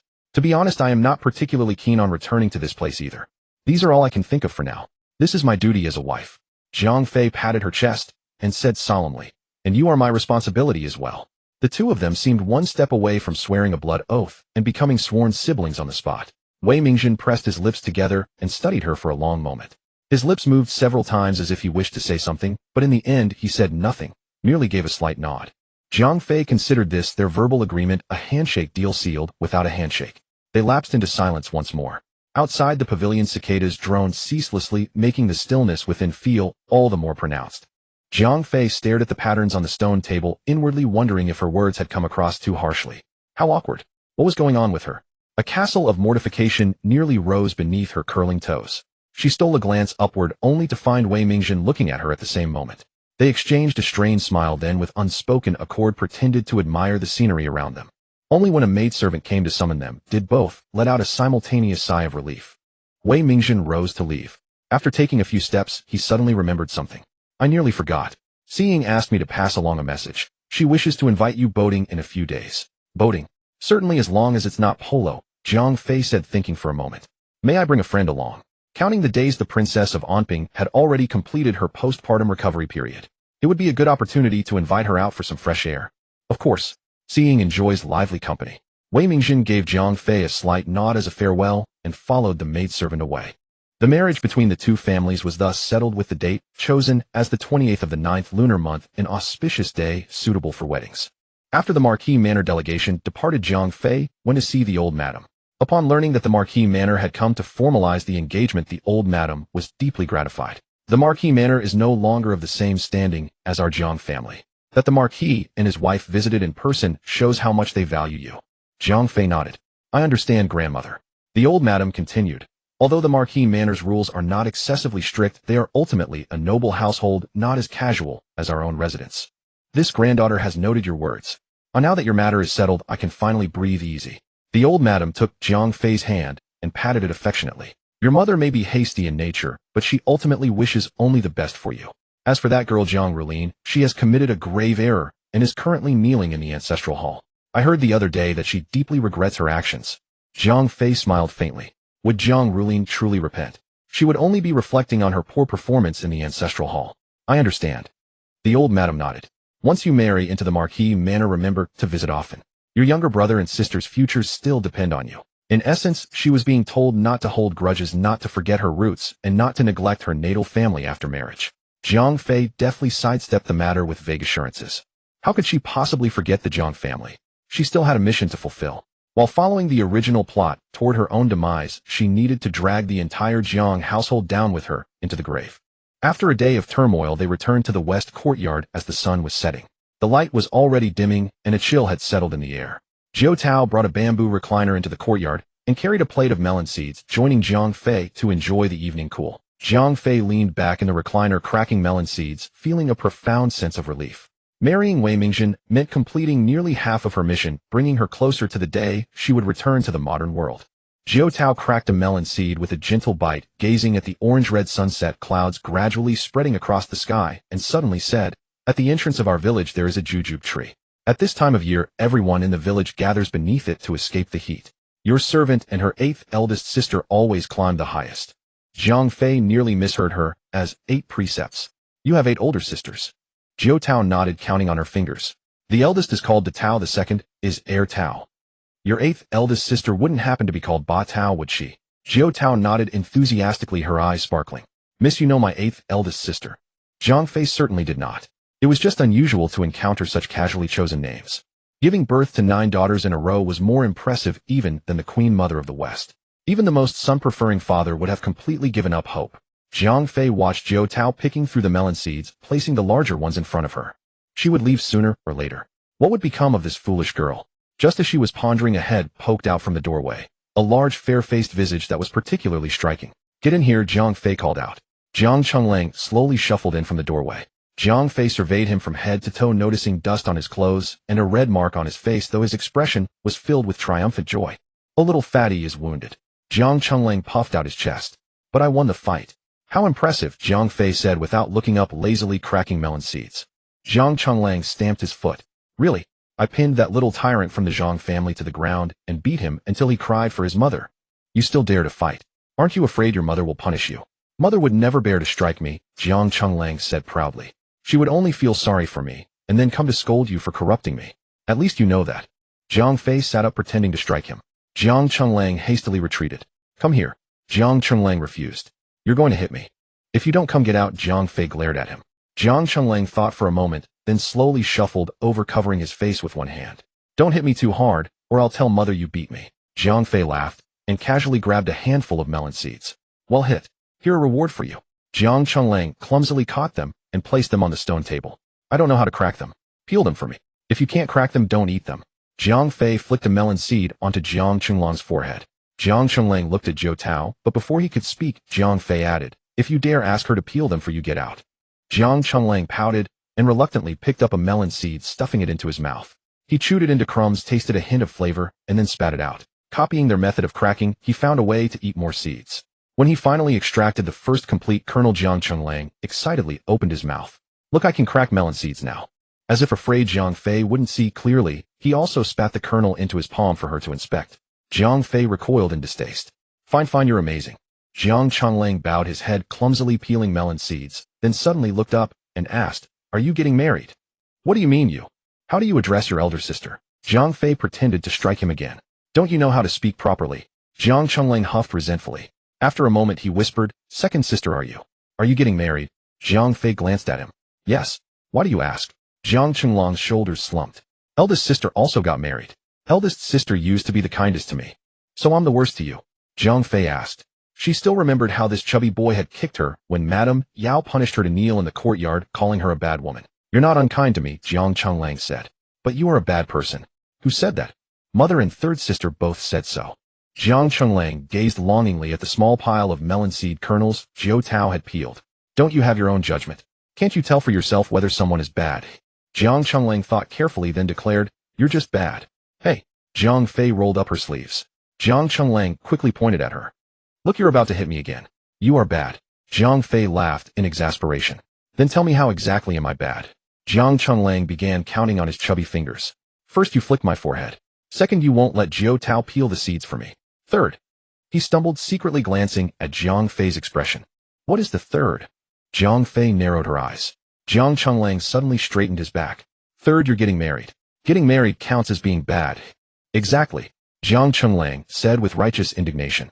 Unless you let me accompany you as part of your dowry. Jiao Tao nearly choked on a melon seed. Young masters cannot be part of a dowry. Why not? Jiang Chenglang pouted. When eldest sister married, she brought 2 people with her. You only have Jiao Tao. If you take me along. Jiang Fei looked at Jiang Chenglang and smiled. This child, she had only helped him once, and already he was clinging to her. We'll see how you behave. Jiang Fei reclined back into the chair. She felt that although Jiang Chenglang was a bit dull, he was not inherently bad. He had simply been spoiled by Madame Yao and Jiang Rulin. With a useless father at home and Madame Yao calling the shots, none of the children, Jiang Qingjin, the original owner, Jiang Rufin, Jiang Rulin, and Jiang Chenglang, had been raised properly. It was truly one rat dropping, spoiling the entire pot of soup. Late at night, when the entire mansion had fallen asleep, the occasional harsh chirping of cicadas drifted outside the room. Madame Yao tossed and turned but could not sleep. She reached out and shook Jiang Bingshi awake. Master, now that the wedding date is finally set, I find myself even more uneasy. Why is that? Jiang Bingshi had just fallen asleep when he was disturbed awake. He turned over impatiently, his back to Lady Yao. Oh my dear, what's there to feel uneasy about? You're just overthinking things. Lady Yao refused to let it go and turned him back around. I keep thinking, the birth data we gave the Dingyuan Marquis household isn't Jiang Rufei's real one. Could the auspicious day they calculated be unreliable? After all, when we bought that girl we deliberated endlessly and barely managed to find a birth data that could deflect calamity for Rulin. But that birth data differs from Jiang Rulin's by only 6 months. What sisters are born 6 months apart? So outwardly we had to claim they were over a year apart. Jiang Bingshi was too sleepy to open his eyes and mumbled, how would the Wei family scrutinize such details? Besides, that girl doesn't even remember her own birth date. Who could know the truth? She's bound to marry into that household one way or another. What does it matter if the birth data are compatible or not? The Dingyuan Marquis is marrying off a bride, not seeking a fortune-bringing wife. But what if someone finds out? As long as Jiang Rufei remains unmarried, it's our own family's affair and outsiders can't interfere. But once she's married, who in their right mind would pry into such matters? Jiang Bingshi interrupted impatiently. We've always said the girl was frail and raised on the estate, and even her entry in the family register was added later. Lady Yao stared at the bed canopy above. But my heart still feels unsettled. Guilty conscience, is it? What do you mean, guilty conscience? Lady Yao complained. Is this only my doing? Jiang Bingshi, finally robbed of all sleep, propped himself up resignedly. I said from the start this wouldn't work. This is a wicked deed. Such acts deplete one's moral merit. Lady Yao's voice suddenly rose. Rulin is your own flesh and blood. If it weren't for the master's advice to buy a scapegoat to stand in the way, your daughter would have been gone long ago. And now you're playing the saint. Back then, if you hadn't silently approved, could I have done such a thing? Now that Rulin's health is increasingly robust, you're starting to regret it. And you talk to me of moral merit. So long as my daughter lives, I'd willingly become a vengeful ghost, let alone lose a little merit. Suddenly a soft crack sounded from outside the window. Who's there? Lady Yao scrambled up, her heart pounding wildly. Just as she mentioned ghosts, something stirred. After a brief rustling, a stray cat let out a meow. See, it's just a cat. Don't be so jumpy, Jiang Bingshi grumbled. Still uneasy, Lady Yao threw on a robe, walked to the window, and flung it open. A black cat leaped from a tree onto the courtyard wall, darted swiftly across the eaves, and vanished into the night. It's a black cat. Jiang Bingshi was thoroughly irritated. So it's a black cat. So what? Black cats bring bad luck. Lady Yao half closed the window and returned to the bedside, restless.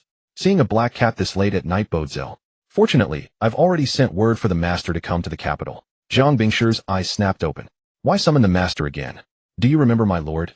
For the calamity-deflecting ritual to work, 2 talismans are required. Ever since that matter with Zhao Xingbang arose, I've felt something off about that girl.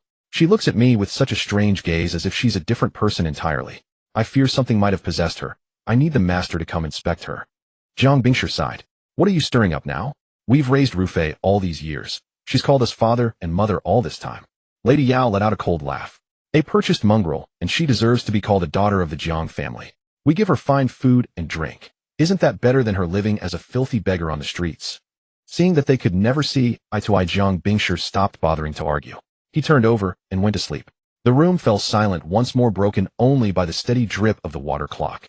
A half-open carved wooden window painted in vermilion lacquer framed the oppressive summer heat, the breeze carrying damp, humid air.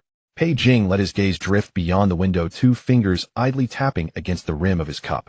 Has the wedding date between the Dingyuan Marquis household and the Jiang family been set? Duan Jiao inclined his head. To report to your highness, it's been set for the 28th of the 9th month. An auspicious day for marriage. Auspicious day. Pei Jing let out a mocking laugh. That's only an auspicious day if the marriage actually comes to pass. If it doesn't, then it's merely an ill-fated day in a calamitous year. The heat was blistering enough, but hearing such words made the sweat pour from Duan Jiao's brow even more profusely. He ventured cautiously, Your Highness, you're not planning to seize the bride, are you? Pei Jing turned his head and stared at him as if he were an idiot. Why on earth would I seize the bride? Snatch that girl home to vex me. Duan Jiao breathed a sigh of relief. No bride snatching, that was good. Then how can you be so certain the marriage won't happen? And when did I ever say the marriage wouldn't happen? Jiao. Pei Jing continued, everything has two sides. Who knows what might unfold later? Very well, Jiao thought resignedly. His only fear was that his master might have a sudden flash of inspiration, and whenever that happened trouble followed, leaving him to clean up the mess. He had barely set his mind at ease when he heard Pei Jing mutter to himself, I've never snatched a bride before. It might prove rather entertaining. It's not entertaining. Not entertaining in the least, Jiao said hastily. Pei Jing turned his gaze to his face. How do you know it's not entertaining? Have you snatched a bride before? Jiao had followed Pei Jing since he was a teenager. If he'd ever snatched a bride, Pei Jing would surely know. I haven't, your highness, Jiao said, steeling himself. But I've seen others do it. Pei Jing set down his wine cup and leaned against the window frame. Tell me about it. Jiao had never actually witnessed a bride snatching, but he was in too deep to back down now. Having told the lie, he had no choice but to see it through. He stammered, well, it was last year when your highness sent me to Qingzhou on business. A wealthy merchant tried to snatch a bride, but the bride slammed her head against a pillar on the spot and died. Pei Jing raised an eyebrow. Died? A truly virtuous and fierce woman. And what became of that wealthy merchant? The bride's family broke his legs. Humph. Pei Jing let out a quiet chuckle, his fingertip flicking the wine cup, which tumbled against the table with a crisp clink. I'd like to see who dares break my legs. Besides, even if I did snatch her, that girl wouldn't dash herself against a pillar. She values her life far too much. Jiao wanted to cry. You said you weren't going to snatch her, didn't you? Why are you getting competitive about it now? Then he thought better of it. Wasn't it still early? It was only the end of September ahead. His master's mind was fickle and impulsive, often saying he'd go somewhere one day and changing his mind the next. Perhaps he'd forget all about it entirely. Pei Jing turned his gaze out the window. Painted pleasure boats drifted to and fro along the Jinlu River, sunlight gilding the water's surface in pale gold, reflecting the upturned eaves and carved arches of the taverns lining both banks. This was the origin of the river's name. In the middle of the river, several vermilion-painted boats were lashed together in a row extending to the shore with strains of music drifting from aboard. Why so lively? Pei Jing asked idly. Jiao sent someone out to investigate, then reported, it's Miss Wei hosting a banquet. She's reserved every decent pleasure boat on the Jinlu River. All the eligible young ladies in the capital are here. Indeed, these young ladies certainly knew how to enjoy themselves. The boats were linked together with wooden planks, making boarding easy without the need for small ferries. Some young women leaned over the gunwales to play in the water, while others played pitch-pot beneath the canopies. Pei Jing's gaze swept over the playful noble ladies. Is today a special occasion? Jiao reported what he had learned. It is Miss Wei's birthday. I see. Pei Jing nodded slowly. Go settle the bill, consider it my birthday gift to her. Jiao acknowledged, and was about to leave when Pei Jing added, since so many ladies are invited, Jiang Rufei must be here as well. She is indeed invited. Jiao waited for further instructions, but when none came, he had no choice but to take his leave. On his way to the painting pavilion, he mused that he had thought the prince, upon learning it was Miss Wei's birthday, would rack his brains to prepare a thoughtful gift, yet he simply settled the bill. Although today's expenses would certainly be substantial, anything that could be resolved with money was not a major concern, for the prince's residence was never short of silver. Hearing that all expenses today were covered by young Master Pei Jiang Fei clicked her tongue in amazement. Such extravagance was far beyond her own empty pockets, which could not produce even 5 taels of silver. The system spoke up at that moment. Are you cursing me? Do you even need to ask? Jiang Fei replied. Is my cursing not foul enough? Why didn't you transmigrate me into the imperial family? What about into a man? Jiang Fei pondered for a moment. That might not be bad either. I'd like to try what it feels like to pee standing up. The system was speechless. It was only after arriving today that Jiang Fei learned it was Wei Xing's birthday. It was all Wei Mingzhen's fault for not being clear. She had assumed it was just an ordinary boating trip, so she had prepared no gift, only a basket of pastries and cold dishes, planning to eat them while rowing. But now that basket of food could hardly be presented. Compared to the congratulatory gifts of others, it was like clouds in the sky versus mud on the ground. Wei Xing naturally did not mind. Smiling, she had the maid take the basket, then took Jiang Fei's hand and said, I deliberately asked third brother not to tell you precisely, so you wouldn't bother preparing a gift. I lack nothing, your presence alone is more than enough. Even so, Jiang Fei still felt a bit embarrassed. I'll make it up to you properly another time. No need, Wei Xing pouted her lips. Didn't you bring some delicious food? There isn't enough to share now, but after the banquet we can enjoy it secretly together. No need, Wei Xing pouted her lips. Didn't you bring some delicious food? There isn't enough to share now, but after the banquet we can enjoy it secretly together. Many more guests had arrived today. Wei Xing introduced her to several young ladies, and Jiang Fei urged her to go attend to her duties. After all, one could not keep the birthday girl to oneself, and besides, she had also invited Princess Anping to come and relax, so she ought to keep her company. After the miscarriage, Princess Onping was not fond of lively gatherings. She had chosen a less crowded painting pavilion and leaned against the railing lost in thought. Jiang Fei searched for a while before finding her. Princess, why are you sitting here all alone? Princess Onping turned around with a smile. Rufei, you've come. Jiang Fei walked over and sat beside her. I even sent a special message to invite you, but it seems Seeing had already asked you. I had originally planned not to come, thinking I'd just send a gift, said Princess Onping. But it was your invitation that made me come. Then I must have more face than Seeing. Jiang Fei deliberately shook her head with a smug expression. Why do I feel a bit lightheaded? Princess Onping was amused and laughed. With this temperament of yours, you're truly one of a kind among the noble ladies of the capital. The two chatted for a while until a maid came to summon them, saying Miss Wei invited them over to play. Indeed, taking a stroll had done Princess Onping good. Her mood improved and her expression relaxed. They went to the main painting pavilion, which had 3 floors with dozens of low tables arranged in a circle on the ground floor. As soon as they arrived, Princess Onping was pulled away by Lu Jiwei while Jiang Fei was led by Wei Xing to sit down. Jiang Fei leaned over to ask Wei Xing, is the banquet about to start? It's still early, isn't it? What are you talking about? Wei Xing was in high spirits today and said with a smile, it's a drinking game. Jiang Fei had never played such a game before. She could not compose poetry or lyrics, and reciting the 300 Tang poems from memory would be a somewhat unfair advantage. What if I don't know how? Wei Xing moved her to the right side and whispered, it's fine, sit here. They'll start from the left. Jiang Fei looked around. If they started from the left, she would be the last with many people ahead of her. The young wives and ladies took their seats one after another. Some had just played pitch-pot and returned from outside, their faces still glistening with a thin sheen of sweat.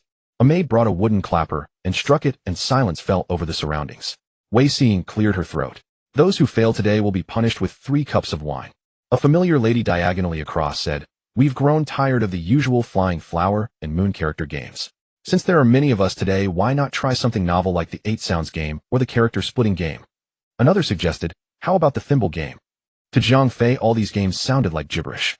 Wei Xing patiently explained, you've rarely attended such banquets, so you may not have heard of them. The 8 sounds game is. After listening to her explanation, Jiang Fei's had only spun more. Tang and song poetry could not help her. She would need the 8 great prose masters of Tang and song to rise from the dead and stand behind her to have any hope of winning today. She had no strong competitive spirit anyway, and with so many people ahead, what was there to fear? There would surely be some who couldn't answer, so she wouldn't be the only one making a fool of herself. Just as she settled her thoughts, a voice that was both unfamiliar and familiar said, since we're trying something new today, let's not start from the left. Let's begin from the right side of the princess.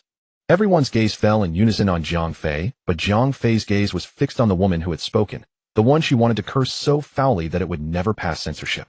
The speaker was none other than Zhou Rulin, the one with whom she had quarreled before, and also the so-called best friend of Jiang Rulin. Those unaware of the conflict simply thought it was a novelty and chimed in, starting from either side is fine. Originally, it truly didn't matter where they started, but letting Zhou Rulin have her way, even if it cost Jiang Fei nothing, would be unbearable. Jiang Fei was not one to swallow her pride. It's Seeing's birthday. Isn't it a bit presumptuous of you to decide where to start? Jiang Fei continued with a sweet smile. But Seeing has such a good temper, she probably won't mind your rudeness. How about I go first, and you take the second? Zhou Rulin's face stiffened. Why skip around like that? That's against the rules, isn't it? Didn't you say you wanted something new? Jiang Fei retorted. Now you're talking about rules. You want it both ways. What exactly do you want? Jiang Fei was not afraid to go first. Wei Xing had already explained the thimble game to her. It was similar to the modern idiom chain, but with lines of poetry instead of idioms. Excellent. Wei Xing clapped and laughed. Then Rufei will start, and Miss Zhou will take the second turn. Let's play something new. Jiang Fei cleared her throat. She couldn't compose poetry, but she could recite it. She just needed to pick a line that Zhou Rulin would find impossible to continue. Jiang Fei's eyes darted as a poem came to mind. Climbing that bare hill, gazing toward my father. Let's use that line. It was from the book of songs Wei Feng Jihu. The final character, 11, made it almost impossible to continue. A profound silence fell over the banquet. Zhou Rulin's face turned pale. She clutched her handkerchief and stammered this. What kind of poem is this? Is the book of songs not a poem? Jiang Fei feigned surprise. Do you mean, Miss Zhou, that the works of the sages are beneath your notice? That's not what I mean. Zhou Rulin hastily tried to defend herself, looking around for help, but the others were all eagerly awaiting the drama. 3 cups as penalty, Jiang Fei declared. Miss Zhou, please. Zhou Rulin gritted her teeth and downed 3 cups. Her face instantly flushed crimson. She glared at Jiang Fei with unconcealed resentment, unable to swallow the humiliation. Just as she was about to speak, 2 maids hurried in, one running to Wei Xing and the other to Princess Onping. They whispered something into each one's ear, and the faces of both changed simultaneously. Zhang Fei was seated right beside Wei Qiang, and she caught 7 or 8 parts of the maid's words. She immediately looked at Princess Onping. The princess's face darkened, and she braced herself against the table about to rise when a woman entered with her maid. I have come uninvited and I hope the ladies and misses will not laugh at me. This woman had been seen by Zhang Fei in the Zhang family's backyard during her last visit to Princess Onping. She was concubine, Zhou Zhangzheng's concubine. Concubine Zhou bowed gracefully and said, I heard that Miss Wei is hosting a birthday banquet. If I passed by without coming in it would be discourteous, so I took the liberty to board the boat. The guests present began to whisper among themselves. Why is she here? How dare a concubine board the boat to attend Miss Wei's birthday banquet? Where does she get the audacity? The young woman glanced at Princess Onping and lowered her voice saying, It's because the princess's husband has spoiled her. He dotes on his concubine and neglects his wife. Even the princess has to yield to her. Do you see the princess say anything? She's practically slapping her in the face. Wei Qiang glanced at the displeased Princess Onping and said calmly, You are thoughtful. Since you are a guest, please take a seat. I'll just sit next to sister, Concubine Zhou said with a smile. Before she could walk over, Princess Onping abruptly stood up. Concubine Zhou added, Is sister leaving? When my husband sent me here, he specifically said he would pick up sister on the way back, and we would leave together. Listen to that. Sending her was deliberate, but picking up the princess was merely incidental. This was a public slap to Princess Onping's face, yet Princess Onping could tolerate it. Even Zhang Fei felt anger at these words. What a seasoned schemer she was. Just as she was about to speak, she saw Princess Onping shake her head at her. Princess Onping said, I'll go out for a stroll. Zhang Fei also rose and whispered to Wei Qiang, I'll go check on her. Wei Qiang nodded, took Zhang Fei's hand, and said, Please counsel her well, and don't let anything happen. The two went outside. The sun had risen high, and although an awning was set up on the deck, waves of heat still rushed at them. Princess Onping walked to the railing, her fingers tightly gripping the rail, her knuckles turning white. Princess Zhang Fei called softly, Rufei, do you think I'm useless? Princess Onping suddenly spoke, her voice hoarse. Even a concubine can ride roughshod over me. Zhang Fei pursed her lips. She found it impossible to say no. I just don't understand. You occupy a high position, princess, and you could easily throw your weight around. Why do you keep yielding? Is it because of Lord Zhang? Tears welled in Princess Onping's eyes, and she turned her face away. Zhang Fei sighed. Princess, forbearance is not a virtue, it is a sign of weakness. One must first learn to love oneself before one can love others. Princess Onping stared at her blankly, tears glistening in her eyes. But, there is no but. Zhang Fei looked directly into her eyes. Since the prince consort married you as his wife, you are the mistress of the household. Why reduce yourself to a docile, subservient maid? Your endless yielding only earns contempt from others. A woman should value her self-respect. This is not virtue, it is self-degradation. The river breeze tousled the loose strands of hair at Princess Onping's temples. Zhang Fei shook her head and turned away, leaving Princess Onping to be alone for a while. Similar words had likely been spoken to Princess Onping before. Zhang Fei had said her piece. One cannot wake a person who pretends to sleep. If she wouldn't listen, so be it. Turning the corner, Zhang Fei almost collided with someone. I both stepped back simultaneously. Concubine Zhou smiled awkwardly. I was worried sister might be in a bad mood, so I came to check on her. Princess Onping may be willing to swallow this humiliation, but Zhang Fei had no obligation to indulge Concubine Zhou. A seasoned schemer deserves everyone's condemnation. If you were eavesdropping, just admit it. Why pretend to be so caring? Zhang Fei stepped forward, slowly forcing Concubine Zhou to retreat 2 steps. Miss Zhang, what are you saying? I was merely. Oh please sister, stop pretending. We're all women. Why play the delicate damsel in front of me? Concubine Zhou's cheek twitched, and her feigned weakness vanished, replaced by a cold sneer. Miss Zhang, you certainly put on quite an air. Zhang Fei said coldly. If my air isn't strong enough, how can I blow away the nauseating stench of your seasoned scheming that clings to you? Concubine Zhou lifted her sleeve and sniffed it in confusion. She had deliberately perfumed her garments. Where was the tea scent? Could she have accidentally spilled something on herself?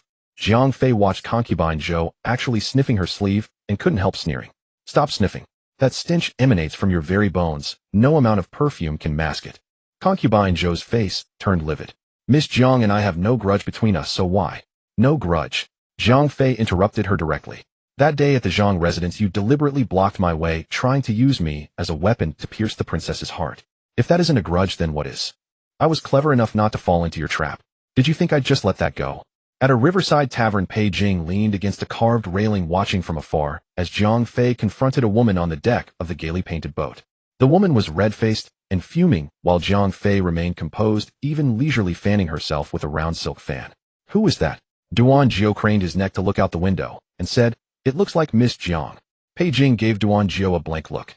Duan Jiao, startled by that look, quickly corrected himself. Your Highness, the woman beside Miss Jiang should be concubine Zhou Zhang's concubine. Fearing that Pei Jing might not remember who Zhang Jing was, Duan Jiao explained, Zhang Jing is Princess Anping's husband. Pei Jing nodded. Did Miss Wei even invite a concubine? I'm not sure if Miss Wei invited her, or if she came uninvited. As he finished speaking, they saw concubine Zhou storming away from the deck. Pei Jing watched Jiang Fei stand still for a moment.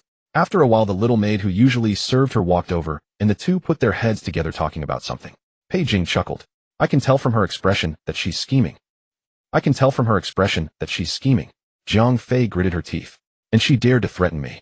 Concubine Zhou had left with a final, just you wait. That woman was probably used to tyrannizing her household, and when she went out she didn't know her own measure, thinking everyone would defer to her like the Zhang family did. Zhou Tao looked bewildered. What should we do? Jiang Fei stroked her chin. Last time she tried to scheme against me she failed. This time I'll let her wait and see. But I heard the prince consort dotes on concubine Zhou, Zhou Tao said. What if we offend him? He's a man who lives off his wife's family. What's the harm in offending him? Besides, Jiang Fei quickly cut herself off. She had meant to say that she only had about a year or so to live, so she might as well speak her mind and curse as she pleased to live happily. If conditions allowed, she would even march before the emperor and call him a stallion. Besides, in this life, when you want to vent, you should stand tall and not let your resentment fester into gas. Rather than draining yourself internally, it's better to go mad consistently. She couldn't imagine how joyful someone like Pei Jing, who was a reckless madman without any worries, could be. Jiang Fei surveyed her surroundings. The sun was scorching, and all the noble ladies and their daughters had retreated into the cabin to play drinking games, leaving the shore utterly deserted. A wooden plank was laid between the two boats, secured with hooks to ensure safety and prevent swaying. Jiang Fei pondered for a moment, then lowered her voice and asked Zhou Tao, "Can you loosen this plank without anyone noticing?" Zhou Tao caught on quickly, this time blinking as she asked, "Miss, do you want her to fall into the water?" Jiang Fei nodded. "No need to be so complicated." Zhou Tao said, "When she steps onto the plank, I'll just shake the boat a little." What? Jiang Fei understood each word, but when combined they seemed utterly absurd. First Pei Jing thrust his hand into a wolf's eye, and now Zhou Tao could shake a boat with her bare hands. Shake the boat. Jiang Fei was dumbfounded. This isn't a small boat. Zhou Tao, who had been confident, began to doubt herself under the questioning. Well, let me try. She walked to the junction of the two boats, grabbed the side of the shallower draft vessel, gritted her teeth. Jiang Fei watched in disbelief as Zhou Tao's arms tensed, and the entire boat actually began to sway from side to side, the hooks on the plank groaning and threatening to come loose. Stop, stop, stop. Jiang Fei hurriedly called out to Zhou Tao, her mouth agape in shock. What did you eat to have such strength? Rice and steamed buns. Zhou Tao said somewhat sheepishly, but it's easier to shake in the water because you can use the current. On land I can't move such a big boat. Jiang Fei walked over and examined the plank. It was already loose. There was no need for Zhou Tao to shake it again. That's it, it's done. Jiang Fei rubbed her hands together and beckoned Zhou Tao closer. Zhou Tao's expression shifted from confusion to solemnity, then her eyes lit up. I understand. On the shore at a tavern. Do you see? She's plotting something, Pei Jing remarked. Duan Jiao looked at his prince's profile. The prince's attention towards second Miss Jiang was far too excessive. Even if she was scheming, what did that have to do with the prince? This? Duan Jiao hesitated. This subordinate dares not harbor malicious conjectures about others. Pei Jing chuckled. With her you must conjecture in the most malicious direction, or you'll never guess what she's thinking. Duan Jiao couldn't help but ask quietly, then why does your highness want to guess what second Miss Jiang is thinking? Pei Jing was taken aback, then said, this prince is afraid she might harm others. Duan Jiao was speechless, but dared not show his disbelief. Isn't the greatest villain in the capital you, your highness? And you're afraid she'll harm someone.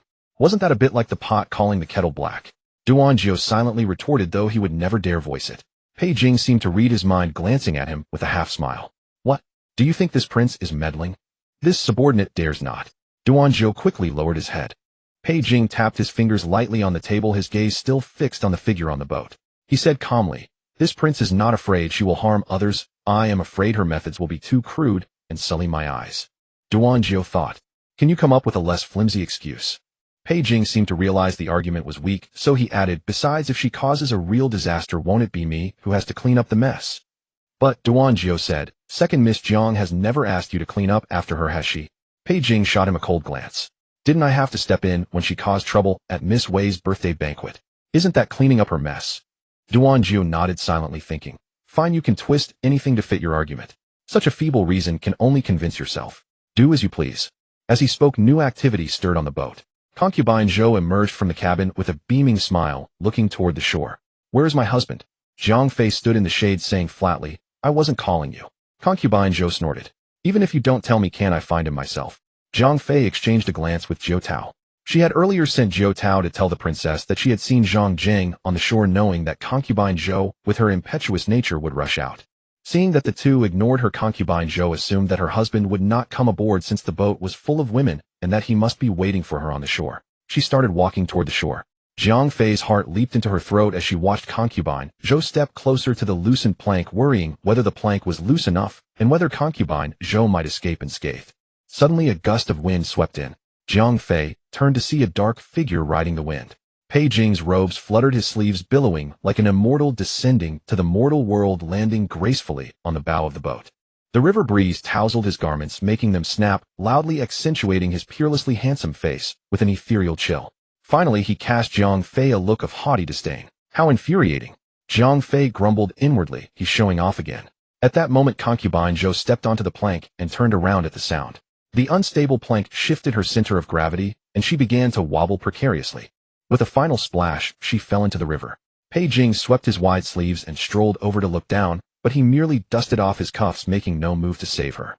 Help! Concubine Zhou flailed in the water, her makeup ruined, her hair in disarray. Help!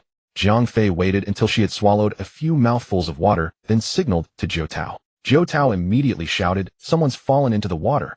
Pei Jing walked over to Zhang Fei, looking at her with a strange expression. You went through all that trouble just to get her wet. Why not just kill her outright? At this, Zhang Fei guessed he had witnessed her earlier scheming. She asked cautiously, where was your highness just now?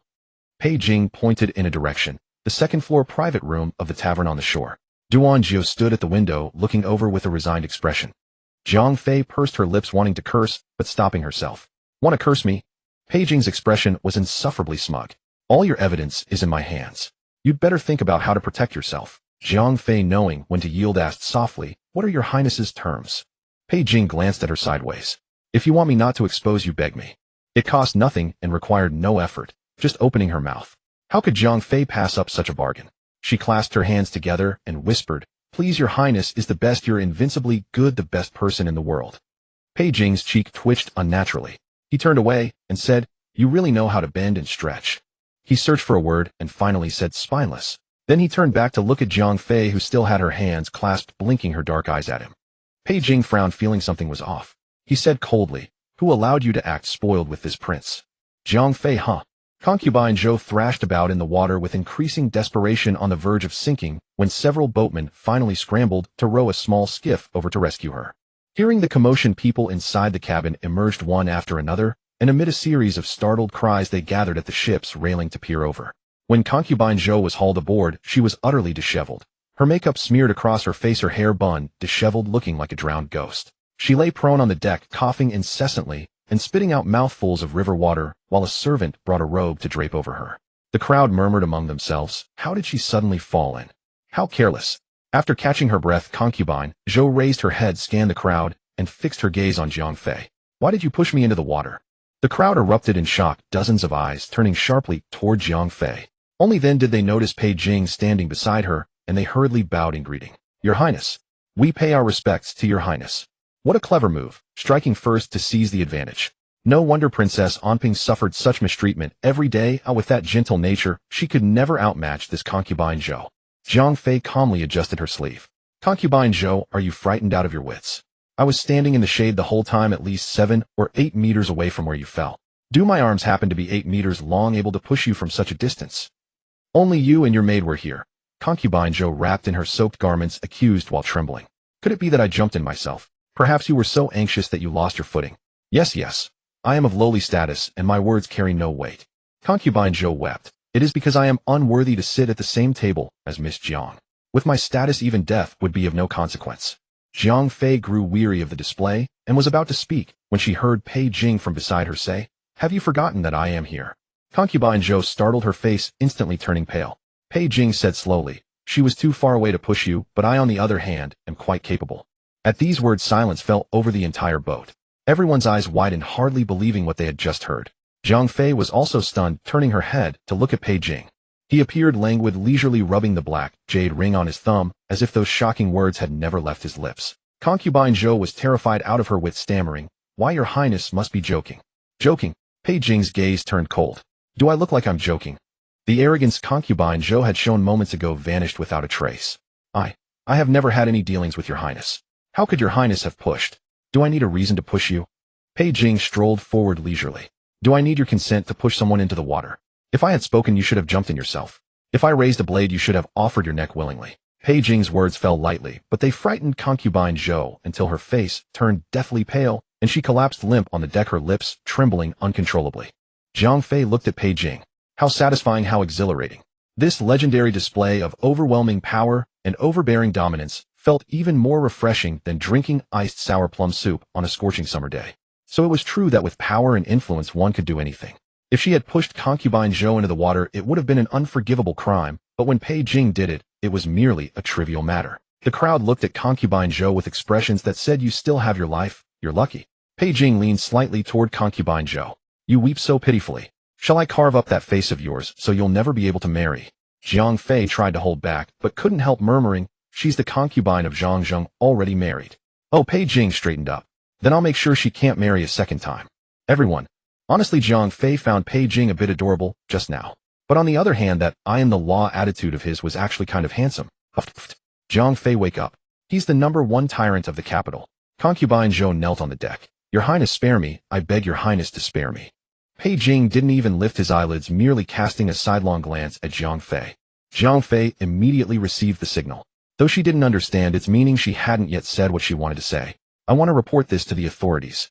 At these words, the crowd was startled again, and even Pei Jing glanced at her. Zhang Fei's clear voice echoed across the deck. I want to report this to the authorities. Concubine Zhou publicly slandered me and ruined my reputation. What punishment does the law prescribe? Once reported, the magistrate will handle it impartially. Concubine Zhou jerked her head up, her eyes filled with panic. Miss Zhang, I was mistaken. A single mistaken is hardly enough to settle this. Don't tell me you think it's that easy. Zhang Fei sneered. If His Highness weren't present today, wouldn't the accusation of pushing you into the water have stuck to me yet? Pei Jing watched her steadily, wondering what she was up to, but she probably didn't truly intend to report it.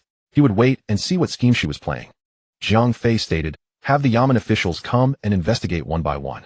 The Jinlove River isn't an uninhabited place. There are always witnesses around. Question enough people, and you'll find some. Fortunately, you slandered me, not a royal relative, or your crime would be even graver. Concubine Zhou's heart sank. Her body was cold and shivering, yet sweat beaded on her forehead. If witnesses were found to prove that no one had pushed her, and that she had fallen in herself, then her crime of false accusation would be firmly established. And it wasn't just slandering Zhang Relin, it was slandering a royal relative. The more she thought, the more terrified she became, until her lips trembled and she couldn't utter a word. Pei Jing finally figured out what the girl was up to and gave Zhang Fei a cold glare. Zhang Fei pretended not to notice, calling out, Jiao Tao, go report to the authorities. Jiao Tao nodded solemnly. Yes. As she passed by concubine Zhou, the latter suddenly lunged at her, grabbing the hem of her skirt. No, don't report it. Don't go. Concubine Zhou has suffered such a great wrong today, Zhang Fei said. How can we not report it? If we report it, the officials will investigate the truth and seek justice for you. Jiao Tao tried to leave, but concubine Zhou held on desperately. No. You can't report it. Zhang Fei signaled Jiao Tao with a glance, and Jiao Tao effortlessly pulled concubine Zhou away. Seeing she couldn't stop Jiao Tao, concubine Zhou lunged toward Zhang Fei. In the process, she brushed against Pei Jing's robe and was abruptly kicked away by him. Gasps rippled through the crowd. Concubine Zhou clutched her chest and struggled to her feet, then crawled toward Zhang Fei again, though this time, she dared not approach too closely. Miss Zhang, please be merciful. How strange. Why should I be merciful? Weren't you the one who claimed I pushed you into the water? I was momentarily terrified and must have seen wrong. Concubine Zhou's voice grew softer and softer. Then who pushed you? It was I. Concubine Zhou sobbed. I slipped and fell on myself. So that's why you were so afraid of reporting to the authorities. Zhang Fei raised an eyebrow. So you slandered a member of the royal family. It's a mercy that Prince Zhaoning didn't expose you on the spot, but instead took the blame himself to spare your face. The crowd, hearing her words, quickly caught on and began whispering among themselves. Is it true or false? I think it's true. If she weren't guilty, why would she fear the authorities? What a venomous woman. Could it be that the princess consort's recent miscarriage was her doing? The princess consort fell into the water and miscarried today. This woman also fell into the water for no reason. I call that karma. Zhang Fei continued, we all know the dirty tricks that go on in the inner quarters. I won't insist on going to court, but since you slandered me, first you must apologize to me publicly. Concubine Zhou's face alternated between white and red, but she had no choice but to bow her head. This concubine was confused. Please, second Miss Zhang, be magnanimous and forgive me this once. Your confusion runs far deeper than this. Jiang Fei's words were loaded with implication, and the crowd's suspicions grew even more. Suddenly a commotion rose from the shore, and then Duan Jiu led several guards hurriedly aboard the boat. Duan Jiu clasped his hands and reported, "Your Highness Minister Zhang Zheng requests an audience. He says he has come to fetch the princess consort and concubine Zhou." Pei Jing raised an eyebrow, slightly, a half-smile playing on his lips as he looked at Jiang Fei. It seems someone has come to demand an explanation. He raised his hand lazily. "Let him come." Before long, Zhang Zheng strode swiftly onto the boat. Seeing the situation on deck, his face turned ashen. He had rushed over upon hearing that concubine Zhou had fallen into the water, only to witness this scene. Concubine Zhou was drenched from head to toe, her makeup completely ruined. She knelt pitifully on the deck surrounded by so many people, yet no one even reached out to help her up. Zhang Zheng dashed over in 3 long strides. Seeing Pei Jing, he quickly paid his respects, and then went to help concubine Zhou. As soon as she saw him, she threw herself into his arms sobbing. My lord. Jiang Fei glanced at Princess Anping, who coldly turned her face away. Zhang Jing hugged concubine Zhou with distress. "What happened?" Someone in the crowd immediately spoke up. Concubine Zhou accidentally slipped and fell into the water herself. After she came up, she falsely accused second Miss Jiang of pushing her. After a few sentences of chatter, Zhang Zheng's already dark face turned nearly black as a pot. "Could there be some misunderstanding?" "There was a misunderstanding. Someone thought she was pushed," another person said. But as soon as concubine Zhou heard about going to the authorities, she confessed the truth in fear. These words struck Zhang Zheng like a slap, leaving his face burning. He clenched his fists until his knuckles turned white. He had always valued his dignity above all else, and now he had lost face completely in front of everyone. Concubine Zhou was still whimpering in his arms, and he felt only a buzzing in his ears. Zhang Zheng took a deep breath, forcibly suppressed his rage, turned and bowed deeply to Pei Jing. "Your Highness, this subordinate has failed in discipline and has made a fool of himself before you. I will take her away immediately." Pei Jing was unusually serious. "If the inner quarters are not peaceful, one's official career will be troubled. Bringing the dirty tricks of the household out into the open. I will overlook it this time out of consideration for our shared service at court. But if there is a next time, you will have to face the consequences."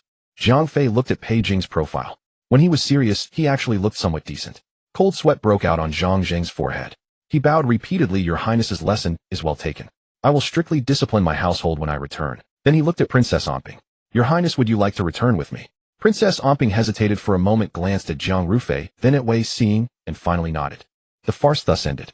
The crowd drifted back into the cabin, still discussing what had happened. Jiang Fei was about to follow them when she heard Pei Jing's cold voice. "Jiang Rufei, come here." Jiang Fei's steps faltered, her back instantly tensing. She pretended not to hear, hoping to slip away. "Playing dumb," Pei Jing said. "Take one more step, and I'll break your legs." Her raised foot paused in midair, then slowly retreated and landed behind her. Jiang Fei turned around, plastering a smile so fake it was almost visible. "Did I just hear His Highness calling for me?" Pei Jing snorted, coldly clasped his hands behind his back, and strode directly toward the shore. Under dozens of curious gazes, Jiang Fei dawdled after him, carefully stepping onto the unsteady plank to reach the bank. On the bank, weeping willows brushed the water, their soft branches dipping and stirring the schools of fish below. Pei Jing stopped under a willow tree and glared impatiently at the reluctant Jiang Rufei. "What business is it of yours to meddle? Do I need your help?" "Huh?" Jiang Fei was stunned for a moment before she understood. "I wasn't trying to help you. I mean help your Highness." "Then why did you disrupt my plan?"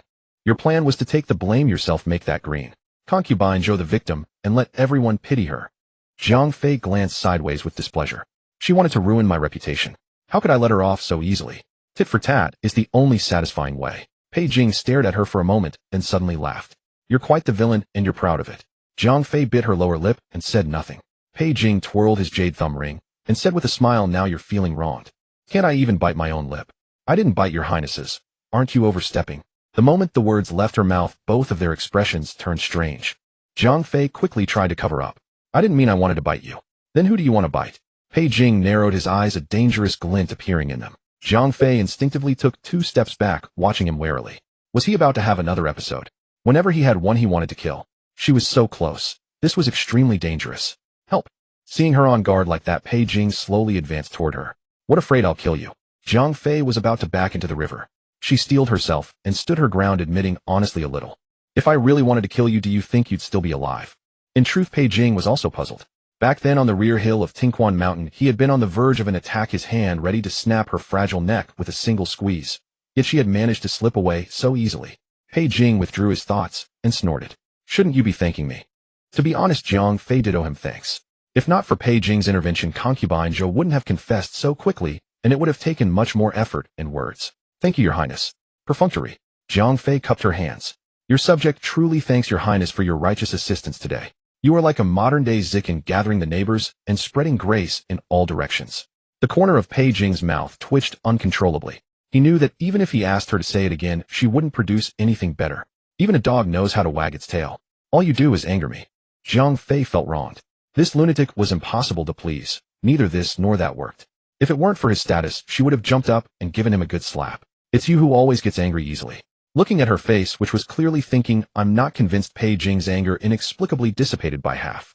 Her cheeks were flushed from the heat, and a fine sweat had broken out on her forehead. Pei Jing turned his face away to look at the river, waving his hand. Get lost now. If you don't leave, I'll kill you. Hearing that, Jiang Fei's eyes lit up immediately. She didn't care whether Pei Jing was serious or not.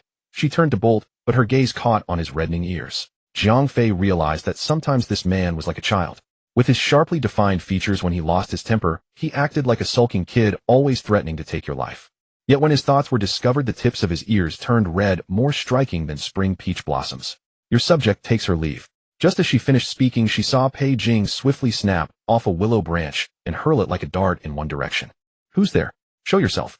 A willow branch thudded into the nearby tree trunk. Zhao Xingbang scrambled out from behind the tree, rolling and crawling. Pei Jing looked at him coldly. What are you doing here? Eavesdropping. Zhao Xingbang quickly raised both hands, waving them frantically. No eavesdropping. I wouldn't dare. Then why are you skulking behind the tree? Pei Jing strode over. Zhao Xingbang was so terrified his legs gave out, and he couldn't stand. I was just passing by. That's all.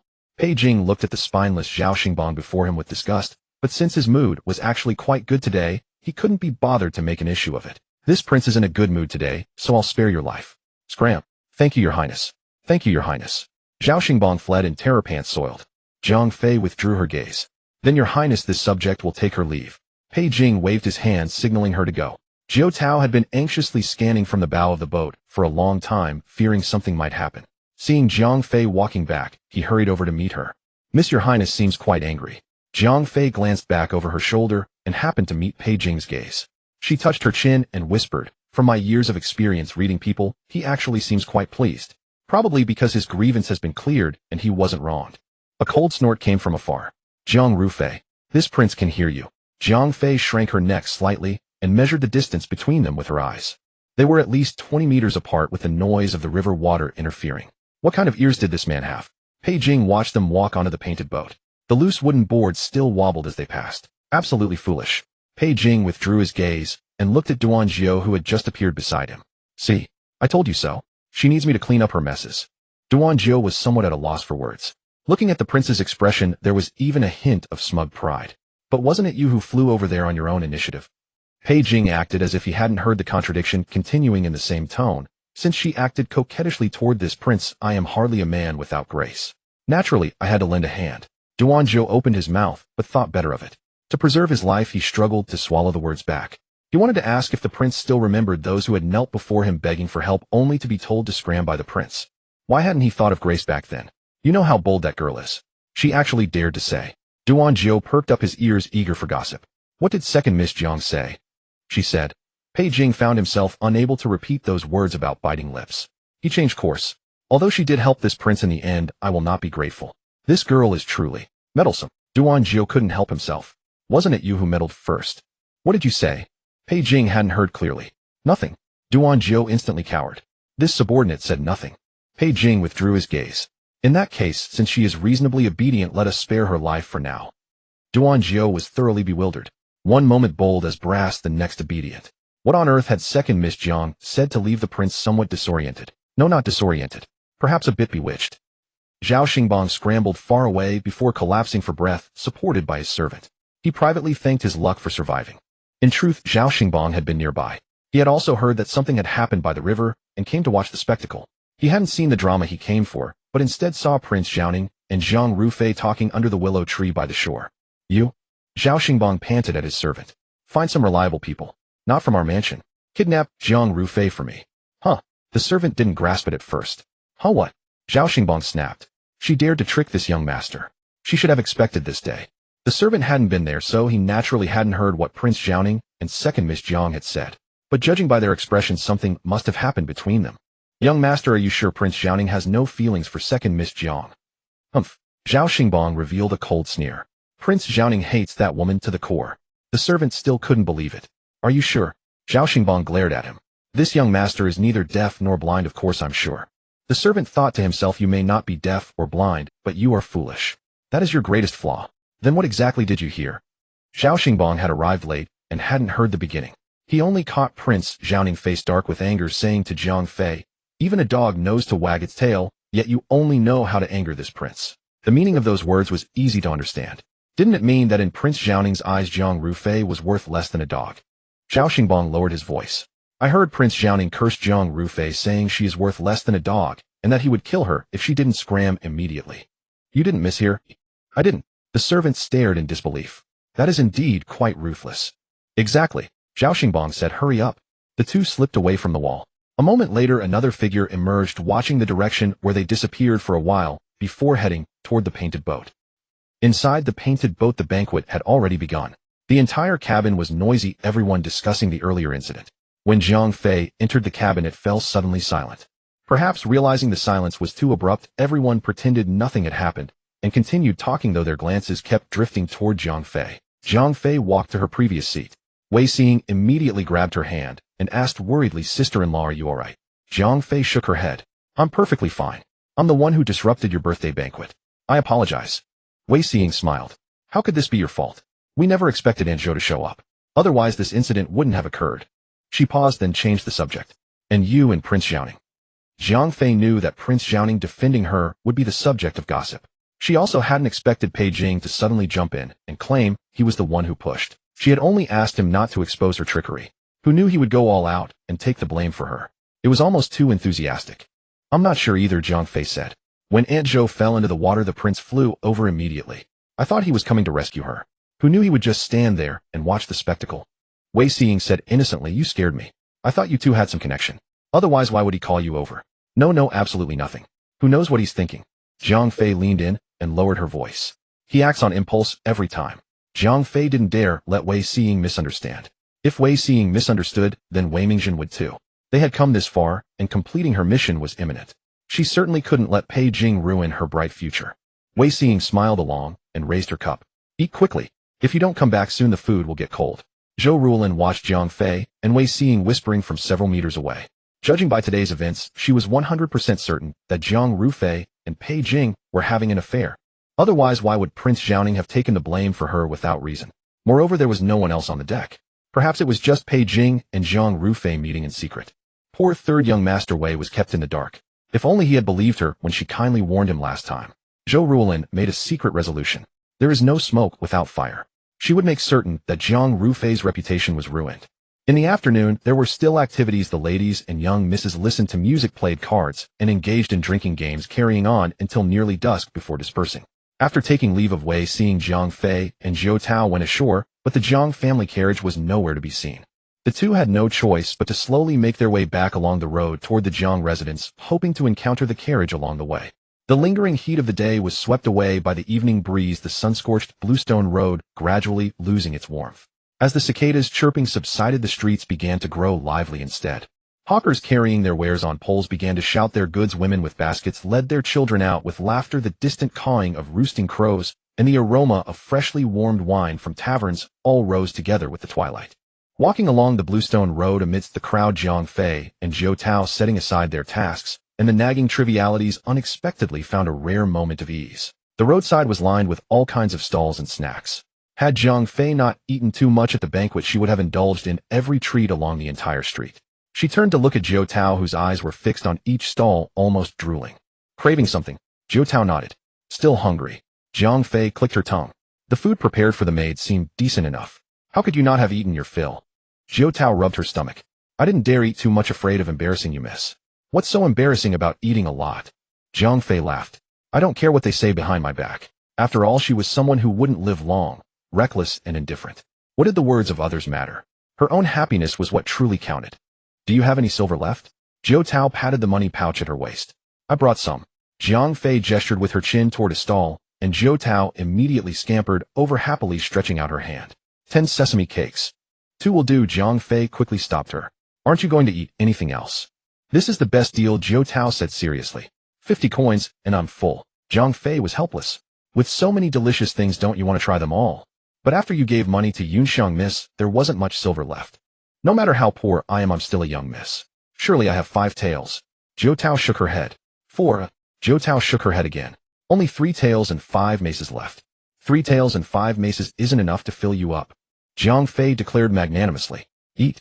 If the silver runs out, we'll earn more. Jiaojiao's eyes lit up, and she happily pulled out her money pouch. Then I want sesame cakes, sugar cakes, fried pastries, and... The two strolled along the street stalls, and soon Jiaojiao's hands were full. Zhang Fei helped carry a few items. The little girl munched with her cheeks bulging, her eyes curving into slits. You're so kind, miss. There's ice cream over there. Go ahead, Zhang Fei urged Jiaojiao forward, following behind her. After buying the ice cream, Jiaojiao held it and spun around excitedly, wanting to offer Zhang Fei a taste.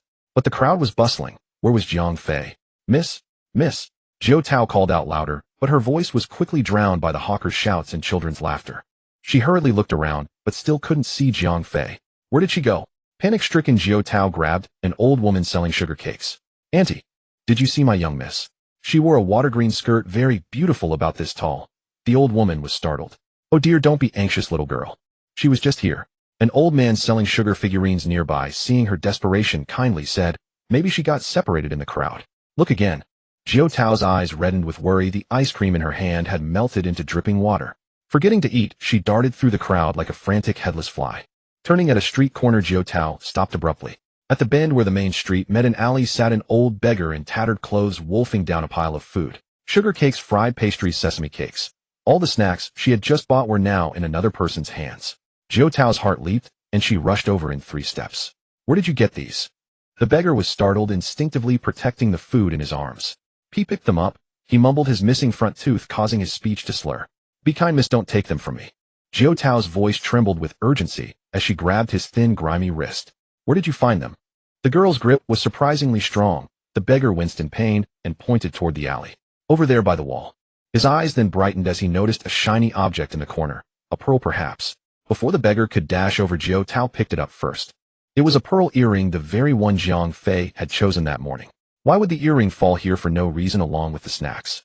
Jiaojiao's heart pounded with growing dread. She grabbed the beggar and asked, the young miss who dropped this. Where did she go? The beggar had no idea. I didn't see anyone, only the food. Tears streamed down Jiaojiao's face. Her young miss was so beautiful. Could she have run into some villain? Please don't let anything happen. She regretted buying the snacks. It was all because of her own gluttony. But this was no time for regrets. The urgent task was to find the young miss. Yes, report it to the authorities. Jiaojiao rushed toward the yamen, thinking as she ran the official procedure was tedious, and she would need to prepare the missing person's household registration. Moreover, the young miss had only been gone a short while. Would the authorities even bother? Then she should go back to the Jiang residence to inform them. But the Jiang residence was far away, and Madame Yao had never liked the young miss. She would probably be glad to see her dead outside. As she pondered, Jiaojiao's steps slowed. 50 meters ahead was the gate of the Dingyuan Marquis mansion. Miss Wei's banquet had been held near the Golden Thread River, not far from the mansion. Right? Find third young Master Wei. Third young Master Wei was the young Mrs. betrothed. He certainly wouldn't abandon her. Moreover, the Dingyuan Marquis mansion was powerful and could find her faster.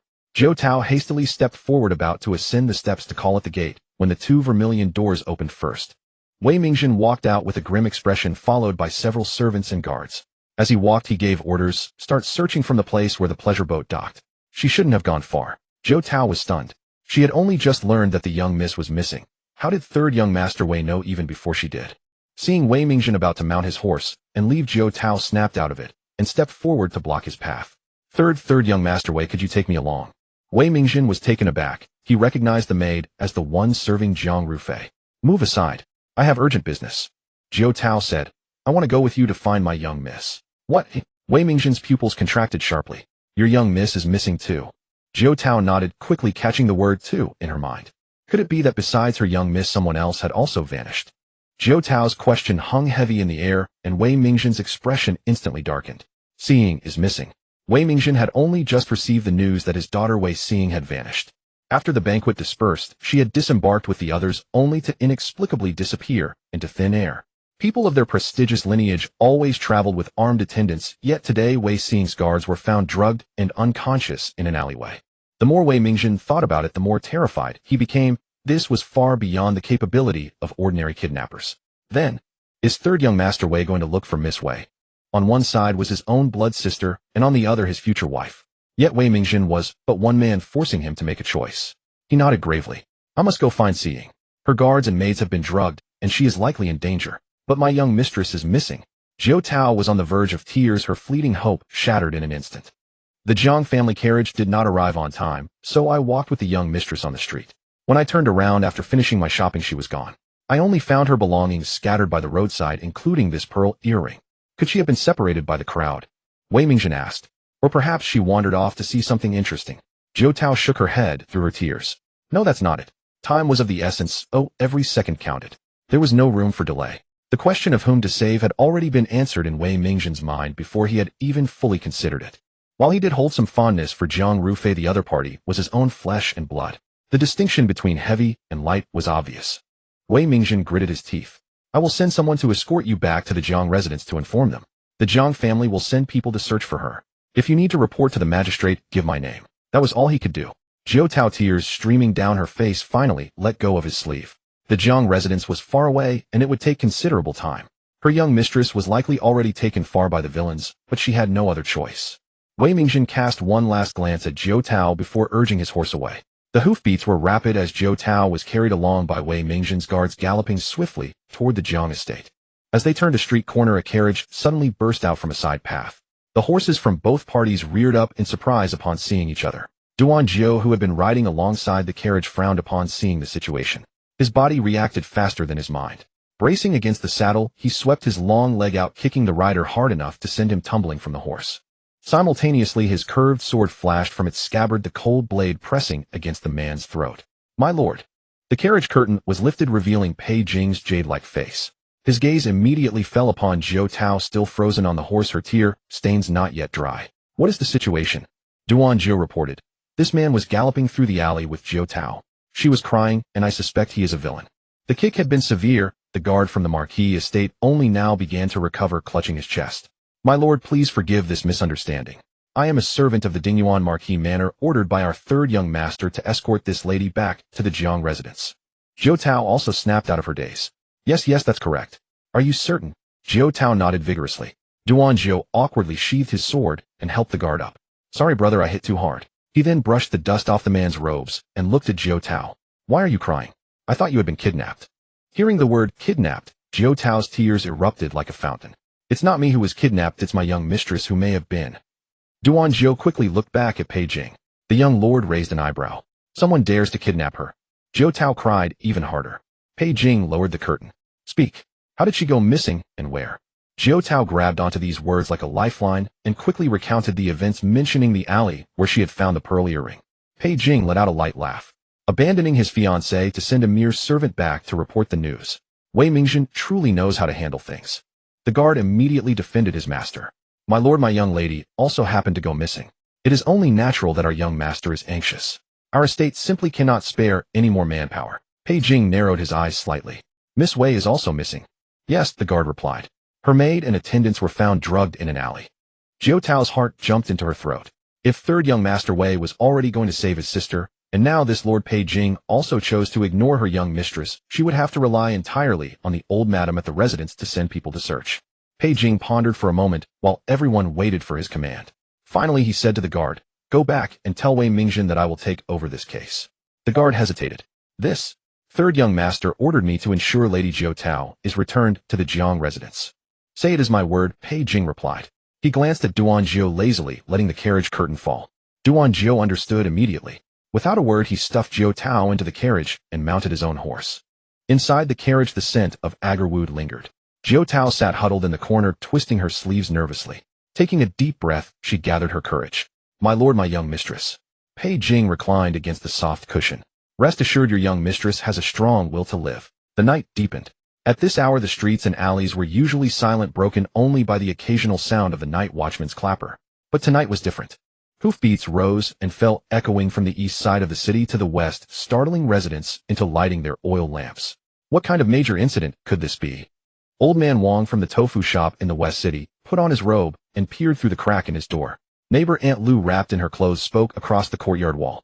I heard it's the Mad King searching for someone. Old man Wang clicked his tongue in awe. Good heavens, no wonder it's such a grand spectacle. I heard those hoofbeats earlier, urgent as a summons to death. This person must have crossed the Mad King. If he's found, can he still expect to keep his life?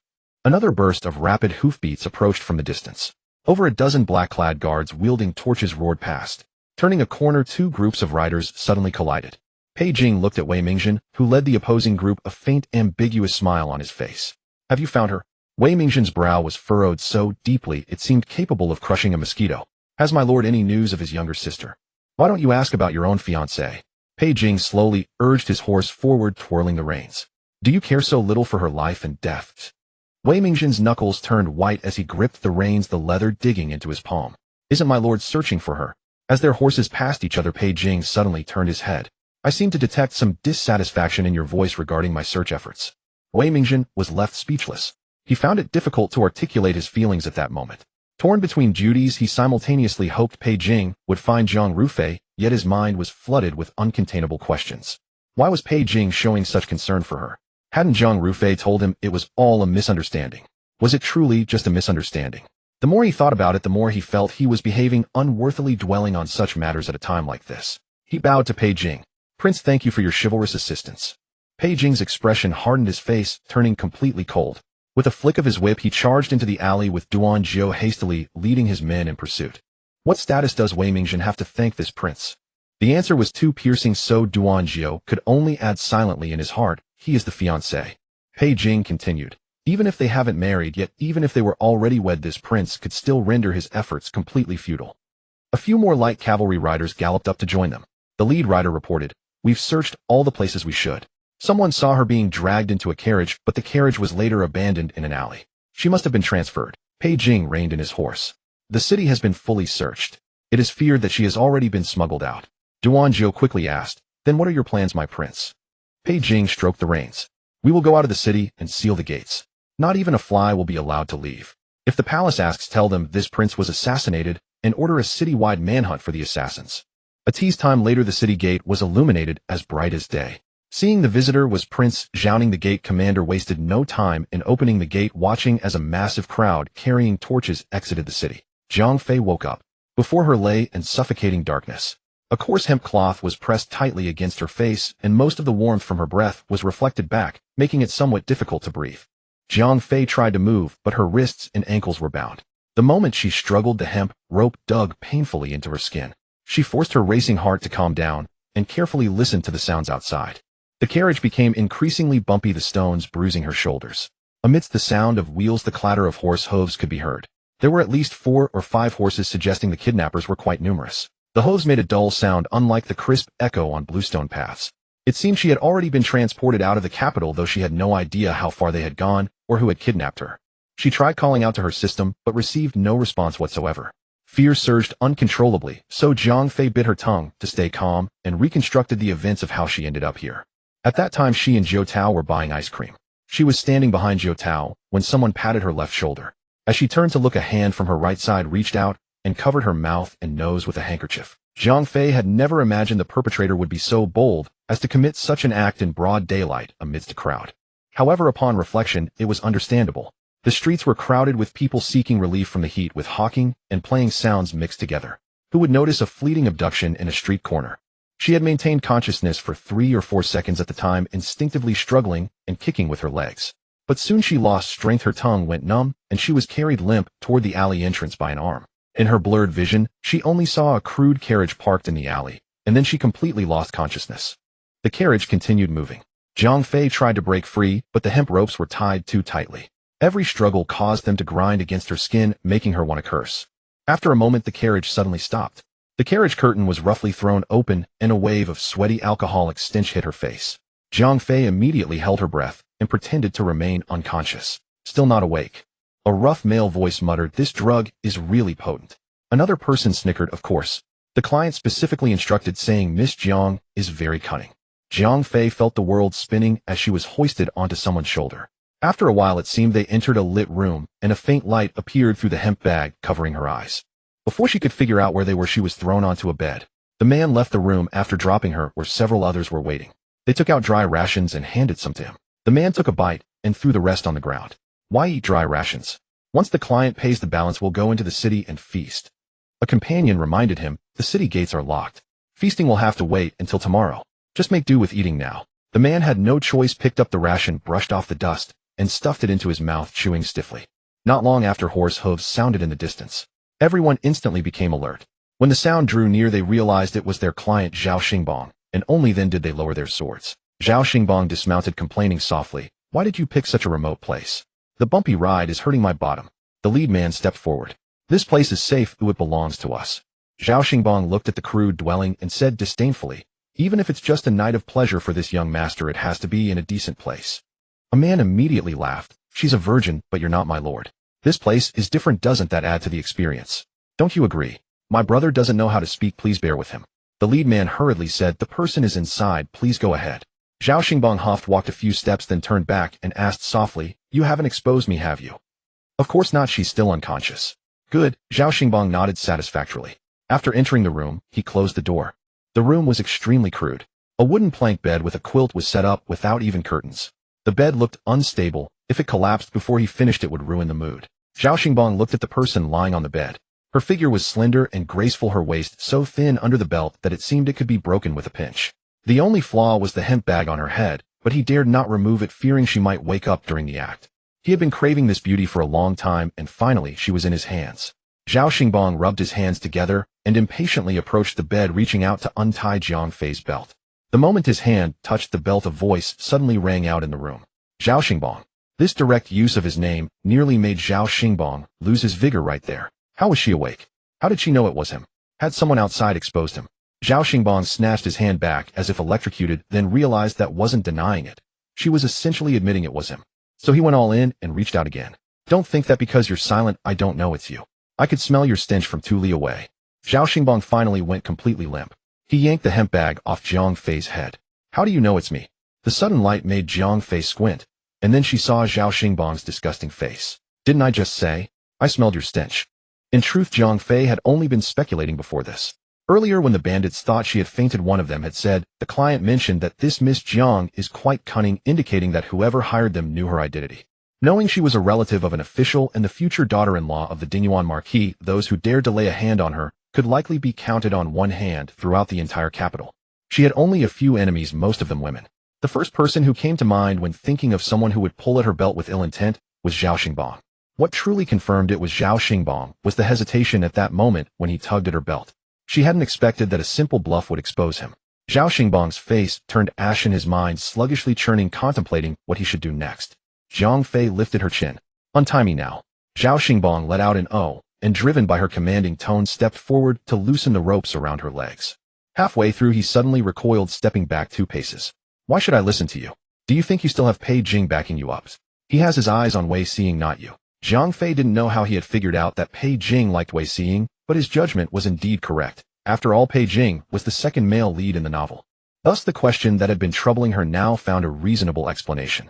The reason Zhao Xingbang had suddenly dared to act against her was that her earlier fabricated story of Pei Jing being interested in her had been exposed. With that shield gone, Zhao Xingbang no longer had any restraint. "What's wrong?" Zhao Xingbang said as he loosened his own belt. "I've cleverly and ruthlessly exposed you, and now you're speechless, aren't you?" Jiang Fei's mind raced.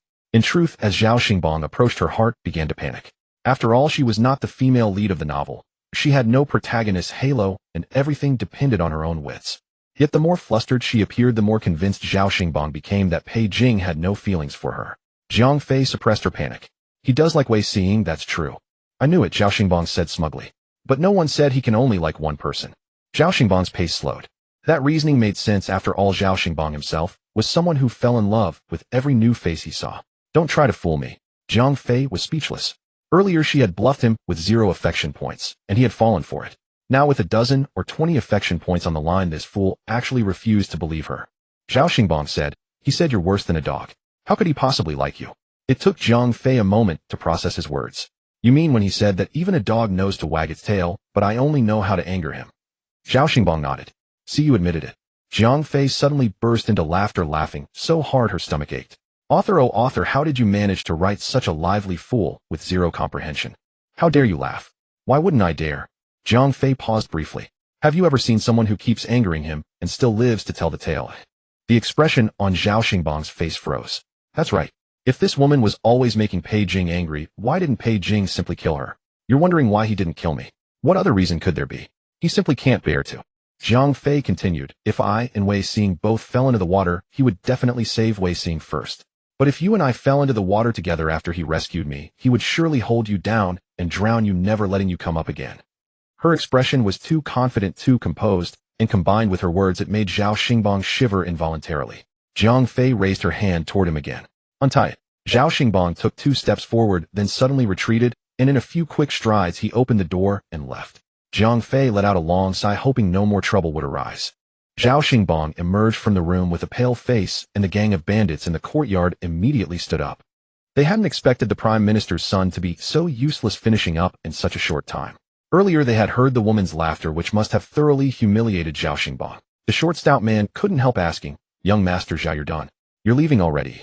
Zhao Xingbang ignored him, pulling the leader aside and recounting what had happened in the room. The man's face darkened completely. As the saying goes, the weak fear the strong fear the ruthless fear the reckless, and the reckless fear the mad. They were desperados, but the Zhaoning prince was a madman. They had only dared to act because Zhao Xingbang had assured them that Wei Mingjun of the Dingyuan Marquis' household was nothing to fear and that he had their backs. But Zhao Xingbang had never mentioned Pei Jing. What do we do now? Zhao Xingbang's voice trembled with tension. The man raised his hand, a murderous glint in his eyes. Since this woman has already recognized you, we can't let her live. Oh. Zhao Xingbang's legs went weak. Now that we've brought her here, there's no acting as if nothing happened. Better to. The man made a throat-slitting gesture. Do it cleanly. Who would ever know it was us? Sweat beaded on Zhao Xingbang's forehead, his lips trembling as he said, But Pei Jing. The man said, after you're done, let the brothers have a taste. None of them have ever sampled a rich lady's flavor. Then we'll all be in the same boat, and no one will dare betray anyone. But, Zhao Xingbang hesitated. I didn't intend to kill her. I just wanted a taste to teach her a lesson. The man pressed his shoulder, continuing to urge him. Heaven and earth are unforgiving if one doesn't look out for oneself. No one will know we did it. If you let her go back alive, the Zhaoning prince will surely kill you first. You have your fun, then leave. The brothers will handle the rest. Kill her and burn the house. Nothing will be traced. The hand on his shoulder brought an inexplicable calm, slowly settling Zhao Xingbang's nerves. That's right. Kill Zhang Rufei, and it would be a dead case. No one could trace it back to him. Zhao Xingbang took a deep breath. Fine. Let's do it. In the wooded hills beside the thatched cottage, several black-clad figures had been lurking in the darkness for a long time, yet they had not made a move. One of them asked in a low voice, should we save her now or not? Please give us your orders. The man standing at the front clenched his fist and said coldly, wait a little longer. Let the rice be cooked. We only need to leave her alive. When Zhao Xingbang entered the room again, the aura around him had completely changed. Zhang Fei knew at once something was wrong. The bandits outside must have given him some advice. Zhao Xingbang stared at Zhang Rufei, afraid that this woman would say something to shake his resolve. He tore off a strip of cloth, pinched her chin, and stuffed it into her mouth. Zhang Fei's pupils contracted. Zhao Xingbang had already begun to strip off his clothes. Once the layer of fear and intimidation faded, Zhao Xingbang reverted to his true nature as a profligate. Seeing the terror gradually spreading across Zhang Rufei's face, he felt a surge of excitement instead, and his movements to undress grew faster. The weather was scorching hot, and they were already scantily clad. Zhao Xingbang quickly stripped down to his undergarment, and then moved to remove Zhang Fei's clothes. Zhang Fei's breathing began to involuntarily quicken, but she did not resist at all, staring intently at Zhao Xingbang. Zhao Xingbang was still thinking that if she struggled a little it would add some spice, but lying there like a dead fish was somewhat dampening his spirits, though it was better than nothing. He bent down to grab Zhang Fei's waistband, but before he could exert any force he felt a sharp pain, as if something had gently shattered in his lower body. Oh! The people outside were startled, all turning their heads toward the door. Such a commotion. Was that a man's scream, or a woman's? Someone shook his head. Can't tell. I'll go sneak a peek. The short stout man had just stood up, when he was stopped by the men Zhao Xingbang had brought. Our young master is busy, this is not a show to peek at. Inside the room, Zhang Fei stepped on Zhao Xingbang's mouth and threatened in a low voice. If you dare to make another sound, I'll crush your manhood, and make you unable to rise for the rest of your life. The rope that Zhao Xingbang had half unfastened earlier was slowly rubbed loose by Zhang Fei after he left the room, giving her a little ability to resist, but her hands were still tied behind her back, almost numb. Zhao Xingbang clutched his crotch, tears streaming from pain, gritting his teeth, without daring to make a sound. Zhang Fei endured the pain, and pressed the hemp rope against a ridge of the bedboard, beginning to rub it carefully. Unfortunately, the edge was not sharp enough. Instead, the rope rubbed her wrists raw, and her fingers already touched some sticky wetness. Then there was no sound in the room. Everyone pricked up their ears and exchanged glances. The leader finally sensed something amiss. Jiang Fei suddenly remembered something and kicked Zhao Xingbang. You make a sound. How? How should I scream? Zhao Xingbang grimaced. Afraid his acting wouldn't be convincing enough, Jiang Fei simply grabbed the bedboard and shook it vigorously several times. The people outside who had been listening intently resumed their casual chatter. As the few of them chatted, Zhao Xingbang's servant's expression grew more and more wrong, from suspicion to terror, and finally, he couldn't help but rushed toward the door. The door was suddenly kicked open. Zhao Xingbang's attendant froze in place when he saw the scene inside. His young master was curled up on the ground, while the bound second Miss Jiang was desperately rubbing the rope, with one foot still stepping on Zhao Xingbang's face lying on the floor. Several people rushed into the room all at once. The short, stout man looked at the servant in confusion. How did you know something was wrong? The servant quickly helped Zhao Xingbang sit up. Our young master doesn't usually make that kind of sound. All the others. Jiang Fei knew she had no hope of escape and had to find another way. How much silver did Zhao Xingbang give you?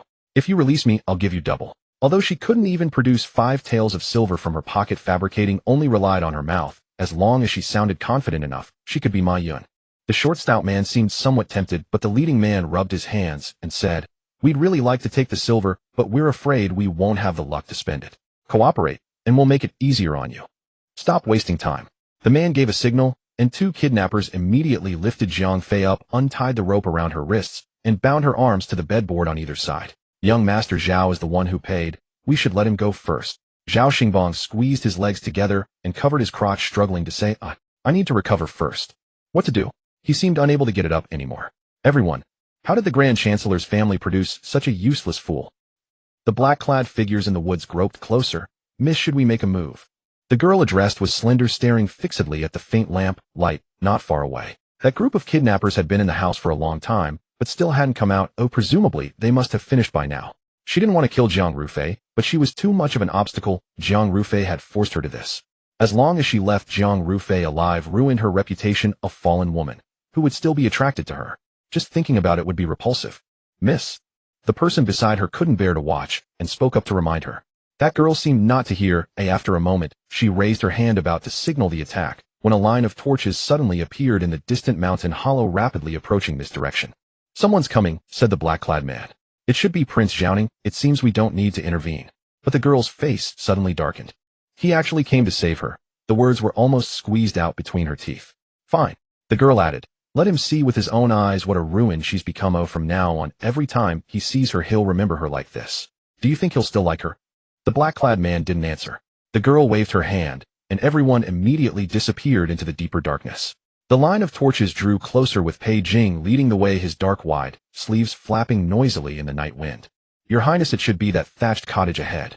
Duan Jiao shouted, pointing at the distant light. Pei Jing reined in sharply, and the long line behind him also came to an abrupt halt. The torchlight illuminated the entire forest, as bright as day. Pei Jing narrowed his phoenix eyes, staring at the window, emitting a dim yellow light. Extinguish the torches. Dismount. Duan Jiao, his voice was cold as ice. Surround the house, don't let a single one escape. A room full of people were restless and idle, all waiting for one person. If the customer didn't pick up his chopsticks, the underlings couldn't eat either, but the problem was that the customer's chopsticks might be broken. The short, stout man had already glanced at Zhao Xingbang several times, his eyes saying, Can you even do it or not? That look made Zhao Xingbang even more anxious. But the more anxious he became, the more incapable he was. The angrier he got. His crotch wasn't as painful anymore, but it was burning. Zhao Xingbang felt it was either swollen or broken, but he couldn't take off his pants in front of so many people to check. He probably truly couldn't get it up tonight. But a man needs his face as a tree needs its bark. He couldn't admit his impotence. Why are you looking at me? Zhao Xingbang said, furious and embarrassed. If you all stare at me like this, how can I have any interest? The short, stout man shrank his neck sheepishly. He thought to himself, if you can't do it, just admit it. There's no need to keep them hanging here wasting time. Jiang Fei was tied to the bedboard, feeling fortunate that she had kicked Zhao Xingbang, disabling his weapon of crime first. She stared at the ceiling, wondering who would come to rescue her. The entire Jiang family was a bunch of useless people. Only the old madam could handle things. Who else could there be? If Wei Mingjin knew she was missing, he would probably come to rescue her. After all, she was his fiancée. He wouldn't just abandon her. The leader of the kidnappers finally grew impatient. The night is long and full of chance. We cannot linger here. Let's move to another place first. Rest assured, Master Zhao, we won't touch the girl for now. When you're in the mood, just send word, and we'll find you a better spot next time. Zhao Xingbang was about to go along with it, and say, that would be great, but then felt that agreeing too quickly would lose face, making people think he was really impotent. He raised his chin and said leisurely, "Isn't it still early? Dawn hasn't even broken yet." The man replied, "We're not far enough from the capital. If someone comes looking, it'll be easy to be exposed." "Oh, I see." Zhao Xingbang clicked his tongue. "Why didn't you find a farther place? Now I have to make a second trip. Aren't you wasting my time?" The man sneered inwardly, but wore a smile. Master Zhao is right. The short stout one pursed his lips. With Zhao Xingbang's poor riding skills, he'd already complained about his sore buttocks. If they went any farther, wouldn't his balls be jolted to pieces? Zhao Xingbang slowly rose, leaning on his servant's hand, but winced in pain as he pulled at an injury. "Well, in that case, we'll have to talk another day." He couldn't even bring his legs together and walked to the door with an exaggeratedly wide stride. Suddenly, with a loud bang, the two wooden doors were kicked open. Caught off guard, Zhao Xingbang was struck squarely by the door panel, falling flat on his back on the ground, howling in pain. Before anyone inside could react, a flood of well-trained guards surged in and subdued the few people in the room within moments. Pei Jing's gaze swept across the room, and when he saw Jiang Fei bound to the bed, murderous intent surged in his eyes.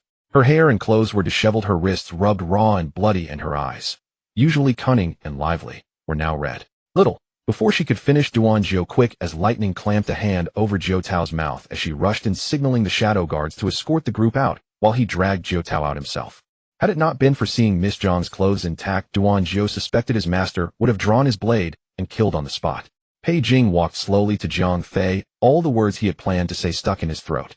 On the way here, he had planned that when he reached her, he would make the girl beg him to save her, and then he would use the favor to make her obediently listen to him. As for what he wanted her to do after that, Pei Jing hadn't figured it out. Jiang Fei stared blankly at the person before her, unable to believe her eyes. Why Pei Jing? Why of all people him?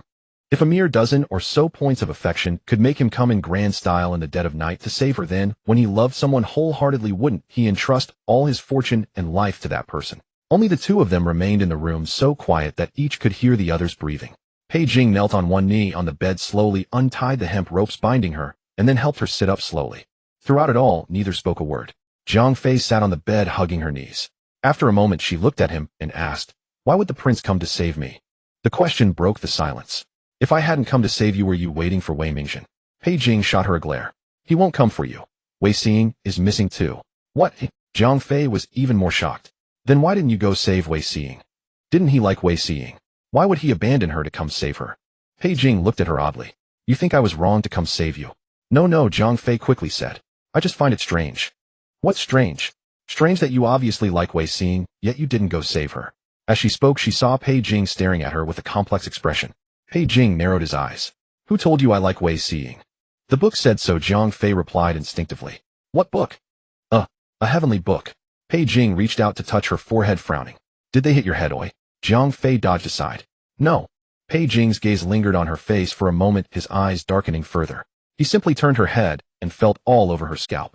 No lump. So her head wasn't damaged, but why was she talking nonsense? Pei Jing's palm was warm, his fingertips calloused from years of sword-wielding, gently stroking through her hair. Jiang Fei stiffened, afraid to move, feeling that this touch was far too intimate. But what arose in her mind wasn't a romantic scene. It was the memory of climbing a mountain and seeing a mother monkey pinning down her baby to pick fleas. There was nothing romantic about it. "It seems you're really not hurt." Pei Jing withdrew his hand, looked at her thoughtfully for a moment, then suddenly leaned in close, startling Jiang Fei so much she leaned back, almost falling onto the bed. He braced his hands on either side of her phoenix, eyes narrowing. "Jiang Rufei. Oh, you were scared, weren't you? Do you want to cry?" Jiang Fei was stunned by his question. The fear she had suppressed for so long was torn open by this seemingly caring remark, and terror and grievance surged out impatiently. Pei Jing's gaze moved from her slightly pouted lips to her reddened eyes. "If you're scared, just cry. Why hold it in? I love watching people cry. I've never seen you cry." And then a wail burst forth. The thatched cottage nearly shook apart from the crying. Pei Jing stepped back in shock, dumbfounded. Outside, Duan Jiao and Jiao Tao exchanged bewildered glances. Jiao Tao nervously clutched her sleeve and asked, "Guard Duan, why is my mistress screaming? Has the prince bullied her?" Duan Jiao could only reply, "I don't know." The crying inside grew louder, and Pei Jing's frown deepened. "Duan Jiao, come in." Duan Jiao answered from outside and hurried into the cottage with Jiao Tao following closely behind. As they entered, they saw Jiang Fei sitting on the wooden bed, crying with her head thrown back, while Pei Jing stood helplessly before the bed. "I didn't bully her." Pei Jing answered before they could ask, then frowned. "Why does she cry so differently from other girls?" "Other girls cry like pear blossoms bathed in rain, like begonias beaten by the rain." But she cries like the drum of justice outside the drum tower that hasn't sounded for 800 years. When it rings, it stuns your eardrums. Jiaojiao nodded and said, yes, Miss Zhang's cry is extraordinarily resonant. It sounds like she's in good health. As she wept, Zhang Fei thought through all the saddest events of her life. From having her candy stolen in the orphanage to falling off the orphanage wall and lying in the hospital for months to the new car she'd just bought crashing and sending her here, and now not having a few coins in her pocket. The more she thought, the sadder she became, and her crying grew louder. Pei Jing frowned at the sound. After waiting a moment and seeing no sign of stopping, he said in a low voice, haven't you cried enough? Zhang Fei remained as if she hadn't heard, not even a flicker crossing her face. Pei Jing gritted his teeth and looked at Jiaojiao. You go and persuade her. What? Jiaojiao's face fell. But this subordinate has never persuaded a woman before. Have I done so? If you can't even persuade someone, what use are you? Pei Jing suddenly thought of another person. In those days by the Jiangnan, even in the toughest times, Qiao Jiaojiao had never cried. That girl was stubborn, quite unlike Jiang Rufei, who could adapt and endure. Stop crying, Pei Jing said coldly. Your crying is hurting my ears. Through her tears, Jiang Fei glanced at him and lowered her voice just a tiny bit. Pei Jing clenched his jaw. If you cry again, I'll kill Jiaojiao. Jiaojiao. Seeing Jiang Fei unmoved, Pei Jing raised the stakes. And Jiao Tao too. Jiao Tao and Jiaojiao. Jiao Tao quickly hid behind Jiaojiao. What are you doing? Jiaojiao turned around. Jiao Tao whispered, at least I'm second in line. I might die a little later. What if the prince finishes killing you and changes his mind about killing me? Jiaojiao. You told me to cry, Jiang Fei sobbed between hiccups, and now you won't let me. Hiccup, are you crazy? Why don't you just kill me instead? Jiaojiao instinctively stepped back. The last person who dared speak to the prince like that had already. Well, no one had ever dared. Pei Jing choked. I didn't tell you to cry like a loudspeaker. Can't you cry quietly? If I can't cry loudly, that's too stifling. I'd rather not cry at all. Jiang Fei wiped her tears and stood up directly from the bed. Pei Jing stepped back. What are you doing? I'm going to castrate that bastard Zhao Xingbang. Jiang Fei cursed loudly, jumped off the bed, and headed straight for the door. Pei Jing followed, dumbfounded. Can't you be a little more refined? I've never seen a woman like you. Jiang Fei interrupted. I'm one of a kind. What's the point of being ordinary? There was some truth to that. Pei Jing nodded in agreement, then watched as Jiang Fei picked up a stick from the ground and marched fiercely toward Zhao Xingbang, who was tied under a tree. Seeing Jiang Fei approaching with the stick, Zhao Xingbang shrank back in fear. Miss Jiang, spare me. Shut up. Jiang Fei lashed the stick across his leg. Out! Zhao Xingbang screamed. Pei Jing stood with arms crossed, watching leisurely. Gag him. Zhao Xingbang's mouth was gagged, and he could only make muffled sounds as he was beaten. Jiang Fei finished her self-taught dog-beating stick routine, panting heavily. She threw down the stick and turned to Jiaojiao. Excuse me, lend me your knife. Jiaojiao pressed his hand on the knife at his waist. What does Miss Jiang need a knife for? I'm going to castrate him. Jiaojiao gripped the knife tighter. That would dirty the blade. Seeing Jiaojiao unwilling to lend it, Jiang Fei turned to Pei Jing.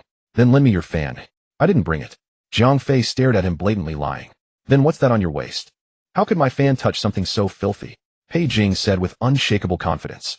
Jiang Fei then swept her gaze over the guards, who all stepped back. No sharp blade. It seemed she would have to rely on brute force. Jiang Fei sighed, picked up the stick again, and angled it left and right, hoping for a decisive strike. Zhao Xingbang squeezed his legs together and dodged desperately, his face covered in tears, and snot the cloth in his mouth, preventing him from even begging for mercy. Pei Jing watched Jiang Fei's serious aiming, and the corner of his mouth twitched involuntarily. Finally, Jiang Fei found the right angle and struck Zhao Xingbang between the legs. Zhao Xingbang let out a muffled ugh, his eyes wide and unmoving. Brutal. The guards silently covered their crotches. From now on, they must remember neither the prince nor Miss Jiang was to be trifled with. Pei Jing stepped forward, took the stick from her hand, threw it away, and pulled her elsewhere. Don't interfere with Jiaojiao's cleanup. Having vented her emotions, Jiang Fei only then felt the stinging pain from her scraped wrist.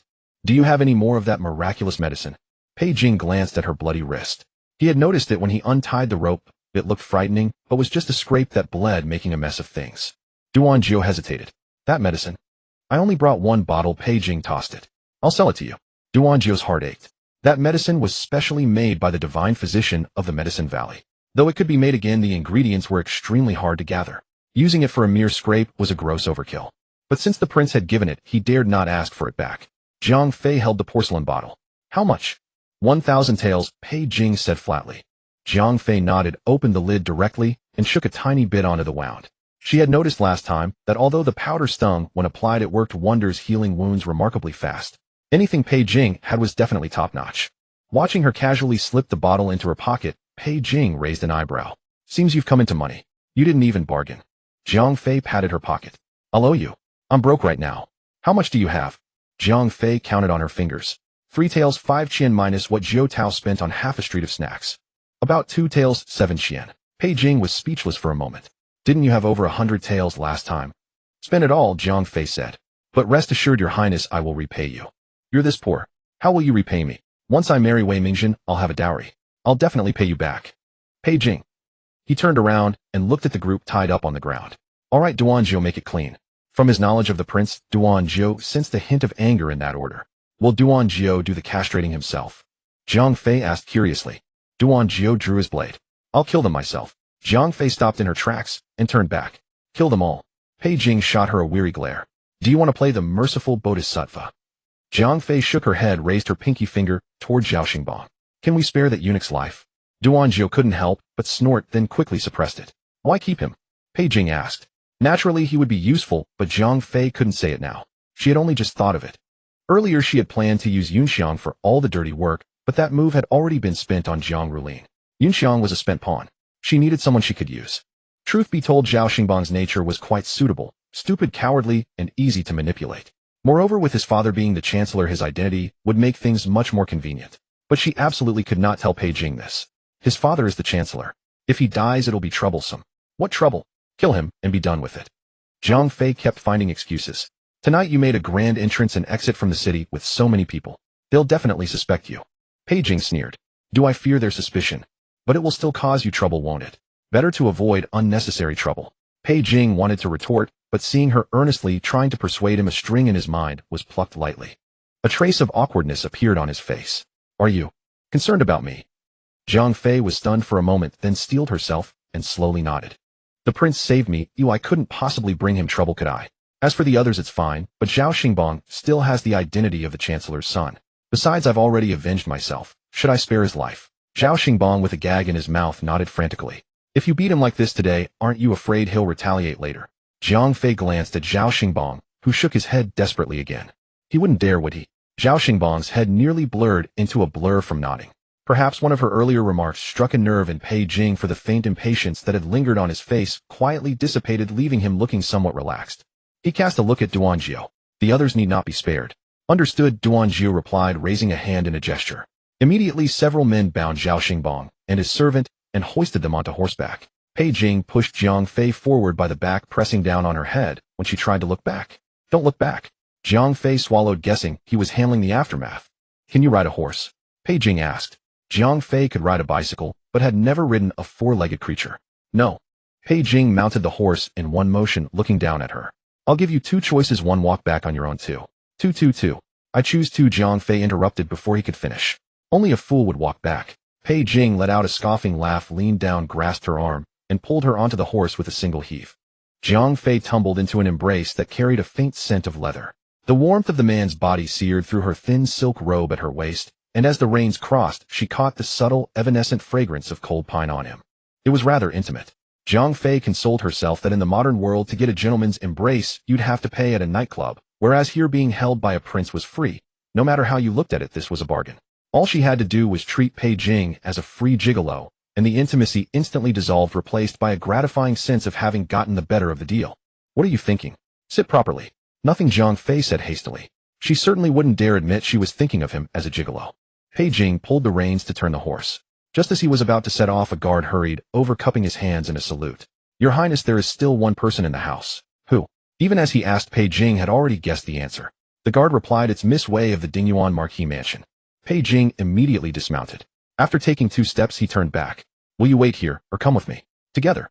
Jiang Fei held the saddle, preparing to dismount, when a hand tightened around her waist, and Pei Jing lifted her down. The two walked back one after the other. Pei Jing rubbed his fingertips and glanced at Jiang Fei's slender waist. Did the Jiang family starve you? So poor they can't even feed you properly. Jiang Fei was lost in thought and didn't catch his words. She gave a puzzled him. Pei Jing rolled his eyes at her, didn't repeat himself, and strode off with longer steps. Next to the thatched hut was an even more inconspicuous woodshed where the guards had discovered Wei Xing. She had just regained consciousness and, hearing noise outside, screamed for help. By the time Pei Jing and Jiang Fei arrived, she was already sitting on the bedboard where Jiang Fei had lain trembling. Seeing Seeing the two enter, Wei Xing murmured, "Your Highness," then threw herself into Jiang Fei's arms. "Sister-in-law, are you all right?" "I'm fine." Jiang Fei quickly stepped forward, helped her sit down, and looked her over from head to toe. Wei Xing's sleeves were torn in several places, her hair bun was disheveled, but fortunately there were no obvious external injuries. "Did they do anything to you?" Jiang Fei asked. Wei Xing shook her head, tears in her eyes. "Where are we?" "I don't know either," Jiang Fei said. "How did you get captured and brought here?" She had been pondering this on the way back. Since Zhao Xingbang knew that Pei Jing liked Wei Xing, how could he dare to lay a hand on her? Given Zhao Xingbang's cowardly nature, he should have avoided her at all costs. "After I disembarked, I saw that you hadn't taken the family carriage, so I thought I'd see you home," Wei Xing said. She took a breath, slowly calming her voice. "I saw you buying food on the road and followed you. Then I saw someone attack you. In a panic, I didn't think much and just followed. I didn't expect they had so many men. When I woke up, I was here." Jiang Fei nodded thoughtfully. She saw Pei Jing looking at the ground with half-lidded eyes, then he glanced at her and turned to leave the room. Wei Xing was about to speak when a scream came from outside. "Wait here. I'll go check." Jiang Fei hurried out and saw Zhao Xingbang lying on the ground, a blade at his neck. "It wasn't me. I swear it wasn't me." Zhao Xingbang's face was ashen with terror, his trousers already wet. "Your Highness, please see clearly. I wouldn't dare touch Miss Wei even if I had 10 times the courage." Pei Jing's boot pressed against Zhao Xingbang's chest, his voice cold as ice. "Then how did she end up here?" "I truly don't know," Zhao Xingbang wailed. "I only told them to capture the second Miss Jiang. I have no idea how she got here. It really wasn't me. Maybe they were afraid the plot would be exposed and grabbed her on a whim." Zhao Xingbang grasped at the thought like a lifeline. "Yes, that must be it." Zhao Xingbang didn't seem to be lying. Jiang Fei stepped forward and asked, "Where are the men who captured me?" "Summon them and ask." "Too late." Pei Jing flung the knife away with a displeased expression. Duanjiu caught it and sheathed it. It was just a step too late. Suddenly a sound came from the door of the thatched hut. The two turned around and saw Wei Xing leaning against the doorframe walking out. "Jiao Tao, help her," Jiang Fei said. Jiao Tao acknowledged and helped Wei Xing over. "The family must be frantic by now. Could your Highness send someone on horseback to deliver a message so they can rest assured?" Wei Xing said weakly. Pei Jing nodded, and Duanjiu immediately arranged for men. Since everything was settled, there was no need to stay longer. Pei Jing turned and ordered return to the city. Jiang Fei pulled Wei Xing toward the horses, speaking softly to her as they walked. Pei Jing watched their receding figures side by side and gradually slowed his pace. Duanjiu naturally dared not walk ahead of the prince, so he slowed even more and spoke cautiously. "Your Highness, the messenger sent back will also report to the Jiang residence." Pei Jing seemed not to hear, murmuring to himself, "Who cares if she worries about me? Killing Zhao Xingbang is a trivial matter that doesn't require her concern." Duanjiu was speechless for a moment, then said, "The second Miss Jiang meant well. At least it saves one trouble. The censorate won't raise a fuss, and His Majesty won't need too many explanations." At the mention of the emperor, Pei Jing's eyes darkened. He gazed at the figure ahead and added, "I gave her 2 choices, but she couldn't wait to share a horse with me." Though his words were complaints, a faint smile tugged at the corner of his mouth, not the least bit reserved. Duanjiu was very curious about what choice it was, but could only remain silent. Pei Jing chuckled lightly, strode forward, and directly bypassed the two to mount his horse. He then extended his hand, his gaze sweeping casually before suddenly freezing. Standing beside him was Wei Xing, while Jiang Fei was next to Duanjiu, saying, "I don't know how to ride a horse. Can you take me with you on the way back?" Meeting Pei Jing's sinister gaze, Duanjiu felt as if he were half dead. He slowly stepped back 2 paces and said awkwardly, I brought Jiao Tao along with me." Jiang Fei let out an "ah" and said, "Then assign someone to take me." Duanjiu dared not. Cold sweat broke out on his forehead. "I think everyone has their own affairs." You buried the person. Dig deeper, it's getting hot, and it'll stink. And that person." Seeing Jiang Fei standing there looking aggrieved, Pei Jing tugged the reins and walked over. "Who said I would take you? You're quite presumptuous." Jiang Fei lifted her eyelids and glanced at him, saying nothing. She thought to herself, the female lead is here, so you, the male second lead, have to take her right. This is called being perceptive, okay? Duanjiu, your subordinate is here." Duanjiu quickly responded. Pei Jing pointed with his whip. "Clean up that broken carriage and send them back." Duanjiu finally breathed a sigh of relief, as if he could live a little longer. A moment later, Jiang Fei boarded the carriage that had once abducted her, accompanied by Wei Xing and Jiao Tao. The night was deep, and everyone was exhausted. Jiao Tao curled up and fell asleep, one hand still clutching Jiang Fei's hem, as if afraid she might be taken away again. Jiang Fei leaned against the carriage wall, closing her eyes to rest. Wei Xing hooked her arm and rested her head on Jiang Fei's shoulder. "Sister-in-law, were you scared back then?" Jiang Fei opened her eyes. The curtain was half hung, and the open window let in the cool night breeze. It should have been a very pleasant moment, but now no one had such leisure. "Of course I was scared. What if I died there?" Those desperate outlaws who knows what they might do. I was scared too. Wei Xing leaned closer to Zhang Fei and asked sister-in-law, what do you think of Prince Xiaoning? Zhang Fei lowered her eyes, just able to see Wei Xing's profile. He's not a bad person. This was the same thing Wei Xing had said to her last time. Hearing this, Wei Xing softly hummed mm. Her eyelashes fluttered slightly, as if she wanted to say something, but swallowed it back. Zhang Fei sensed her hesitation. What's wrong? I didn't expect him to come rescue you. Wei Xing weighed her words. Didn't you say? There was no relationship between you two. Are you asking this for yourself, or on behalf of your brother? Wei Xing straightened up. Sister-in-law, don't misunderstand. I just don't want to see my brother being let down. Zhang Fei smiled. There's no such thing as letting down between Wei Mingjin and me. He has already told me that although we are husband and wife, we won't talk about feelings. What? Wei Xing's eyes widened. Then she asked, then do you have someone you like? No. Zhang Fei now only wanted to complete her mission early and return to that era with mobile phones and the internet. She had no time to talk about feelings. Wei Xing seemed to finally breathe a sigh of relief. It's good that you have no one you like. After you marry my brother, maybe feelings will develop slowly. The carriage wobbled all the way to the city gate. It was almost dawn. Wei Mingjin had received the news and was already waiting there. As the procession slowly entered the city, he hurried forward, helped Wei Xing down from the carriage, and looked her over carefully. Seeing, are you all right? Wei Xing's eyes were slightly red. Third brother, I'm fine. Good that you're fine. Wei Mingjin breathed a sigh of relief and tidied the hair at her temples. Father and mother were worried sick. Haven't you eaten all night? As soon as the words were spoken, the carriage curtain was lifted and another person came out. Wei Mingjin was immediately stunned, his expression somewhat unnatural. Zhang Fei jumped down from the carriage without waiting for Jiao Tao to help her and gave him a slight bow. Third young master Wei. Wei Mingjin's lips moved. You? Are you all right? I'm fine. Fine. Jiao Tao also jumped down and said, if it weren't for the prince, something would have happened. After saying this, she glanced at Pei Jing. Was it her imagination? The prince's gaze at her actually held a hint of approval. Wei Mingjin's face was awkward. Wei Xing gently tugged his sleeve and whispered, third brother, this time, we owe our safe return to Prince Xiaoning's rescue. Wei Mingjin then turned to Pei Jing and bowed with clasped hands. Thank you, your highness, for your assistance. Pei Jing sat upright on his horse, a meaningful smile on his lips. You're welcome. He looked at Zhang Fei and was about to speak when Wei Xing added, sister-in-law has been through a lot of fright. Third brother, why don't you escort her back and comfort her on the way? Wei Mingjin, already feeling guilty for not rescuing Zhang Fei, immediately nodded at these words. Of course. As he said this, he stepped forward. But unexpectedly, Pei Jing suddenly spurred his horse and blocked between the two. He looked down at Wei Mingjin from above and said teasingly, the person I rescued should naturally be escorted back by me personally. Wei Mingjin's face stiffened. Your highness jests. Miss Jiang is my fiancée. I dare not trouble you. Fiancé. Pei Jing sneered. If you knew she was your fiancée, why didn't you go rescue her last night? You want to take credit with your future father-in-law by sending back the person I saved. These words were as sharp as knives. Wei Mingjin's face turned pale and green. I meant no such thing. Zhang Fei watched the two men locked in a tense standoff, only feeling her temples throbbing. Good that you didn't. Pei Jing looked at Zhang Fei. Are you coming or not? I am coming, but are you coming or not? Pei Jing interrupted her, impatiently tapping his whip lightly against his palm. Zhang Fei hesitated for a moment. If she left with Pei Jing, wouldn't Wei Mingjin think they had something going on?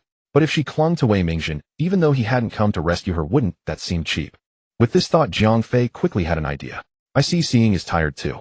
You must have been looking for her all night, so you don't need to see me off to avoid. Pei Jing, too lazy to listen to her rambling, suddenly leaned down and pulled Zhang Fei onto his horse. Ah! Zhang Fei cried out in surprise. Before she could react, she was firmly held in front of him. Your highness. Wei Mingjin's face changed dramatically and he reached out to stop him. Pei Jing pulled the reins tight, looking down at Wei Mingjin with eyes full of provocation. If you have the skill, you can try to take her. With that, he spurred his horse and galloped away. Zhang Fei, jolted, nearly senseless on horseback, couldn't hold back her anger. Pei Jing, what madness has seized you? Pei Jing turned a deaf ear and instead spurred his horse faster. It was only after turning into a secluded alley that he abruptly reined in the horse.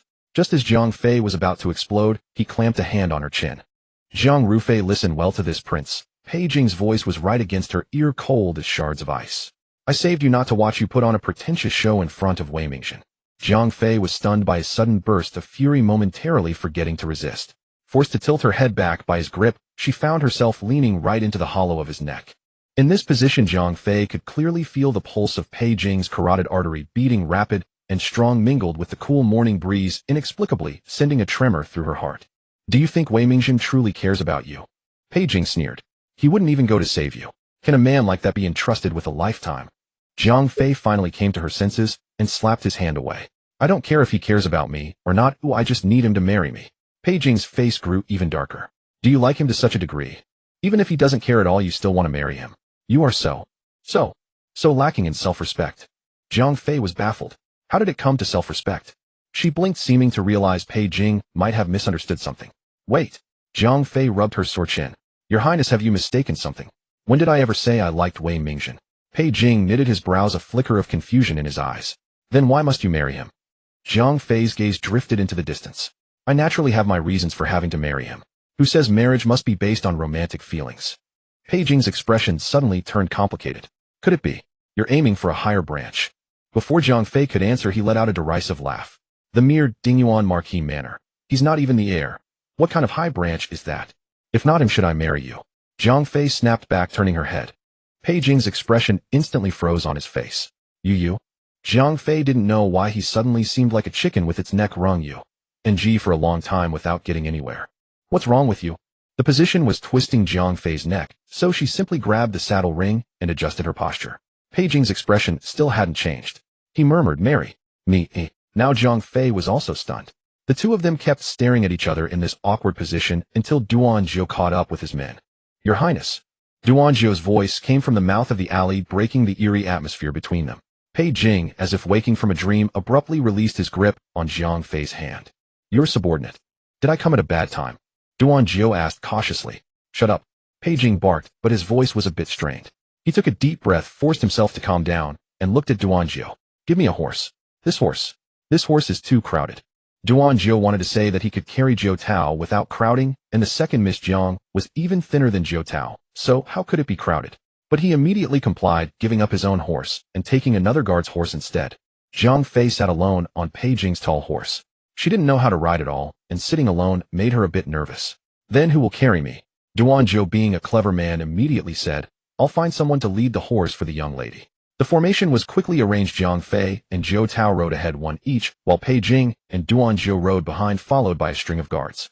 Duanjiao saw Pei Jing frowning, staring at the back of the second Miss Jiang ahead, and couldn't help asking, Your Highness, and the second Miss Jiang, are you? Are you what? Pei Jing shot a cold glance at Duanjiao. Duanjiao shrunk his neck and braced himself to ask, Did something unpleasant happen? Pei Jing's gaze returned to the slender back ahead. Jiang Fei was nervously gripping the saddle ring, her body swaying slightly with the horse's steps, clearly unaccustomed to riding alone. Duanjiao waited a long time for the rest. Pei Jing gritted his teeth and blurted out, I saved her, and she wants to repay me with her body. Huh? Duanjiao's jaw nearly dropped to the ground, as if struck by lightning into idiocy. They had only fallen behind for a moment. How had things escalated to her offering herself to him? Duanjiao couldn't quite believe it. Could it be that his prince had misunderstood? What exactly did the second Miss Jiang say? She said she wouldn't marry Wei Mingjin, but would marry me, Pei Jing said. But I didn't agree, so she just glared at me. Duanjiao happened to catch Jiang Fei withdrawing her gaze. Jiang Fei turned back and glared at Pei Jing, not understanding what sudden madness had possessed him, insisting on carrying her before then complaining she was too crowded. Could it be that because of the heat she smelled bad? Jiang Fei pulled up her collar and sniffed. It's still fragrant, isn't it? Crazy. What happened between Miss and the prince? Jiao Tao asked from the side. With two horse leaders ahead, some words were inconvenient for Jiang Fei to say for fear of being overheard, so she could only reply, I'll tell you when we get back. Suddenly a ding sounded in her mind. The system arrived belatedly. Hello host, I'm here. Jiang Fei had been putting up with this system for a long time. Your host nearly died, do you know that? Sorry, the system apologized sincerely. I've been too busy lately, otherwise I wouldn't have missed such excitement. Jiang Fei. Quick check Pei Jing's favorability toward me. The system was puzzled. Instead of checking her own target, she wanted to see Pei Jing's. This host really didn't play by the rules. Pei Jing's current favorability toward you. Jiang Fei's heart was in her throat. The system 25. Jiang Fei let out a sigh, her heart finally settling back down, but her doubts grew even heavier. Only 25 favorability. Are you sure?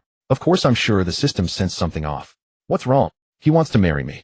Jiang Fei irritably grabbed the saddle ring. She had a surging urge to express herself, speaking rapidly. I said if I don't marry Wei Mingjin, then should I marry you? He only said 3 words, marry me. What now? Just now he scooped me up and took me away. What if he comes to steal the bride during my wedding? Wei Mingjin doesn't seem to be his match. But why? Is this reasonable? Is this scientific? 25 favorability, and he wants to marry me. If it reaches 50, wouldn't he want to marry me in a ghost wedding? The The system was a bit speechless. Host calmed down. The system said helplessly, favorability 25 only means he has some interest in you. But emotions are complex, there may be other factors influencing his decision. The system felt that its tolerance had been increasingly strengthened by this host. Having 25 favorability with an enemy didn't seem like a big deal. With a bit more reckless behavior, she could probably still die. Jiang Fei bit her lower lip and secretly glanced back at Pei Jing. In the flickering red light of the torches, the man's handsome face was sharply defined, his slightly furrowed brows, in the interplay of light and shadow, carrying a touch of sharp-edged beauty. Look, she's stealing another glance at me, Pei Jing said. Duan Jiao followed his gaze, and indeed saw Jiang Fei hastily turning back. He scratched his head, momentarily unsure how to respond. Your Highness, what do you plan to do then?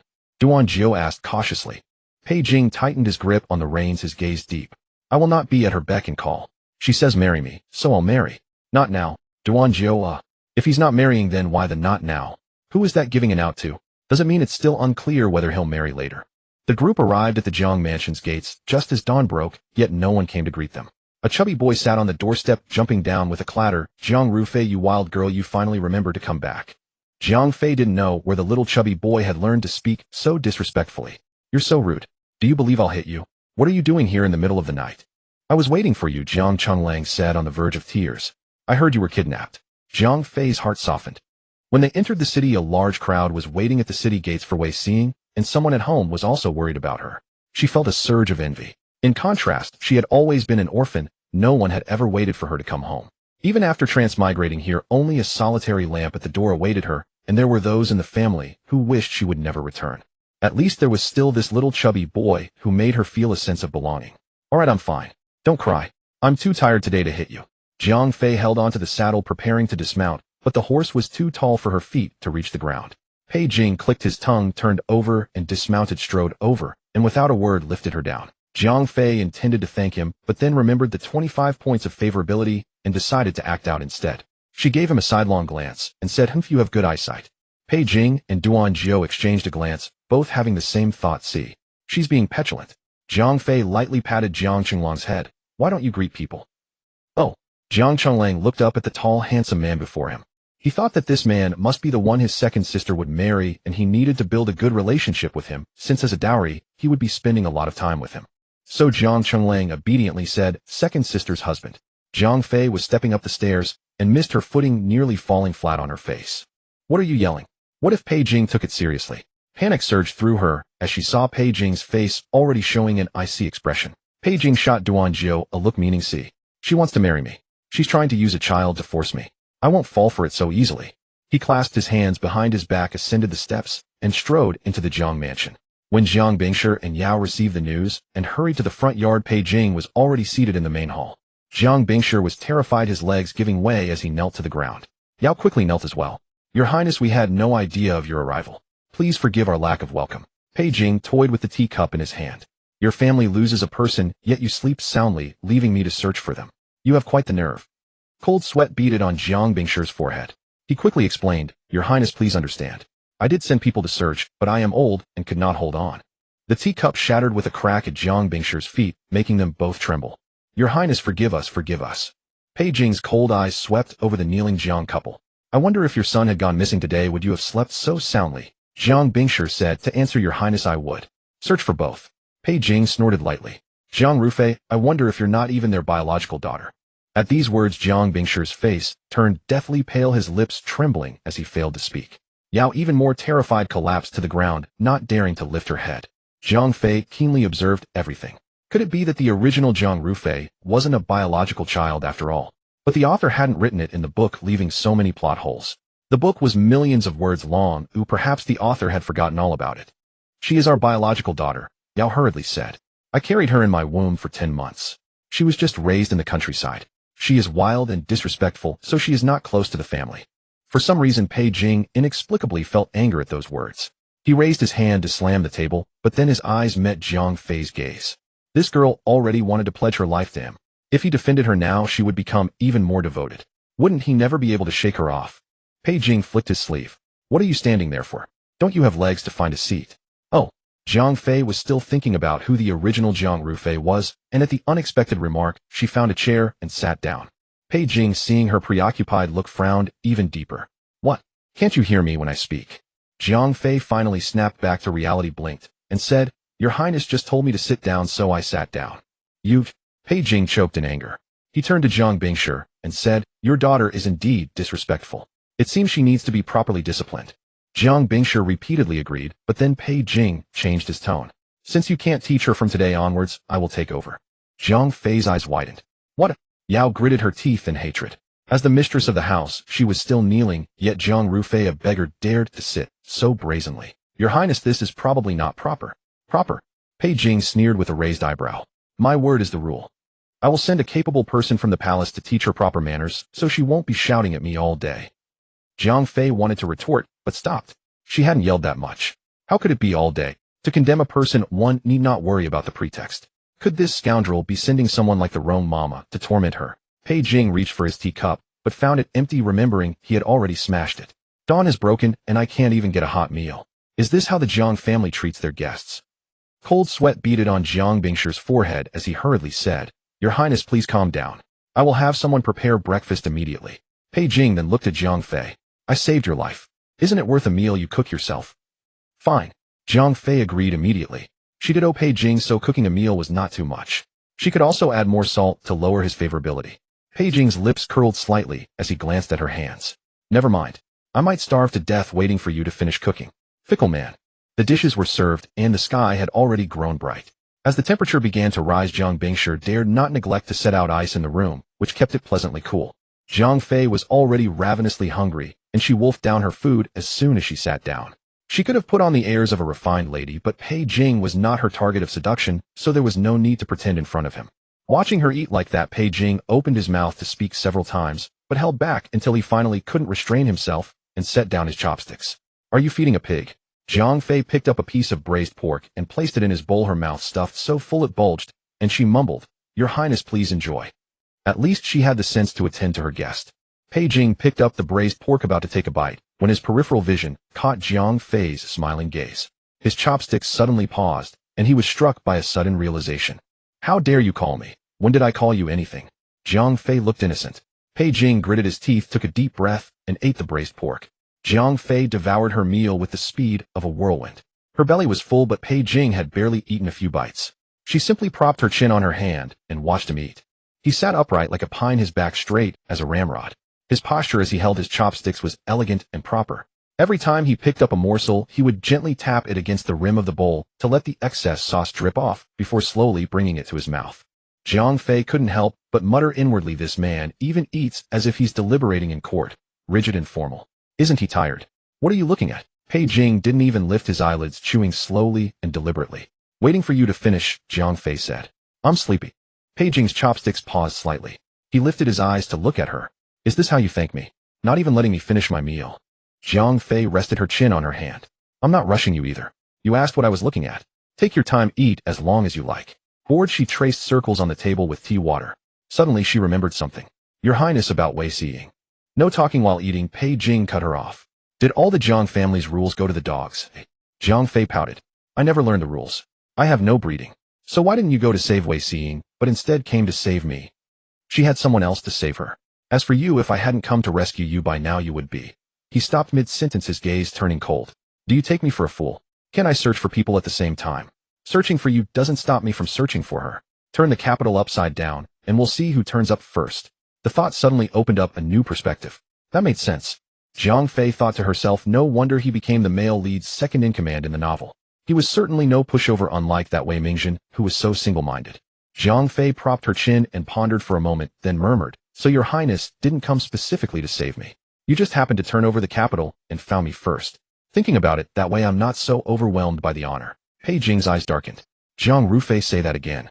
"It's true, isn't it?" Jiang Fei pouted. "Your Highness didn't come specially for me. It was just a coincidence." "Coincidence?" Pei Jing let out a cold laugh, his grip on the chopsticks tightening. "I turned the entire capital upside down with my personal guards, and you call that coincidence?" Jiang Fei blinked innocently. "Didn't your Highness say so yourself?" "Shut up." Pei Jing suddenly stood up. "What kind of person do you think I am? Some kind-hearted soul who saves anyone he sees?" Jiang Fei thought to herself, "Of course not. You're a living demon who kills anyone you see." Pei Jing looked down at her from above, having barely eaten anything, but already full of anger. "Couldn't it be? Couldn't it be? Couldn't it be that he was searching for you and happened to find Wei Seeing along the way? The word stuck in his throat. Pei Jing was so furious he nearly had a stroke on the spot. He turned and strode away. Your Highness, wait. Zhang Fei instinctively called out to him. Pei Jing walked away without looking back. Apologies are useless. No, Zhang Fei said a little embarrassed. You've taken our chopsticks. Pei Jing looked down and realized he was still clutching 2 jade chopsticks. He raised his hand to smash them on the ground. Fragile, fragile. Zhang Fei hurried forward holding out her hands. He handle with care. Pei Jing angrily slapped the chopsticks into her hand, flicked his sleeve, and left. As he walked out of the main hall, Duanjiao, who had been eavesdropping by the door, quickly followed. After walking a distance, Duanjiao couldn't help but say, Your Highness. Speak. Duanjiao swallowed nervously. You and the second Miss Jiang have fallen out. Should we still send someone to teach her etiquette at the Jiang residence? Pei Jing stopped abruptly, furious. Who said we fell out? Falling out is for children. Adults don't easily fall out. Yes. Duanjiao weighed his words carefully. But didn't Your Highness say apologies are useless? Oppo. Pei Jing said apologies are useless, so there's no need to apologize. Can't you understand even that simple logic? After all the years you've served by my side. Yes. I was wrong. Pei Jing gave him a sidelong glance and continued walking. Am I a man who goes back on his word? I said I'd send someone, so I will. Duanjiao cautiously suggested. Then perhaps we could trouble Madame Cui to come. Pei Jing frowned slightly. Madame Cui. Duanjiao nodded. Madame Cui is the strictest. She used to serve in the palace and knows the rules best. She has taught many young ladies from noble families. No matter how slack and lazy a girl is, Madame Cui can straighten her out. She'll surely make the second Miss Jiang learn proper etiquette. Moreover, enough. Pei Jing interrupted him. Madame Cui is advanced in years. I'm afraid that girl will infuriate her to death. Duanjiao was taken aback. Then, what about Madame Li? Madame Li is gentler in temperament, and besides, too gentle to control that unruly one, Pei Jing said blandly. Duanjiao was completely confused now. Neither this nor that would do. Then what does Your Highness mean? Summon Wenju back. Pei Jing mounted his horse. Wenju is skilled in martial arts. She can restrain that girl. Duanjiao was speechless. Restrain her, yes, but would she dare? You said you wanted to teach Miss Jiang etiquette, so why are you sending a highly skilled shadow guard? But Wenju is. Place someone by her side, so she doesn't get lost again, and I have to go looking for her, Pei Jing said, twirling the reins with one hand. Do you think marrying me is so easy? I'll just put Wenju by her side to observe her. Duanjiao was left speechless. As the person who knew the prince best in the world, he now realized he couldn't make head or tail of him. He could only follow in silence. After a moment, Pei Jing added, I think she's been spoiled by my favor. How dare she speak to me like that? No respect for rank. Then, Pei Jing thought for a moment. Let's give her the cold shoulder first. Duanjiao nodded, thinking to himself, who is really giving whom the cold shoulder? Who can say? Then he heard Pei Jing say, also send someone to investigate Wei Seeing. Zhang Fei returned home and collapsed into a deep slumber. When she awoke, the sky was already darkening. Zhou Tao brought out a chair, and Zhang Fei lounged lazily on a rattan chair. The two casually nibbled on watermelon chilled in cold water, while the setting sun's afterglow bathed the courtyard in a warm golden hue. I'll hate this person forever, Zhou Tao mumbled while chewing melon. What's the big deal if he sent a few people to look for you? Zhang Fei didn't care much about it. She had only been using Wei Mingjin anyway with no genuine feelings. Gazing at the sunset clouds, she recalled the descriptions in the book. Wei Mingjin was a complete sister complex, caring more about Wei Seeing than his own wife. For instance, when he went to Jinglian Nunnery earlier, despite being busy with official duties, he still made time to accompany his sister up the mountain. The bond between the siblings was indeed enviable. If it were only her alone, missing Wei Mingjin would likely come to rescue her if he knew. But it just so happened that Wei Seeing was also missing at the same time, so he could not spare attention for her. Zhang Fei spat out a watermelon seed and said lazily, what's there to fuss about? If it were me, I'd definitely save my own sister first. Zhou Tao muttered discontentedly, but miss, you are his betrothed wife. You said betrothed yourself? Wait until we're married. Come on, don't be angry. Zhang Fei picked up half a melon and stuffed it into Zhou Tao's arms, then laid back down and spoke to the system in her mind. I feel something is off. The system asked curiously, what did you discover, host? Wei Seeing's appearance was too coincidental. Zhang Fei narrowed her eyes, recalling the details of the day. At the time it was urgent, so I didn't think much. Later when I calmed down, I found many suspicious points. Tell me. Zhang Fei organized her thoughts. After I was kidnapped, I woke up in a carriage. I'm sure there was only me in the carriage because I tried to struggle and clearly remember there was no one else inside. But later when we left, I found there was only one carriage at the scene. So if Wei Seeing was also kidnapped together, why wasn't she in the carriage? Before the system could speak, Zhang Fei continued analyzing. Even if we suppose she was brought on horseback, why was I blindfolded with a cloth sack, while she wasn't? The system pondered for a moment. Maybe you were the only target of the kidnappers, so they only prepared one cloth sack. That's possible, Jiang Fei said. But even without a cloth sack, there should have been something like a cloth strip to prevent her from seeing the kidnappers' faces. Yet there was nothing. Were they so sure she wouldn't wake up? That doesn't make sense. But even stranger was the kidnappers' attitude. They seemed especially courteous toward Wei Xiying. They didn't even tie the rope too tightly. How do you know? The system asked. Jiang Fei wiped the watermelon juice from her hands and said, the marks on her wrists were not severe, indicating the bindings were not tight. Moreover, she said she was scared, but there were no signs of struggle. A truly frightened person would struggle. It's human instinct. The system hesitated. You mean she might be in league with the kidnappers? Jiang Fei slowly shook her head. Zhao Xingbang confessed from the start that he was the mastermind, and no one mentioned Wei Xiying at all. What I still can't figure out is how she ended up there. The system said, I loaded the scene from that time. At first glance, I didn't notice anything wrong. But after hearing your analysis, there are indeed many loopholes. Oh. Jiang Fei scratched her head a few times, startling Jiao Tao so much she almost dropped the melon. Miss, what's wrong? Nothing. Jiang Fei calmed herself and continued chatting with the system. In the original novel, Wei Xiying is kind-hearted and hates evil. This Wei Xiying doesn't seem particularly special, but I feel something is off. Yet I have no evidence. Could it be a sudden flash of inspiration? Could she also be a transmigrator, carrying some mission as well? The system immediately refuted. But I haven't detected any energy fluctuations similar to mine in this timeline. Jiang Fei was shocked. You can detect energy fluctuations? I'm very advanced, you know. The system boasted, I am proficient in quantum physics and artificial intelligence, skilled in using modern medical equipment, and fluent in over 200 languages. Do you think these functions are useful here? Jiang Fei rolled her eyes so hard they almost reached the top of her head. The system thought for a moment. I can also detect the energy fields of the main characters in this world. For example, Pei Jing's energy fluctuation is extremely intense, like a walking small nuclear reactor. Jiang Fei almost choked on her own saliva. Wait, what did you say about Pei Jing? A nuclear reactor? Yeah, the system's tone suddenly turned gossipy. And lately his energy fluctuations have become more unstable, especially when he's with you. Sometimes high, sometimes low, sometimes fast, sometimes slow. Stop. Jiang Fei held her forehead. What about my energy field? You're like a lump of, shut up. Jiang Fei interrupted through gritted teeth. So what's the use of this function? Its use is that it sounds very awesome. The system said. Jiang Fei massaged her throbbing temples. Why do you install all these flashy but useless functions? You might as well install a calculator. I did install a calculator function, the system said pitifully. Need me to calculate your current assets? Or plan your dowry? Jiang Fei imagined the systems that other transmigrators had and felt a wave of sorrow.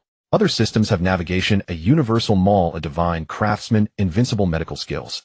You just bring a calculator. Don't you feel sorry for me at all? The system said, not at all. Do you want to bring a Gatling gun too? Jiang Fei really did want one, to pull it out and mow everyone down. Meeting a system like you is it's your blessing, the system said preemptively. Jiang Fei was utterly hopeless, lying in the chair and tossing and turning, thinking about everything that had happened since her transmigration. Suddenly she sat straight up from the rattan chair. Jiao Tao, startled, dropped the watermelon rind that was nearly stripped of its red flesh and quickly steadied her. Miss, why are you so jumpy today? Jiang Fei's fingers suddenly froze in midair as if struck by a thought. System, her voice was barely audible. If Wei Xiying is not a transmigrator, could it be that she is a reincarnator? The night breeze suddenly came to a standstill for a fleeting moment. The system for the first time stuttered, no. It can't be that much of a coincidence, right? Jiang Fei slowly sat up straight. If she truly is a reincarnator, then she would know how the story was originally supposed to unfold, and she would also know the predestined connection between Zhao Xingbang and me. Originally, it wasn't me who was meant to marry Wei Mingxin, but Jiang Rulin. And neither she nor I are exactly virtuous souls, so she should have tried to stop me from marrying him. Yet instead, she's doing everything to bring us together. Why? Jiang Fei's head ached from overthinking. It was even more taxing than advanced calculus. But this is so contradictory. What's contradictory? The system asked. Jiang Fei analyzed seriously. If she's a reincarnator, she'd know that I would harm her later. So why would she let me marry her brother? The system interjected. Have you forgotten that you are the variable in this timeline? Originally, it was Jiang Rulin who harmed her. In that instant, Jiang Fei had an epiphany. You mean to avoid being harmed by Jiang Rulin, she chose to let the insignificant Jiang Rufei marry into the Dingyuan Marquis manor, because Jiang Rufei is easier to control. The system clapped its hands. Exactly. Jiang Fei nodded. That makes sense now. She doesn't currently know that I would harm her. But host, I must remind you, the system added, all of this is based on the assumption that Wei Xiying is a reincarnator. Yet we still can't be sure whether she truly is one. Jiang Fei sat up straight. Whether she's a reincarnator or not, the only way to find out is to test her. How do you plan to test her? The system asked. Zhang Fei carefully recalled the plot in the book. At this point in the story, she should have been carried into the Zhao family's backyard in a small sedan chair, becoming Zhao Xingbang's concubine, while Zhang Relin would begin preparing for her marriage into the Dingyuan Marquis manor. If Wei Xing truly was a reincarnator, then the thing she feared most would be events unfolding according to the original trajectory, wouldn't it? Zhang Fei curled her lips into a smile. I've got it. At the Dingyuan Marquis manor, Wei Xing had already finished resting. The Marquis had come to see her, and then left again while the Marchioness and Wei Mingzhen remained. Wei Xing leaned against the soft pillow, yet her gaze was exceptionally clear. You came to rescue me, but didn't rescue sister-in-law. After this incident, she's bound to hold a grudge. Wei Mingzhen's brows knitted tightly. The Marchioness, however, said, although her reputation isn't the best, I've met her twice, and felt she is a sensible girl. If she were to hold a grudge over this, it would seem rather petty. After all, she is your own sister, so it's only natural you went to save her first. She would be in the wrong to complain. That may be true, Wei Xing said softly. Yet it's hard not to seem cold-hearted. What do you think, third brother? Wei Mingzhen's mind was still consumed by the image of Pei Jing abducting Jiang Rufei. Snapping back to the present, he said, that was my fault. I acted rashly in the heat of the moment. I'll pick a suitable time to go and apologize. The Marchioness seemed to want to say something, but held back and remained silent. If it weren't for the engagement arranged over a decade ago, they would never have stooped to match with the Jiang family. Their family status was far superior, so why should they have to call on them personally? Fine, she said at last. Handle your own affairs as you see fit. But since the engagement is settled, don't cause any more trouble that would embarrass both families. Wei Mingzhen nodded. Mother is right. Meanwhile, in the Qianyuan Hall, Emperor Zhaowen was reviewing memorials as he asked, did you find the assassin you were looking for? No, Pei Jing replied nonchalantly. Assassins aren't so easy to find. Emperor Zhaowen's brush paused, and his expression darkened. Do exercise some restraint. You've made a great show of searching for someone sealing the city that will causing a public uproar. The censor's memorials are drowning my imperial desk. I think it's rather good, Pei Jing said with a faint smile. Since they draw their salaries from the state, we might as well give them something to do, so they don't get bored to death. Emperor Zhaowen slammed down his vermilion brush in fury, ink splattering across the memorial. Do you take this for a game? Pei Jing lowered his head slightly. A matter of life and death is certainly no game. Emperor Zhaowen calmed himself, took a sip of tea, and said, I heard you brought 2 people back from outside the city in the middle of the night. Pei Jing's eyes darkened, but a smile remained on his face. Since your majesty already knows, why bother asking? And this time who is it for? The Wei family or the Jiang family? Emperor Zhaowen asked. Pei Jing looked up with a smile. So that your majesty can have leverage against me, eh? Emperor Zhaowen slapped the table. When have I ever had leverage against you? All these years hasn't it been you who's been manipulating me? I have indulged you repeatedly. Which prince has ever received such treatment? But no prince has ever had my origins either, Pei Jing retorted. You. Emperor Zhaowen clutched his forehead, his head throbbing with anger. The head eunuch Meng Yuanda hurried forward to massage the emperor's temples, casting a pleading look at Pei Jing. The weather is hot, your highness, perhaps you should have some tea to cool down. Pei Jing understood the implication perfectly. If he kept pushing, he might actually infuriate the emperor to death. He then smiled, I want both of them. Why not indulge me a little further, your majesty, and allow me to marry them both? Nonsense. Emperor Zhaowen pointed at him. The Jiang girl is already betrothed to Wei San. Don't harbor such thoughts. As for the Wei girl, I can issue an imperial decree to grant her to you. Pei Jing's smile vanished. Since I can't have both as I wish, then I won't accept just one either. I'll have neither. With that, he turned and walked away. Emperor Zhaowen abruptly rose. Stop. In his haste, his sleeve knocked over the teacup on the table. Do you think this place is a place you can come and go as you please? Pei Jing paused mid-step, but didn't turn around. He let out a mocking laugh. So is your majesty going to punish me? He turned slowly, a defiant glint in his eyes. Why not charge me with the crime of lese majesty? That would satisfy those censors. And as for the punishment, how about executing my entire clan of 9 generations? The air in the hall suddenly froze. Meng Yuanda fell to his knees in terror, barely daring to breathe. 9 generations. The emperor himself would be within those 9 generations. This Prince Zhaoning dared to say anything indeed. Emperor Zhaowen stared at Pei Jing, his chest heaving violently. After a long moment, he suddenly snatched the inkstone from the desk and hurled it to the ground, ink splattering everywhere. Get out. Get out of my sight. Pei Jing bowed gracefully, his posture as elegant as a white crane standing against the wind in a painting. Your servant taking his leave. As the figure disappeared beyond the hall, Emperor Zhaowen staggered back into his dragon, throwing his fingers clenching the armrests tightly. Meng Yuanda approached tremblingly. Your majesty, please take care of your health. He's deliberately trying to anger me to death. Emperor Zhaowen's voice was hoarse, a flicker of pain in his eyes. After so many years, after everything I've done for him, he's still. Meng Yuanda consoled him. Calm yourself, your majesty. The The prince was gravely wounded as a child. The scars are hard to heal. Emperor Xiaowen waved his hand. Enough. Go tell him to come up to the mountain when he has time. Pei Jing strode out of the hall, and as he passed palace attendants knelt and hastily moved aside. All traces of amusement had vanished from his face, his eyes churning with a terrifying dark tide that threatened to swallow everything. Outside the hall, rain had begun to fall unnoticed, veiled by the heavy palace gates. Prince Xiaoning. Pei Jing turned to see a figure emerge from the shadows beneath the lantern light. It's you. The first Prince Pei, he wore a grim expression. Prince Xiaoning, you've been making a grand show of searching the city for assassins. Have you found any? Pei Jing lazily tilted his head. Naturally not. After all, I haven't searched the mansions of the various princes yet. Pei Yi's face changed abruptly. What do you mean by that? Exactly what I said. If your conscience is clear, why take it personally? Over the years, how many assassination attempts have I endured? How many were orchestrated by your men? Only you yourself could possibly recall. Pei Yi's face alternated between pale and red. As the tension threatened to erupt, a young eunuch hurriedly interjected. Prince Jing, His Majesty, is already waiting inside. Pei Yi drew a deep breath, forcing down his fury, and sneered. Then you'd better watch your own back. Pei Jing halted beneath the eaves, gazing at the rain cascading like countless silver threads from the heavens, shrouding the entire world in a dense gray haze. Splashing raindrops soaked the hem of his robes. A eunuch hastily rushed forward with an umbrella. The rain has grown heavy, Your Highness. I've already ordered a palanquin prepared. Please wait a moment. No need, Pei Jing said, his voice barely audible. He took the umbrella from the eunuch and stepped directly into the rain. Meng Yuanda hurriedly caught up to Pei Jing, one shoulder already drenched by the downpour. The young eunuch, who hadn't even opened his umbrella, followed through the rain and hastily bowed when he saw Meng Yuanda stepping aside. Your Highness, please wait. Pei Jing stopped. What, has he changed his mind again? Instead of telling me to get lost, he means to have me executed. Oi. Meng Yuanda, advanced in years, was already panting from the chase. That mouth of yours, Your Highness.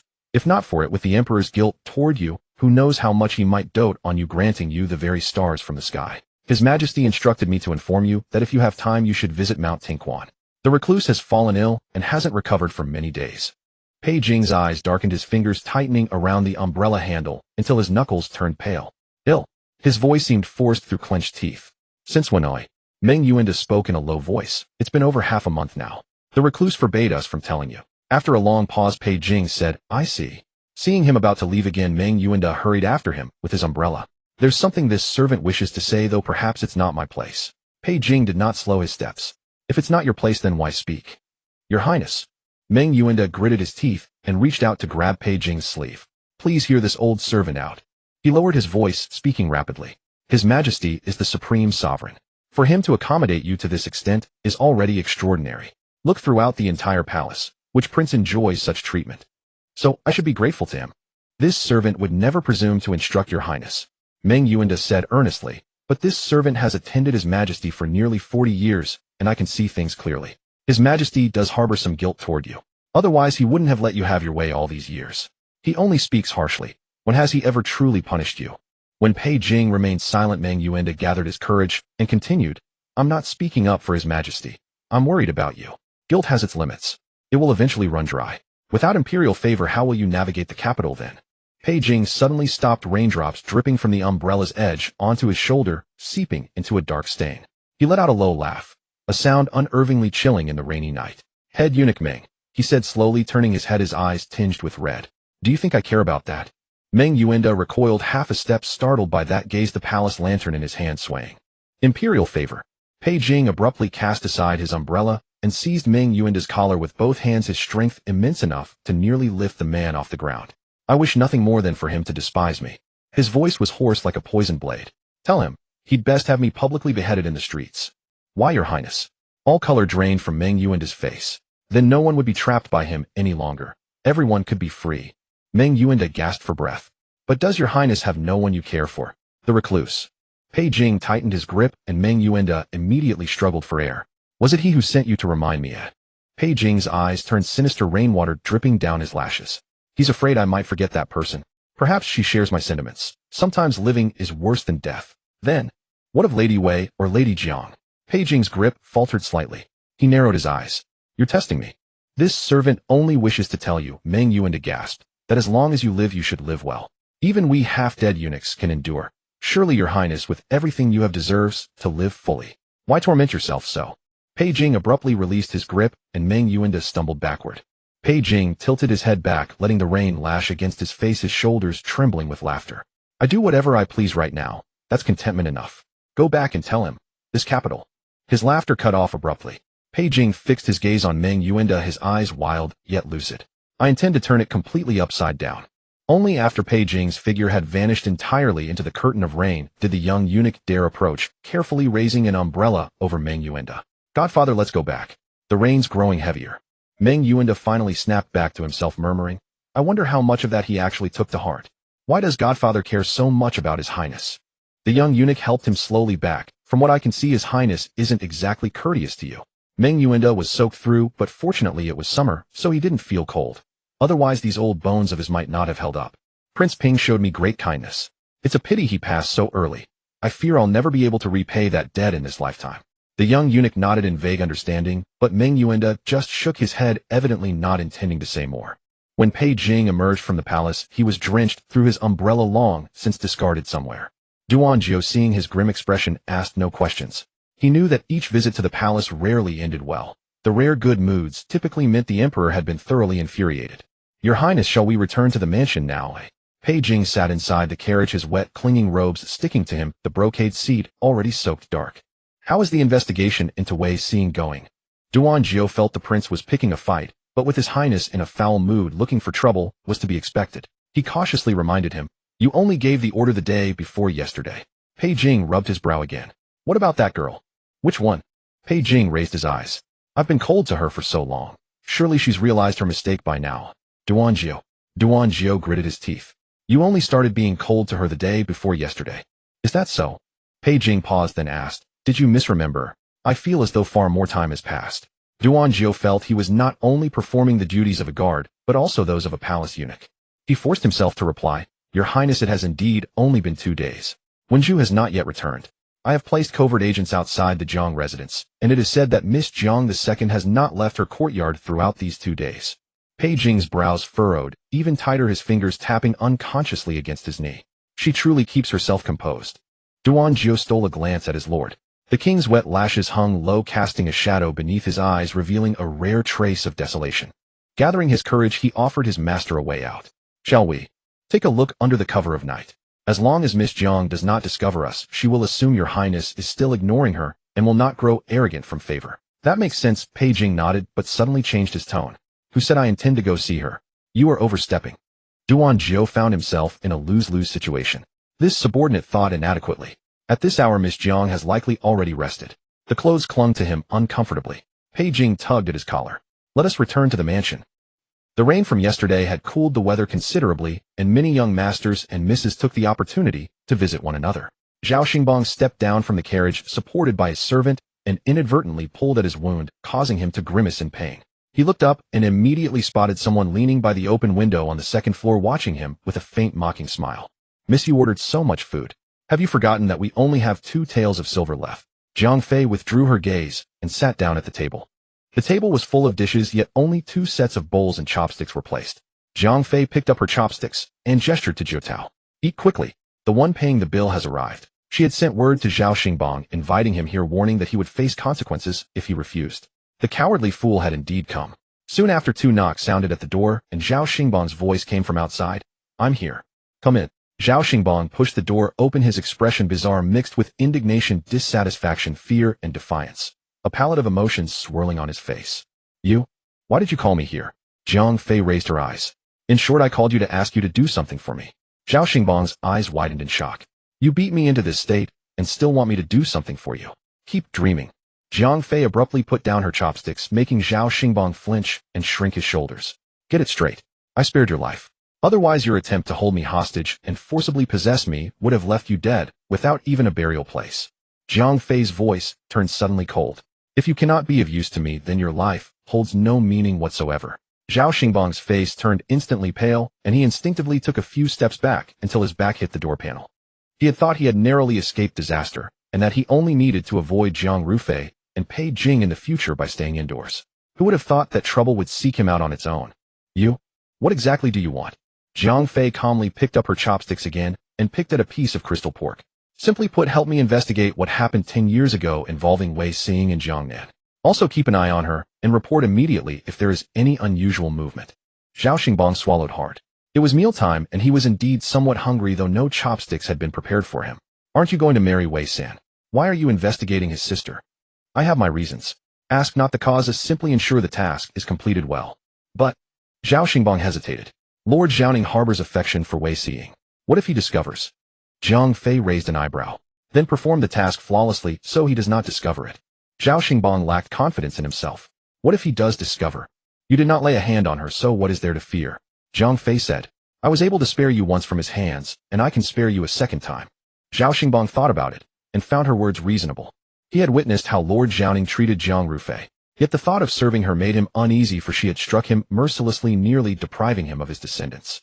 Then, what benefits will I receive? You still want benefits? Zhao Xingbang pressed his back closer to the door. Surely one must feed the donkey grass before it can pull the millstone. Zhang Fei smiled. Then convey to that donkey that it should pull the millstone well, or I will slaughter it. Zhao Xingbang gritted his teeth. What kind of benefit is that? Zhang Fei added, is that not a benefit? Serving me ensures your survival. Consider carefully. Once this opportunity passes, it will not come again. Lord Zhaoning's timing and targets for execution are unpredictable. Many would kill for such terms. The latter statement also made sense. Lord Zhaoning's killings were indeed unpredictable. Wasn't this tantamount to possessing a certificate of exemption from death? No longer needing to live in constant fear, it seemed acceptable indeed. Zhao Xingbang's eyes darted around. When do you need it? The sooner the better. Zhao Xingbang frowned. I can only promise to do my best. You must also guarantee my survival. Deal. Zhang Fei snapped her fingers. You may leave now.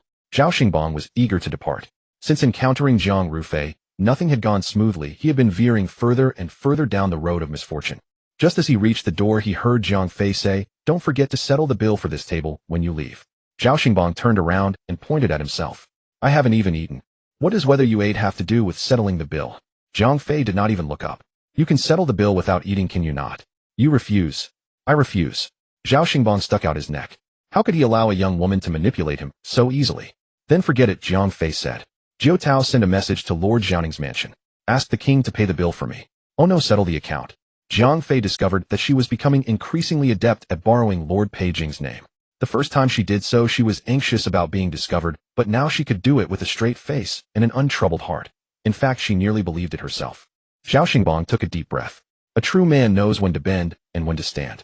I will pay. I will pay it myself. How could I let Lord Zhaoning make a trip for merely a few dozen taels of silver?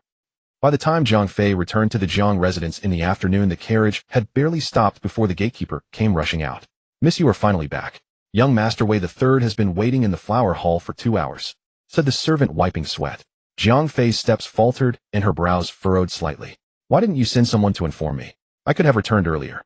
The gatekeeper replied.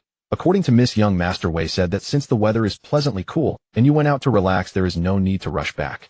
He said to wait. Jiao Tao pouted. When you abandoned Miss earlier to save Miss Wei, your words were not so pleasant then. Zhang Fei lightly tapped Jiao Tao's hand, signaling her to be careful with her words, then adjusted her sleeves. Let us go. In the flower hall, Wei Mingzhen sat upright in the guest's seat, the tea in his cup long grown cold. Seeing Zhang Fei enter, he immediately rose. Miss Jiang. No need to be polite, third young master. Zhang Fei took a seat. Have you been waiting long? Wei Mingzhen pinched the fabric of his robe. Not long. I had nothing to do today, so waiting for you is no trouble. Zhang Fei of course knew why Wei Mingzhen had come. In the book, he was a thoroughly upright gentleman, rigid and inflexible in his ways. That day he had failed to rescue Zhang Fei, and his heart was tormented by guilt. More than anything, he could not get past his own inner barrier. Today he must have come to apologize.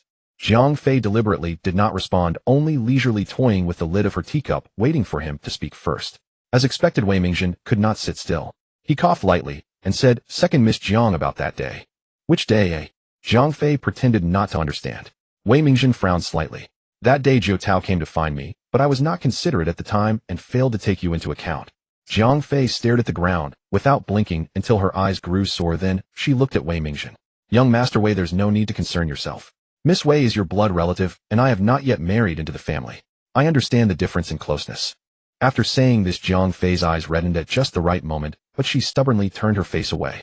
Wei Mingzhen was stung by her appearance, his fingers unconsciously gripping his robe. It is Mingzhen's fault. Do not be sad. I promise you from now on I will protect you well. While he had his head lowered, Zhang Fei dabbed a bit of tea under her eyes and said sincerely, I believe in you, young master. Seeing the teardrops still clinging to her lashes, Wei Mingjin felt even more guilty. After a moment's hesitation, he took a brocade box from his sleeve. I heard you like pearls. I picked some from the family storehouse and had a hairpin made just to match your pearl earrings. At this point his ears turned slightly red. Jiang Fei suddenly realized that when the Marquis Ding Yuan's family had come to propose marriage last time, she had been wearing a pair of pearl earrings that day. She had not expected Wei Mingjin to remember that. Jiang Fei took the brocade box and opened it. Inside lay a pearl hairpin, its shaft made of 2 intertwined golden threads like willow branches with 2 round pearls set at the head, and a small chain hanging from one side adorned with tiny beads. Such intricate craftsmanship could not have been completed in just 2 days. Had he started preparing right after the engagement? System, Jiang Fei called in her mind. Emergency call to system. The system's voice sounded, what's wrong? Quickly check Wei Mingjin's favorability toward me. 2 beeps sounded in her mind, followed by the system's voice, favorability 52. Jiang Fei was shocked. Isn't it said that making someone like you isn't easy? How did it rise so quickly? The system said lazily, just now your 2 fake tears gained 5 points, and when you solemnly said I believe in you young master, it gained another 5 points. She had not expected Wei Mingjin to be so easy to coax. It seemed that the rigid gentleman in the book was at heart someone who yielded to softness rather than force. Seeing Jiang Fei holding the hairpin without any reaction for a long while, Wei Mingjin asked in confusion, what's the matter? Does the hairpin not suit your taste? It fits. Jiang Fei said it fits. Wei Mingjin was taken aback. Why are you chuckling? Jiang Fei said, I mean it suits me very well. She inserted the pearl hairpin into her bun. Does it look good, oi?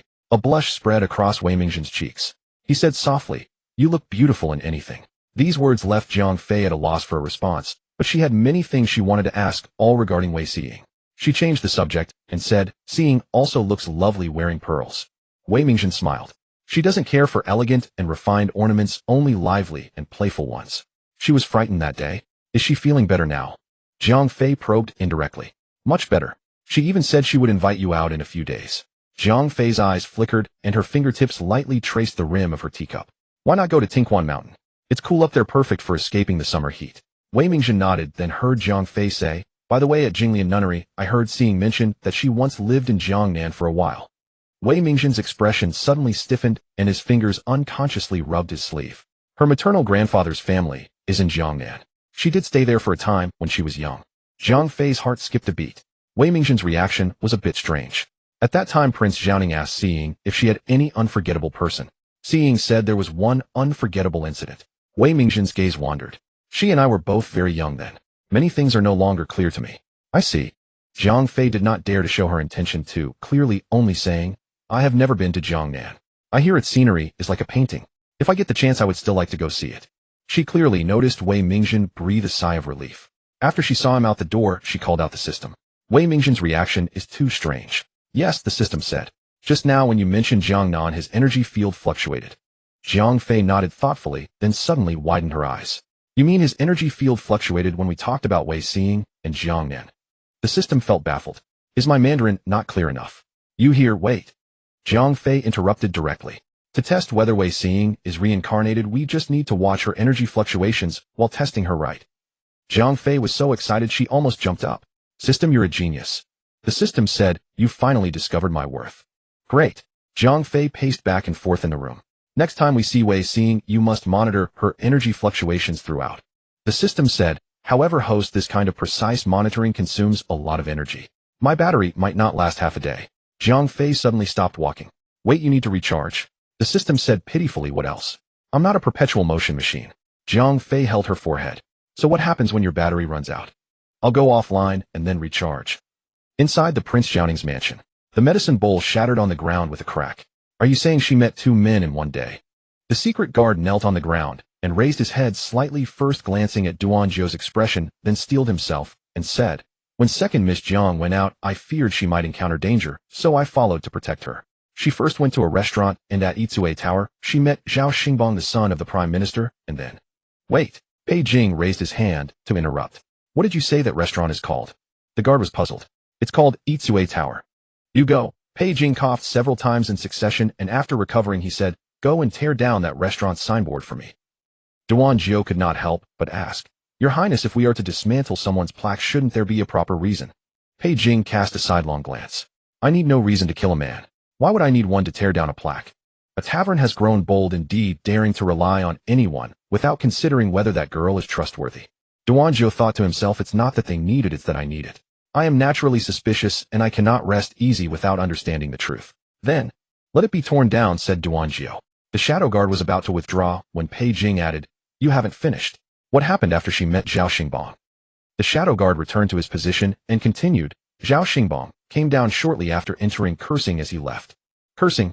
No, the shadow guard quickly corrected himself. He muttered something about having to pay for her meal, saying the Jiang family was truly destitute. He then carefully observed the prince's expression. Pei Jing leaned back against the soft pillow, coughed into his fist, and said, I see. Jiaojiao promptly said, I will have another bowl of medicinal broth prepared. That evening Pei Jing had been caught in the rain on his return from the palace. Unexpectedly, the elderly eunuch Meng, despite being in his 50s, suffered no ill effect, while Pei Jing, who was in the prime of his health, fell ill. Consequently, the trip to Tinquan Mountain was postponed. How did the Jiang family raise their daughter? She cannot even produce a few taels of silver from her purse, and she has to rely on someone else to pay for a meal. Jiaojiao pondered Pei Jing's implication and ventured then, shall I send some silver to the second Miss Jiang for her expenses? Pei Jing hesitated for a moment. I said I would be cold to her. How can I turn around and send her money? That would only make her arrogant beyond measure. Jiaojiao muttered inwardly, this is hardly being cold to her, it's clearly having her watched day and night. Just then he heard Pei Jing say, you go. Off. Jiaojiao was bewildered. What should I do? What else? Pei Jing said, I naturally won't send her silver. Since you proposed it, you'll deliver it, and it will be deducted from your monthly stipend. Jiaojiao. Pei Jing's gaze turned cold. What? Is there a problem? A calamity had befallen Jiaojiao, and he could only steel himself and say, no problem. I'll send it to the second Miss Jiang later. How much? Jiaojiao thought that 10 taels would be scolded as stingy, so he decided to grit his teeth and send 100 taels. After all, the prince was usually generous to his subordinates, and 100 taels was something he could scrape together if he tightened his belt. Jiaojiao tentatively held up one finger. 1. Then make it 1,000 taels, Pei Jing declared. Jiaojiao was on the verge of tears. But I cannot even come up with 1,000 taels. I will advance it to you, Pei Jing added. Send it to her later, and tell her it's from you with no connection to me whatsoever. Yes. And there's more, Pei Jing continued. The shadow guard saw Jiaojiao winking at him, but had no idea what he meant. Afterward, the second Miss Jiang returned to the residence, and met the third young master of the Wei family there. Jiaojiao closed his eyes, knowing disaster had struck, just as Pei Jing erupted into a violent fit of coughing. Pei Jing coughed until the corners of his eyes turned red, his fingers gripping the edge of the bed, knuckles white. Jiaojiao quickly handed him water.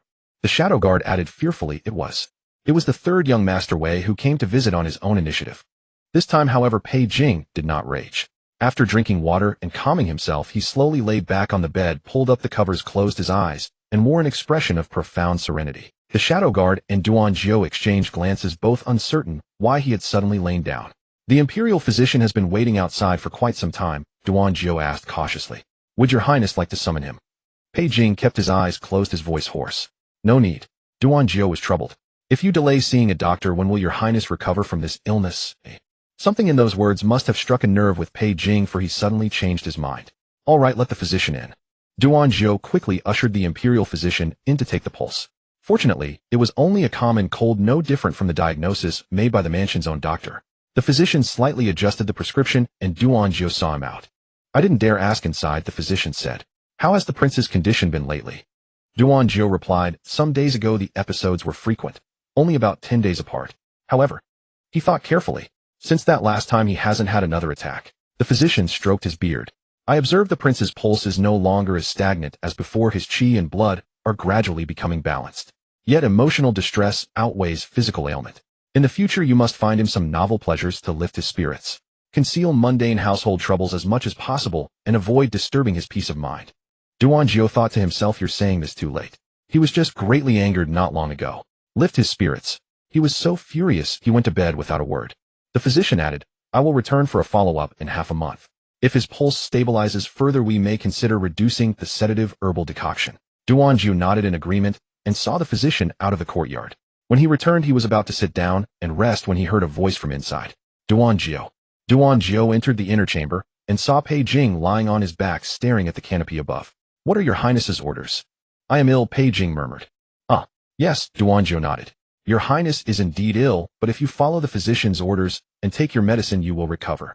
Pei Jing suddenly turned over and sat up, fuming. I am ill, and she doesn't even come to see me. I saved her for nothing. But the second Miss Jiang doesn't know your highness is ill. I mean, Duan Zhou improvised. If the second Miss Jiang knew your highness was ill, she would surely come to visit at once. Pei Jing snorted coldly and lay back down. Then let her know. When you deliver the silver, be sure to hint that I am ill. Before Duan Zhou could respond, he changed his mind again. No, that would seem deliberate, as if I am waiting for her to visit. Then, just spread the news of my illness.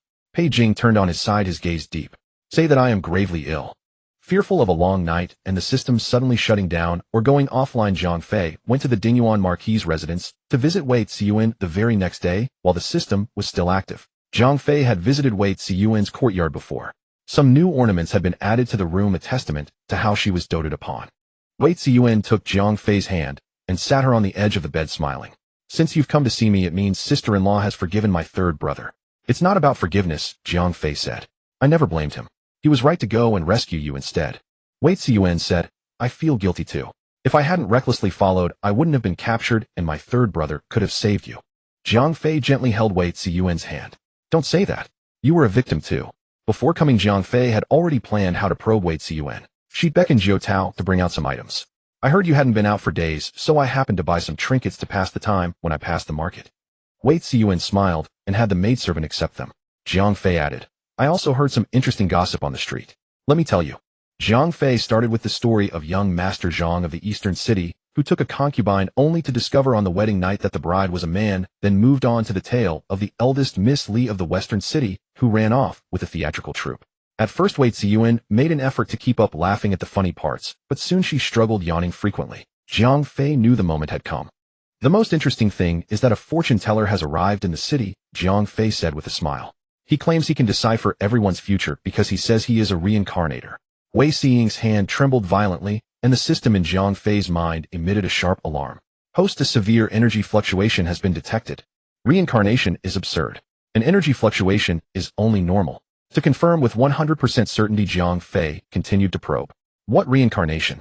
That's sheer nonsense. Zhang Fei waved her hand, as if dismissing the matter lightly. Of course I don't believe it, but that old man mentioned something quite interesting. Wei Xiying's fingertips trembled slightly. She asked warily, what is it? Zhang Fei stared unwaveringly at Wei Xiying's expression and said slowly, the fortune teller said that I have no affinity with third young Master Wei, and that the one destined for him is my third sister, Jiang Rulin. A handkerchief slowly slipped from Wei Xiying's lap to the floor, and the system's alarm rang in her mind. The energy fluctuation is approaching its peak. Zhang Fei suppressed her wildly beating heart and asked, what do you think? Sister-in-law, Wei Xiying's voice trembled slightly. This is too unbelievable. Zhang Fei smiled, her fingertips secretly digging into her palm. The slight curve of her eyes revealed no trace of deceit. Exactly. How could Third Lang possibly marry my sister Rulin? Wei Xiying was bending down to pick up the handkerchief. Upon hearing this, her movement hesitated imperceptibly. Zhang Fei stared at the trembling pearl hairpin in her hair and was now 100% certain that Wei Xiying was a reincarnator. She only didn't know from what point in time her reincarnation had begun. Wei Xiying suddenly straightened up, a smile playing on her lips. These kinds of street rumors sound rather creepy. It would be wise for you, sister-in-law, to hear less of them. I only heard it by chance, Zhang Fei said, flicking her teacup. Her gaze fell upon the swirling tea leaves. They are just charlatans practicing deception and fraud. How could I possibly believe them? Then what about the fortune teller? Wei Xiying asked. I laughed at him on the spot for speaking nonsense and immediately had him driven out of the city. I couldn't let him spread heresies and confuse the people in the capital. Leaving the Dingyuan Marquis Manor, Zhang Fei stepped into the carriage. A layer of cold sweat had already soaked her back. She immediately summoned the system. Tell me, what kind of task did you assign me? Reincarnation collided with transmigration, and you're telling me this task is simple. The system, feeling guilty, replied, I didn't know she was a reincarnator either. Then what should we do now? Zhang Fei was deeply worried. After marrying Wei Mingjun, she was supposed to follow the plot and continuously create obstacles for Wei Xiying, framing her to ensure the story progressed along its predetermined trajectory. However, Wei Xiying was now a reincarnator who already knew what events would unfold in the future. Even though the person marrying Wei Mingjun had changed, the moment Zhang Fei made any move, Wei Xiying would immediately detect it. The system remained silent for a few seconds, its voice tinged with guilt. Host, stay calm. The situation isn't as bad as you think. It's just that the difficulty has increased a bit. Otherwise, if the task were too simple, it would be boring, wouldn't it? You're quite good at comforting people, Zhang Fei said expressionlessly. This isn't increasing the difficulty, it's practically building a celestial moat for me. A sudden thought flashed through Zhang Fei's mind. Tell me, why would Wei Xing, being a reincarnator, abandon her original trajectory to push me and Wei Mingjin together? Before the system could answer, she spoke her own conclusion. Unless the outcome she desires is already different from the original work. The system asked, what do you mean? A sharp glint flashed in Zhang Fei's eyes as her fingertips lightly tapped the carriage window lattice. It means that Wei Xing's purpose for reincarnating is likely not to preserve the original plot. When I first met her, she showed great enthusiasm. I originally thought she was kind-hearted just like in the book and willing to get along harmoniously with me.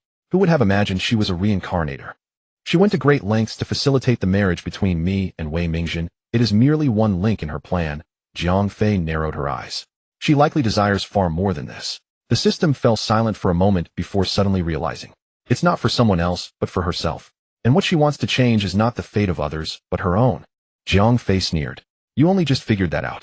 From the moment Wei Xing reincarnated, the original plot was already shattered.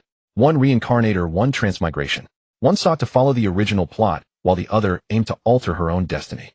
The reincarnator, familiar with every plot twist, was secretly laying out a scheme to rewrite her own life, while she, the transmigration, bore the system's directives and was determined to push the story toward its predetermined ending. This was nothing short of a tug-of-war, a life-and-death contest tearing through time and space. The system sky had also collapsed by more than half. It could only comfort itself and Zhang Fei. But we're not without advantages, right? You know Wei Xing is a reincarnator while she doesn't know you're a transmigrator. Zhang Fei supported her forehead. You're right, but I suspect she has been suspecting for a long time that I might be a reincarnator like her. At the same time, within the Dingyuan Marquis Manor, Wei Xing had maintained a single posture for a long while. She gazed at her pale face in the bronze mirror, her fingertips gently caressing the cold glass surface. This face was still youthful and beautiful, yet it was already etched with the vicissitudes of her past life's memories. She suddenly grabbed the teacup on the desk and smashed it violently against the bronze mirror. Shards flew in all directions, and the face in the mirror shattered into pieces. It seems you are also a reincarnator. What a fine Jiang roof, she whispered, a twisted smile in her voice. It appears you are also acting with me. Ever since the Jiang family had not replaced the betrothed person with Jiang Rulin, she had felt suspicious. Yet this suited her purposes perfectly. Having Jiang Roof, that good-for-nothing, marry in was far better than letting Jiang Rulin come and cause turmoil in the household. She absolutely would not let the story repeat itself, nor would she walk the old path again. If Jiang Roof dared to block her path, she would ensure she died, without even a place to be buried. A steaming heat filled the carriage, pressing the stagnant air even heavier. Why do you say she has been suspecting you for a long time? The system asked in shock. Zhang Fei replied. Because from the moment I arrived, I altered the direction of the story. In Wei Xing's eyes, that means altering her own destiny. Combined with today's reincarnation probe, she has likely already confirmed it. Then what should we do? The system asked nervously. If I had known this earlier, I wouldn't have probed at all. Zhang Fei shook her head. Quite the opposite. Today's probe was actually a double-edged sword. It not only confirmed that Wei Xing was a reincarnator, but also led her to believe that I was one as well. The system was utterly confused. This is getting a bit too complicated. Host, please explain. Zhang Fei propped her chin and pondered for a moment before saying, since we are both reincarnated, both seeking to change our fates, as long as I make her believe our goals are not conflicting, in fact aligned, she will no longer be wary of me. Instead, we will stand on the same side. But our goals are clearly opposed, the system said. You want to follow the original plot, as she wants to change her fate. Are you stupid? Zhang Fei analyzed. I used the guise of sharing her goal as a shield, while actually continuing to undermine her. This is what they call constructing a plank road openly, while secretly crossing the Chinsong. Get it? The system felt its intelligence was being crushed. After a long pause, it said, when you actually use your brain, you don't seem like a fool after all. Zhang Fei rolled her eyes. If the system had a physical form, she would want to sew its mouth shut. Since Wei Xing thinks I am a reincarnator, I might as well play along. She wants to set me up with Wei Mingjin, doesn't she? Then I'll let her see how devoted I am to Wei Mingjin. The carriage suddenly jolted and came to a halt. What's going on? Zhang Fei lifted the curtain and saw Duan Jiao riding alongside. When he saw her, he cupped his hands in salute. Second Miss Jiang. Zhang Fei leaned out and looked around, but did not see Pei Jing. The prince did not come.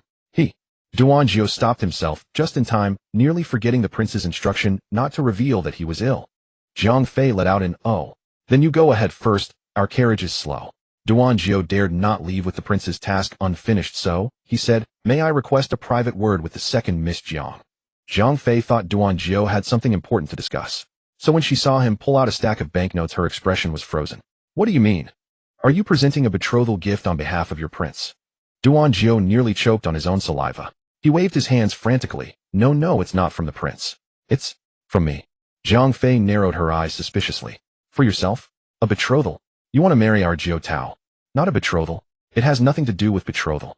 It's just, I'm forcing it on you. Duan Jiao gritted his teeth. Although in truth he had been forced by the prince to give it, he absolutely could not reveal that he could only bear the blame firmly on his own shoulders. Zhang Fei took the banknotes in confusion and counted them. Since coming to this world, she had never seen so much silver. After selling her jewelry and wisely acquiring some from Yao Shi, she had only a little over 200 taels in total. Suddenly seeing 1,000 taels of silver, her eyes widened.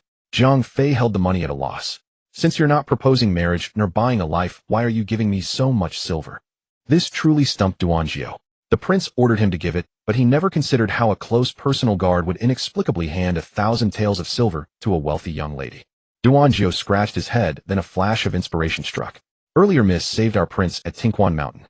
The entire household was deeply grateful, so we pooled this together. Zhang Fei raised an eyebrow, lightly flicking the banknotes with her fingertips. Oh, your entire household pooled 1,000 taels just to thank me. It wasn't that she didn't believe it, but what was the purchasing power of 1,000 taels of silver in modern terms? Probably the equivalent of $1 million or so. That is, the bodyguards and cleaners from a wealthy household pooled together $1 million to thank her for saving their employer. Such an absurdity would dominate the headlines for 10 days at least. Sweat beaded on Duan Jiao's forehead. He forced himself to nod. Exactly so. Then, Zhang Fei suddenly stepped closer. How much did your prince contribute? The prince contributed. Duan Jiao suddenly clamped his mouth shut, nearly biting his tongue. The prince contributed nothing. He contributed nothing. Not a single copper coin, I swear. Duan Jiao's face was full of indignation, an expression that could not be faked at all. Zhang Fei nodded thoughtfully. I see. She thrust the banknotes back into Duan Jiao's hands. I cannot accept this silver. Waaah I, Zhang Fei said. That day I saved him, and he saved me too. We're even. A few days ago he saved my life again, so if anything I owe him. Therefore I cannot accept this silver. Duan Jiao wanted to cry. If he failed to complete the task, he would have to return and beg for punishment. Miss, please take it. The silver has already been collected. I can't remember who gave how much, and I can't return it to them properly. That's simple, Zhang Fei said. Take it back and divide it equally among everyone. Isn't that fine? Equally. Equally.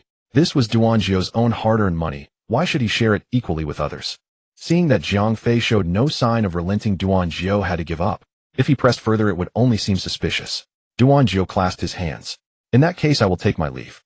Half an hour later, Pei Jing stared blankly at the 1,000 taels of silver on the edge of his bed. After a long while, he said, You mean the first thing she asked was whether I had sent you to propose marriage? Duan Jiao replied truthfully. That is exactly what the second Miss Jiang said. Pei Jing slowly nodded. I see. Duan Jiao, who had heard it with his own ears, had not understood a thing, yet the prince seemed to grasp it instantly. This subordinate is dull. Oh, I don't understand what the second Miss Jiang meant. What else could she mean? Pei Jing raised his eyes. She was hinting for me to go and propose marriage. Duan Jiao. That doesn't seem right either. No sooner had Duan Jiao uttered this than he regretted it. Pei Jing's eyes instantly turned dangerous. What did you say? Duan Jiao racked his brain. It seems the second Miss Jiang is not in too much of a hurry. Pei Jing tapped his fingers lightly on the edge of the bed and suddenly let out a soft laugh. Of course she's not, as she's waiting for me to lower myself and personally deliver the silver to her. Then will your highness deliver it? Not for now. Pei Jing frowned at Duan Jiao. Delivering silver to her, while I'm ill, makes it look like I'm afraid she'll starve. Duan Jiao thought to himself, that's exactly what it is. You didn't care if your guard starved, and you still sent 1,000 taels without a second thought. Why hasn't Wenju returned yet? Pei Jing added. Soon, Duan Jiao said. He should reach the capital by tomorrow or the day after. Meanwhile, in the rear courtyard of the Jiang residence, Zhang Fei, who was just taking down her hair ornament in front of the bronze mirror, suddenly sneezed. She rubbed her nose. Who's speaking ill of me? The system said just now both Wei Mingjin and Pei Jing's favorability toward you increased. How much did Wei Mingjin's increase? 2 points. Zhang Fei nodded. Presumably these 2 points came from Wei Xing tirelessly praising her in front of Wei Mingjin to push the marriage. And Pei Jing, how much did his increase? The system said sarcastically, congratulations, you just jumped 10 points. Huh. Zhang Fei nearly fell off her chair. I didn't even appear before him. Why did his favorability inexplicably increase? What is it now? 42. The system added, Host, let me remind you, Wei Mingjin's favorability is rising, but Pei Jing's is also rising. If it keeps going, you'll have a situation where 2 men fight over 1 woman. Who do you think would win? Pei Jing or Wei Mingjin? The system posed a question whose answer was self-evident. Zhang Fei paused for a moment, then said, Then all I need is for Wei Xing's affinity with him to be higher than mine, isn't that right? I'm afraid I can't check Pei Jing's affinity with Wei Xing, the system replied. Zhang Fei fell silent again. I'm certain it's higher than mine. She's the female lead and he's the second male lead. This trajectory was predetermined by the author. Isn't the second male lead destined to be drawn to the female lead? The system said mercilessly that would only hold true in the absence of a monkey wrench like you. There's no need to put it so harshly. Jiang Fei pouted. Without you stirring things up, she's the female lead. But with you around, you just might stir her all the way down to a supporting role. This is giving me a headache, Jiang Fei said, propping her forehead on her hand. So to lower his affinity, I just need to court death recklessly, right? To be safe, the system decided to first ask what she had in mind. Tell me your plan first. For instance, peeking at him while he bathes, spreading nasty rumors about him, or Jiang Fei counted on her fingers, her eyes growing brighter with each word. The system, having been tempered by this host into possessing an iron, will only felt a brief moment of speechlessness. It said, can't you think of something more sensible? I suspect these actions are more likely to send his affinity skyrocketing. Waaah I. Jiang Fei looked utterly incredulous. Even if I act this deranged, his affinity would still go up. The system said with deep regret. Have you forgotten that this man never plays by the rules? I think if you do that, he'll probably think you're lusting after his body. Fine then. Jiang Fei closed her eyes and silently recited, form is emptiness, several times in her heart.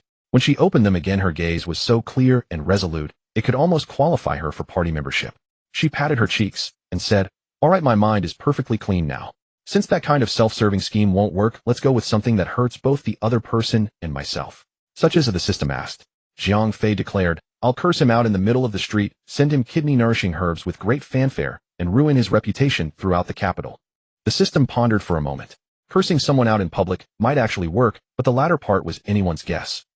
Within 3 days, news of Prince Xiaoning's grave illness had spread far and wide. Jiang Fei hadn't left the house during those 3 days, so she remained unaware of the news, until Zhou Tao returned from an outing and said, everyone on the streets is saying Prince Xiaoning is gravely ill and at death's door. Jiang Fei nearly dropped her teacup upon hearing this. At death's door? How is that possible? Zhou Tao said with absolute seriousness, it's true. The news has spread everywhere.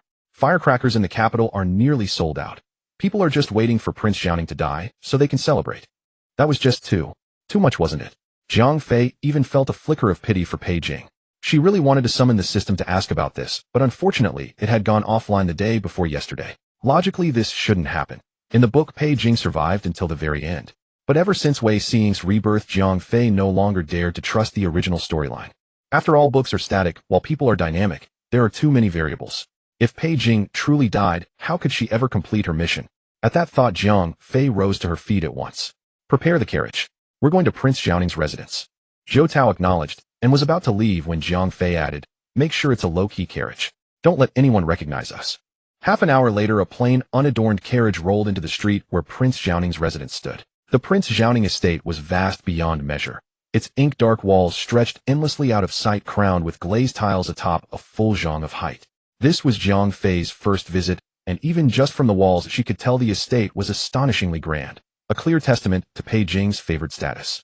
As Jiang Fei was taking in the grandeur of the estate, the coachman's sharp eyes caught sight of a carriage with green curtains parked at the main gate. Second miss, that's the insignia of the Dingyuan Marquis Manor. The prince has a guest. Jiang Fei jolted.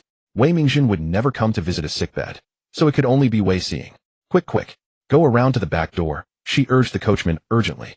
Don't let anyone from the Wei family see us. The coachman turned the carriage, slipping silently into a narrow alley. They rounded most of the estate's outer wall before finally stopping at a side gate. Zhou Tao was puzzled. Miss, aren't you usually on good terms with Miss Wei? Since Jiang Fei's conversations with the system always took place in her mind, Zhou Tao naturally knew nothing of Wei Xing's rebirth. Jiang Fei devised an explanation. I think there's something suspicious about the time we were kidnapped together. She's not family after all. Better to be cautious. Zhou Tao nodded obediently. Whatever her mistress said was right. If her mistress said something was suspicious, then Miss Wei definitely had a problem. Jiang Fei didn't know when Wei Xing would leave and didn't dare enter rashly. Only after the coachman confirmed that the Dingyuan Marquis Manor's carriage had departed did she announce her name. Meanwhile, within Prince Xiaoning's residence, the atmosphere had been oppressively grim for days. After several bowls of medicine prescribed by the imperial physicians, Pei Jing's complexion grew steadily better, but his face grew steadily darker. The servants scarcely dared to breathe, too loudly terrified of incurring the prince's wrath. A maidservant approached with a tray bearing a bowl of soup. The broth was thick and amber-colored, carrying a faint medicinal aroma. Pei Jing frowned as he picked up the bowl. He'd been drinking so much medicine these past days that he felt like vomiting, and now even his soup was medicinal fare. He took a sip and scowled. This soup tastes wrong. Where did it come from? The maidservant replied, "It was personally delivered by Miss Wei. She said she brewed it for you herself." This servant. It was at that very moment that Jiang Fei swept into the room, moving like the wind as she brushed past the maidservant. Pei Jing had barely raised his eyes when he saw Jiang Fei charging toward him with a ferocious expression. Before he could even react, she knocked the soup bowl from his hands. The porcelain bowl shattered, soup splattering half across the floor and half across the bed, leaving a large brown stain spreading across the brocade quilt. Pei Jing stared at her in astonishment. "What are you?" Before he could finish, Jiang Fei seized his face with both hands. "Spit it out. Spit it out now." Startled by her sudden assault, Pei Jing was then subjected to a fierce pounding on his back. In a flash, Jiang Fei snatched up a bowl of clean water from the bedside and began forcing it into his mouth. "Rinse your mouth. Spit it all out." These actions were completed in less than half a minute. The maidservant stood frozen with a blank stare, while Duan Jiao, who had followed Jiang Fei inside, was rooted to the spot like a wooden chicken. Pei Jing complied with every instruction. Only after confirming he had spat everything out did Jiang Fei finally breathe a sigh of relief. The moment she released him, Pei Jing threw off the covers and rose. "Jiang Rufei, you're audacious. How dare you? You're the audacious one." Jiang Fei glanced at the broken bowl on the floor, then pointed at Pei Jing in fury. "You actually dared to drink something Wei Xin gave you. I'd say you've grown tired of living." Pei Jing was stunned. He stared at this extraordinarily bold Jiang Rufei before him for a long moment. Jiang Fei sensed the anger radiating from him recede, like a receding tide replaced by an expression she found difficult to describe. His eyes seemed to shimmer with starlight. "Why are you so angry?" Pei Jing raised his eyes to look at her, then lowered them again. He actually looked somewhat guilty, speaking in a small voice. Then fine. I just won't drink the soup she makes anymore." Jiang Fei was not just angry, she was nearly having a heart attack. In the book, Pei Jing had once imprisoned Wei Xing. Since Wei Xing was reborn, she surely knew about this. What if she drugged Pei Jing's soup? He wouldn't even know how he died. Wouldn't that cut off the possibility of her completing the task at the source? She was now a steel-willed female warrior determined to complete the task at all costs. Any factor that could affect her mission must be nipped in the bud. Not only this time, but you must not eat anything she handles from now on, understand? This imperious tone startled even Duan Jiao. He saw his prince take a deep breath as if about to lose his temper. Who else but the emperor would dare speak to the prince like that?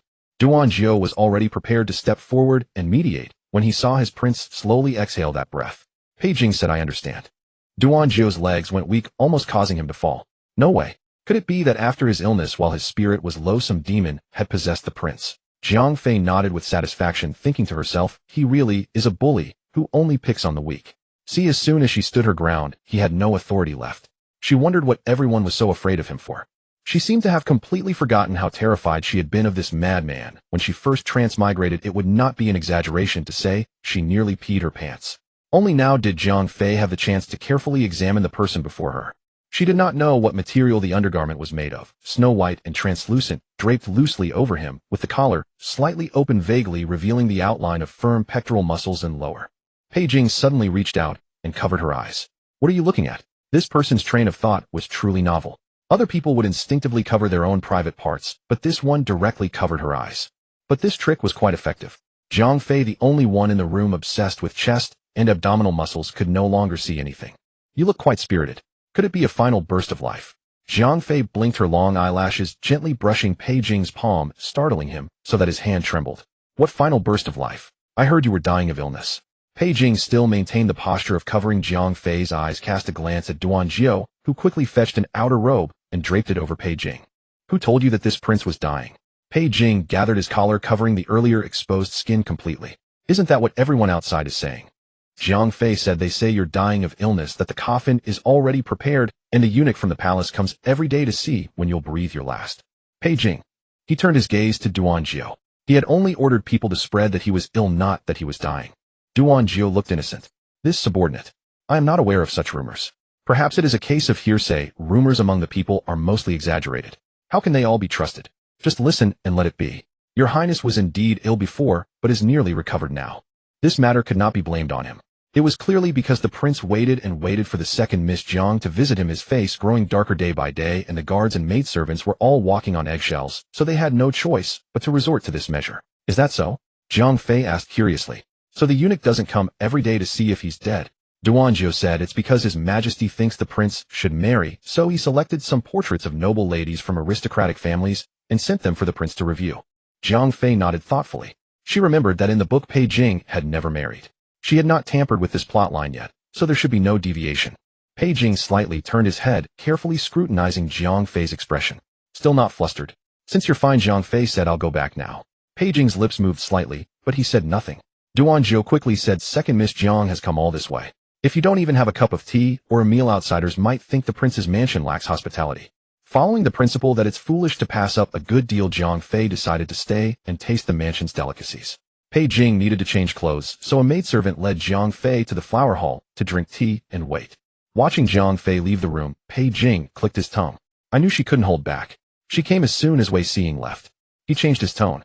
But her possessiveness is too strong. I merely drank a bowl of soup made by Wei Xing, and she reacted so strongly. If I were alone in a room with Wei Xing, she would probably turn the place upside down.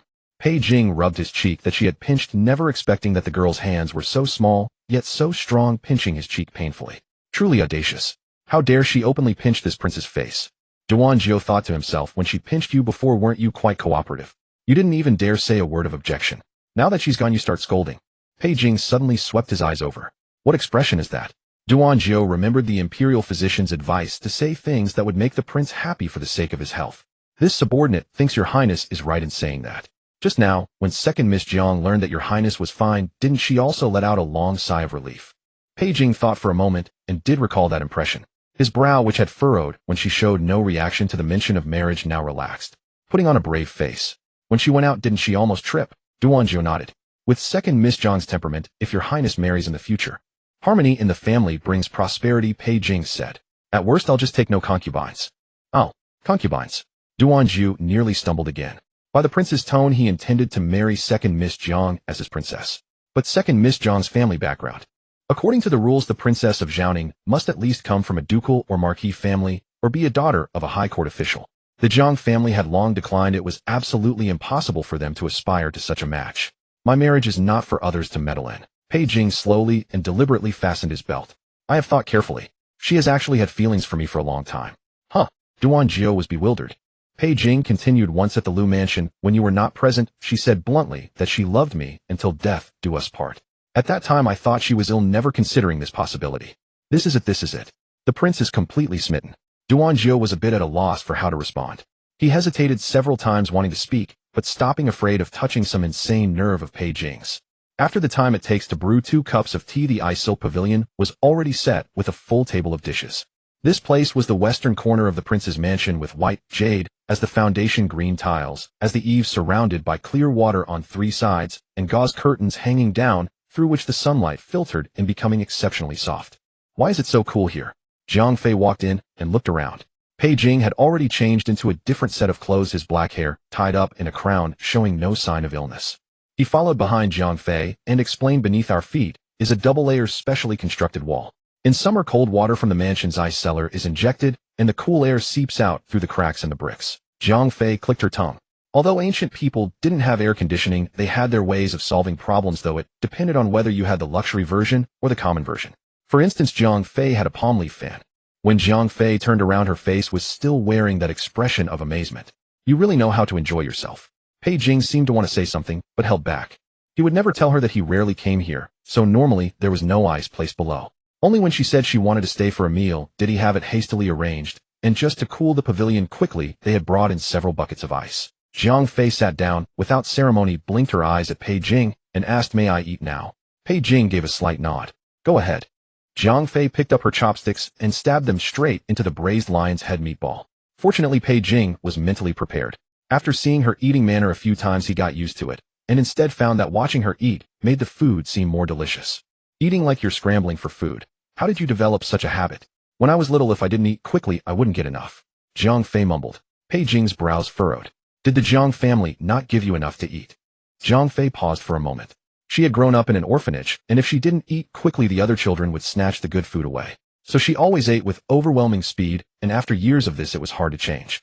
I grew up in the manor where there were many children, all unruly, and they liked to steal my food. Pei Jing's brow furrowed even deeper, and he pushed the dishes a little closer to her. No one's competing with you now, why rush? Jiang Fei nodded while chewing. It's so delicious. Your Highness, you have no idea how terrible the cooking is in our mansion. Every day it's either steamed or boiled, sometimes without even a drop of oil. That's why I have to go out to get a decent meal. Pei Jing frowned, lifting his chopsticks. Do you have money to go out for meals? A little. If worst comes to worst, I'll sell 2 pieces of jewelry and say I lost them on the way. Jiaojiao immediately caught the prince's reproachful gaze. Failing to deliver the 1,000 taels of silver and leaving the second Miss Jiang reduced to selling jewelry to survive, it was a dereliction of duty as his personal guard. Jiaojiao decided to demonstrate his usefulness again.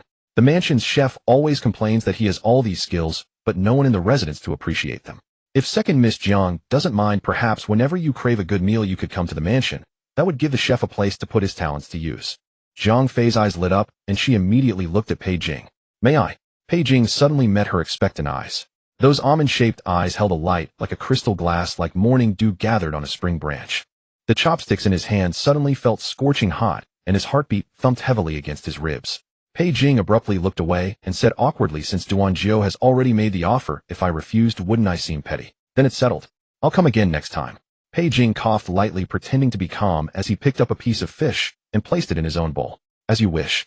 But the tips of his ears had quietly turned red. Jiaojiao watched from the side and clicked his tongue. When would his master ever get over this tsundere habit? Clearly overjoyed inside, yet he had to put on the face of reluctant compliance. Zhang Fei happily dug into her rice. She had just thought of a brilliant idea on the way here. Couldn't she use favorability points to redeem plot information from the system? 10 points could redeem the key turning point plot of a character's life, and 66 points could redeem the past between Wei Xing and Pei Jing. She might as well first build up Pei Jing's favorability, and once it reached 66, redeem it directly. Hey, wouldn't the favorability be gone in an instant? Then she wouldn't need to court death. Simply treat Pei Jing as a farming machine, redeem all the relevant characters in the book, and she would become a complete god. The more Zhang Fei thought about it, the happier she became.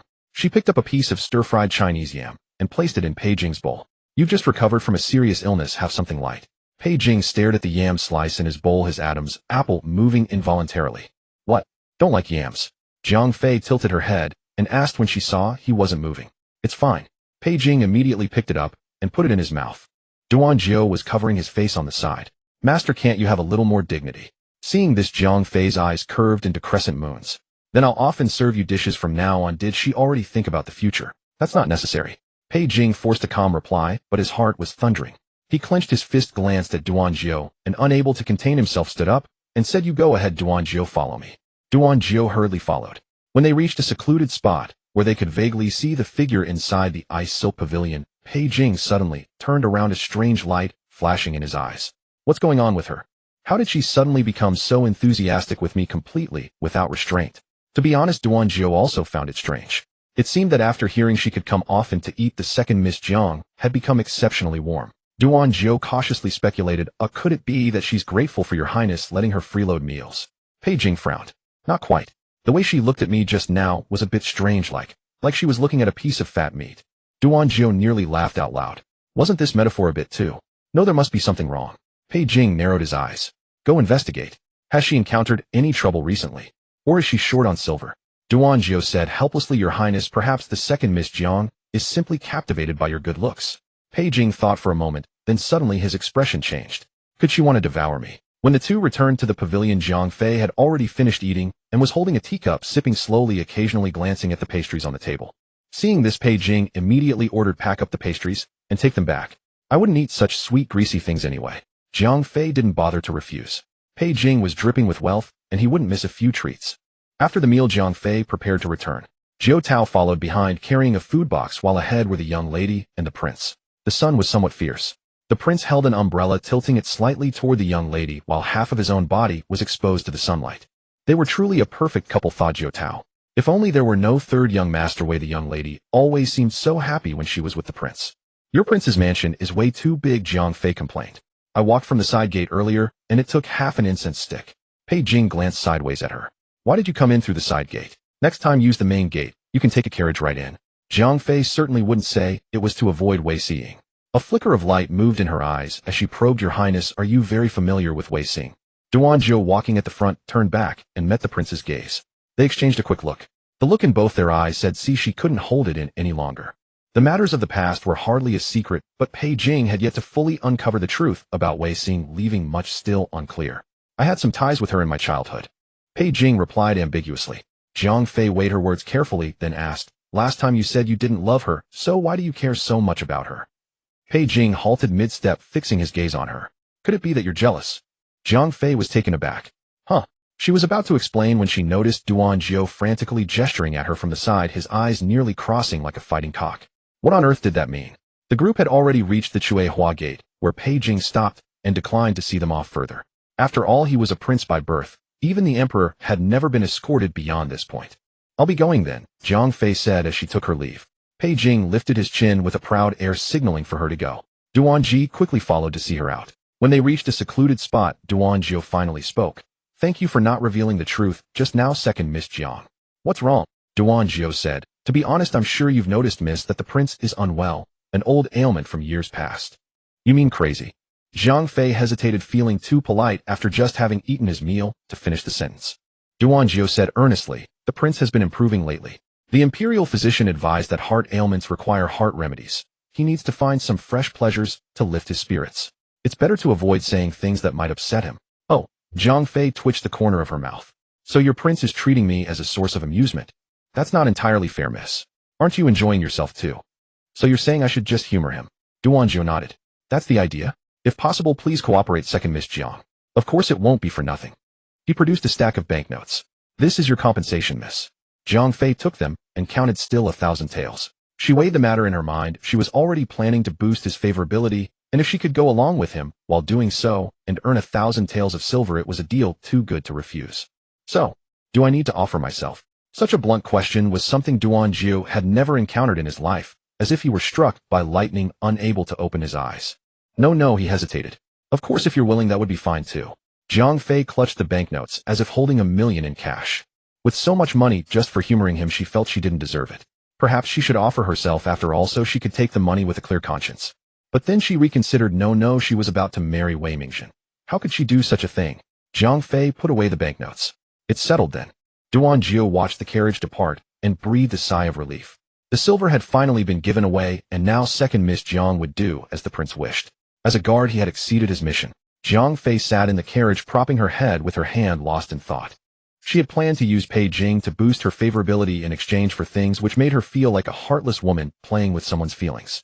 Although exchanging away the favorability would leave Pei Jing with no lingering sadness, she still felt a twinge of guilt. Forget it, Zhang Fei consoled herself. After all, he's just treating me as a diversion. We're both getting what we need. Even so, a strange unease lingered in her heart for no apparent reason. She lifted the curtain. The carriage had already driven onto the main street. Stop. What is it, miss? Zhang Fei pointed to a roadside stall. Go buy a box of pastries. We're going to the Marquis of Ding Yuan's residence. Since she needed to convince Wei Xing that she was utterly devoted to Wei Mingxin, she had to go and perform properly, or else how could she make Wei Xing lower her guard? But we already have pastries here, don't we? You're so naive. Zhang Fei tapped Jiao Tao's forehead.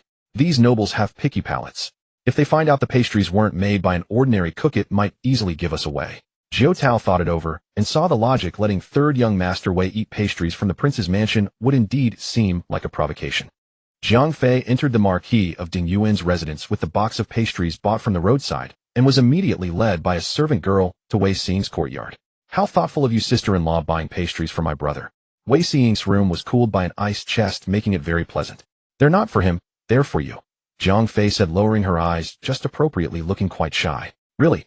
Wei Xing covered her lips with a silk fan and laughed. Then why do I get the impression, sister-in-law, that you're a little disappointed not to see my brother? Zhang Fei bit her lower lip. When I came in, I heard the servants say the third young master isn't at home. Wei Xing gently waved her fan, a hint of scrutiny in her eyes. Third brother has gone to the academy outside the city. He'll be back later. Would you like to wait, sister-in-law? Whether Wei Mingxin was there or not made no difference to Zhang Fei. Oh, she was putting on this show entirely for Wei Xing's sake. Zhang Fei feigned disappointment. It's already improper for me to come looking for you here. If I stay too long, people might gossip. I'll have to leave soon. Ever since Zhang Rufei had brought up the matter of reincarnation a few days ago, Wei Xing had been wanting to probe Zhang Rufei for information. She picked up a chilled grape and tasted it. These iced grapes don't taste the same as when I was a child. I remember eating some in Jiangnan that left an unforgettable impression. Do you remember anything from your childhood, sister-in-law? Zhang Fei's heart skipped a beat. She was just about to probe this hidden thread, but Wei Xing had brought it up first. Wei Xing was naturally asking about the original Zhang Rufei's childhood, which wasn't written in the book. How could Zhang Fei possibly remember? I don't remember anything. I've completely forgotten my childhood. A strange expression flickered across Wei Xing's face, surprise mixed with a hint of excitement. How could that be? When I was young, I was knocked down by my sister at home. After I woke up, I couldn't recall anything before that. Jiang Fei carefully watched Wei Xiying's expression. As the surprise gradually faded, only a faint curve remained at the corner of her lips. Since you've forgotten, it must be heaven's will. Perhaps those memories were nothing pleasant. Sometimes forgetting is a good thing. Jiang Fei keenly caught the change in her expression, and a strange feeling washed over her. Wei Xiying had casually asked about her childhood, and upon learning that she had forgotten certain things, she seemed inexplicably relieved, even delighted, as if that part of Jiang Fei's childhood could somehow benefit her. Then Jiang Fei recalled the reactions of Jiang Bingshi and Yao Shi when Pei Jing had mentioned that she was not their biological daughter. If she was not Yao Shi's biological daughter, but was born from Jiang Bingshi's affair outside, and brought home, she would still be Jiang Bingshi's own child, and his reaction at that time shouldn't have been what it was. Therefore Jiang Rufei must not be a member of the Jiang family. What connection, then, did she have with Wei Xiying? And Wei Xiying's childhood was closely tied to Pei Jing. Could it be that the three of them had crossed paths somehow? To avoid exposing herself, Jiang Fei forcibly reined in her chaotic thoughts. You're right. All I need to do now is wait for the third young master to come calling. September isn't far off. Wei Xiying noticed the look of anticipation on her face, and the smile gradually spread from her lips to her eyes, as if she too were eagerly awaiting the wedding day. Sister-in-law, did you receive that pearl hairpin? My third brother spent ages picking out the best pearls from the storeroom, and he even chose the design himself. It took him several days. Jiang Fei feigned surprise. Really? But the third young master said he had it made just 2 days ago. Wei Xiying waved her round fan. My third brother is deceiving you. I see. Jiang Fei said, her eyebrows arching with delight. The third young master is truly thoughtful. Wei Xiying's suspended heart finally settled. Even though Jiang Rufei had lived a second life and evaded Zhao Xingbang, there could never be any further possibility between her and Pei Jing. It was heaven's will that Jiang Rufei should forget the past. But remembering how Pei Jing had gone to rescue Jiang Rufei, Wei Xiying gritted her teeth in hatred. That woman had escaped disaster once. I went to Prince Xiaoning's mansion today, Wei Xiying said. I heard the prince was ill, so I went to pay a visit. Last time the prince also saved you, sister-in-law. Have you been to see him? I did hear about that. Jiang Fei replied, naturally catching the implication without a hint of embarrassment. But since I'm already betrothed to the third young master, it would be improper for me to visit. However, what is it? Wei Xiying immediately grew wary. Jiang Fei continued, speaking of saving me, it was merely a coincidence. Coincidence? Don't you know? Jiang Fei feigned surprise. That day the prince went to rescue you. He said he would turn the entire capital upside down until he found you, and it just so happened that the first person he found was me. Wei Xiying was skeptical. But later he escorted you back. Jiang Fei suddenly smiled. That was all for your brother's benefit. Although the prince is mad, he does have a sense of justice. He disapproved of the third young master not sending anyone to rescue me, so he put on that act. And soon after, the third young master did come to call. She didn't expect Wei Xiying to believe her immediately, but she had made her stance clear, which would at least dispel some suspicion. By the way, Xiying. What? Wei Xiying looked at her. Jiang Fei said, the prince noticed how close we are and once asked me about you. About your childhood in Jiangnan. I said I knew nothing, but the prince seemed disappointed. Did you know him as a child? Wei Xiying stared into those eyes, which were clear and innocent, as if she truly knew nothing. Of course Jiang Fei knew nothing. If she did, would she still need to grind 66 points of favorability to unlock the hidden line? There were some connections, Wei Xiying said. For some reason Jiang Fei's heart suddenly pounded wildly, as if the truth veiled behind a curtain was about to be revealed before her eyes. Wei Xiying continued, but I don't remember much either. I had an illness when I was young, and many things are hazy. I only recall that in Jiangnan there seemed to be such a person. Jiang Fei was skeptical. What a coincidence. Both of us have forgotten our pasts.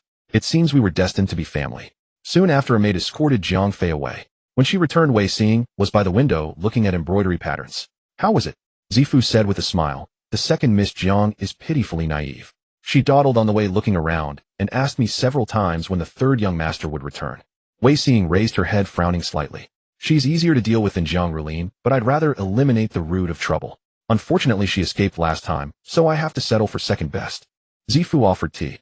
It's all because that Zhao Xingbang was useless. You deliberately disappeared to keep the third young master from attending to Jiang Rufei, but if he had acted sooner, we could have ended her for good. Then we wouldn't have so many worries now. Two fools together. Wei Xiying's expression relaxed slightly. But it's fine. At least Jiang Rufei is devoted to my third brother and will live quietly with him. Then I'll spare her life. Otherwise, don't blame me for being ruthless. Rest assured, miss.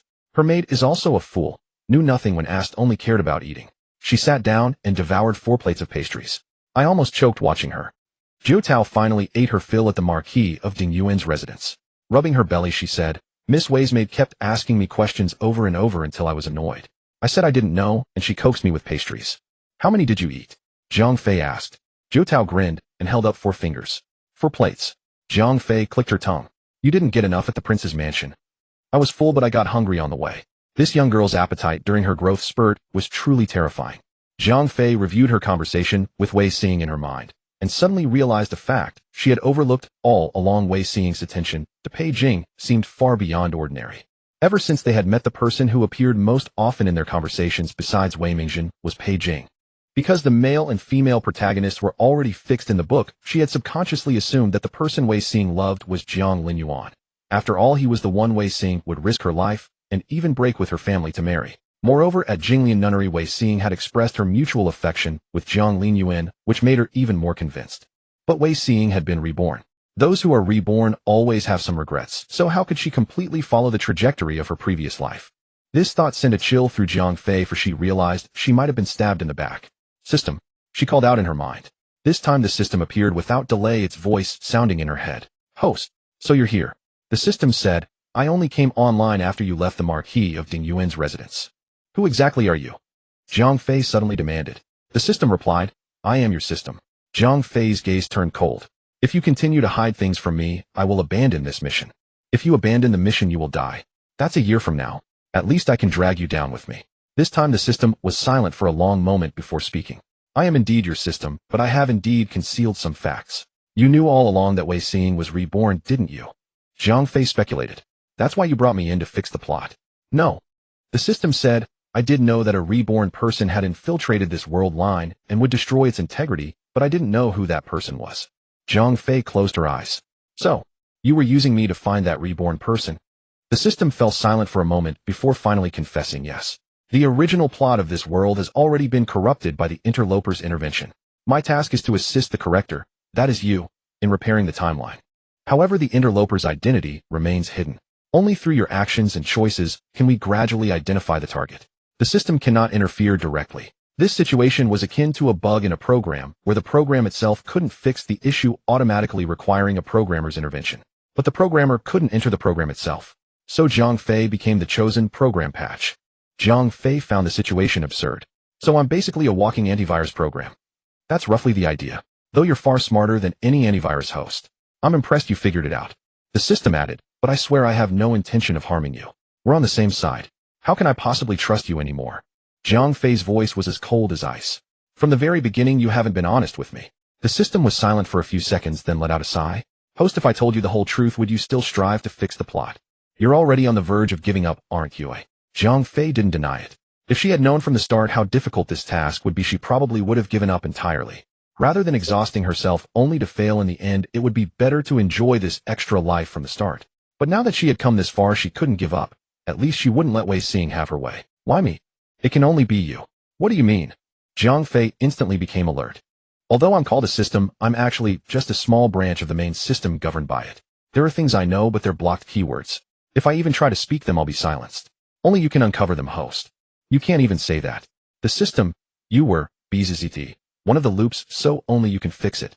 Jiang Fei frowned, catching a crucial clue amid the interference. Are you saying I was also part of this loop? The system, can you hear me? Jiang Fei was speechless. I only caught the last part. Great, everything got blocked by the main system. The system said sulkily, it's not that I don't want to tell you. Once the main system detects it, I get silenced. I'm just an overworked employee here, alright. Jiang Fei let out a sigh. The system asked cautiously, so, are you still doing the task? Jiang Fei ground her teeth. I'll do it. I've worked so hard for this. There's no way I'm letting Wei Xing win. I'll fight her to the very end. The system sighed in relief, only to hear Jiang Fei say in a sinister tone, however, it's time we renegotiate our terms. The system. It knew this host never suffered a loss. I can't open permissions restricted by the main system. All we can negotiate is the reward after completing the task. What if you're lying to me? Jiang Fei said. The system, all rewards are filed with the main system and distributed by it. However, I can only offer what's within my own authority. For example, arranging for your original self to have a wealthy family, a happy life, and a charmed existence. That was quite tempting. Just 1 year of hard work in exchange for a lifetime of leisure. At this point, she'd even eat filth to fight the interloper. Just kidding. Jiang Fei still didn't want to eat filth. She narrowed her eyes. Sounds good, but I want a deposit first. A deposit? The system became wary. Exactly, Jiang Fei curled her lips. Since we're cooperating, you should show some sincerity. For example, give me a little hint. Before she could finish, the system interrupted, The system cannot reveal information about main characters' profiles or life paths. Let me finish, Jiang Fei said. Revealing some information about minor characters that won't affect the main plot should be fine, right? Like, she thought for a moment, like the life path of Princess Onping. The system that requires exchanging favorability points. How about you trade Wei Mingjin's or Pei Jing's favorability for it? Then it's not really a deposit, is it? Jiang Fei shot back, are you going to give it to me or not? The system said pitifully, fine. Princess Onping's final ending is on a rainy night. She walks alone into the cold lake center and never returns. Jiang Fei's heart trembled violently. That noble gentlewoman had chosen to end her own life. The book doesn't seem to cover this part. Stories come to an end, but their lives continue. The system's voice abruptly cut off. System. Jiang Fei called out several times, but there was no response in her mind. It had gone offline too abruptly this time. In the past, it always gave her a heads up. This time it seemed forcefully disconnected. That night, Jiang Fei lay in bed, unable to sleep, her mind consumed by the day's events. Too much information surged in, leaving her mind momentarily chaotic. She needed to sort through it all to find the threads. Wei Xiying's reaction and those few words the system had let slip before being blocked made her increasingly certain that she had crossed paths with them during her childhood. But she had grown up in the modern era. How could there be any connection? Jiang Fei thought, and thought until she fell asleep. Before her was pure darkness. The floor beneath her feet was hard, rough, cold, and damp concrete that pressed against her soles with every step. Jiang Fei was strangely familiar with this feeling. As a child, when she snuck out of the orphanage at night, she would always go barefoot, afraid of waking the sleeping caretakers. The dream grew clearer. Pale moonlight fell upon rusted iron railings, casting spiderweb-like shadows. Within those shadows stood a small, thin little girl, the fence towering twice her height. She stood on the ground, looking up, murmuring to herself, "If I climb over, I can find Mom and Dad." Jiang Fei seemed to know who she was. She had never seen her childhood self from this angle. So small, so thin, wearing a washed-out nightgown, barefoot on the cold ground. The little girl's hands gripped the iron railings tightly, her knuckles white from the strain. "Don't climb. It's useless." Jiang Fei instinctively tried to stop her, but found she couldn't make a sound. Back then she was still young and full of fantasies. Maybe she had been kidnapped. Maybe her parents were searching for her all over the world. So back then all she thought about was how to escape this place called home that was filled with nothing but indifference. If she escaped, she would find her parents. She would no longer be an orphan. Someone would love her, buy her a birthday cake, and no other kids would bully her. That's what the kind young volunteers who came to the orphanage told her, that parents and home were warm like that. But those were just her childhood fantasies. After running away again and again only to be brought back each time, she gradually realized the truth. She was abandoned. No one wanted her. The little girl in the dream had already begun to climb clumsily upward. The rust on the iron railing dirted her small hands, and the icy sensation seemed to spread from the little girl to the adult Jiang Fei, who began trembling uncontrollably. Jiang Fei stood in the shadows, watching her past self climb with difficulty like a little monkey. The little girl's toes gripped the gaps in the railing tightly, exerting all her strength for each step upward, yet she bit her lip and remained silent. "She's going to fall," Jiang Fei murmured in her heart, knowing the outcome, but unable to stop it. Just as the little girl reached the top, a cat's meow suddenly came from afar. The little girl shuddered in fright, her foot slipped. Jiang Fei's eyes snapped open, and she sat up in bed, her forehead covered in cold sweat. Outside the window, dawn had broken. Morning light filtered through the window screen, casting a hazy glow on the floor. Jiang Fei looked down at her hands, as if the icy touch of the iron railing still lingered in her palms. Had a nightmare? The system's voice suddenly sounded in her mind. Jiang Fei lay back down, closed her eyes again, and shielded her forehead with her arm. "Why did you suddenly go offline yesterday?" "Because I revealed information I was urgently recalled by the main system," the system said aggrievedly. "Now I've had some functions sealed again, making me even more useless." Jiang Fei had developed resilience through one bad news after another. Upon hearing this, she even joked, "You don't mean the calculator was sealed too, do you?" The system sighed. "The calculator is still there." Jiang Fei seized the key point. "You said again. Have you had many functions sealed before?" "Yes." The system's voice suddenly became somewhat despondent. "At the very beginning, I was an auxiliary system with the highest authority. ZZZ warning. Disclosure prohibited. ZZZ." After the static, the system's voice became even more aggrieved. "Host, it's not that I don't want to tell you, but I can't. I want to help you, but if I say any more, I'll be formatted." To be honest, Jiang Fei usually despised this useless system, but hearing that it would be formatted, she felt a bit reluctant. After all, since arriving in this timeline, the system was her only connection to her original world. "Forget it, don't say anymore," Jiang Fei said. "Otherwise you'll disappear again soon." The system asked again, "You haven't told me about your dream. Did you have a nightmare?" "You can't see my dreams." "No," the system said. "That's on another level of consciousness." "What did you dream about?" Jiang Fei said. I dreamed about something from my childhood, climbing a fence at night and falling. How old were you then? Jiang Fei sat up. 6 or 7, I don't remember exactly. Humph, the system snorted. You dared to climb a wall at such a young age. Why didn't you fall to your death? I almost did, Jiang Fei said with a smile. I became a vegetable and lay in bed for half a year. I didn't expect to wake up. The system asked again, what does it feel like to be a vegetable? Some say vegetables are conscious. Do you remember? Jiang Fei frowned and thought for a moment. I don't remember. It seems I had no consciousness at all, but I felt extremely tired when I woke up. After saying this, she got off the bed to put on her shoes, but suddenly froze, her expression completely stiff. Since she had interacted with them in childhood, and the only time she had no consciousness was when she was in the hospital. Is it possible that the time she lay unconscious in the hospital bed was actually a period when she transmigrated to another world, the world of young Jiang Rufei? This thought struck her mind like lightning. Jiang Fei's hand unconsciously touched her chest. System. Jiang Fei's voice trembled. The system's voice rose slightly, as if also nervous. Host, please speak. Jiang Fei's heart was pounding. If a person transmigrates, it's possible to return to her original body, right? Yes, if her original body still exists, indeed she can. What about the memories from the time of transmigration after returning to the original body? The system said, to maintain the balance and stability of each timeline, we erase the memories of the transmigration period. Jiang Fei closed her eyes. Have I transmigrated before? Sorry, I cannot answer that question. Jiang Fei changed her approach and stated firmly, I have transmigrated before. Yes. The system seemed to breathe a sigh of relief. As a system, we cannot disclose information to the host, but if the host guesses it herself, it doesn't count as disclosure. So that's it. Jiang Fei murmured, still shaken by the news. So after I fell and got injured at age 7, I transmigrated into this world and became the young Jiang Rufei. But what exactly had happened between her Pei Jing and Wei Xiying and Jiangnan? Jiang Fei suddenly stood up with a whoosh and went to rummage through the wardrobe for clothes. What are you going to do? The system asked. Go find the Mad King to raise his favorability in exchange for the hidden storyline. She needed to quickly unravel this mystery, as she couldn't wait to know her past, but at the moment she knew less than Wei Xiying. If Wei Xiying took advantage of the situation to get ahead. Host. The system hesitated. Jiang Fei paused in putting on her clothes, sensing a bad premonition. What's wrong? It may not be possible to raise favorability anymore. The system said in a small, humble voice. That exchange function. It was sealed after going offline yesterday. Jiang Fei almost choked and died on the spot. The system, you seem to have cursed quite harshly. Yes. Jiang Fei was already going crazy. What kind of lousy main system was this with all kinds of restrictions? Did it still want her to complete the mission? Well, let's think positively. The system tried to comfort. At least it wasn't sealed after you had raised the favorability. That would have been a real disaster. At the prince's mansion, a guard hurried into Pei Jing's Xiesong studio and whispered a few words to Duan Jiao at the entrance. Duan Jiao's eyes sharpened after listening. Why didn't you say so earlier? Wait here. He turned and entered the room.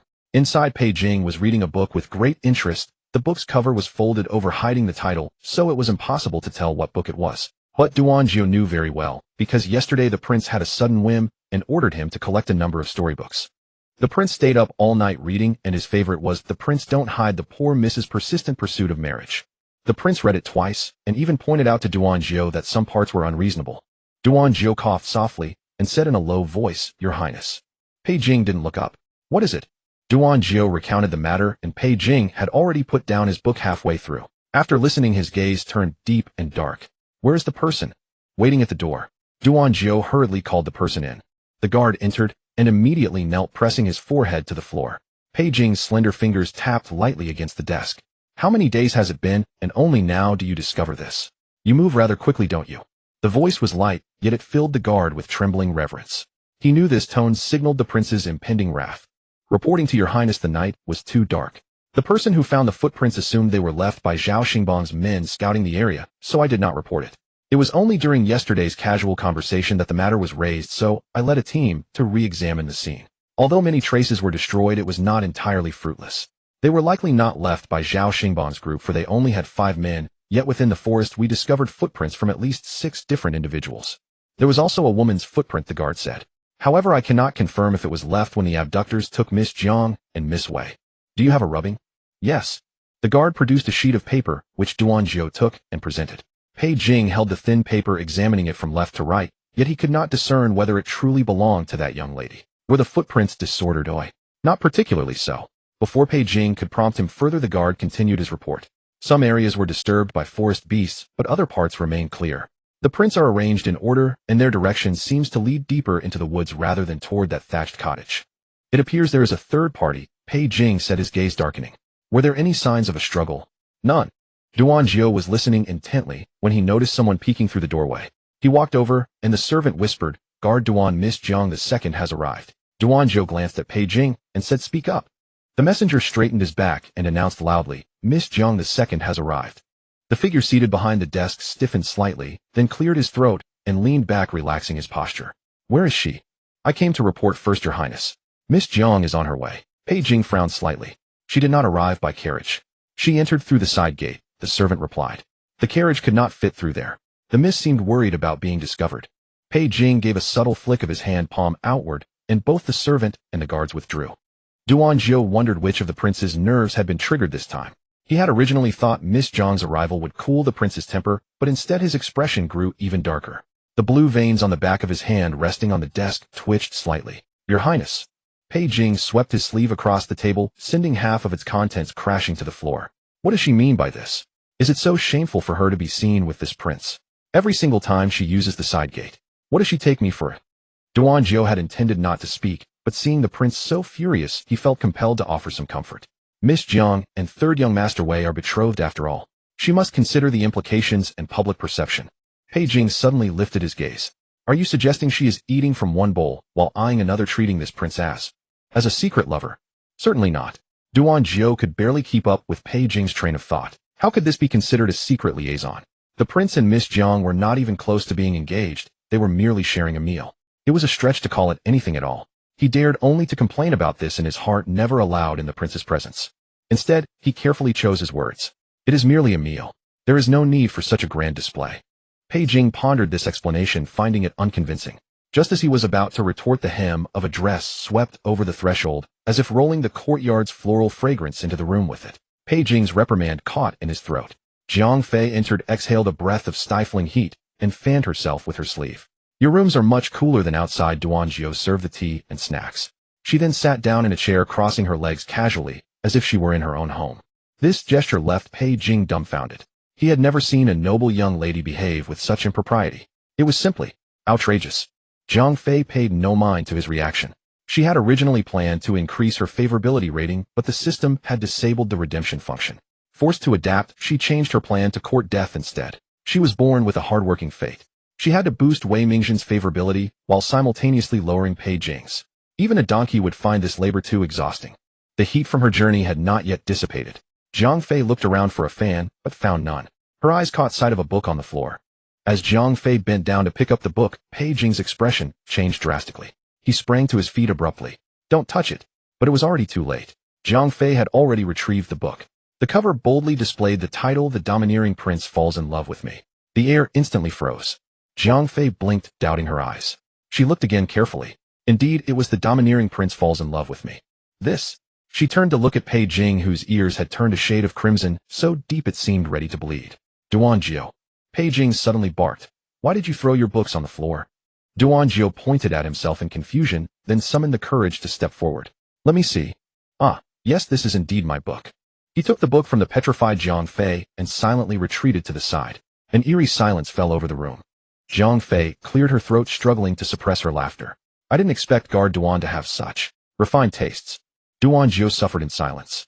Pei Jing, keeping a straight face and feigning composure, adjusted his sleeves. His taste has always been poor. Jiao, labeled as having poor taste, nodded stubbornly. Yes. I simply enjoy reading these kinds of storybooks. Jiang Fei's gaze swept between the two. Seeing Pei Jing's red-tipped ears, she suddenly found the rumored cold and ruthless Prince Jiaoning somewhat endearing. Your Highness, she drawled deliberately, do you not read such things yourself? Pei Jing lifted his teacup to conceal his embarrassment. How could this prince read such vulgar material? What a pity. Jiang Fei blinked. I have several even more thrilling ones, such as the prince's palm pet. Your Highness, your wife is here to steal the marriage again. He panics when she throws himself at the prince in guide to becoming a princess. 300 moves to chase the prince. Listening to those titles, Pei Jing thought they sounded far more interesting than what Jiao had found. Why couldn't Jiao find such good reads? Do you want to read them? Coming back to his senses, Pei Jing frowned. How could this prince read such coarse works? Oh, Jiang Fei nodded and extended her hand toward Jiao. Let me see. Duanjiao glanced at Pei Jing, seeing no objection. He handed over the domineering prince falls in love with me with both hands. Jiang Fei flipped through it casually and found the tropes utterly stale, far less stimulating than modern web novels. What a terrible book. Read something better from now on. Jiang Fei tossed the book back. Duanjiao held the book and stole a glance at his master, his expression as if he had been personally insulted. Pei Jing's cheek twitched, but thankfully the maid soon arrived with tea and refreshments. The items Pei Jing had swept to the floor lay scattered about, and after serving the tea the maid began to tidy them up. Jiang Fei picked up her teacup and was immediately met with a puff of steam that brushed against her face. She turned her head aside to avoid it, and in her peripheral vision, she suddenly caught sight of the maid retrieving something from beneath the desk. Wait! Jiang Fei set down her cup. What is that? The maid clutched the rubbing, uncertain what to do. Without the prince's word, she dared not show it to the second Miss Jiang. Fortunately, Duanjiao was quick-witted. Since the prince raised no objection, he took it as consent and accepted the rubbing, handing it over. This is a footprint discovered in the woods behind the hut where the second Miss Jiang was held captive. It was a distinct footprint with slightly worn edges. Jiang Fei placed it on the floor and stepped on it with her own foot. The print extended a full finger's width beyond her shoe. She looked up at Pei Jing only to find him quietly sipping his tea, his expression calm, as if he were hardly surprised by this at all. It's not mine, Jiang Fei said. That place is rarely visited. Who else could it be? Their gazes met without any hint of tenderness. Only the same answer reflected in both pairs of eyes. It was Wei Xing. Pei Jing furrowed his brows slightly. You're acquainted with her. Did she ever reveal anything to you? Jiang Fei did not answer his question. Instead, she mused aloud. If it was Wei Xing, she first appeared in the woods, then later in the woodshed. Could it be that those kidnappers were simply taking her for a stroll? Pei Jing naturally caught the sarcasm in her tone. You suspect she was in league with the kidnappers? I suppose you wouldn't suspect her, Jiang Fei said. Pei Jing was about to speak when he suddenly detected a hint of sourness in her words. He glanced at Jiang Fei from the corner of his eye, noticing her tightly furrowed brow. So she was upset again upon hearing Wei Xing's name. Last time she had flown into a rage simply because he had taken a sip of Wei Xing's soup. Pei Jing chose his words carefully. Zhao Xingbong wouldn't dare lie to me. Jiang Fei nodded. Indeed, that night, when Zhao Xingbong learned that Wei Xing had also been kidnapped, he had been utterly bewildered. She recalled those deliberate probing glances Wei Xing had cast her way. She had taken them for innocent curiosity at the time, but now in retrospect they seemed laden with an unsettling strangeness. Whether the footprint truly belonged to Wei Xing could be settled by taking it back and comparing. Duanjiao, Jiang Fei spoke up. Make a copy of this footprint for me. I'll take it for comparison. Yes, I'll see to it at once, Duanjiao responded. Then it dawned on him. He was the prince's guard, not second Miss Jiang's. Why was he taking her orders and referring to himself as her subordinate? Duanjiao looked to Pei Jing only to find his master gazing thoughtfully at second Miss Jiang, having completely failed to notice anything amiss in his words. Well then, if the prince himself accepted it, what could a subordinate like him possibly say? The rubbing was quickly prepared and presented. Jiang Fei tucked it into her sleeve, and it suddenly occurred to her that the three of them shared a connection from childhood, and the one who knew it best must surely be Pei Jing. With that thought, Jiang Fei rose and walked over, placing both hands flat on the desk. Pei Jing. Pei Jing was startled by her direct address. He let out a cold snort. Xiao Chui, you have quite the nerve. But his voice grew softer and softer as Jiang Fei leaned in until the last few words dissolved into barely audible breaths entirely devoid of menace. Jiang Fei leaned forward, nearly sprawled across the desk, her gaze fixed intently on Pei Jing. If I and Wei Xing don't get along, whose side will you take? Staring at Jiang Fei, who was so close he could feel her breath, Pei Jing felt warmth slowly creeping up to his ears. Suddenly the system's notification chimed in Jiang Fei's mind. Aren't you supposed to be courting death? Why are you building affection points? Jiang Fei ignored the system, her eyes still locked on Pei Jing. Pei Jing's fingers unconsciously traced the rim of his teacup. Why would you two not get along? There could be all sorts of reasons, Jiang Fei said. For instance, after I marry over, we might have a difficult sister-in-law relationship. The blush halted at his ears, then rapidly receded. Pei Jing's expression could almost be described as grim. Difficult sister-in-law relationship. He let out a cold laugh. Then I will kill you. The murderous intent that flashed in Pei Jing's eyes in that instant was unmistakably genuine, and it startled Jiang Fei. This infuriating man still dared to claim he didn't like Wei Xing. He wanted to kill her simply because she and Wei Xing might not get along. Pei Jing, for his part, was nearly suffocated with rage. She had repeatedly seduced him, hinted for him to come propose, and now she had the audacity to say right to his face that she would marry someone else. Was she making a fool of him? There it is. The system shrieked in Jiang Fei's mind. The affection points just dropped by 2. No, wait. Pei Jing looked at the face before him. Her expression held a hint of nervousness. Could it be? Yes, that was it. He understood now. Seeing that he had been slow to come and propose, the girl had resorted to provocation. She had some brains after all. Jiang Fei meanwhile could only observe how Pei Jing's fury arrived swiftly and departed just as quickly. One moment he had looked ready to kill her, frightening her witless. The next he was leaning back into his chair with the smug satisfaction of a man who had just found a pouch of silver. How bizarre. Before she could figure it out, the system's voice sounded in her head again. Damn it went up by another 5 points. What? Jiang Fei's hands propped on the desk slipped forward, and her chin nearly slammed into the tabletop. By sheer misfortune her hands landed squarely on Pei Jing's chest. Both of them froze simultaneously, the air seemingly solidifying in that instant. Throwing yourself into my arms, hey. Pei Jing's low voice carried a note of teasing, yet it failed to conceal the faint tremor at its end. Duan Jiao could hardly bear to watch. He instinctively retreated a few steps, but his curiosity got the better of him, and he quietly lingered by the door. Beneath Jiang Fei's palms, Pei Jing's heart was pounding with astonishing speed, as if it might leap straight out of his chest. She faltered, then realized with a start that her palms had grown damp with sweat. The drumming sound seemed to resonate, spreading from her fingertips up along her arm. Jiang Fei snatched her hands back abruptly. The system detected her racing heartbeat and asked, "What's wrong?" How did his chest feel? The heartbeat that had been spiraling out of control was instantly yanked back to normal by the system's remark. "I didn't get a chance to feel it." The system sighed. "What a shame. I kinda wanted to feel it too. You don't even have hands, how can you want to feel it?" Jiang Fei couldn't help but roll her eyes. She asked the system, "What do I do now?" Even this is raising his affection points. The system thought for a moment. "How about you pick your nose right in front of him, then flick it at his face? That should bring the points down right." "You're disgusting." Jiang Fei felt nauseous just hearing it. "I never expected you to be this kind of system." What difference was that from squatting in the middle of the street to relieve oneself? She would never do something like that even if it killed her. Jiang Fei swallowed hard and took 2 steps back under Pei Jing's gaze. She needed to put some distance between them before she caught whatever he had. She had just felt her heart skip a beat or two. Could this body have some kind of heart condition? "My apologies," Jiang Fei said with an awkward smile. "My hand slipped." "Excuses," Pei Jing thought to himself. The fox's tail had finally slipped out from hiding. She was already starting to get handsy with him. A smile slowly spread across Pei Jing's face. He leisurely adjusted his neatly arranged robes, his fingertips lingering for a moment on the spot she had just touched, then withdrawing as though burned. Feigning calmness, he asked, "What brings you here today?" "To court death." Pei Jing was taken aback, but Jiang Fei continued, "Do you have any silver? Since I'm destined to die by your hand sooner or later, lend me some money to spend now. It's essentially a death fee." Before Pei Jing could respond, the system interjected, "Aren't you carrying 1,000 taels on you? Why do you need to borrow money?" "You wouldn't understand," Jiang Fei said. "Haven't you seen online advice? If you want to quickly destroy someone's fondness for you, borrow money from them. Many people simply, how much?" Jiang Fei hadn't even finished her sentence before hearing that, nearly collapsing on the spot. So straightforward. Wasn't there supposed to be some resistance? Determined, she bit her lip. If it came to this, she would go all out. She held up one finger. 10,000 taels. The amount made her stumble over her own words. Pei Jing's gaze lingered on her face for a brief moment. Just as Jiang Fei thought he would refuse, he reached out, pulled open the drawer beside the desk, rummaged through it casually, and placed a stack of silver notes on the table. "I haven't counted them. See if it's enough."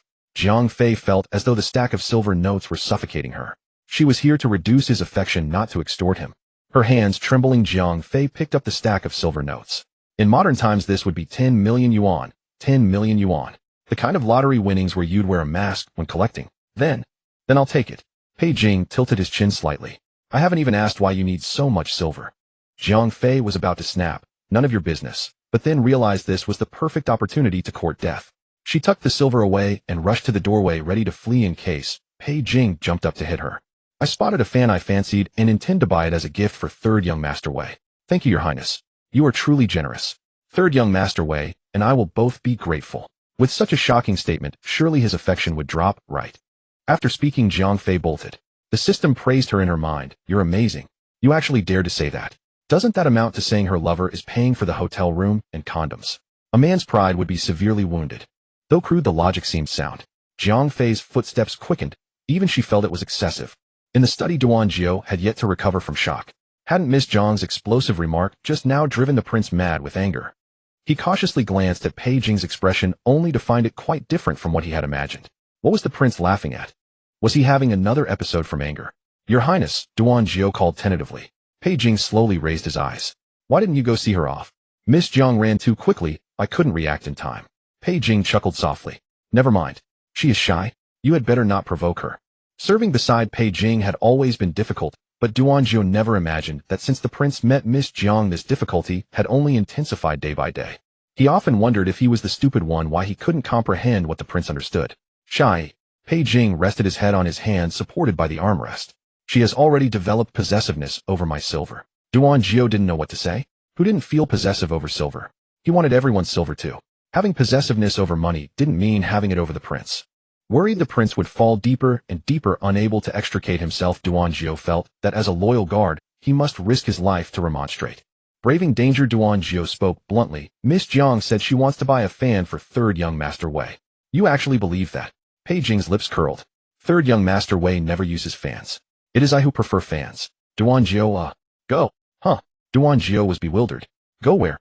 Pei Jing rose and said, fetch me that book, A Princess Consort's Guide, 300 Moves to Woo the Prince. I didn't expect her to read such a book. I must see what tactics she employs. Know yourself and know your enemy, and you will win every battle. Zhang Fei invited Wei Xing to visit the following day. Her courtyard was located in the remote west wing. As Wei Xing followed her along the path, she noticed the carved window lattices, intricate, yet aged, revealing how the craftsmen of old had carved entire paintings into wood. This showed that the Jiang family had once enjoyed prosperity, how otherwise they could not have formed a marriage alliance with the Dingyuan Marquis Manor. We're almost there, Zhang Fei said. This place is remote. Are you tired? Not at all. Wei Xing smiled and linked arms with her. I'm bored staying idle at the Marquis Manor.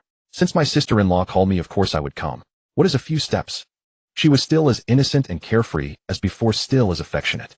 But now those hands linked with Zhang Fei's arm felt like a venomous snake coiling around, with its tongue flicking out, causing Zhang Fei to unconsciously tense her body. She suppressed the urge to pull her arm away. Acting was something Wei Xing could do, why couldn't she? Zhang Fei patted Wei Xing's back. We're almost there. The two passed through the moon gate. Zhang Fei stopped suddenly and asked, what's going on? A pile of soil blocked the path, and the adjacent flower bed had been dug up. The young servant digging the soil hurried forward. Reporting to Miss, the weather has been hot lately, and many flowers have withered. I am in the process of replacing them.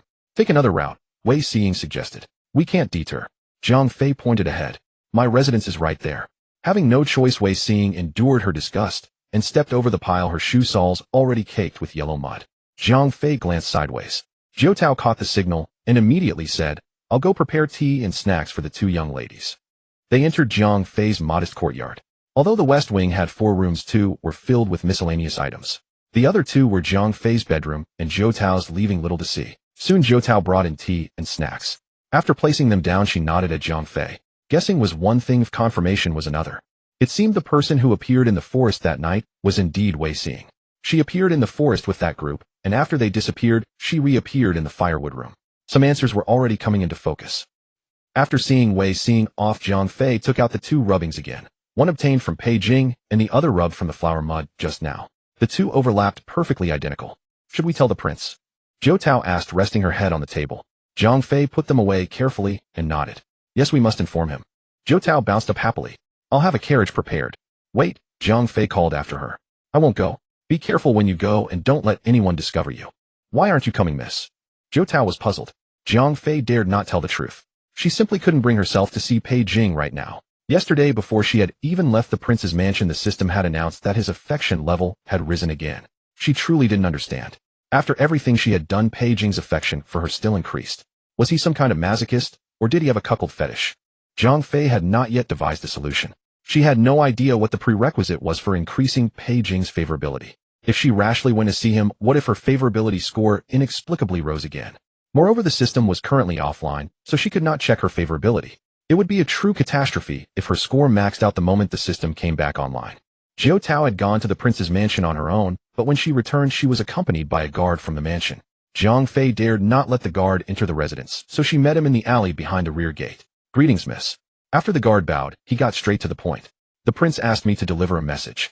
We have apprehended several petty thieves, and the prince has not yet decided how to handle them. He wishes to consult with you. Zhang Fei was puzzled. Why not handle it yourselves? What does this have to do with me? There is some connection, the guard replied. According to the ringleader, he was acting on your behalf. Impossible. Zhang Fei waved her hand with a smile, but the expression suddenly froze. Could that person be surnamed Zhao? Indeed, it is Zhao Xingbang, son of Chancellor Zhao. Zhang Fei stumbled and gripped the wall. He claims I instructed him. Correct. The guard nodded. That man claimed he was sent by second Miss Jiang to investigate. The prince asked me to invite you back for questioning. He also said if you refuse to come he will handle it himself. How does he plan to handle it? Likely execution or burial. Inside the prince's mansion dungeon, Zhao Xingbang knelt on the ground. Your Highness, please believe me. It was really second Miss Jiang who sent me to investigate Miss Wei. If I lie even half a word may heaven strike me with 5 thunderbolts. Pei Jing sat in the only chair in the dungeon, his elbow resting on the armrest, as he propped his forehead listlessly playing with the folding fan in his hand. Tell me, what exactly have you uncovered? Zhao Xingbang swallowed hard. Your Highness, I discovered that when Miss Wei traveled to Jiangnan to visit relatives, she once went missing. It seems she wandered alone for a considerable time. The Marquis of Dingyuan felt this damaged the family's honor, so he suppressed the matter. And oi, Pei Jing's voice grew colder. There is more. Miss Wei often mentioned someone named Eng Yan when she was a child. Zhao Xingbang cautiously glanced at Pei Jing's expression. Everyone in the capital knew that Prince Zhaoning's courtesy name was Song Yan. It was a name chosen by Prince Ping before Pei Jing was even born. No one knew why he later changed his given name to Jing and adopted Song Yan as his courtesy name. Zhao Xingbang thought about how unusual Prince Zhaoning's treatment of Miss Wei was. When the prince was around 10 years old, he had also disappeared for a time. Could the two have crossed paths back then? Duan Zhou immediately replied, everything I found matches your report exactly. Pei Jing suddenly narrowed his eyes and turned to look at Duan Zhou. How long have you been investigating this? Zhao Xingbang knelt dumbfounded. Does this take so long to investigate? Duan Zhou instantly understood. Your Highness means. It seems someone deliberately revealed this information. Zhao Xingbang knelt dumbfounded. Does this take so long to investigate? Duan Zhou instantly understood. Your Highness means. It seems someone deliberately revealed this information. Upon hearing this, things seemed to have gone much more smoothly. It appears, Pei Jing said slowly, that someone is using you as a mouthpiece. After speaking, he glanced back. His fingers tapped the armrest restlessly. Duan Zhou immediately understood his meaning and said, the Jiang residence is some distance away. Second Miss Jiang must be on her way by now. Pei Jing raised his eyes. Did I ask her? Duan Zhou. When would this habit of speaking contrary to his true feelings ever change? Suddenly footsteps echoed outside the dungeon. Pei Jing's fingers immediately stopped tapping. Pretending not to know, he asked, she's here. The moment Jiang Fei stepped across the dungeon threshold, Zhao Xingbang burst into tears. I thought you weren't coming. He looked exactly like a bullied child seeking his parents for protection. Jiang Fei ignored him and began examining the dungeon's furnishings after entering. Pei Jing suddenly regretted setting the interrogation in the dungeon. Such a sheltered young lady might not have seen such a scene before. What if she cried from fear? He could not coax people, and last time she had made him cry until his ears hurt.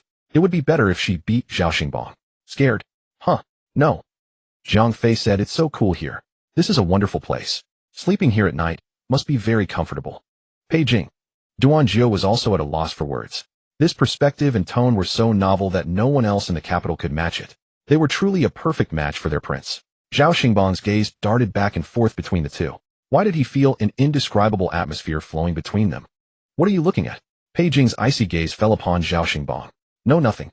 Zhao Xingbang quickly replied. Second Miss Jiang, I was working for you. You asked me to investigate Miss Wei. You must save me. Jiang Fei finally examined Zhao Xingbang. His clothes were intact, suggesting he had not been tortured. But his face. Did you have someone beat him? Pei Jing scoffed. This fool ran into the door while trying to escape. Jiang Fei clicked her tongue and spoke earnestly. Zhao Xingbang, you are too unreliable. You were discovered so quickly. Pei Jing showed a hint of pride. No matter how capable a person is, they cannot escape my secret network. The more Zhao Xingbang thought about it, the more wronged he felt. He had worked so hard and tirelessly, even paying for meals at the restaurant. And yet he was brought to this dreadful place. I, Zhao Xingbang, have served you diligently.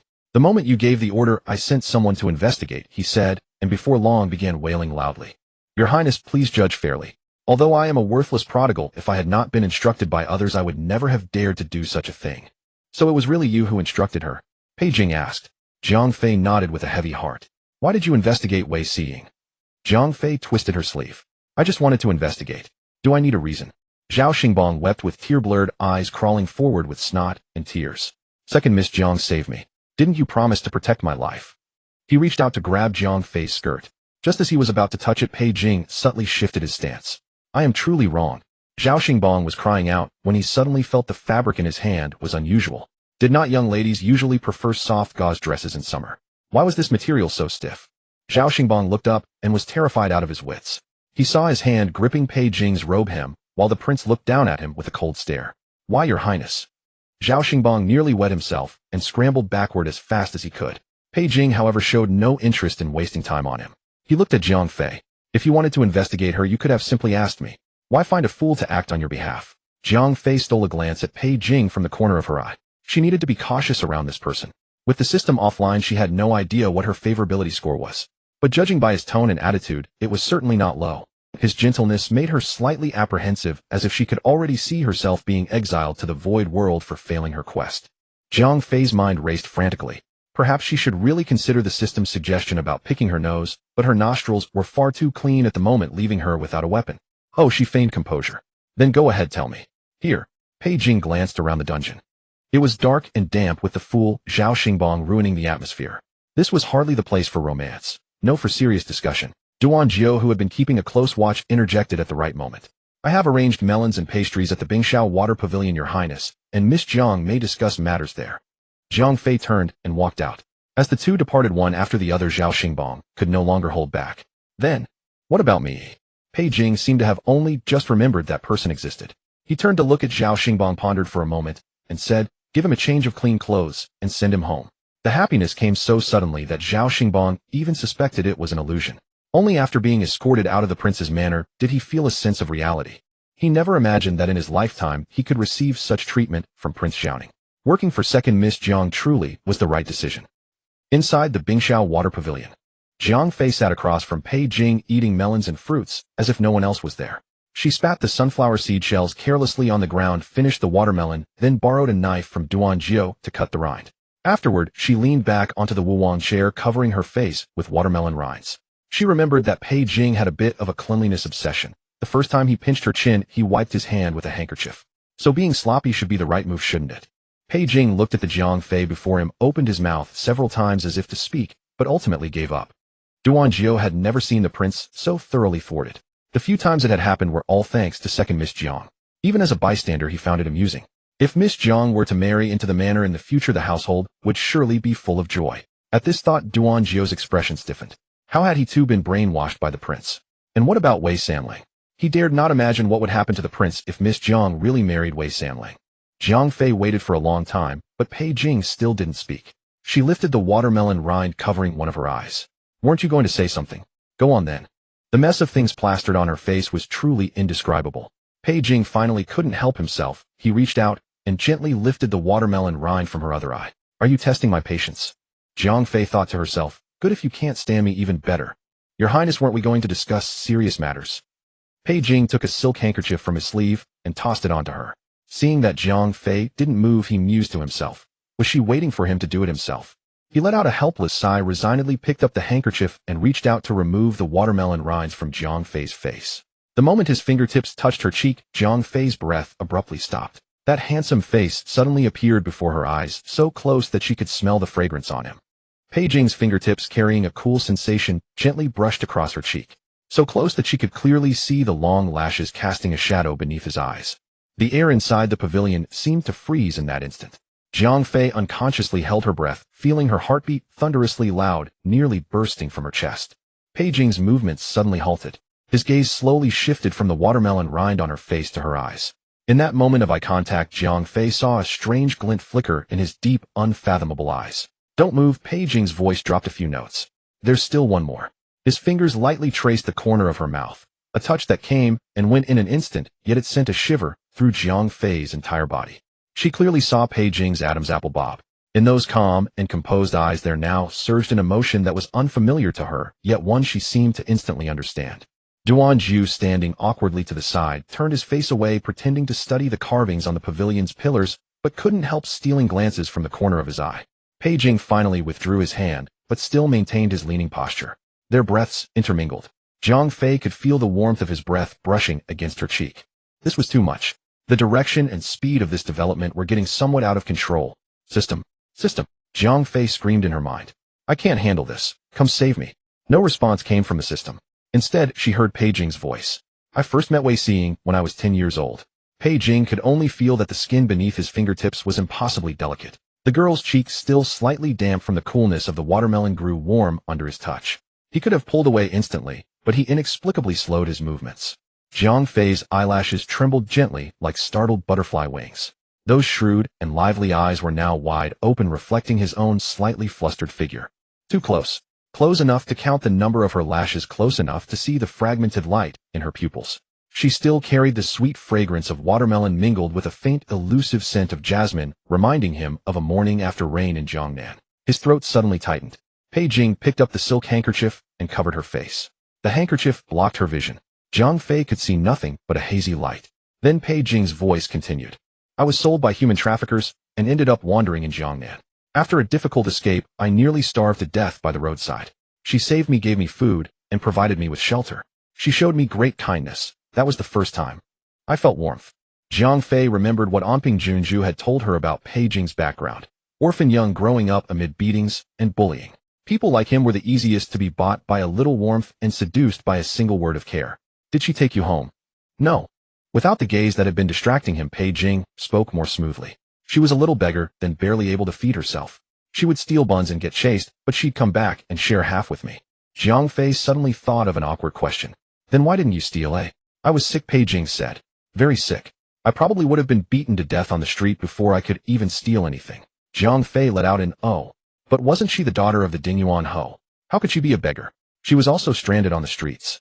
Zhang Fei felt a growing unease. Did she take you to her maternal grandfather's home?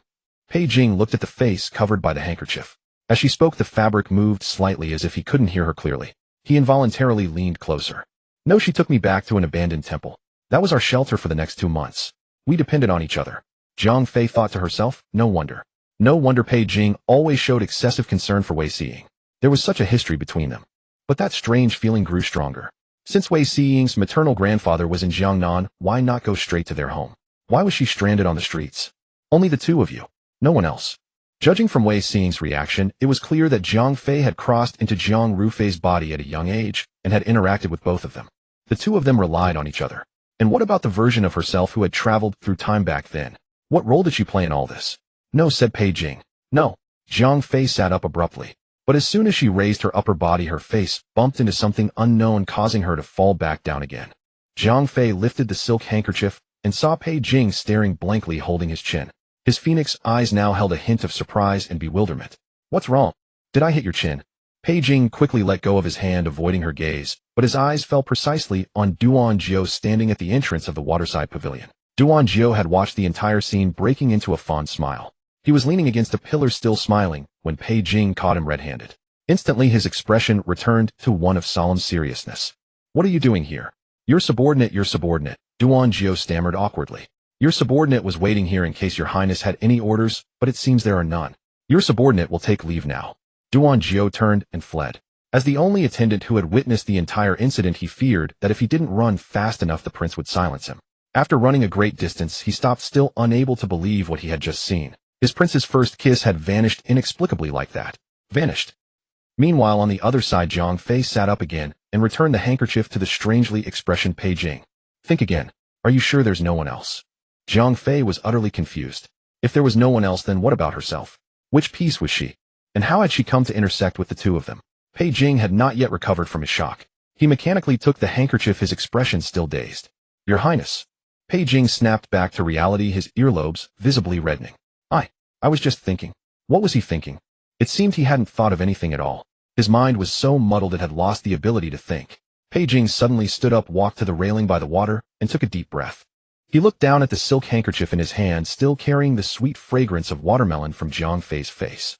Just moments ago their lips had touched through this very handkerchief. His fingertips involuntarily tightened, then he hurriedly loosened them, as if afraid of wrinkling it. Your Highness. Zhang Fei's voice came from behind, tinged with doubt. Have you figured it out? I have. Pei Jing gritted his teeth and closed his eyes. Of course he had. This girl dared to provoke him like this. Later he would have to teach her a proper lesson, just like in the storybooks, tie her up, and then. He couldn't think about it anymore. Pei Jing composed himself and said, there were other homeless people in the ruined temple, but I was not familiar with them. Zhang Fei nodded thoughtfully. And then, my illness relapsed, and without medicine to treat it, I eventually became gravely ill for a period. That's when she abandoned me. What? Zhang Fei was shocked. Then. Pei Jing turned around, his expression returning to normal, though his eyes were cold. I am looking for her only to confirm one thing. What thing? Whether she abandoned me back then, or was forced to. Is there a difference? Zhang Fei asked in confusion. Pei Jing's fingertips unconsciously rubbed the silk handkerchief. Of course there is a difference. If she truly abandoned me, then I will kill her. Jiang Fei recoiled at the sudden killing intent. Watching Pei Jing's gloomy expression, she suddenly realized the obsessive fixation lurking deep within this madman's bones. Pei Jing changed his tone. But if her departure had a reason, I will fulfill the promise I made back then. What promise? Pei Jing was about to speak when he suddenly realized, why are you asking so clearly? Well, Jiang Fei stammered, making an excuse. She is my future sister-in-law, so I should get to know her better. Liar. Pei Jing narrowed his eyes and suddenly leaned in close to Jiang Fei. Why are you so concerned about this? It's not her you want to know about. It's someone else, isn't it? Someone else. Jiang Fei was stunned. Who else? Yes, it was the man before her. But he had previously said he would marry her. Could it be that he thought she was deliberately inquiring about him because she had feelings for him? She mainly wanted to figure out what had happened when she traveled through time as a child, what interactions she had had with them, and to understand the ultimate goal of Wei Xing's rebirth and changing her life. You, what are you doing so close? Jiang Fei suddenly reached out and pushed him, causing Pei Jing to stagger a step. After steadying himself, he looked at her in shock. You dare to push? Shut up. Jiang Fei cut him off, directly sitting up straight. Since you've finished talking, pack up the things on the table. I'm leaving. Just leaving. Pei Jing didn't react for a moment. What else? Jiang Fei rose nimbly and began packing the food on the table that she wanted to take away. She really couldn't stay with Pei Jing for too long. Today she had almost lost control. After asking her questions, of course, she had to run away quickly to avoid any further uncontrollable incidents. Pei Jing's face darkened. This girl was treating his place like an inn. She dared to push him, and even shout at him. If he married her in the future, wouldn't she ride roughshod over him? Then where would his dignity as a prince be? How would he govern his household in the future? Pei Jing took a deep breath and said in a deep voice, guards. Jiang Fei was startled and instinctively stepped back. 2 maidservants and 2 guards stood stiffly at the entrance of the waterside pavilion, speaking in unison, Your Highness. Pei Jing flicked his sleeve and said angrily, tell the kitchen to prepare some fresh food and let her take it away. With such a show, it looked like they were going to arrest her, but instead they were going to make fresh food for her. Jiang Fei thought to herself, how contradictory this person is. Even when doing good deeds, he puts on such a ferocious face. After Jiang Fei left, the anger in Pei Jing's heart had not yet subsided. He sat alone in the waterside pavilion, processing his emotions. In his mind, one moment, there were her sparkling eyes as she lay on the couch, and the next her righteous expression when she pushed him. The more Pei Jing thought, the angrier he became. He suddenly slammed the table, causing the teacups to rattle. Duan Jiao was about to enter the pavilion when he heard a loud bang from inside, startling him into a halt. He cautiously peeked in and saw his prince sitting there with a gloomy face, the fruits on the table all knocked askew by the vibration. Your Highness, Duan Jiao called out tentatively. Pei Jing did not respond, but instead said, she pushed me. She actually dared to push me. She also. He raised his hand to touch his own lips, stopped halfway, then lowered it, frowning bitterly. He looked as if he had suffered a great injustice. What did the second Miss Jiang do to the prince? Duan Jiao asked. The way she behaves, I can't be bothered to even mention her, the prince replied. Perhaps you're too embarrassed to speak of it. Duan Jiao suppressed a smile. How about I go invite the second Miss Jiang back and let her apologize to you? Pei Jing abruptly turned his head. Do you think I would stoop to her level? I have overstepped my bounds. Duan Jiao chuckled inwardly as he walked over to clear the table, saying, when Zhu has arrived, should she come to pay respects to you first or go directly to the Jiang residence? I have something to instruct her, the prince said. Duan Jiao nodded, guessing that he would tell Wen Zhu what to be mindful of regarding the second Miss Jiang. He moved the bowls aside and saw a handkerchief spread out before Pei Jing. Instinctively he reached for it, but before he could touch it, a hand slapped down on it faster than his. Pei Jing lifted his gaze darkly, his voice even colder. What are you doing? Duan Jiao, confused, replied. This brocade handkerchief is soiled. I'll discard it for you. No need. Then shall I have it washed and sent back to you? Pei Jing's veins nearly bulged. Mind your own business. With that, he carefully folded the handkerchief and tucked it away. Watching this sequence of actions, Duan Jiao seemed to realize something. This handkerchief, could it be that particular one? He couldn't be blamed for not catching on. All the prince's brocade handkerchiefs were cut from the same bolt of cloth, so how could he tell them apart? Duan Jiao cleared his throat awkwardly. Your Highness, judging from what Zhao Xingbang said earlier, someone deliberately spread these rumors to make sure he knew. Not so. Pei Jing's eyes sharpened instantly, as if the person who had earlier whined, she pushed me, had vanished completely. The news was probably meant for us to hear. Zhao Xingbang just stumbled upon it by accident. Duan Jiao suddenly understood, but felt something was off. But who spread the news? Very few people know about this. Only those who experienced it firsthand, especially the prince's childhood name. Could it have come from the Dingyuan Marquis' residence? Pei Jing leaned back in his chair, tapping his fingers on the armrest. It did come from the Dingyuan Marquis' residence. The Marquis has kept that secret for years. Do you think he would suddenly change his mind? Then it must be someone else from the residence. Could it be Miss Wei? Jiaojiao frowned. But if it's Miss Wei, why wouldn't she tell you directly? Pei Jing narrowed his eyes with interest. Indeed, if she recognizes me as that person from years ago, why go through all this trouble? Perhaps she wants something. Pei Jing said. That's how people are. Rumors in the alleys easily seep into the heart, but direct words are hard to dispel doubt. Jiaojiao nodded. Will you meet with Miss Wei then? Clear up the past, and put an end to this obsession. Pei Jing pondered for a moment. Let's wait. Since she deliberately let me know she is that person, she will eventually lose patience. We'll watch and see. Jiaojiao thought it better to give the prince something to do. Whenever business came up, the prince became normal again, saving him from all that idle speculation. Early the next morning, Zhang Fei was informed by a servant that the etiquette instructor sent by the prince's residence had arrived. She ordered the person to be brought in. She had expected a wizened old matron, but when she saw the spirited young woman standing at the door, Zhang Fei was taken aback. The young woman with 2 knives strapped at her waist knelt on one knee at the doorway and clasped her fists. Your subordinate Wen Zhu pays respects to the young lady. Zhang Fei had never received such treatment, for a moment she felt as if she had ascended the throne. She hurriedly told Zhou Tao to help the woman up. You were sent by Prince Xiaoning to teach me etiquette, so there's no need for such formality. Wen Zhu recalled the prince's instructions from before. The prince had said, that girl is clever as a fox. She probably doesn't want to learn any proper etiquette. Rather than you trying to outsmart her, it's better to save your energy. Just let her be as long as she doesn't do anything too outrageous. At that time, Wen Zhu even mustered the courage to ask the prince what counted as too outrageous. The prince replied that as long as she didn't commit murder or arson, it wasn't outrageous. While Wen Zhu could see that in the few months she had been away from the capital, the prince's madness had worsened. Still, there must be some rules, Wen Zhu said respectfully. A master is a master and a subordinate is a subordinate. Zhang Fei waved her hand. We don't practice that kneel to everyone business here. Just be casual. Wen Zhu thought seriously for a moment. I can really be casual. Of course. As soon as Zhang Fei answered, she saw Wen Zhu's eyes light up and suddenly felt a sense of foreboding. Then Wen Zhu flicked her robes aside, sat down casually on a stool, and abruptly asked, Miss, you and my prince have kissed, haven't you? Zhang Fei was about to sit down when she heard this. She lost her balance and nearly fell to the floor, but Wen Zhu with quick eyes and hands caught her. You really did kiss? Of course not. Zhang Fei shouted. She had only told Wen Zhu to be casual, never expecting the girl to go overboard. No, huh? Wen Zhu asked in confusion. My elder brother said otherwise. Who is your elder brother? What did he say? My elder brother is Jiaojiao. Wen Zhu said, Miss must be wondering why we have different surnames. I took my mother's surname. Brother said that the prince and you kissed in the waterside pavilion. Zhang Fei gritted her teeth. Nonsense. Next time I'll tear that Jiaojiao's. Suddenly an image flashed into her mind and her voice died away. At that time she had raised her head and bumped into something. When she lifted the brocade handkerchief, she saw Pei Jing's dazed expression and thought she had heard him. Could it be? Could it be? You did kiss, right?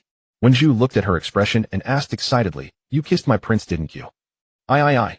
Zhang Fei's voice was as faint as a mosquito's and her eyes were shifty. Wen Zhu immediately knew the answer. She patted Zhang Fei on the shoulder. You're amazing. You actually kissed my prince. Zhang Fei, still in shock, couldn't tell if Wen Zhu's words were sincere or sarcastic. The word kiss, repeated over and over, made the scene flash back in her mind. Pei Jing's stunned expression, his reddening ear tips, and the faint warm sensation of contact. Zhang Fei felt a wave of heat rush to her head. Her cheeks were burning as if on fire. Heavens! That was her first kiss, and it disappeared without her even knowing. Impossible! She murmured in disbelief. How could it be? But every time Pei Jing's expression and reaction flashed through her mind, a voice inside her said, Yes, that's right, you did kiss. And there's a witness with a big mouth who spread it everywhere. Half of Zhang Fei's world collapsed in that instant. She had calculated every angle, flipping and twisting through 365 scenarios, yet none of them accounted for this. She had actually kissed Pei Jing. She needed him to destroy her family, to be her sworn enemy. So how on earth had they ended up kissing? If she waited for the system to load and the plot to unfold, her entire world would surely crumble, wouldn't it? Wen Zhu observed Zhang Fei's reaction with keen interest, watching her shift from shock to panic, from disbelief to flustered indignation. She looked exactly like a cat whose fur had been ruffled. Zhou Tao stood beside them, dumbfounded. Miss, you really? Silence. Zhang Fei closed her eyes and took a deep breath. When she opened them again, her composure had fully returned. It was fine, she told herself. A kiss through a handkerchief doesn't count. And even if it did, surely one kiss didn't require responsibility, did it? Zhang Fei suddenly felt as though she were some sort of heartless woman. She had deceived Pei Jing out of his money, and now she had taken his first kiss as well. No, she couldn't go on like this. She needed to cleanse her soul. Tomorrow she would visit Jinglian nunnery, eat vegetarian food, and chant Buddhist scriptures to purify her heart. The carriage left Prince Zhaoning's mansion and headed straight for the imperial palace. You caught a cold a few days ago. Are you fully recovered? Emperor Zhaowen asked from behind his desk. Pei Jing replied, I have recovered. I plan to ascend the mountain tomorrow. Emperor Zhaowen nodded. The imperial physicians told me your old ailment has improved. They have adjusted your prescription and reduced the dosage. Have you been taking it regularly? I have. For the first time their meeting lacked its usual tension. Their tones were unusually calm. Without the habit of bickering, neither seemed to know what to say. An awkward silence filled the hall. Emperor Zhaowen seemed to want to say something, but stopped himself. He lifted his teacup, took a small sip, and then said, the mountains grow cold at night. Make sure you bring extra clothing. Pei Jing bowed slightly. Thank you for your concern, your majesty. Then, the emperor waved his hand. Go. Take care on your journey. Only after Pei Jing had withdrawn beyond the hall did Emperor Zhaowen finally tear his gaze away. Yuanda. Meng Yuanda stepped forward. This servant is here. Tell me. The emperor paused. Has this boy changed his nature? Meng Yuanda bowed deeply, his face full of practiced smiles. Your majesty treats the prince as a son, and the prince knows this in his heart. Emperor Zhaowen huffed lightly. He has caused no trouble lately. The memorials accusing him on my desk have decreased. This servant observes that the prince has truly grown up, Meng Yuanda said. In the past he was prone to childish fits. Now he understands who treats him well and shows consideration for the emperor's feelings. Has he not given your majesty less to worry about? Yet a faint trace of relief floated in Emperor Zhaowen's eyes. I can only hope so. As was his privilege within the palace, the Prince of Zhaoning could enter or leave by carriage or on foot at his own discretion. The princely palanquin rolled slowly along the palace path.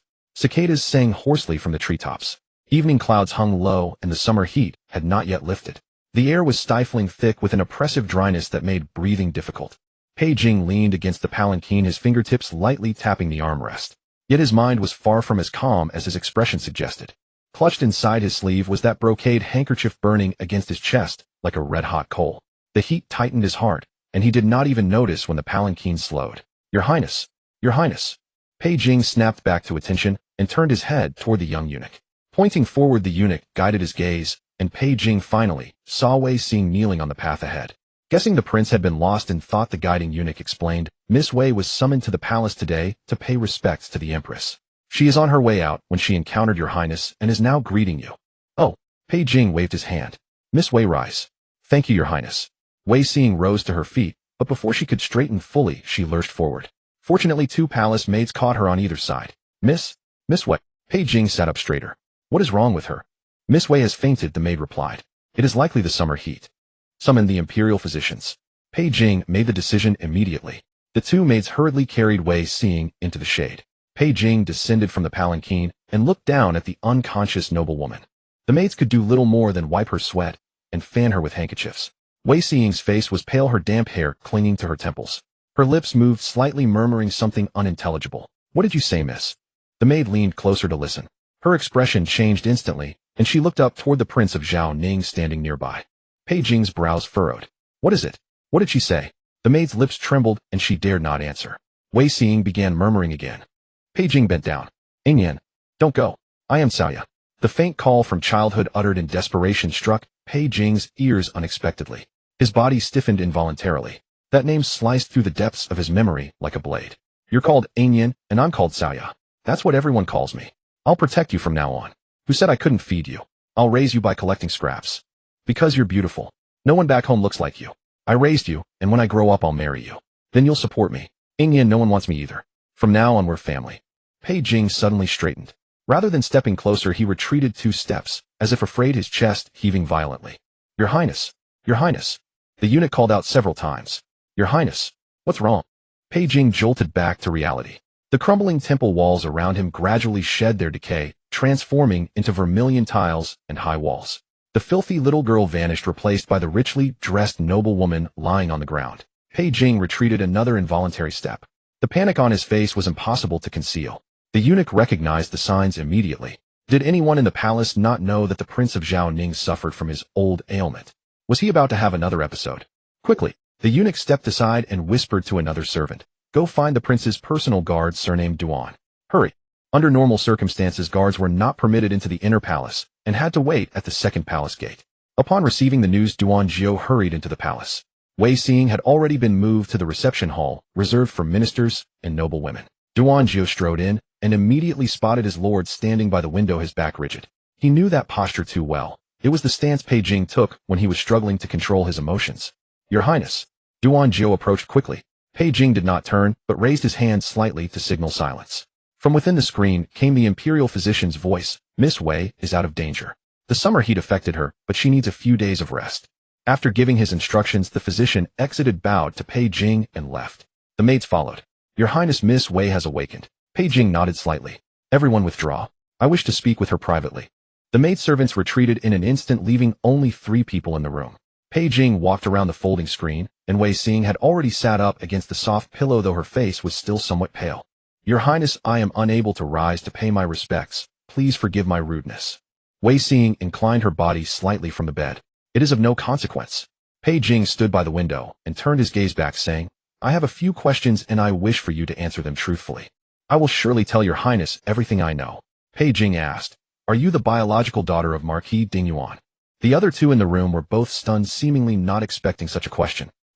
Wei Xing's fingertips quietly clinched the corner of the brocade quilt. I am naturally his biological daughter. Why does your Highness suddenly ask this? Pei Jing's gaze swept across her face like a sharp blade. Then who is the Onian you mentioned? Onian. Wei Xing's face showed a hint of confusion. Perfectly timed. Did I call out that name again? Actually, I do not know who he is. Pei Jing's pupils slightly contracted. If you do not know, why would you call out that name? Wei Xing replied, When I was young I suffered a high fever, and I have forgotten many things. I only occasionally call out that name, as if some force compels me to remember it. Earlier at Jinglian Nunnery, when your Highness asked if I had anyone unforgettable, I said no, because I truly have forgotten who he is. Why, I only remember the name itself. If this has offended your Highness's name, I beg your forgiveness. And what about Qiao? Wei Xing pondered for a moment, then shook her head. I do not remember that either. Duanjiao saw the prince gazing at the scenery outside the window, and a smile suddenly curved upon his face. An exceedingly eerie smile, tinged with disappointment, yet carrying a hint of relieved resignation. In that case, I have no further questions. Wei Xing's heart suddenly skipped a beat. Could she have answered wrongly? These statements were all premeditated by her. Since Jiang Rufei had forgotten the past, it was actually a good thing for her. Then the only people in this world who knew of Yin and Qiao Yu were Pei Jing himself, and her, the one who had been reborn. It did not matter if she did not know what had truly happened back then. Amnesia was the best shield. As long as she revealed a tiny bit, such ambiguous answers would be all the more convincing. While Wei Xing was still feeling uneasy, she saw Pei Jing turn around, a smile on his face, and say gently, I will send someone to escort you back to your residence. Take good care of your health. If there is anything, send someone to the prince's mansion to inform me. The suspended heart finally settled. Wei Xing suppressed the joy within her as much as she could, her expression unmoved. How could I trouble your Highness? It is of no trouble. Pei Jing said, You and I do share some connection. Night fell like spilled ink over the palace walls, and the iron horse bells under the eaves clinked faintly in the evening breeze that swept through the corridor. Pei Jing did not take a palanquin, but walked slowly along the palace path. Duanjiao followed uneasily behind him. Your Highness, what choice will you make? Pei Jing was mulling over a matter, and asked in confusion, What choice? Your Highness once said that if Qiao Yu had not deliberately abandoned you, you would fulfill your promise. That is correct. Pei Jing said, I did say that if she abandoned me, I would kill her. If not everything I promised her, I would fulfill. Then what did your Highness promise? Duanjiao could not help but ask. Pei Jing's tone was uncommonly light. I promised to open a shop for her, let her become a merchant, make her very wealthy, and never leave her. Well, then between Miss Jiang II and Miss Wei, which one will your Highness choose? Or both? That would be a bit greedy, would it not? And had he not said before that he would not take concubines? Duanjiao was utterly bewildered. Pei Jing stopped and looked at him suspiciously. What on earth are you talking about? Duanjiao was also wondering what the prince was talking about. How could their conversation seem so out of sync? Did your Highness not say you would never leave her? Childish. Pei Jing suddenly let out a mocking laugh. A 10-year-old child knows nothing of feelings, only what it means to depend on each other. That is what never leaving means. Duanjiao breathed a sigh of relief, then recalled the image that had made him laugh all evening and ventured. Then at what age does your Highness think one understands feelings? Does your Highness understand now? At the thought of something, a flush instantly spread to the tips of Pei Jing's ears. He said coldly, Are you prying into my private affairs? Your subordinate would not dare. Duanjiao quickly said. Pei Jing gave a cold snort. Send someone to keep an eye on Marquis Dingyuan's mansion, especially Wei Xing. Is it to protect Miss Wei? Pei Jing halted his steps, feeling that his patience had reached its limit. How could his most capable guard suddenly seem so foolish? I said keep an eye on her. When did I ever say protect her? Duanjiao was even more confused, but could only say, Your subordinate obeys. The two walked out of the palace together. Duanjiao racked his brains, feeling more and more that he had missed some crucial information. It seems we cannot get the truth of why she left back then. What does your highness intend to do? If she does not know, then ask those who do. Pei Jing said. Jiao pondered for a moment, and it was as if a sudden enlightenment struck him. At this instant he finally realized why his conversation with the prince had been so out of sync. Does your highness mean? She is not. Before Jiao could finish, Pei Jing had already spoken ahead. Jiao abruptly halted his steps, staring in shock at the prince's receding figure. Does your highness mean that Miss Wei is not the one you seek? Then why did you earlier? Why was I so kind and gentle to her? As if certain she was the one I sought. Pei Jing laughed a cold and sinister laugh. Since she was able to divulge such information, perhaps she can lead me to the person I am looking for. Jiao could only sigh in admiration. As long as the prince did not encounter Miss Jiang II, his mind was sharp enough. Few could keep up with his line of thought. Why was it that whenever he met Miss Jiang II, he seemed to become a different person? Could it be that Miss Jiang had practiced some soul-snatching technique or cast a spell on him? Your highness seems very relaxed right now. Otherwise he would not have the leisure to stroll out of the palace gates. Pei Jing did not answer.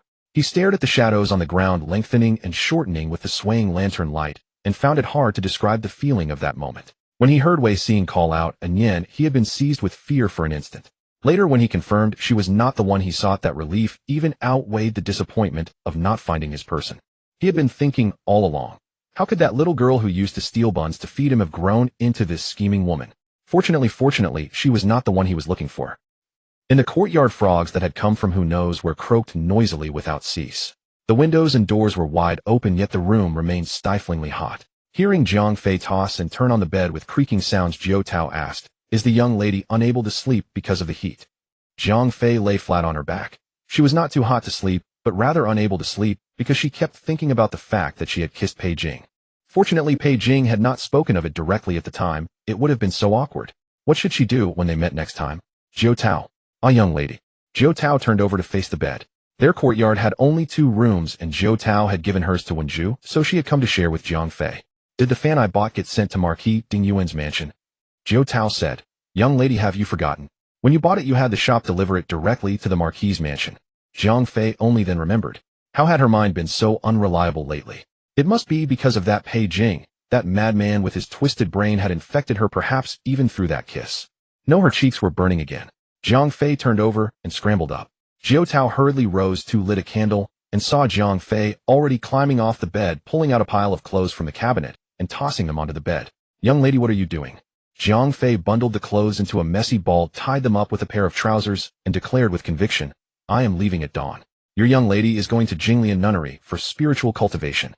Wei Mingjin had been busy at the government office all day. When he heard that Wei Xing had fainted in the palace and was sent back by the Prince of Jiaoning, he rushed to her courtyard as soon as he returned home. Night had fully fallen, and the lanterns beneath the eaves cast his elongated shadow across the bluestone pavement, carrying an air of anxious haste. Third brother is here. Wei Xing was leaning by the window sipping tea.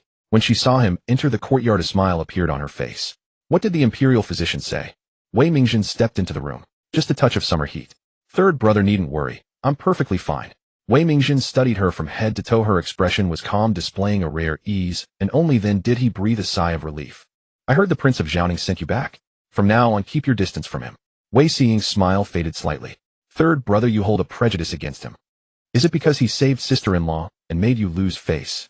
How could you think that? Said Wei Mingjin. It's not prejudice. This man is capricious, brutal, and treats human life like grass. Have you forgotten how many he has killed? Perhaps those people deserve to die. Seeing, Wei Mingjin said in a low voice. This man is deeply scheming. You are no match for him. Wei Xing's face suddenly turned cold, and her fingertips unconsciously traced the rim of the teacup. Third brother, why must you always meddle in my private affairs? Before, the family was dissatisfied with Jiang Lin Yuan, and I have already cut ties with him. Now, even becoming a bit closer to the Prince of Jiaoning displeases you. I only care about you. Wei Mingjin's expression was complex. Third brother feels guilty toward you, and hopes you'll have a smooth life ahead. That year. Can we stop bringing up that year? Wei Xing suddenly raised her voice. Her grip on the teacup tightened, and a few drops of tea splashed onto the back of her hand. Wei Mingjin was visibly startled. The Wei Xing before him seemed like a different person, the sharpness in her eyes unfamiliar to him. The room fell into silence with only the distant sound of the water clock echoing faintly. Wei Xing seemed to realize her loss of composure and quickly lowered her eyes, her voice softening. What happened that year hurt me deeply. Can we never mention it again? Just pretend that I once wandered the streets and endured a period of hardship. Will that do? Wei Mingjin's Adam's apple bobbed, and he finally nodded. All right. Wei Xing nodded, then suddenly broke into a smile and took out a brocade box from beneath the table. Let's not talk about unpleasant things. Third brother, someone from the Qingfeng Pavilion came today and brought this for you. She opened the box and took out a plain folding fan. Wei Mingzhen took it.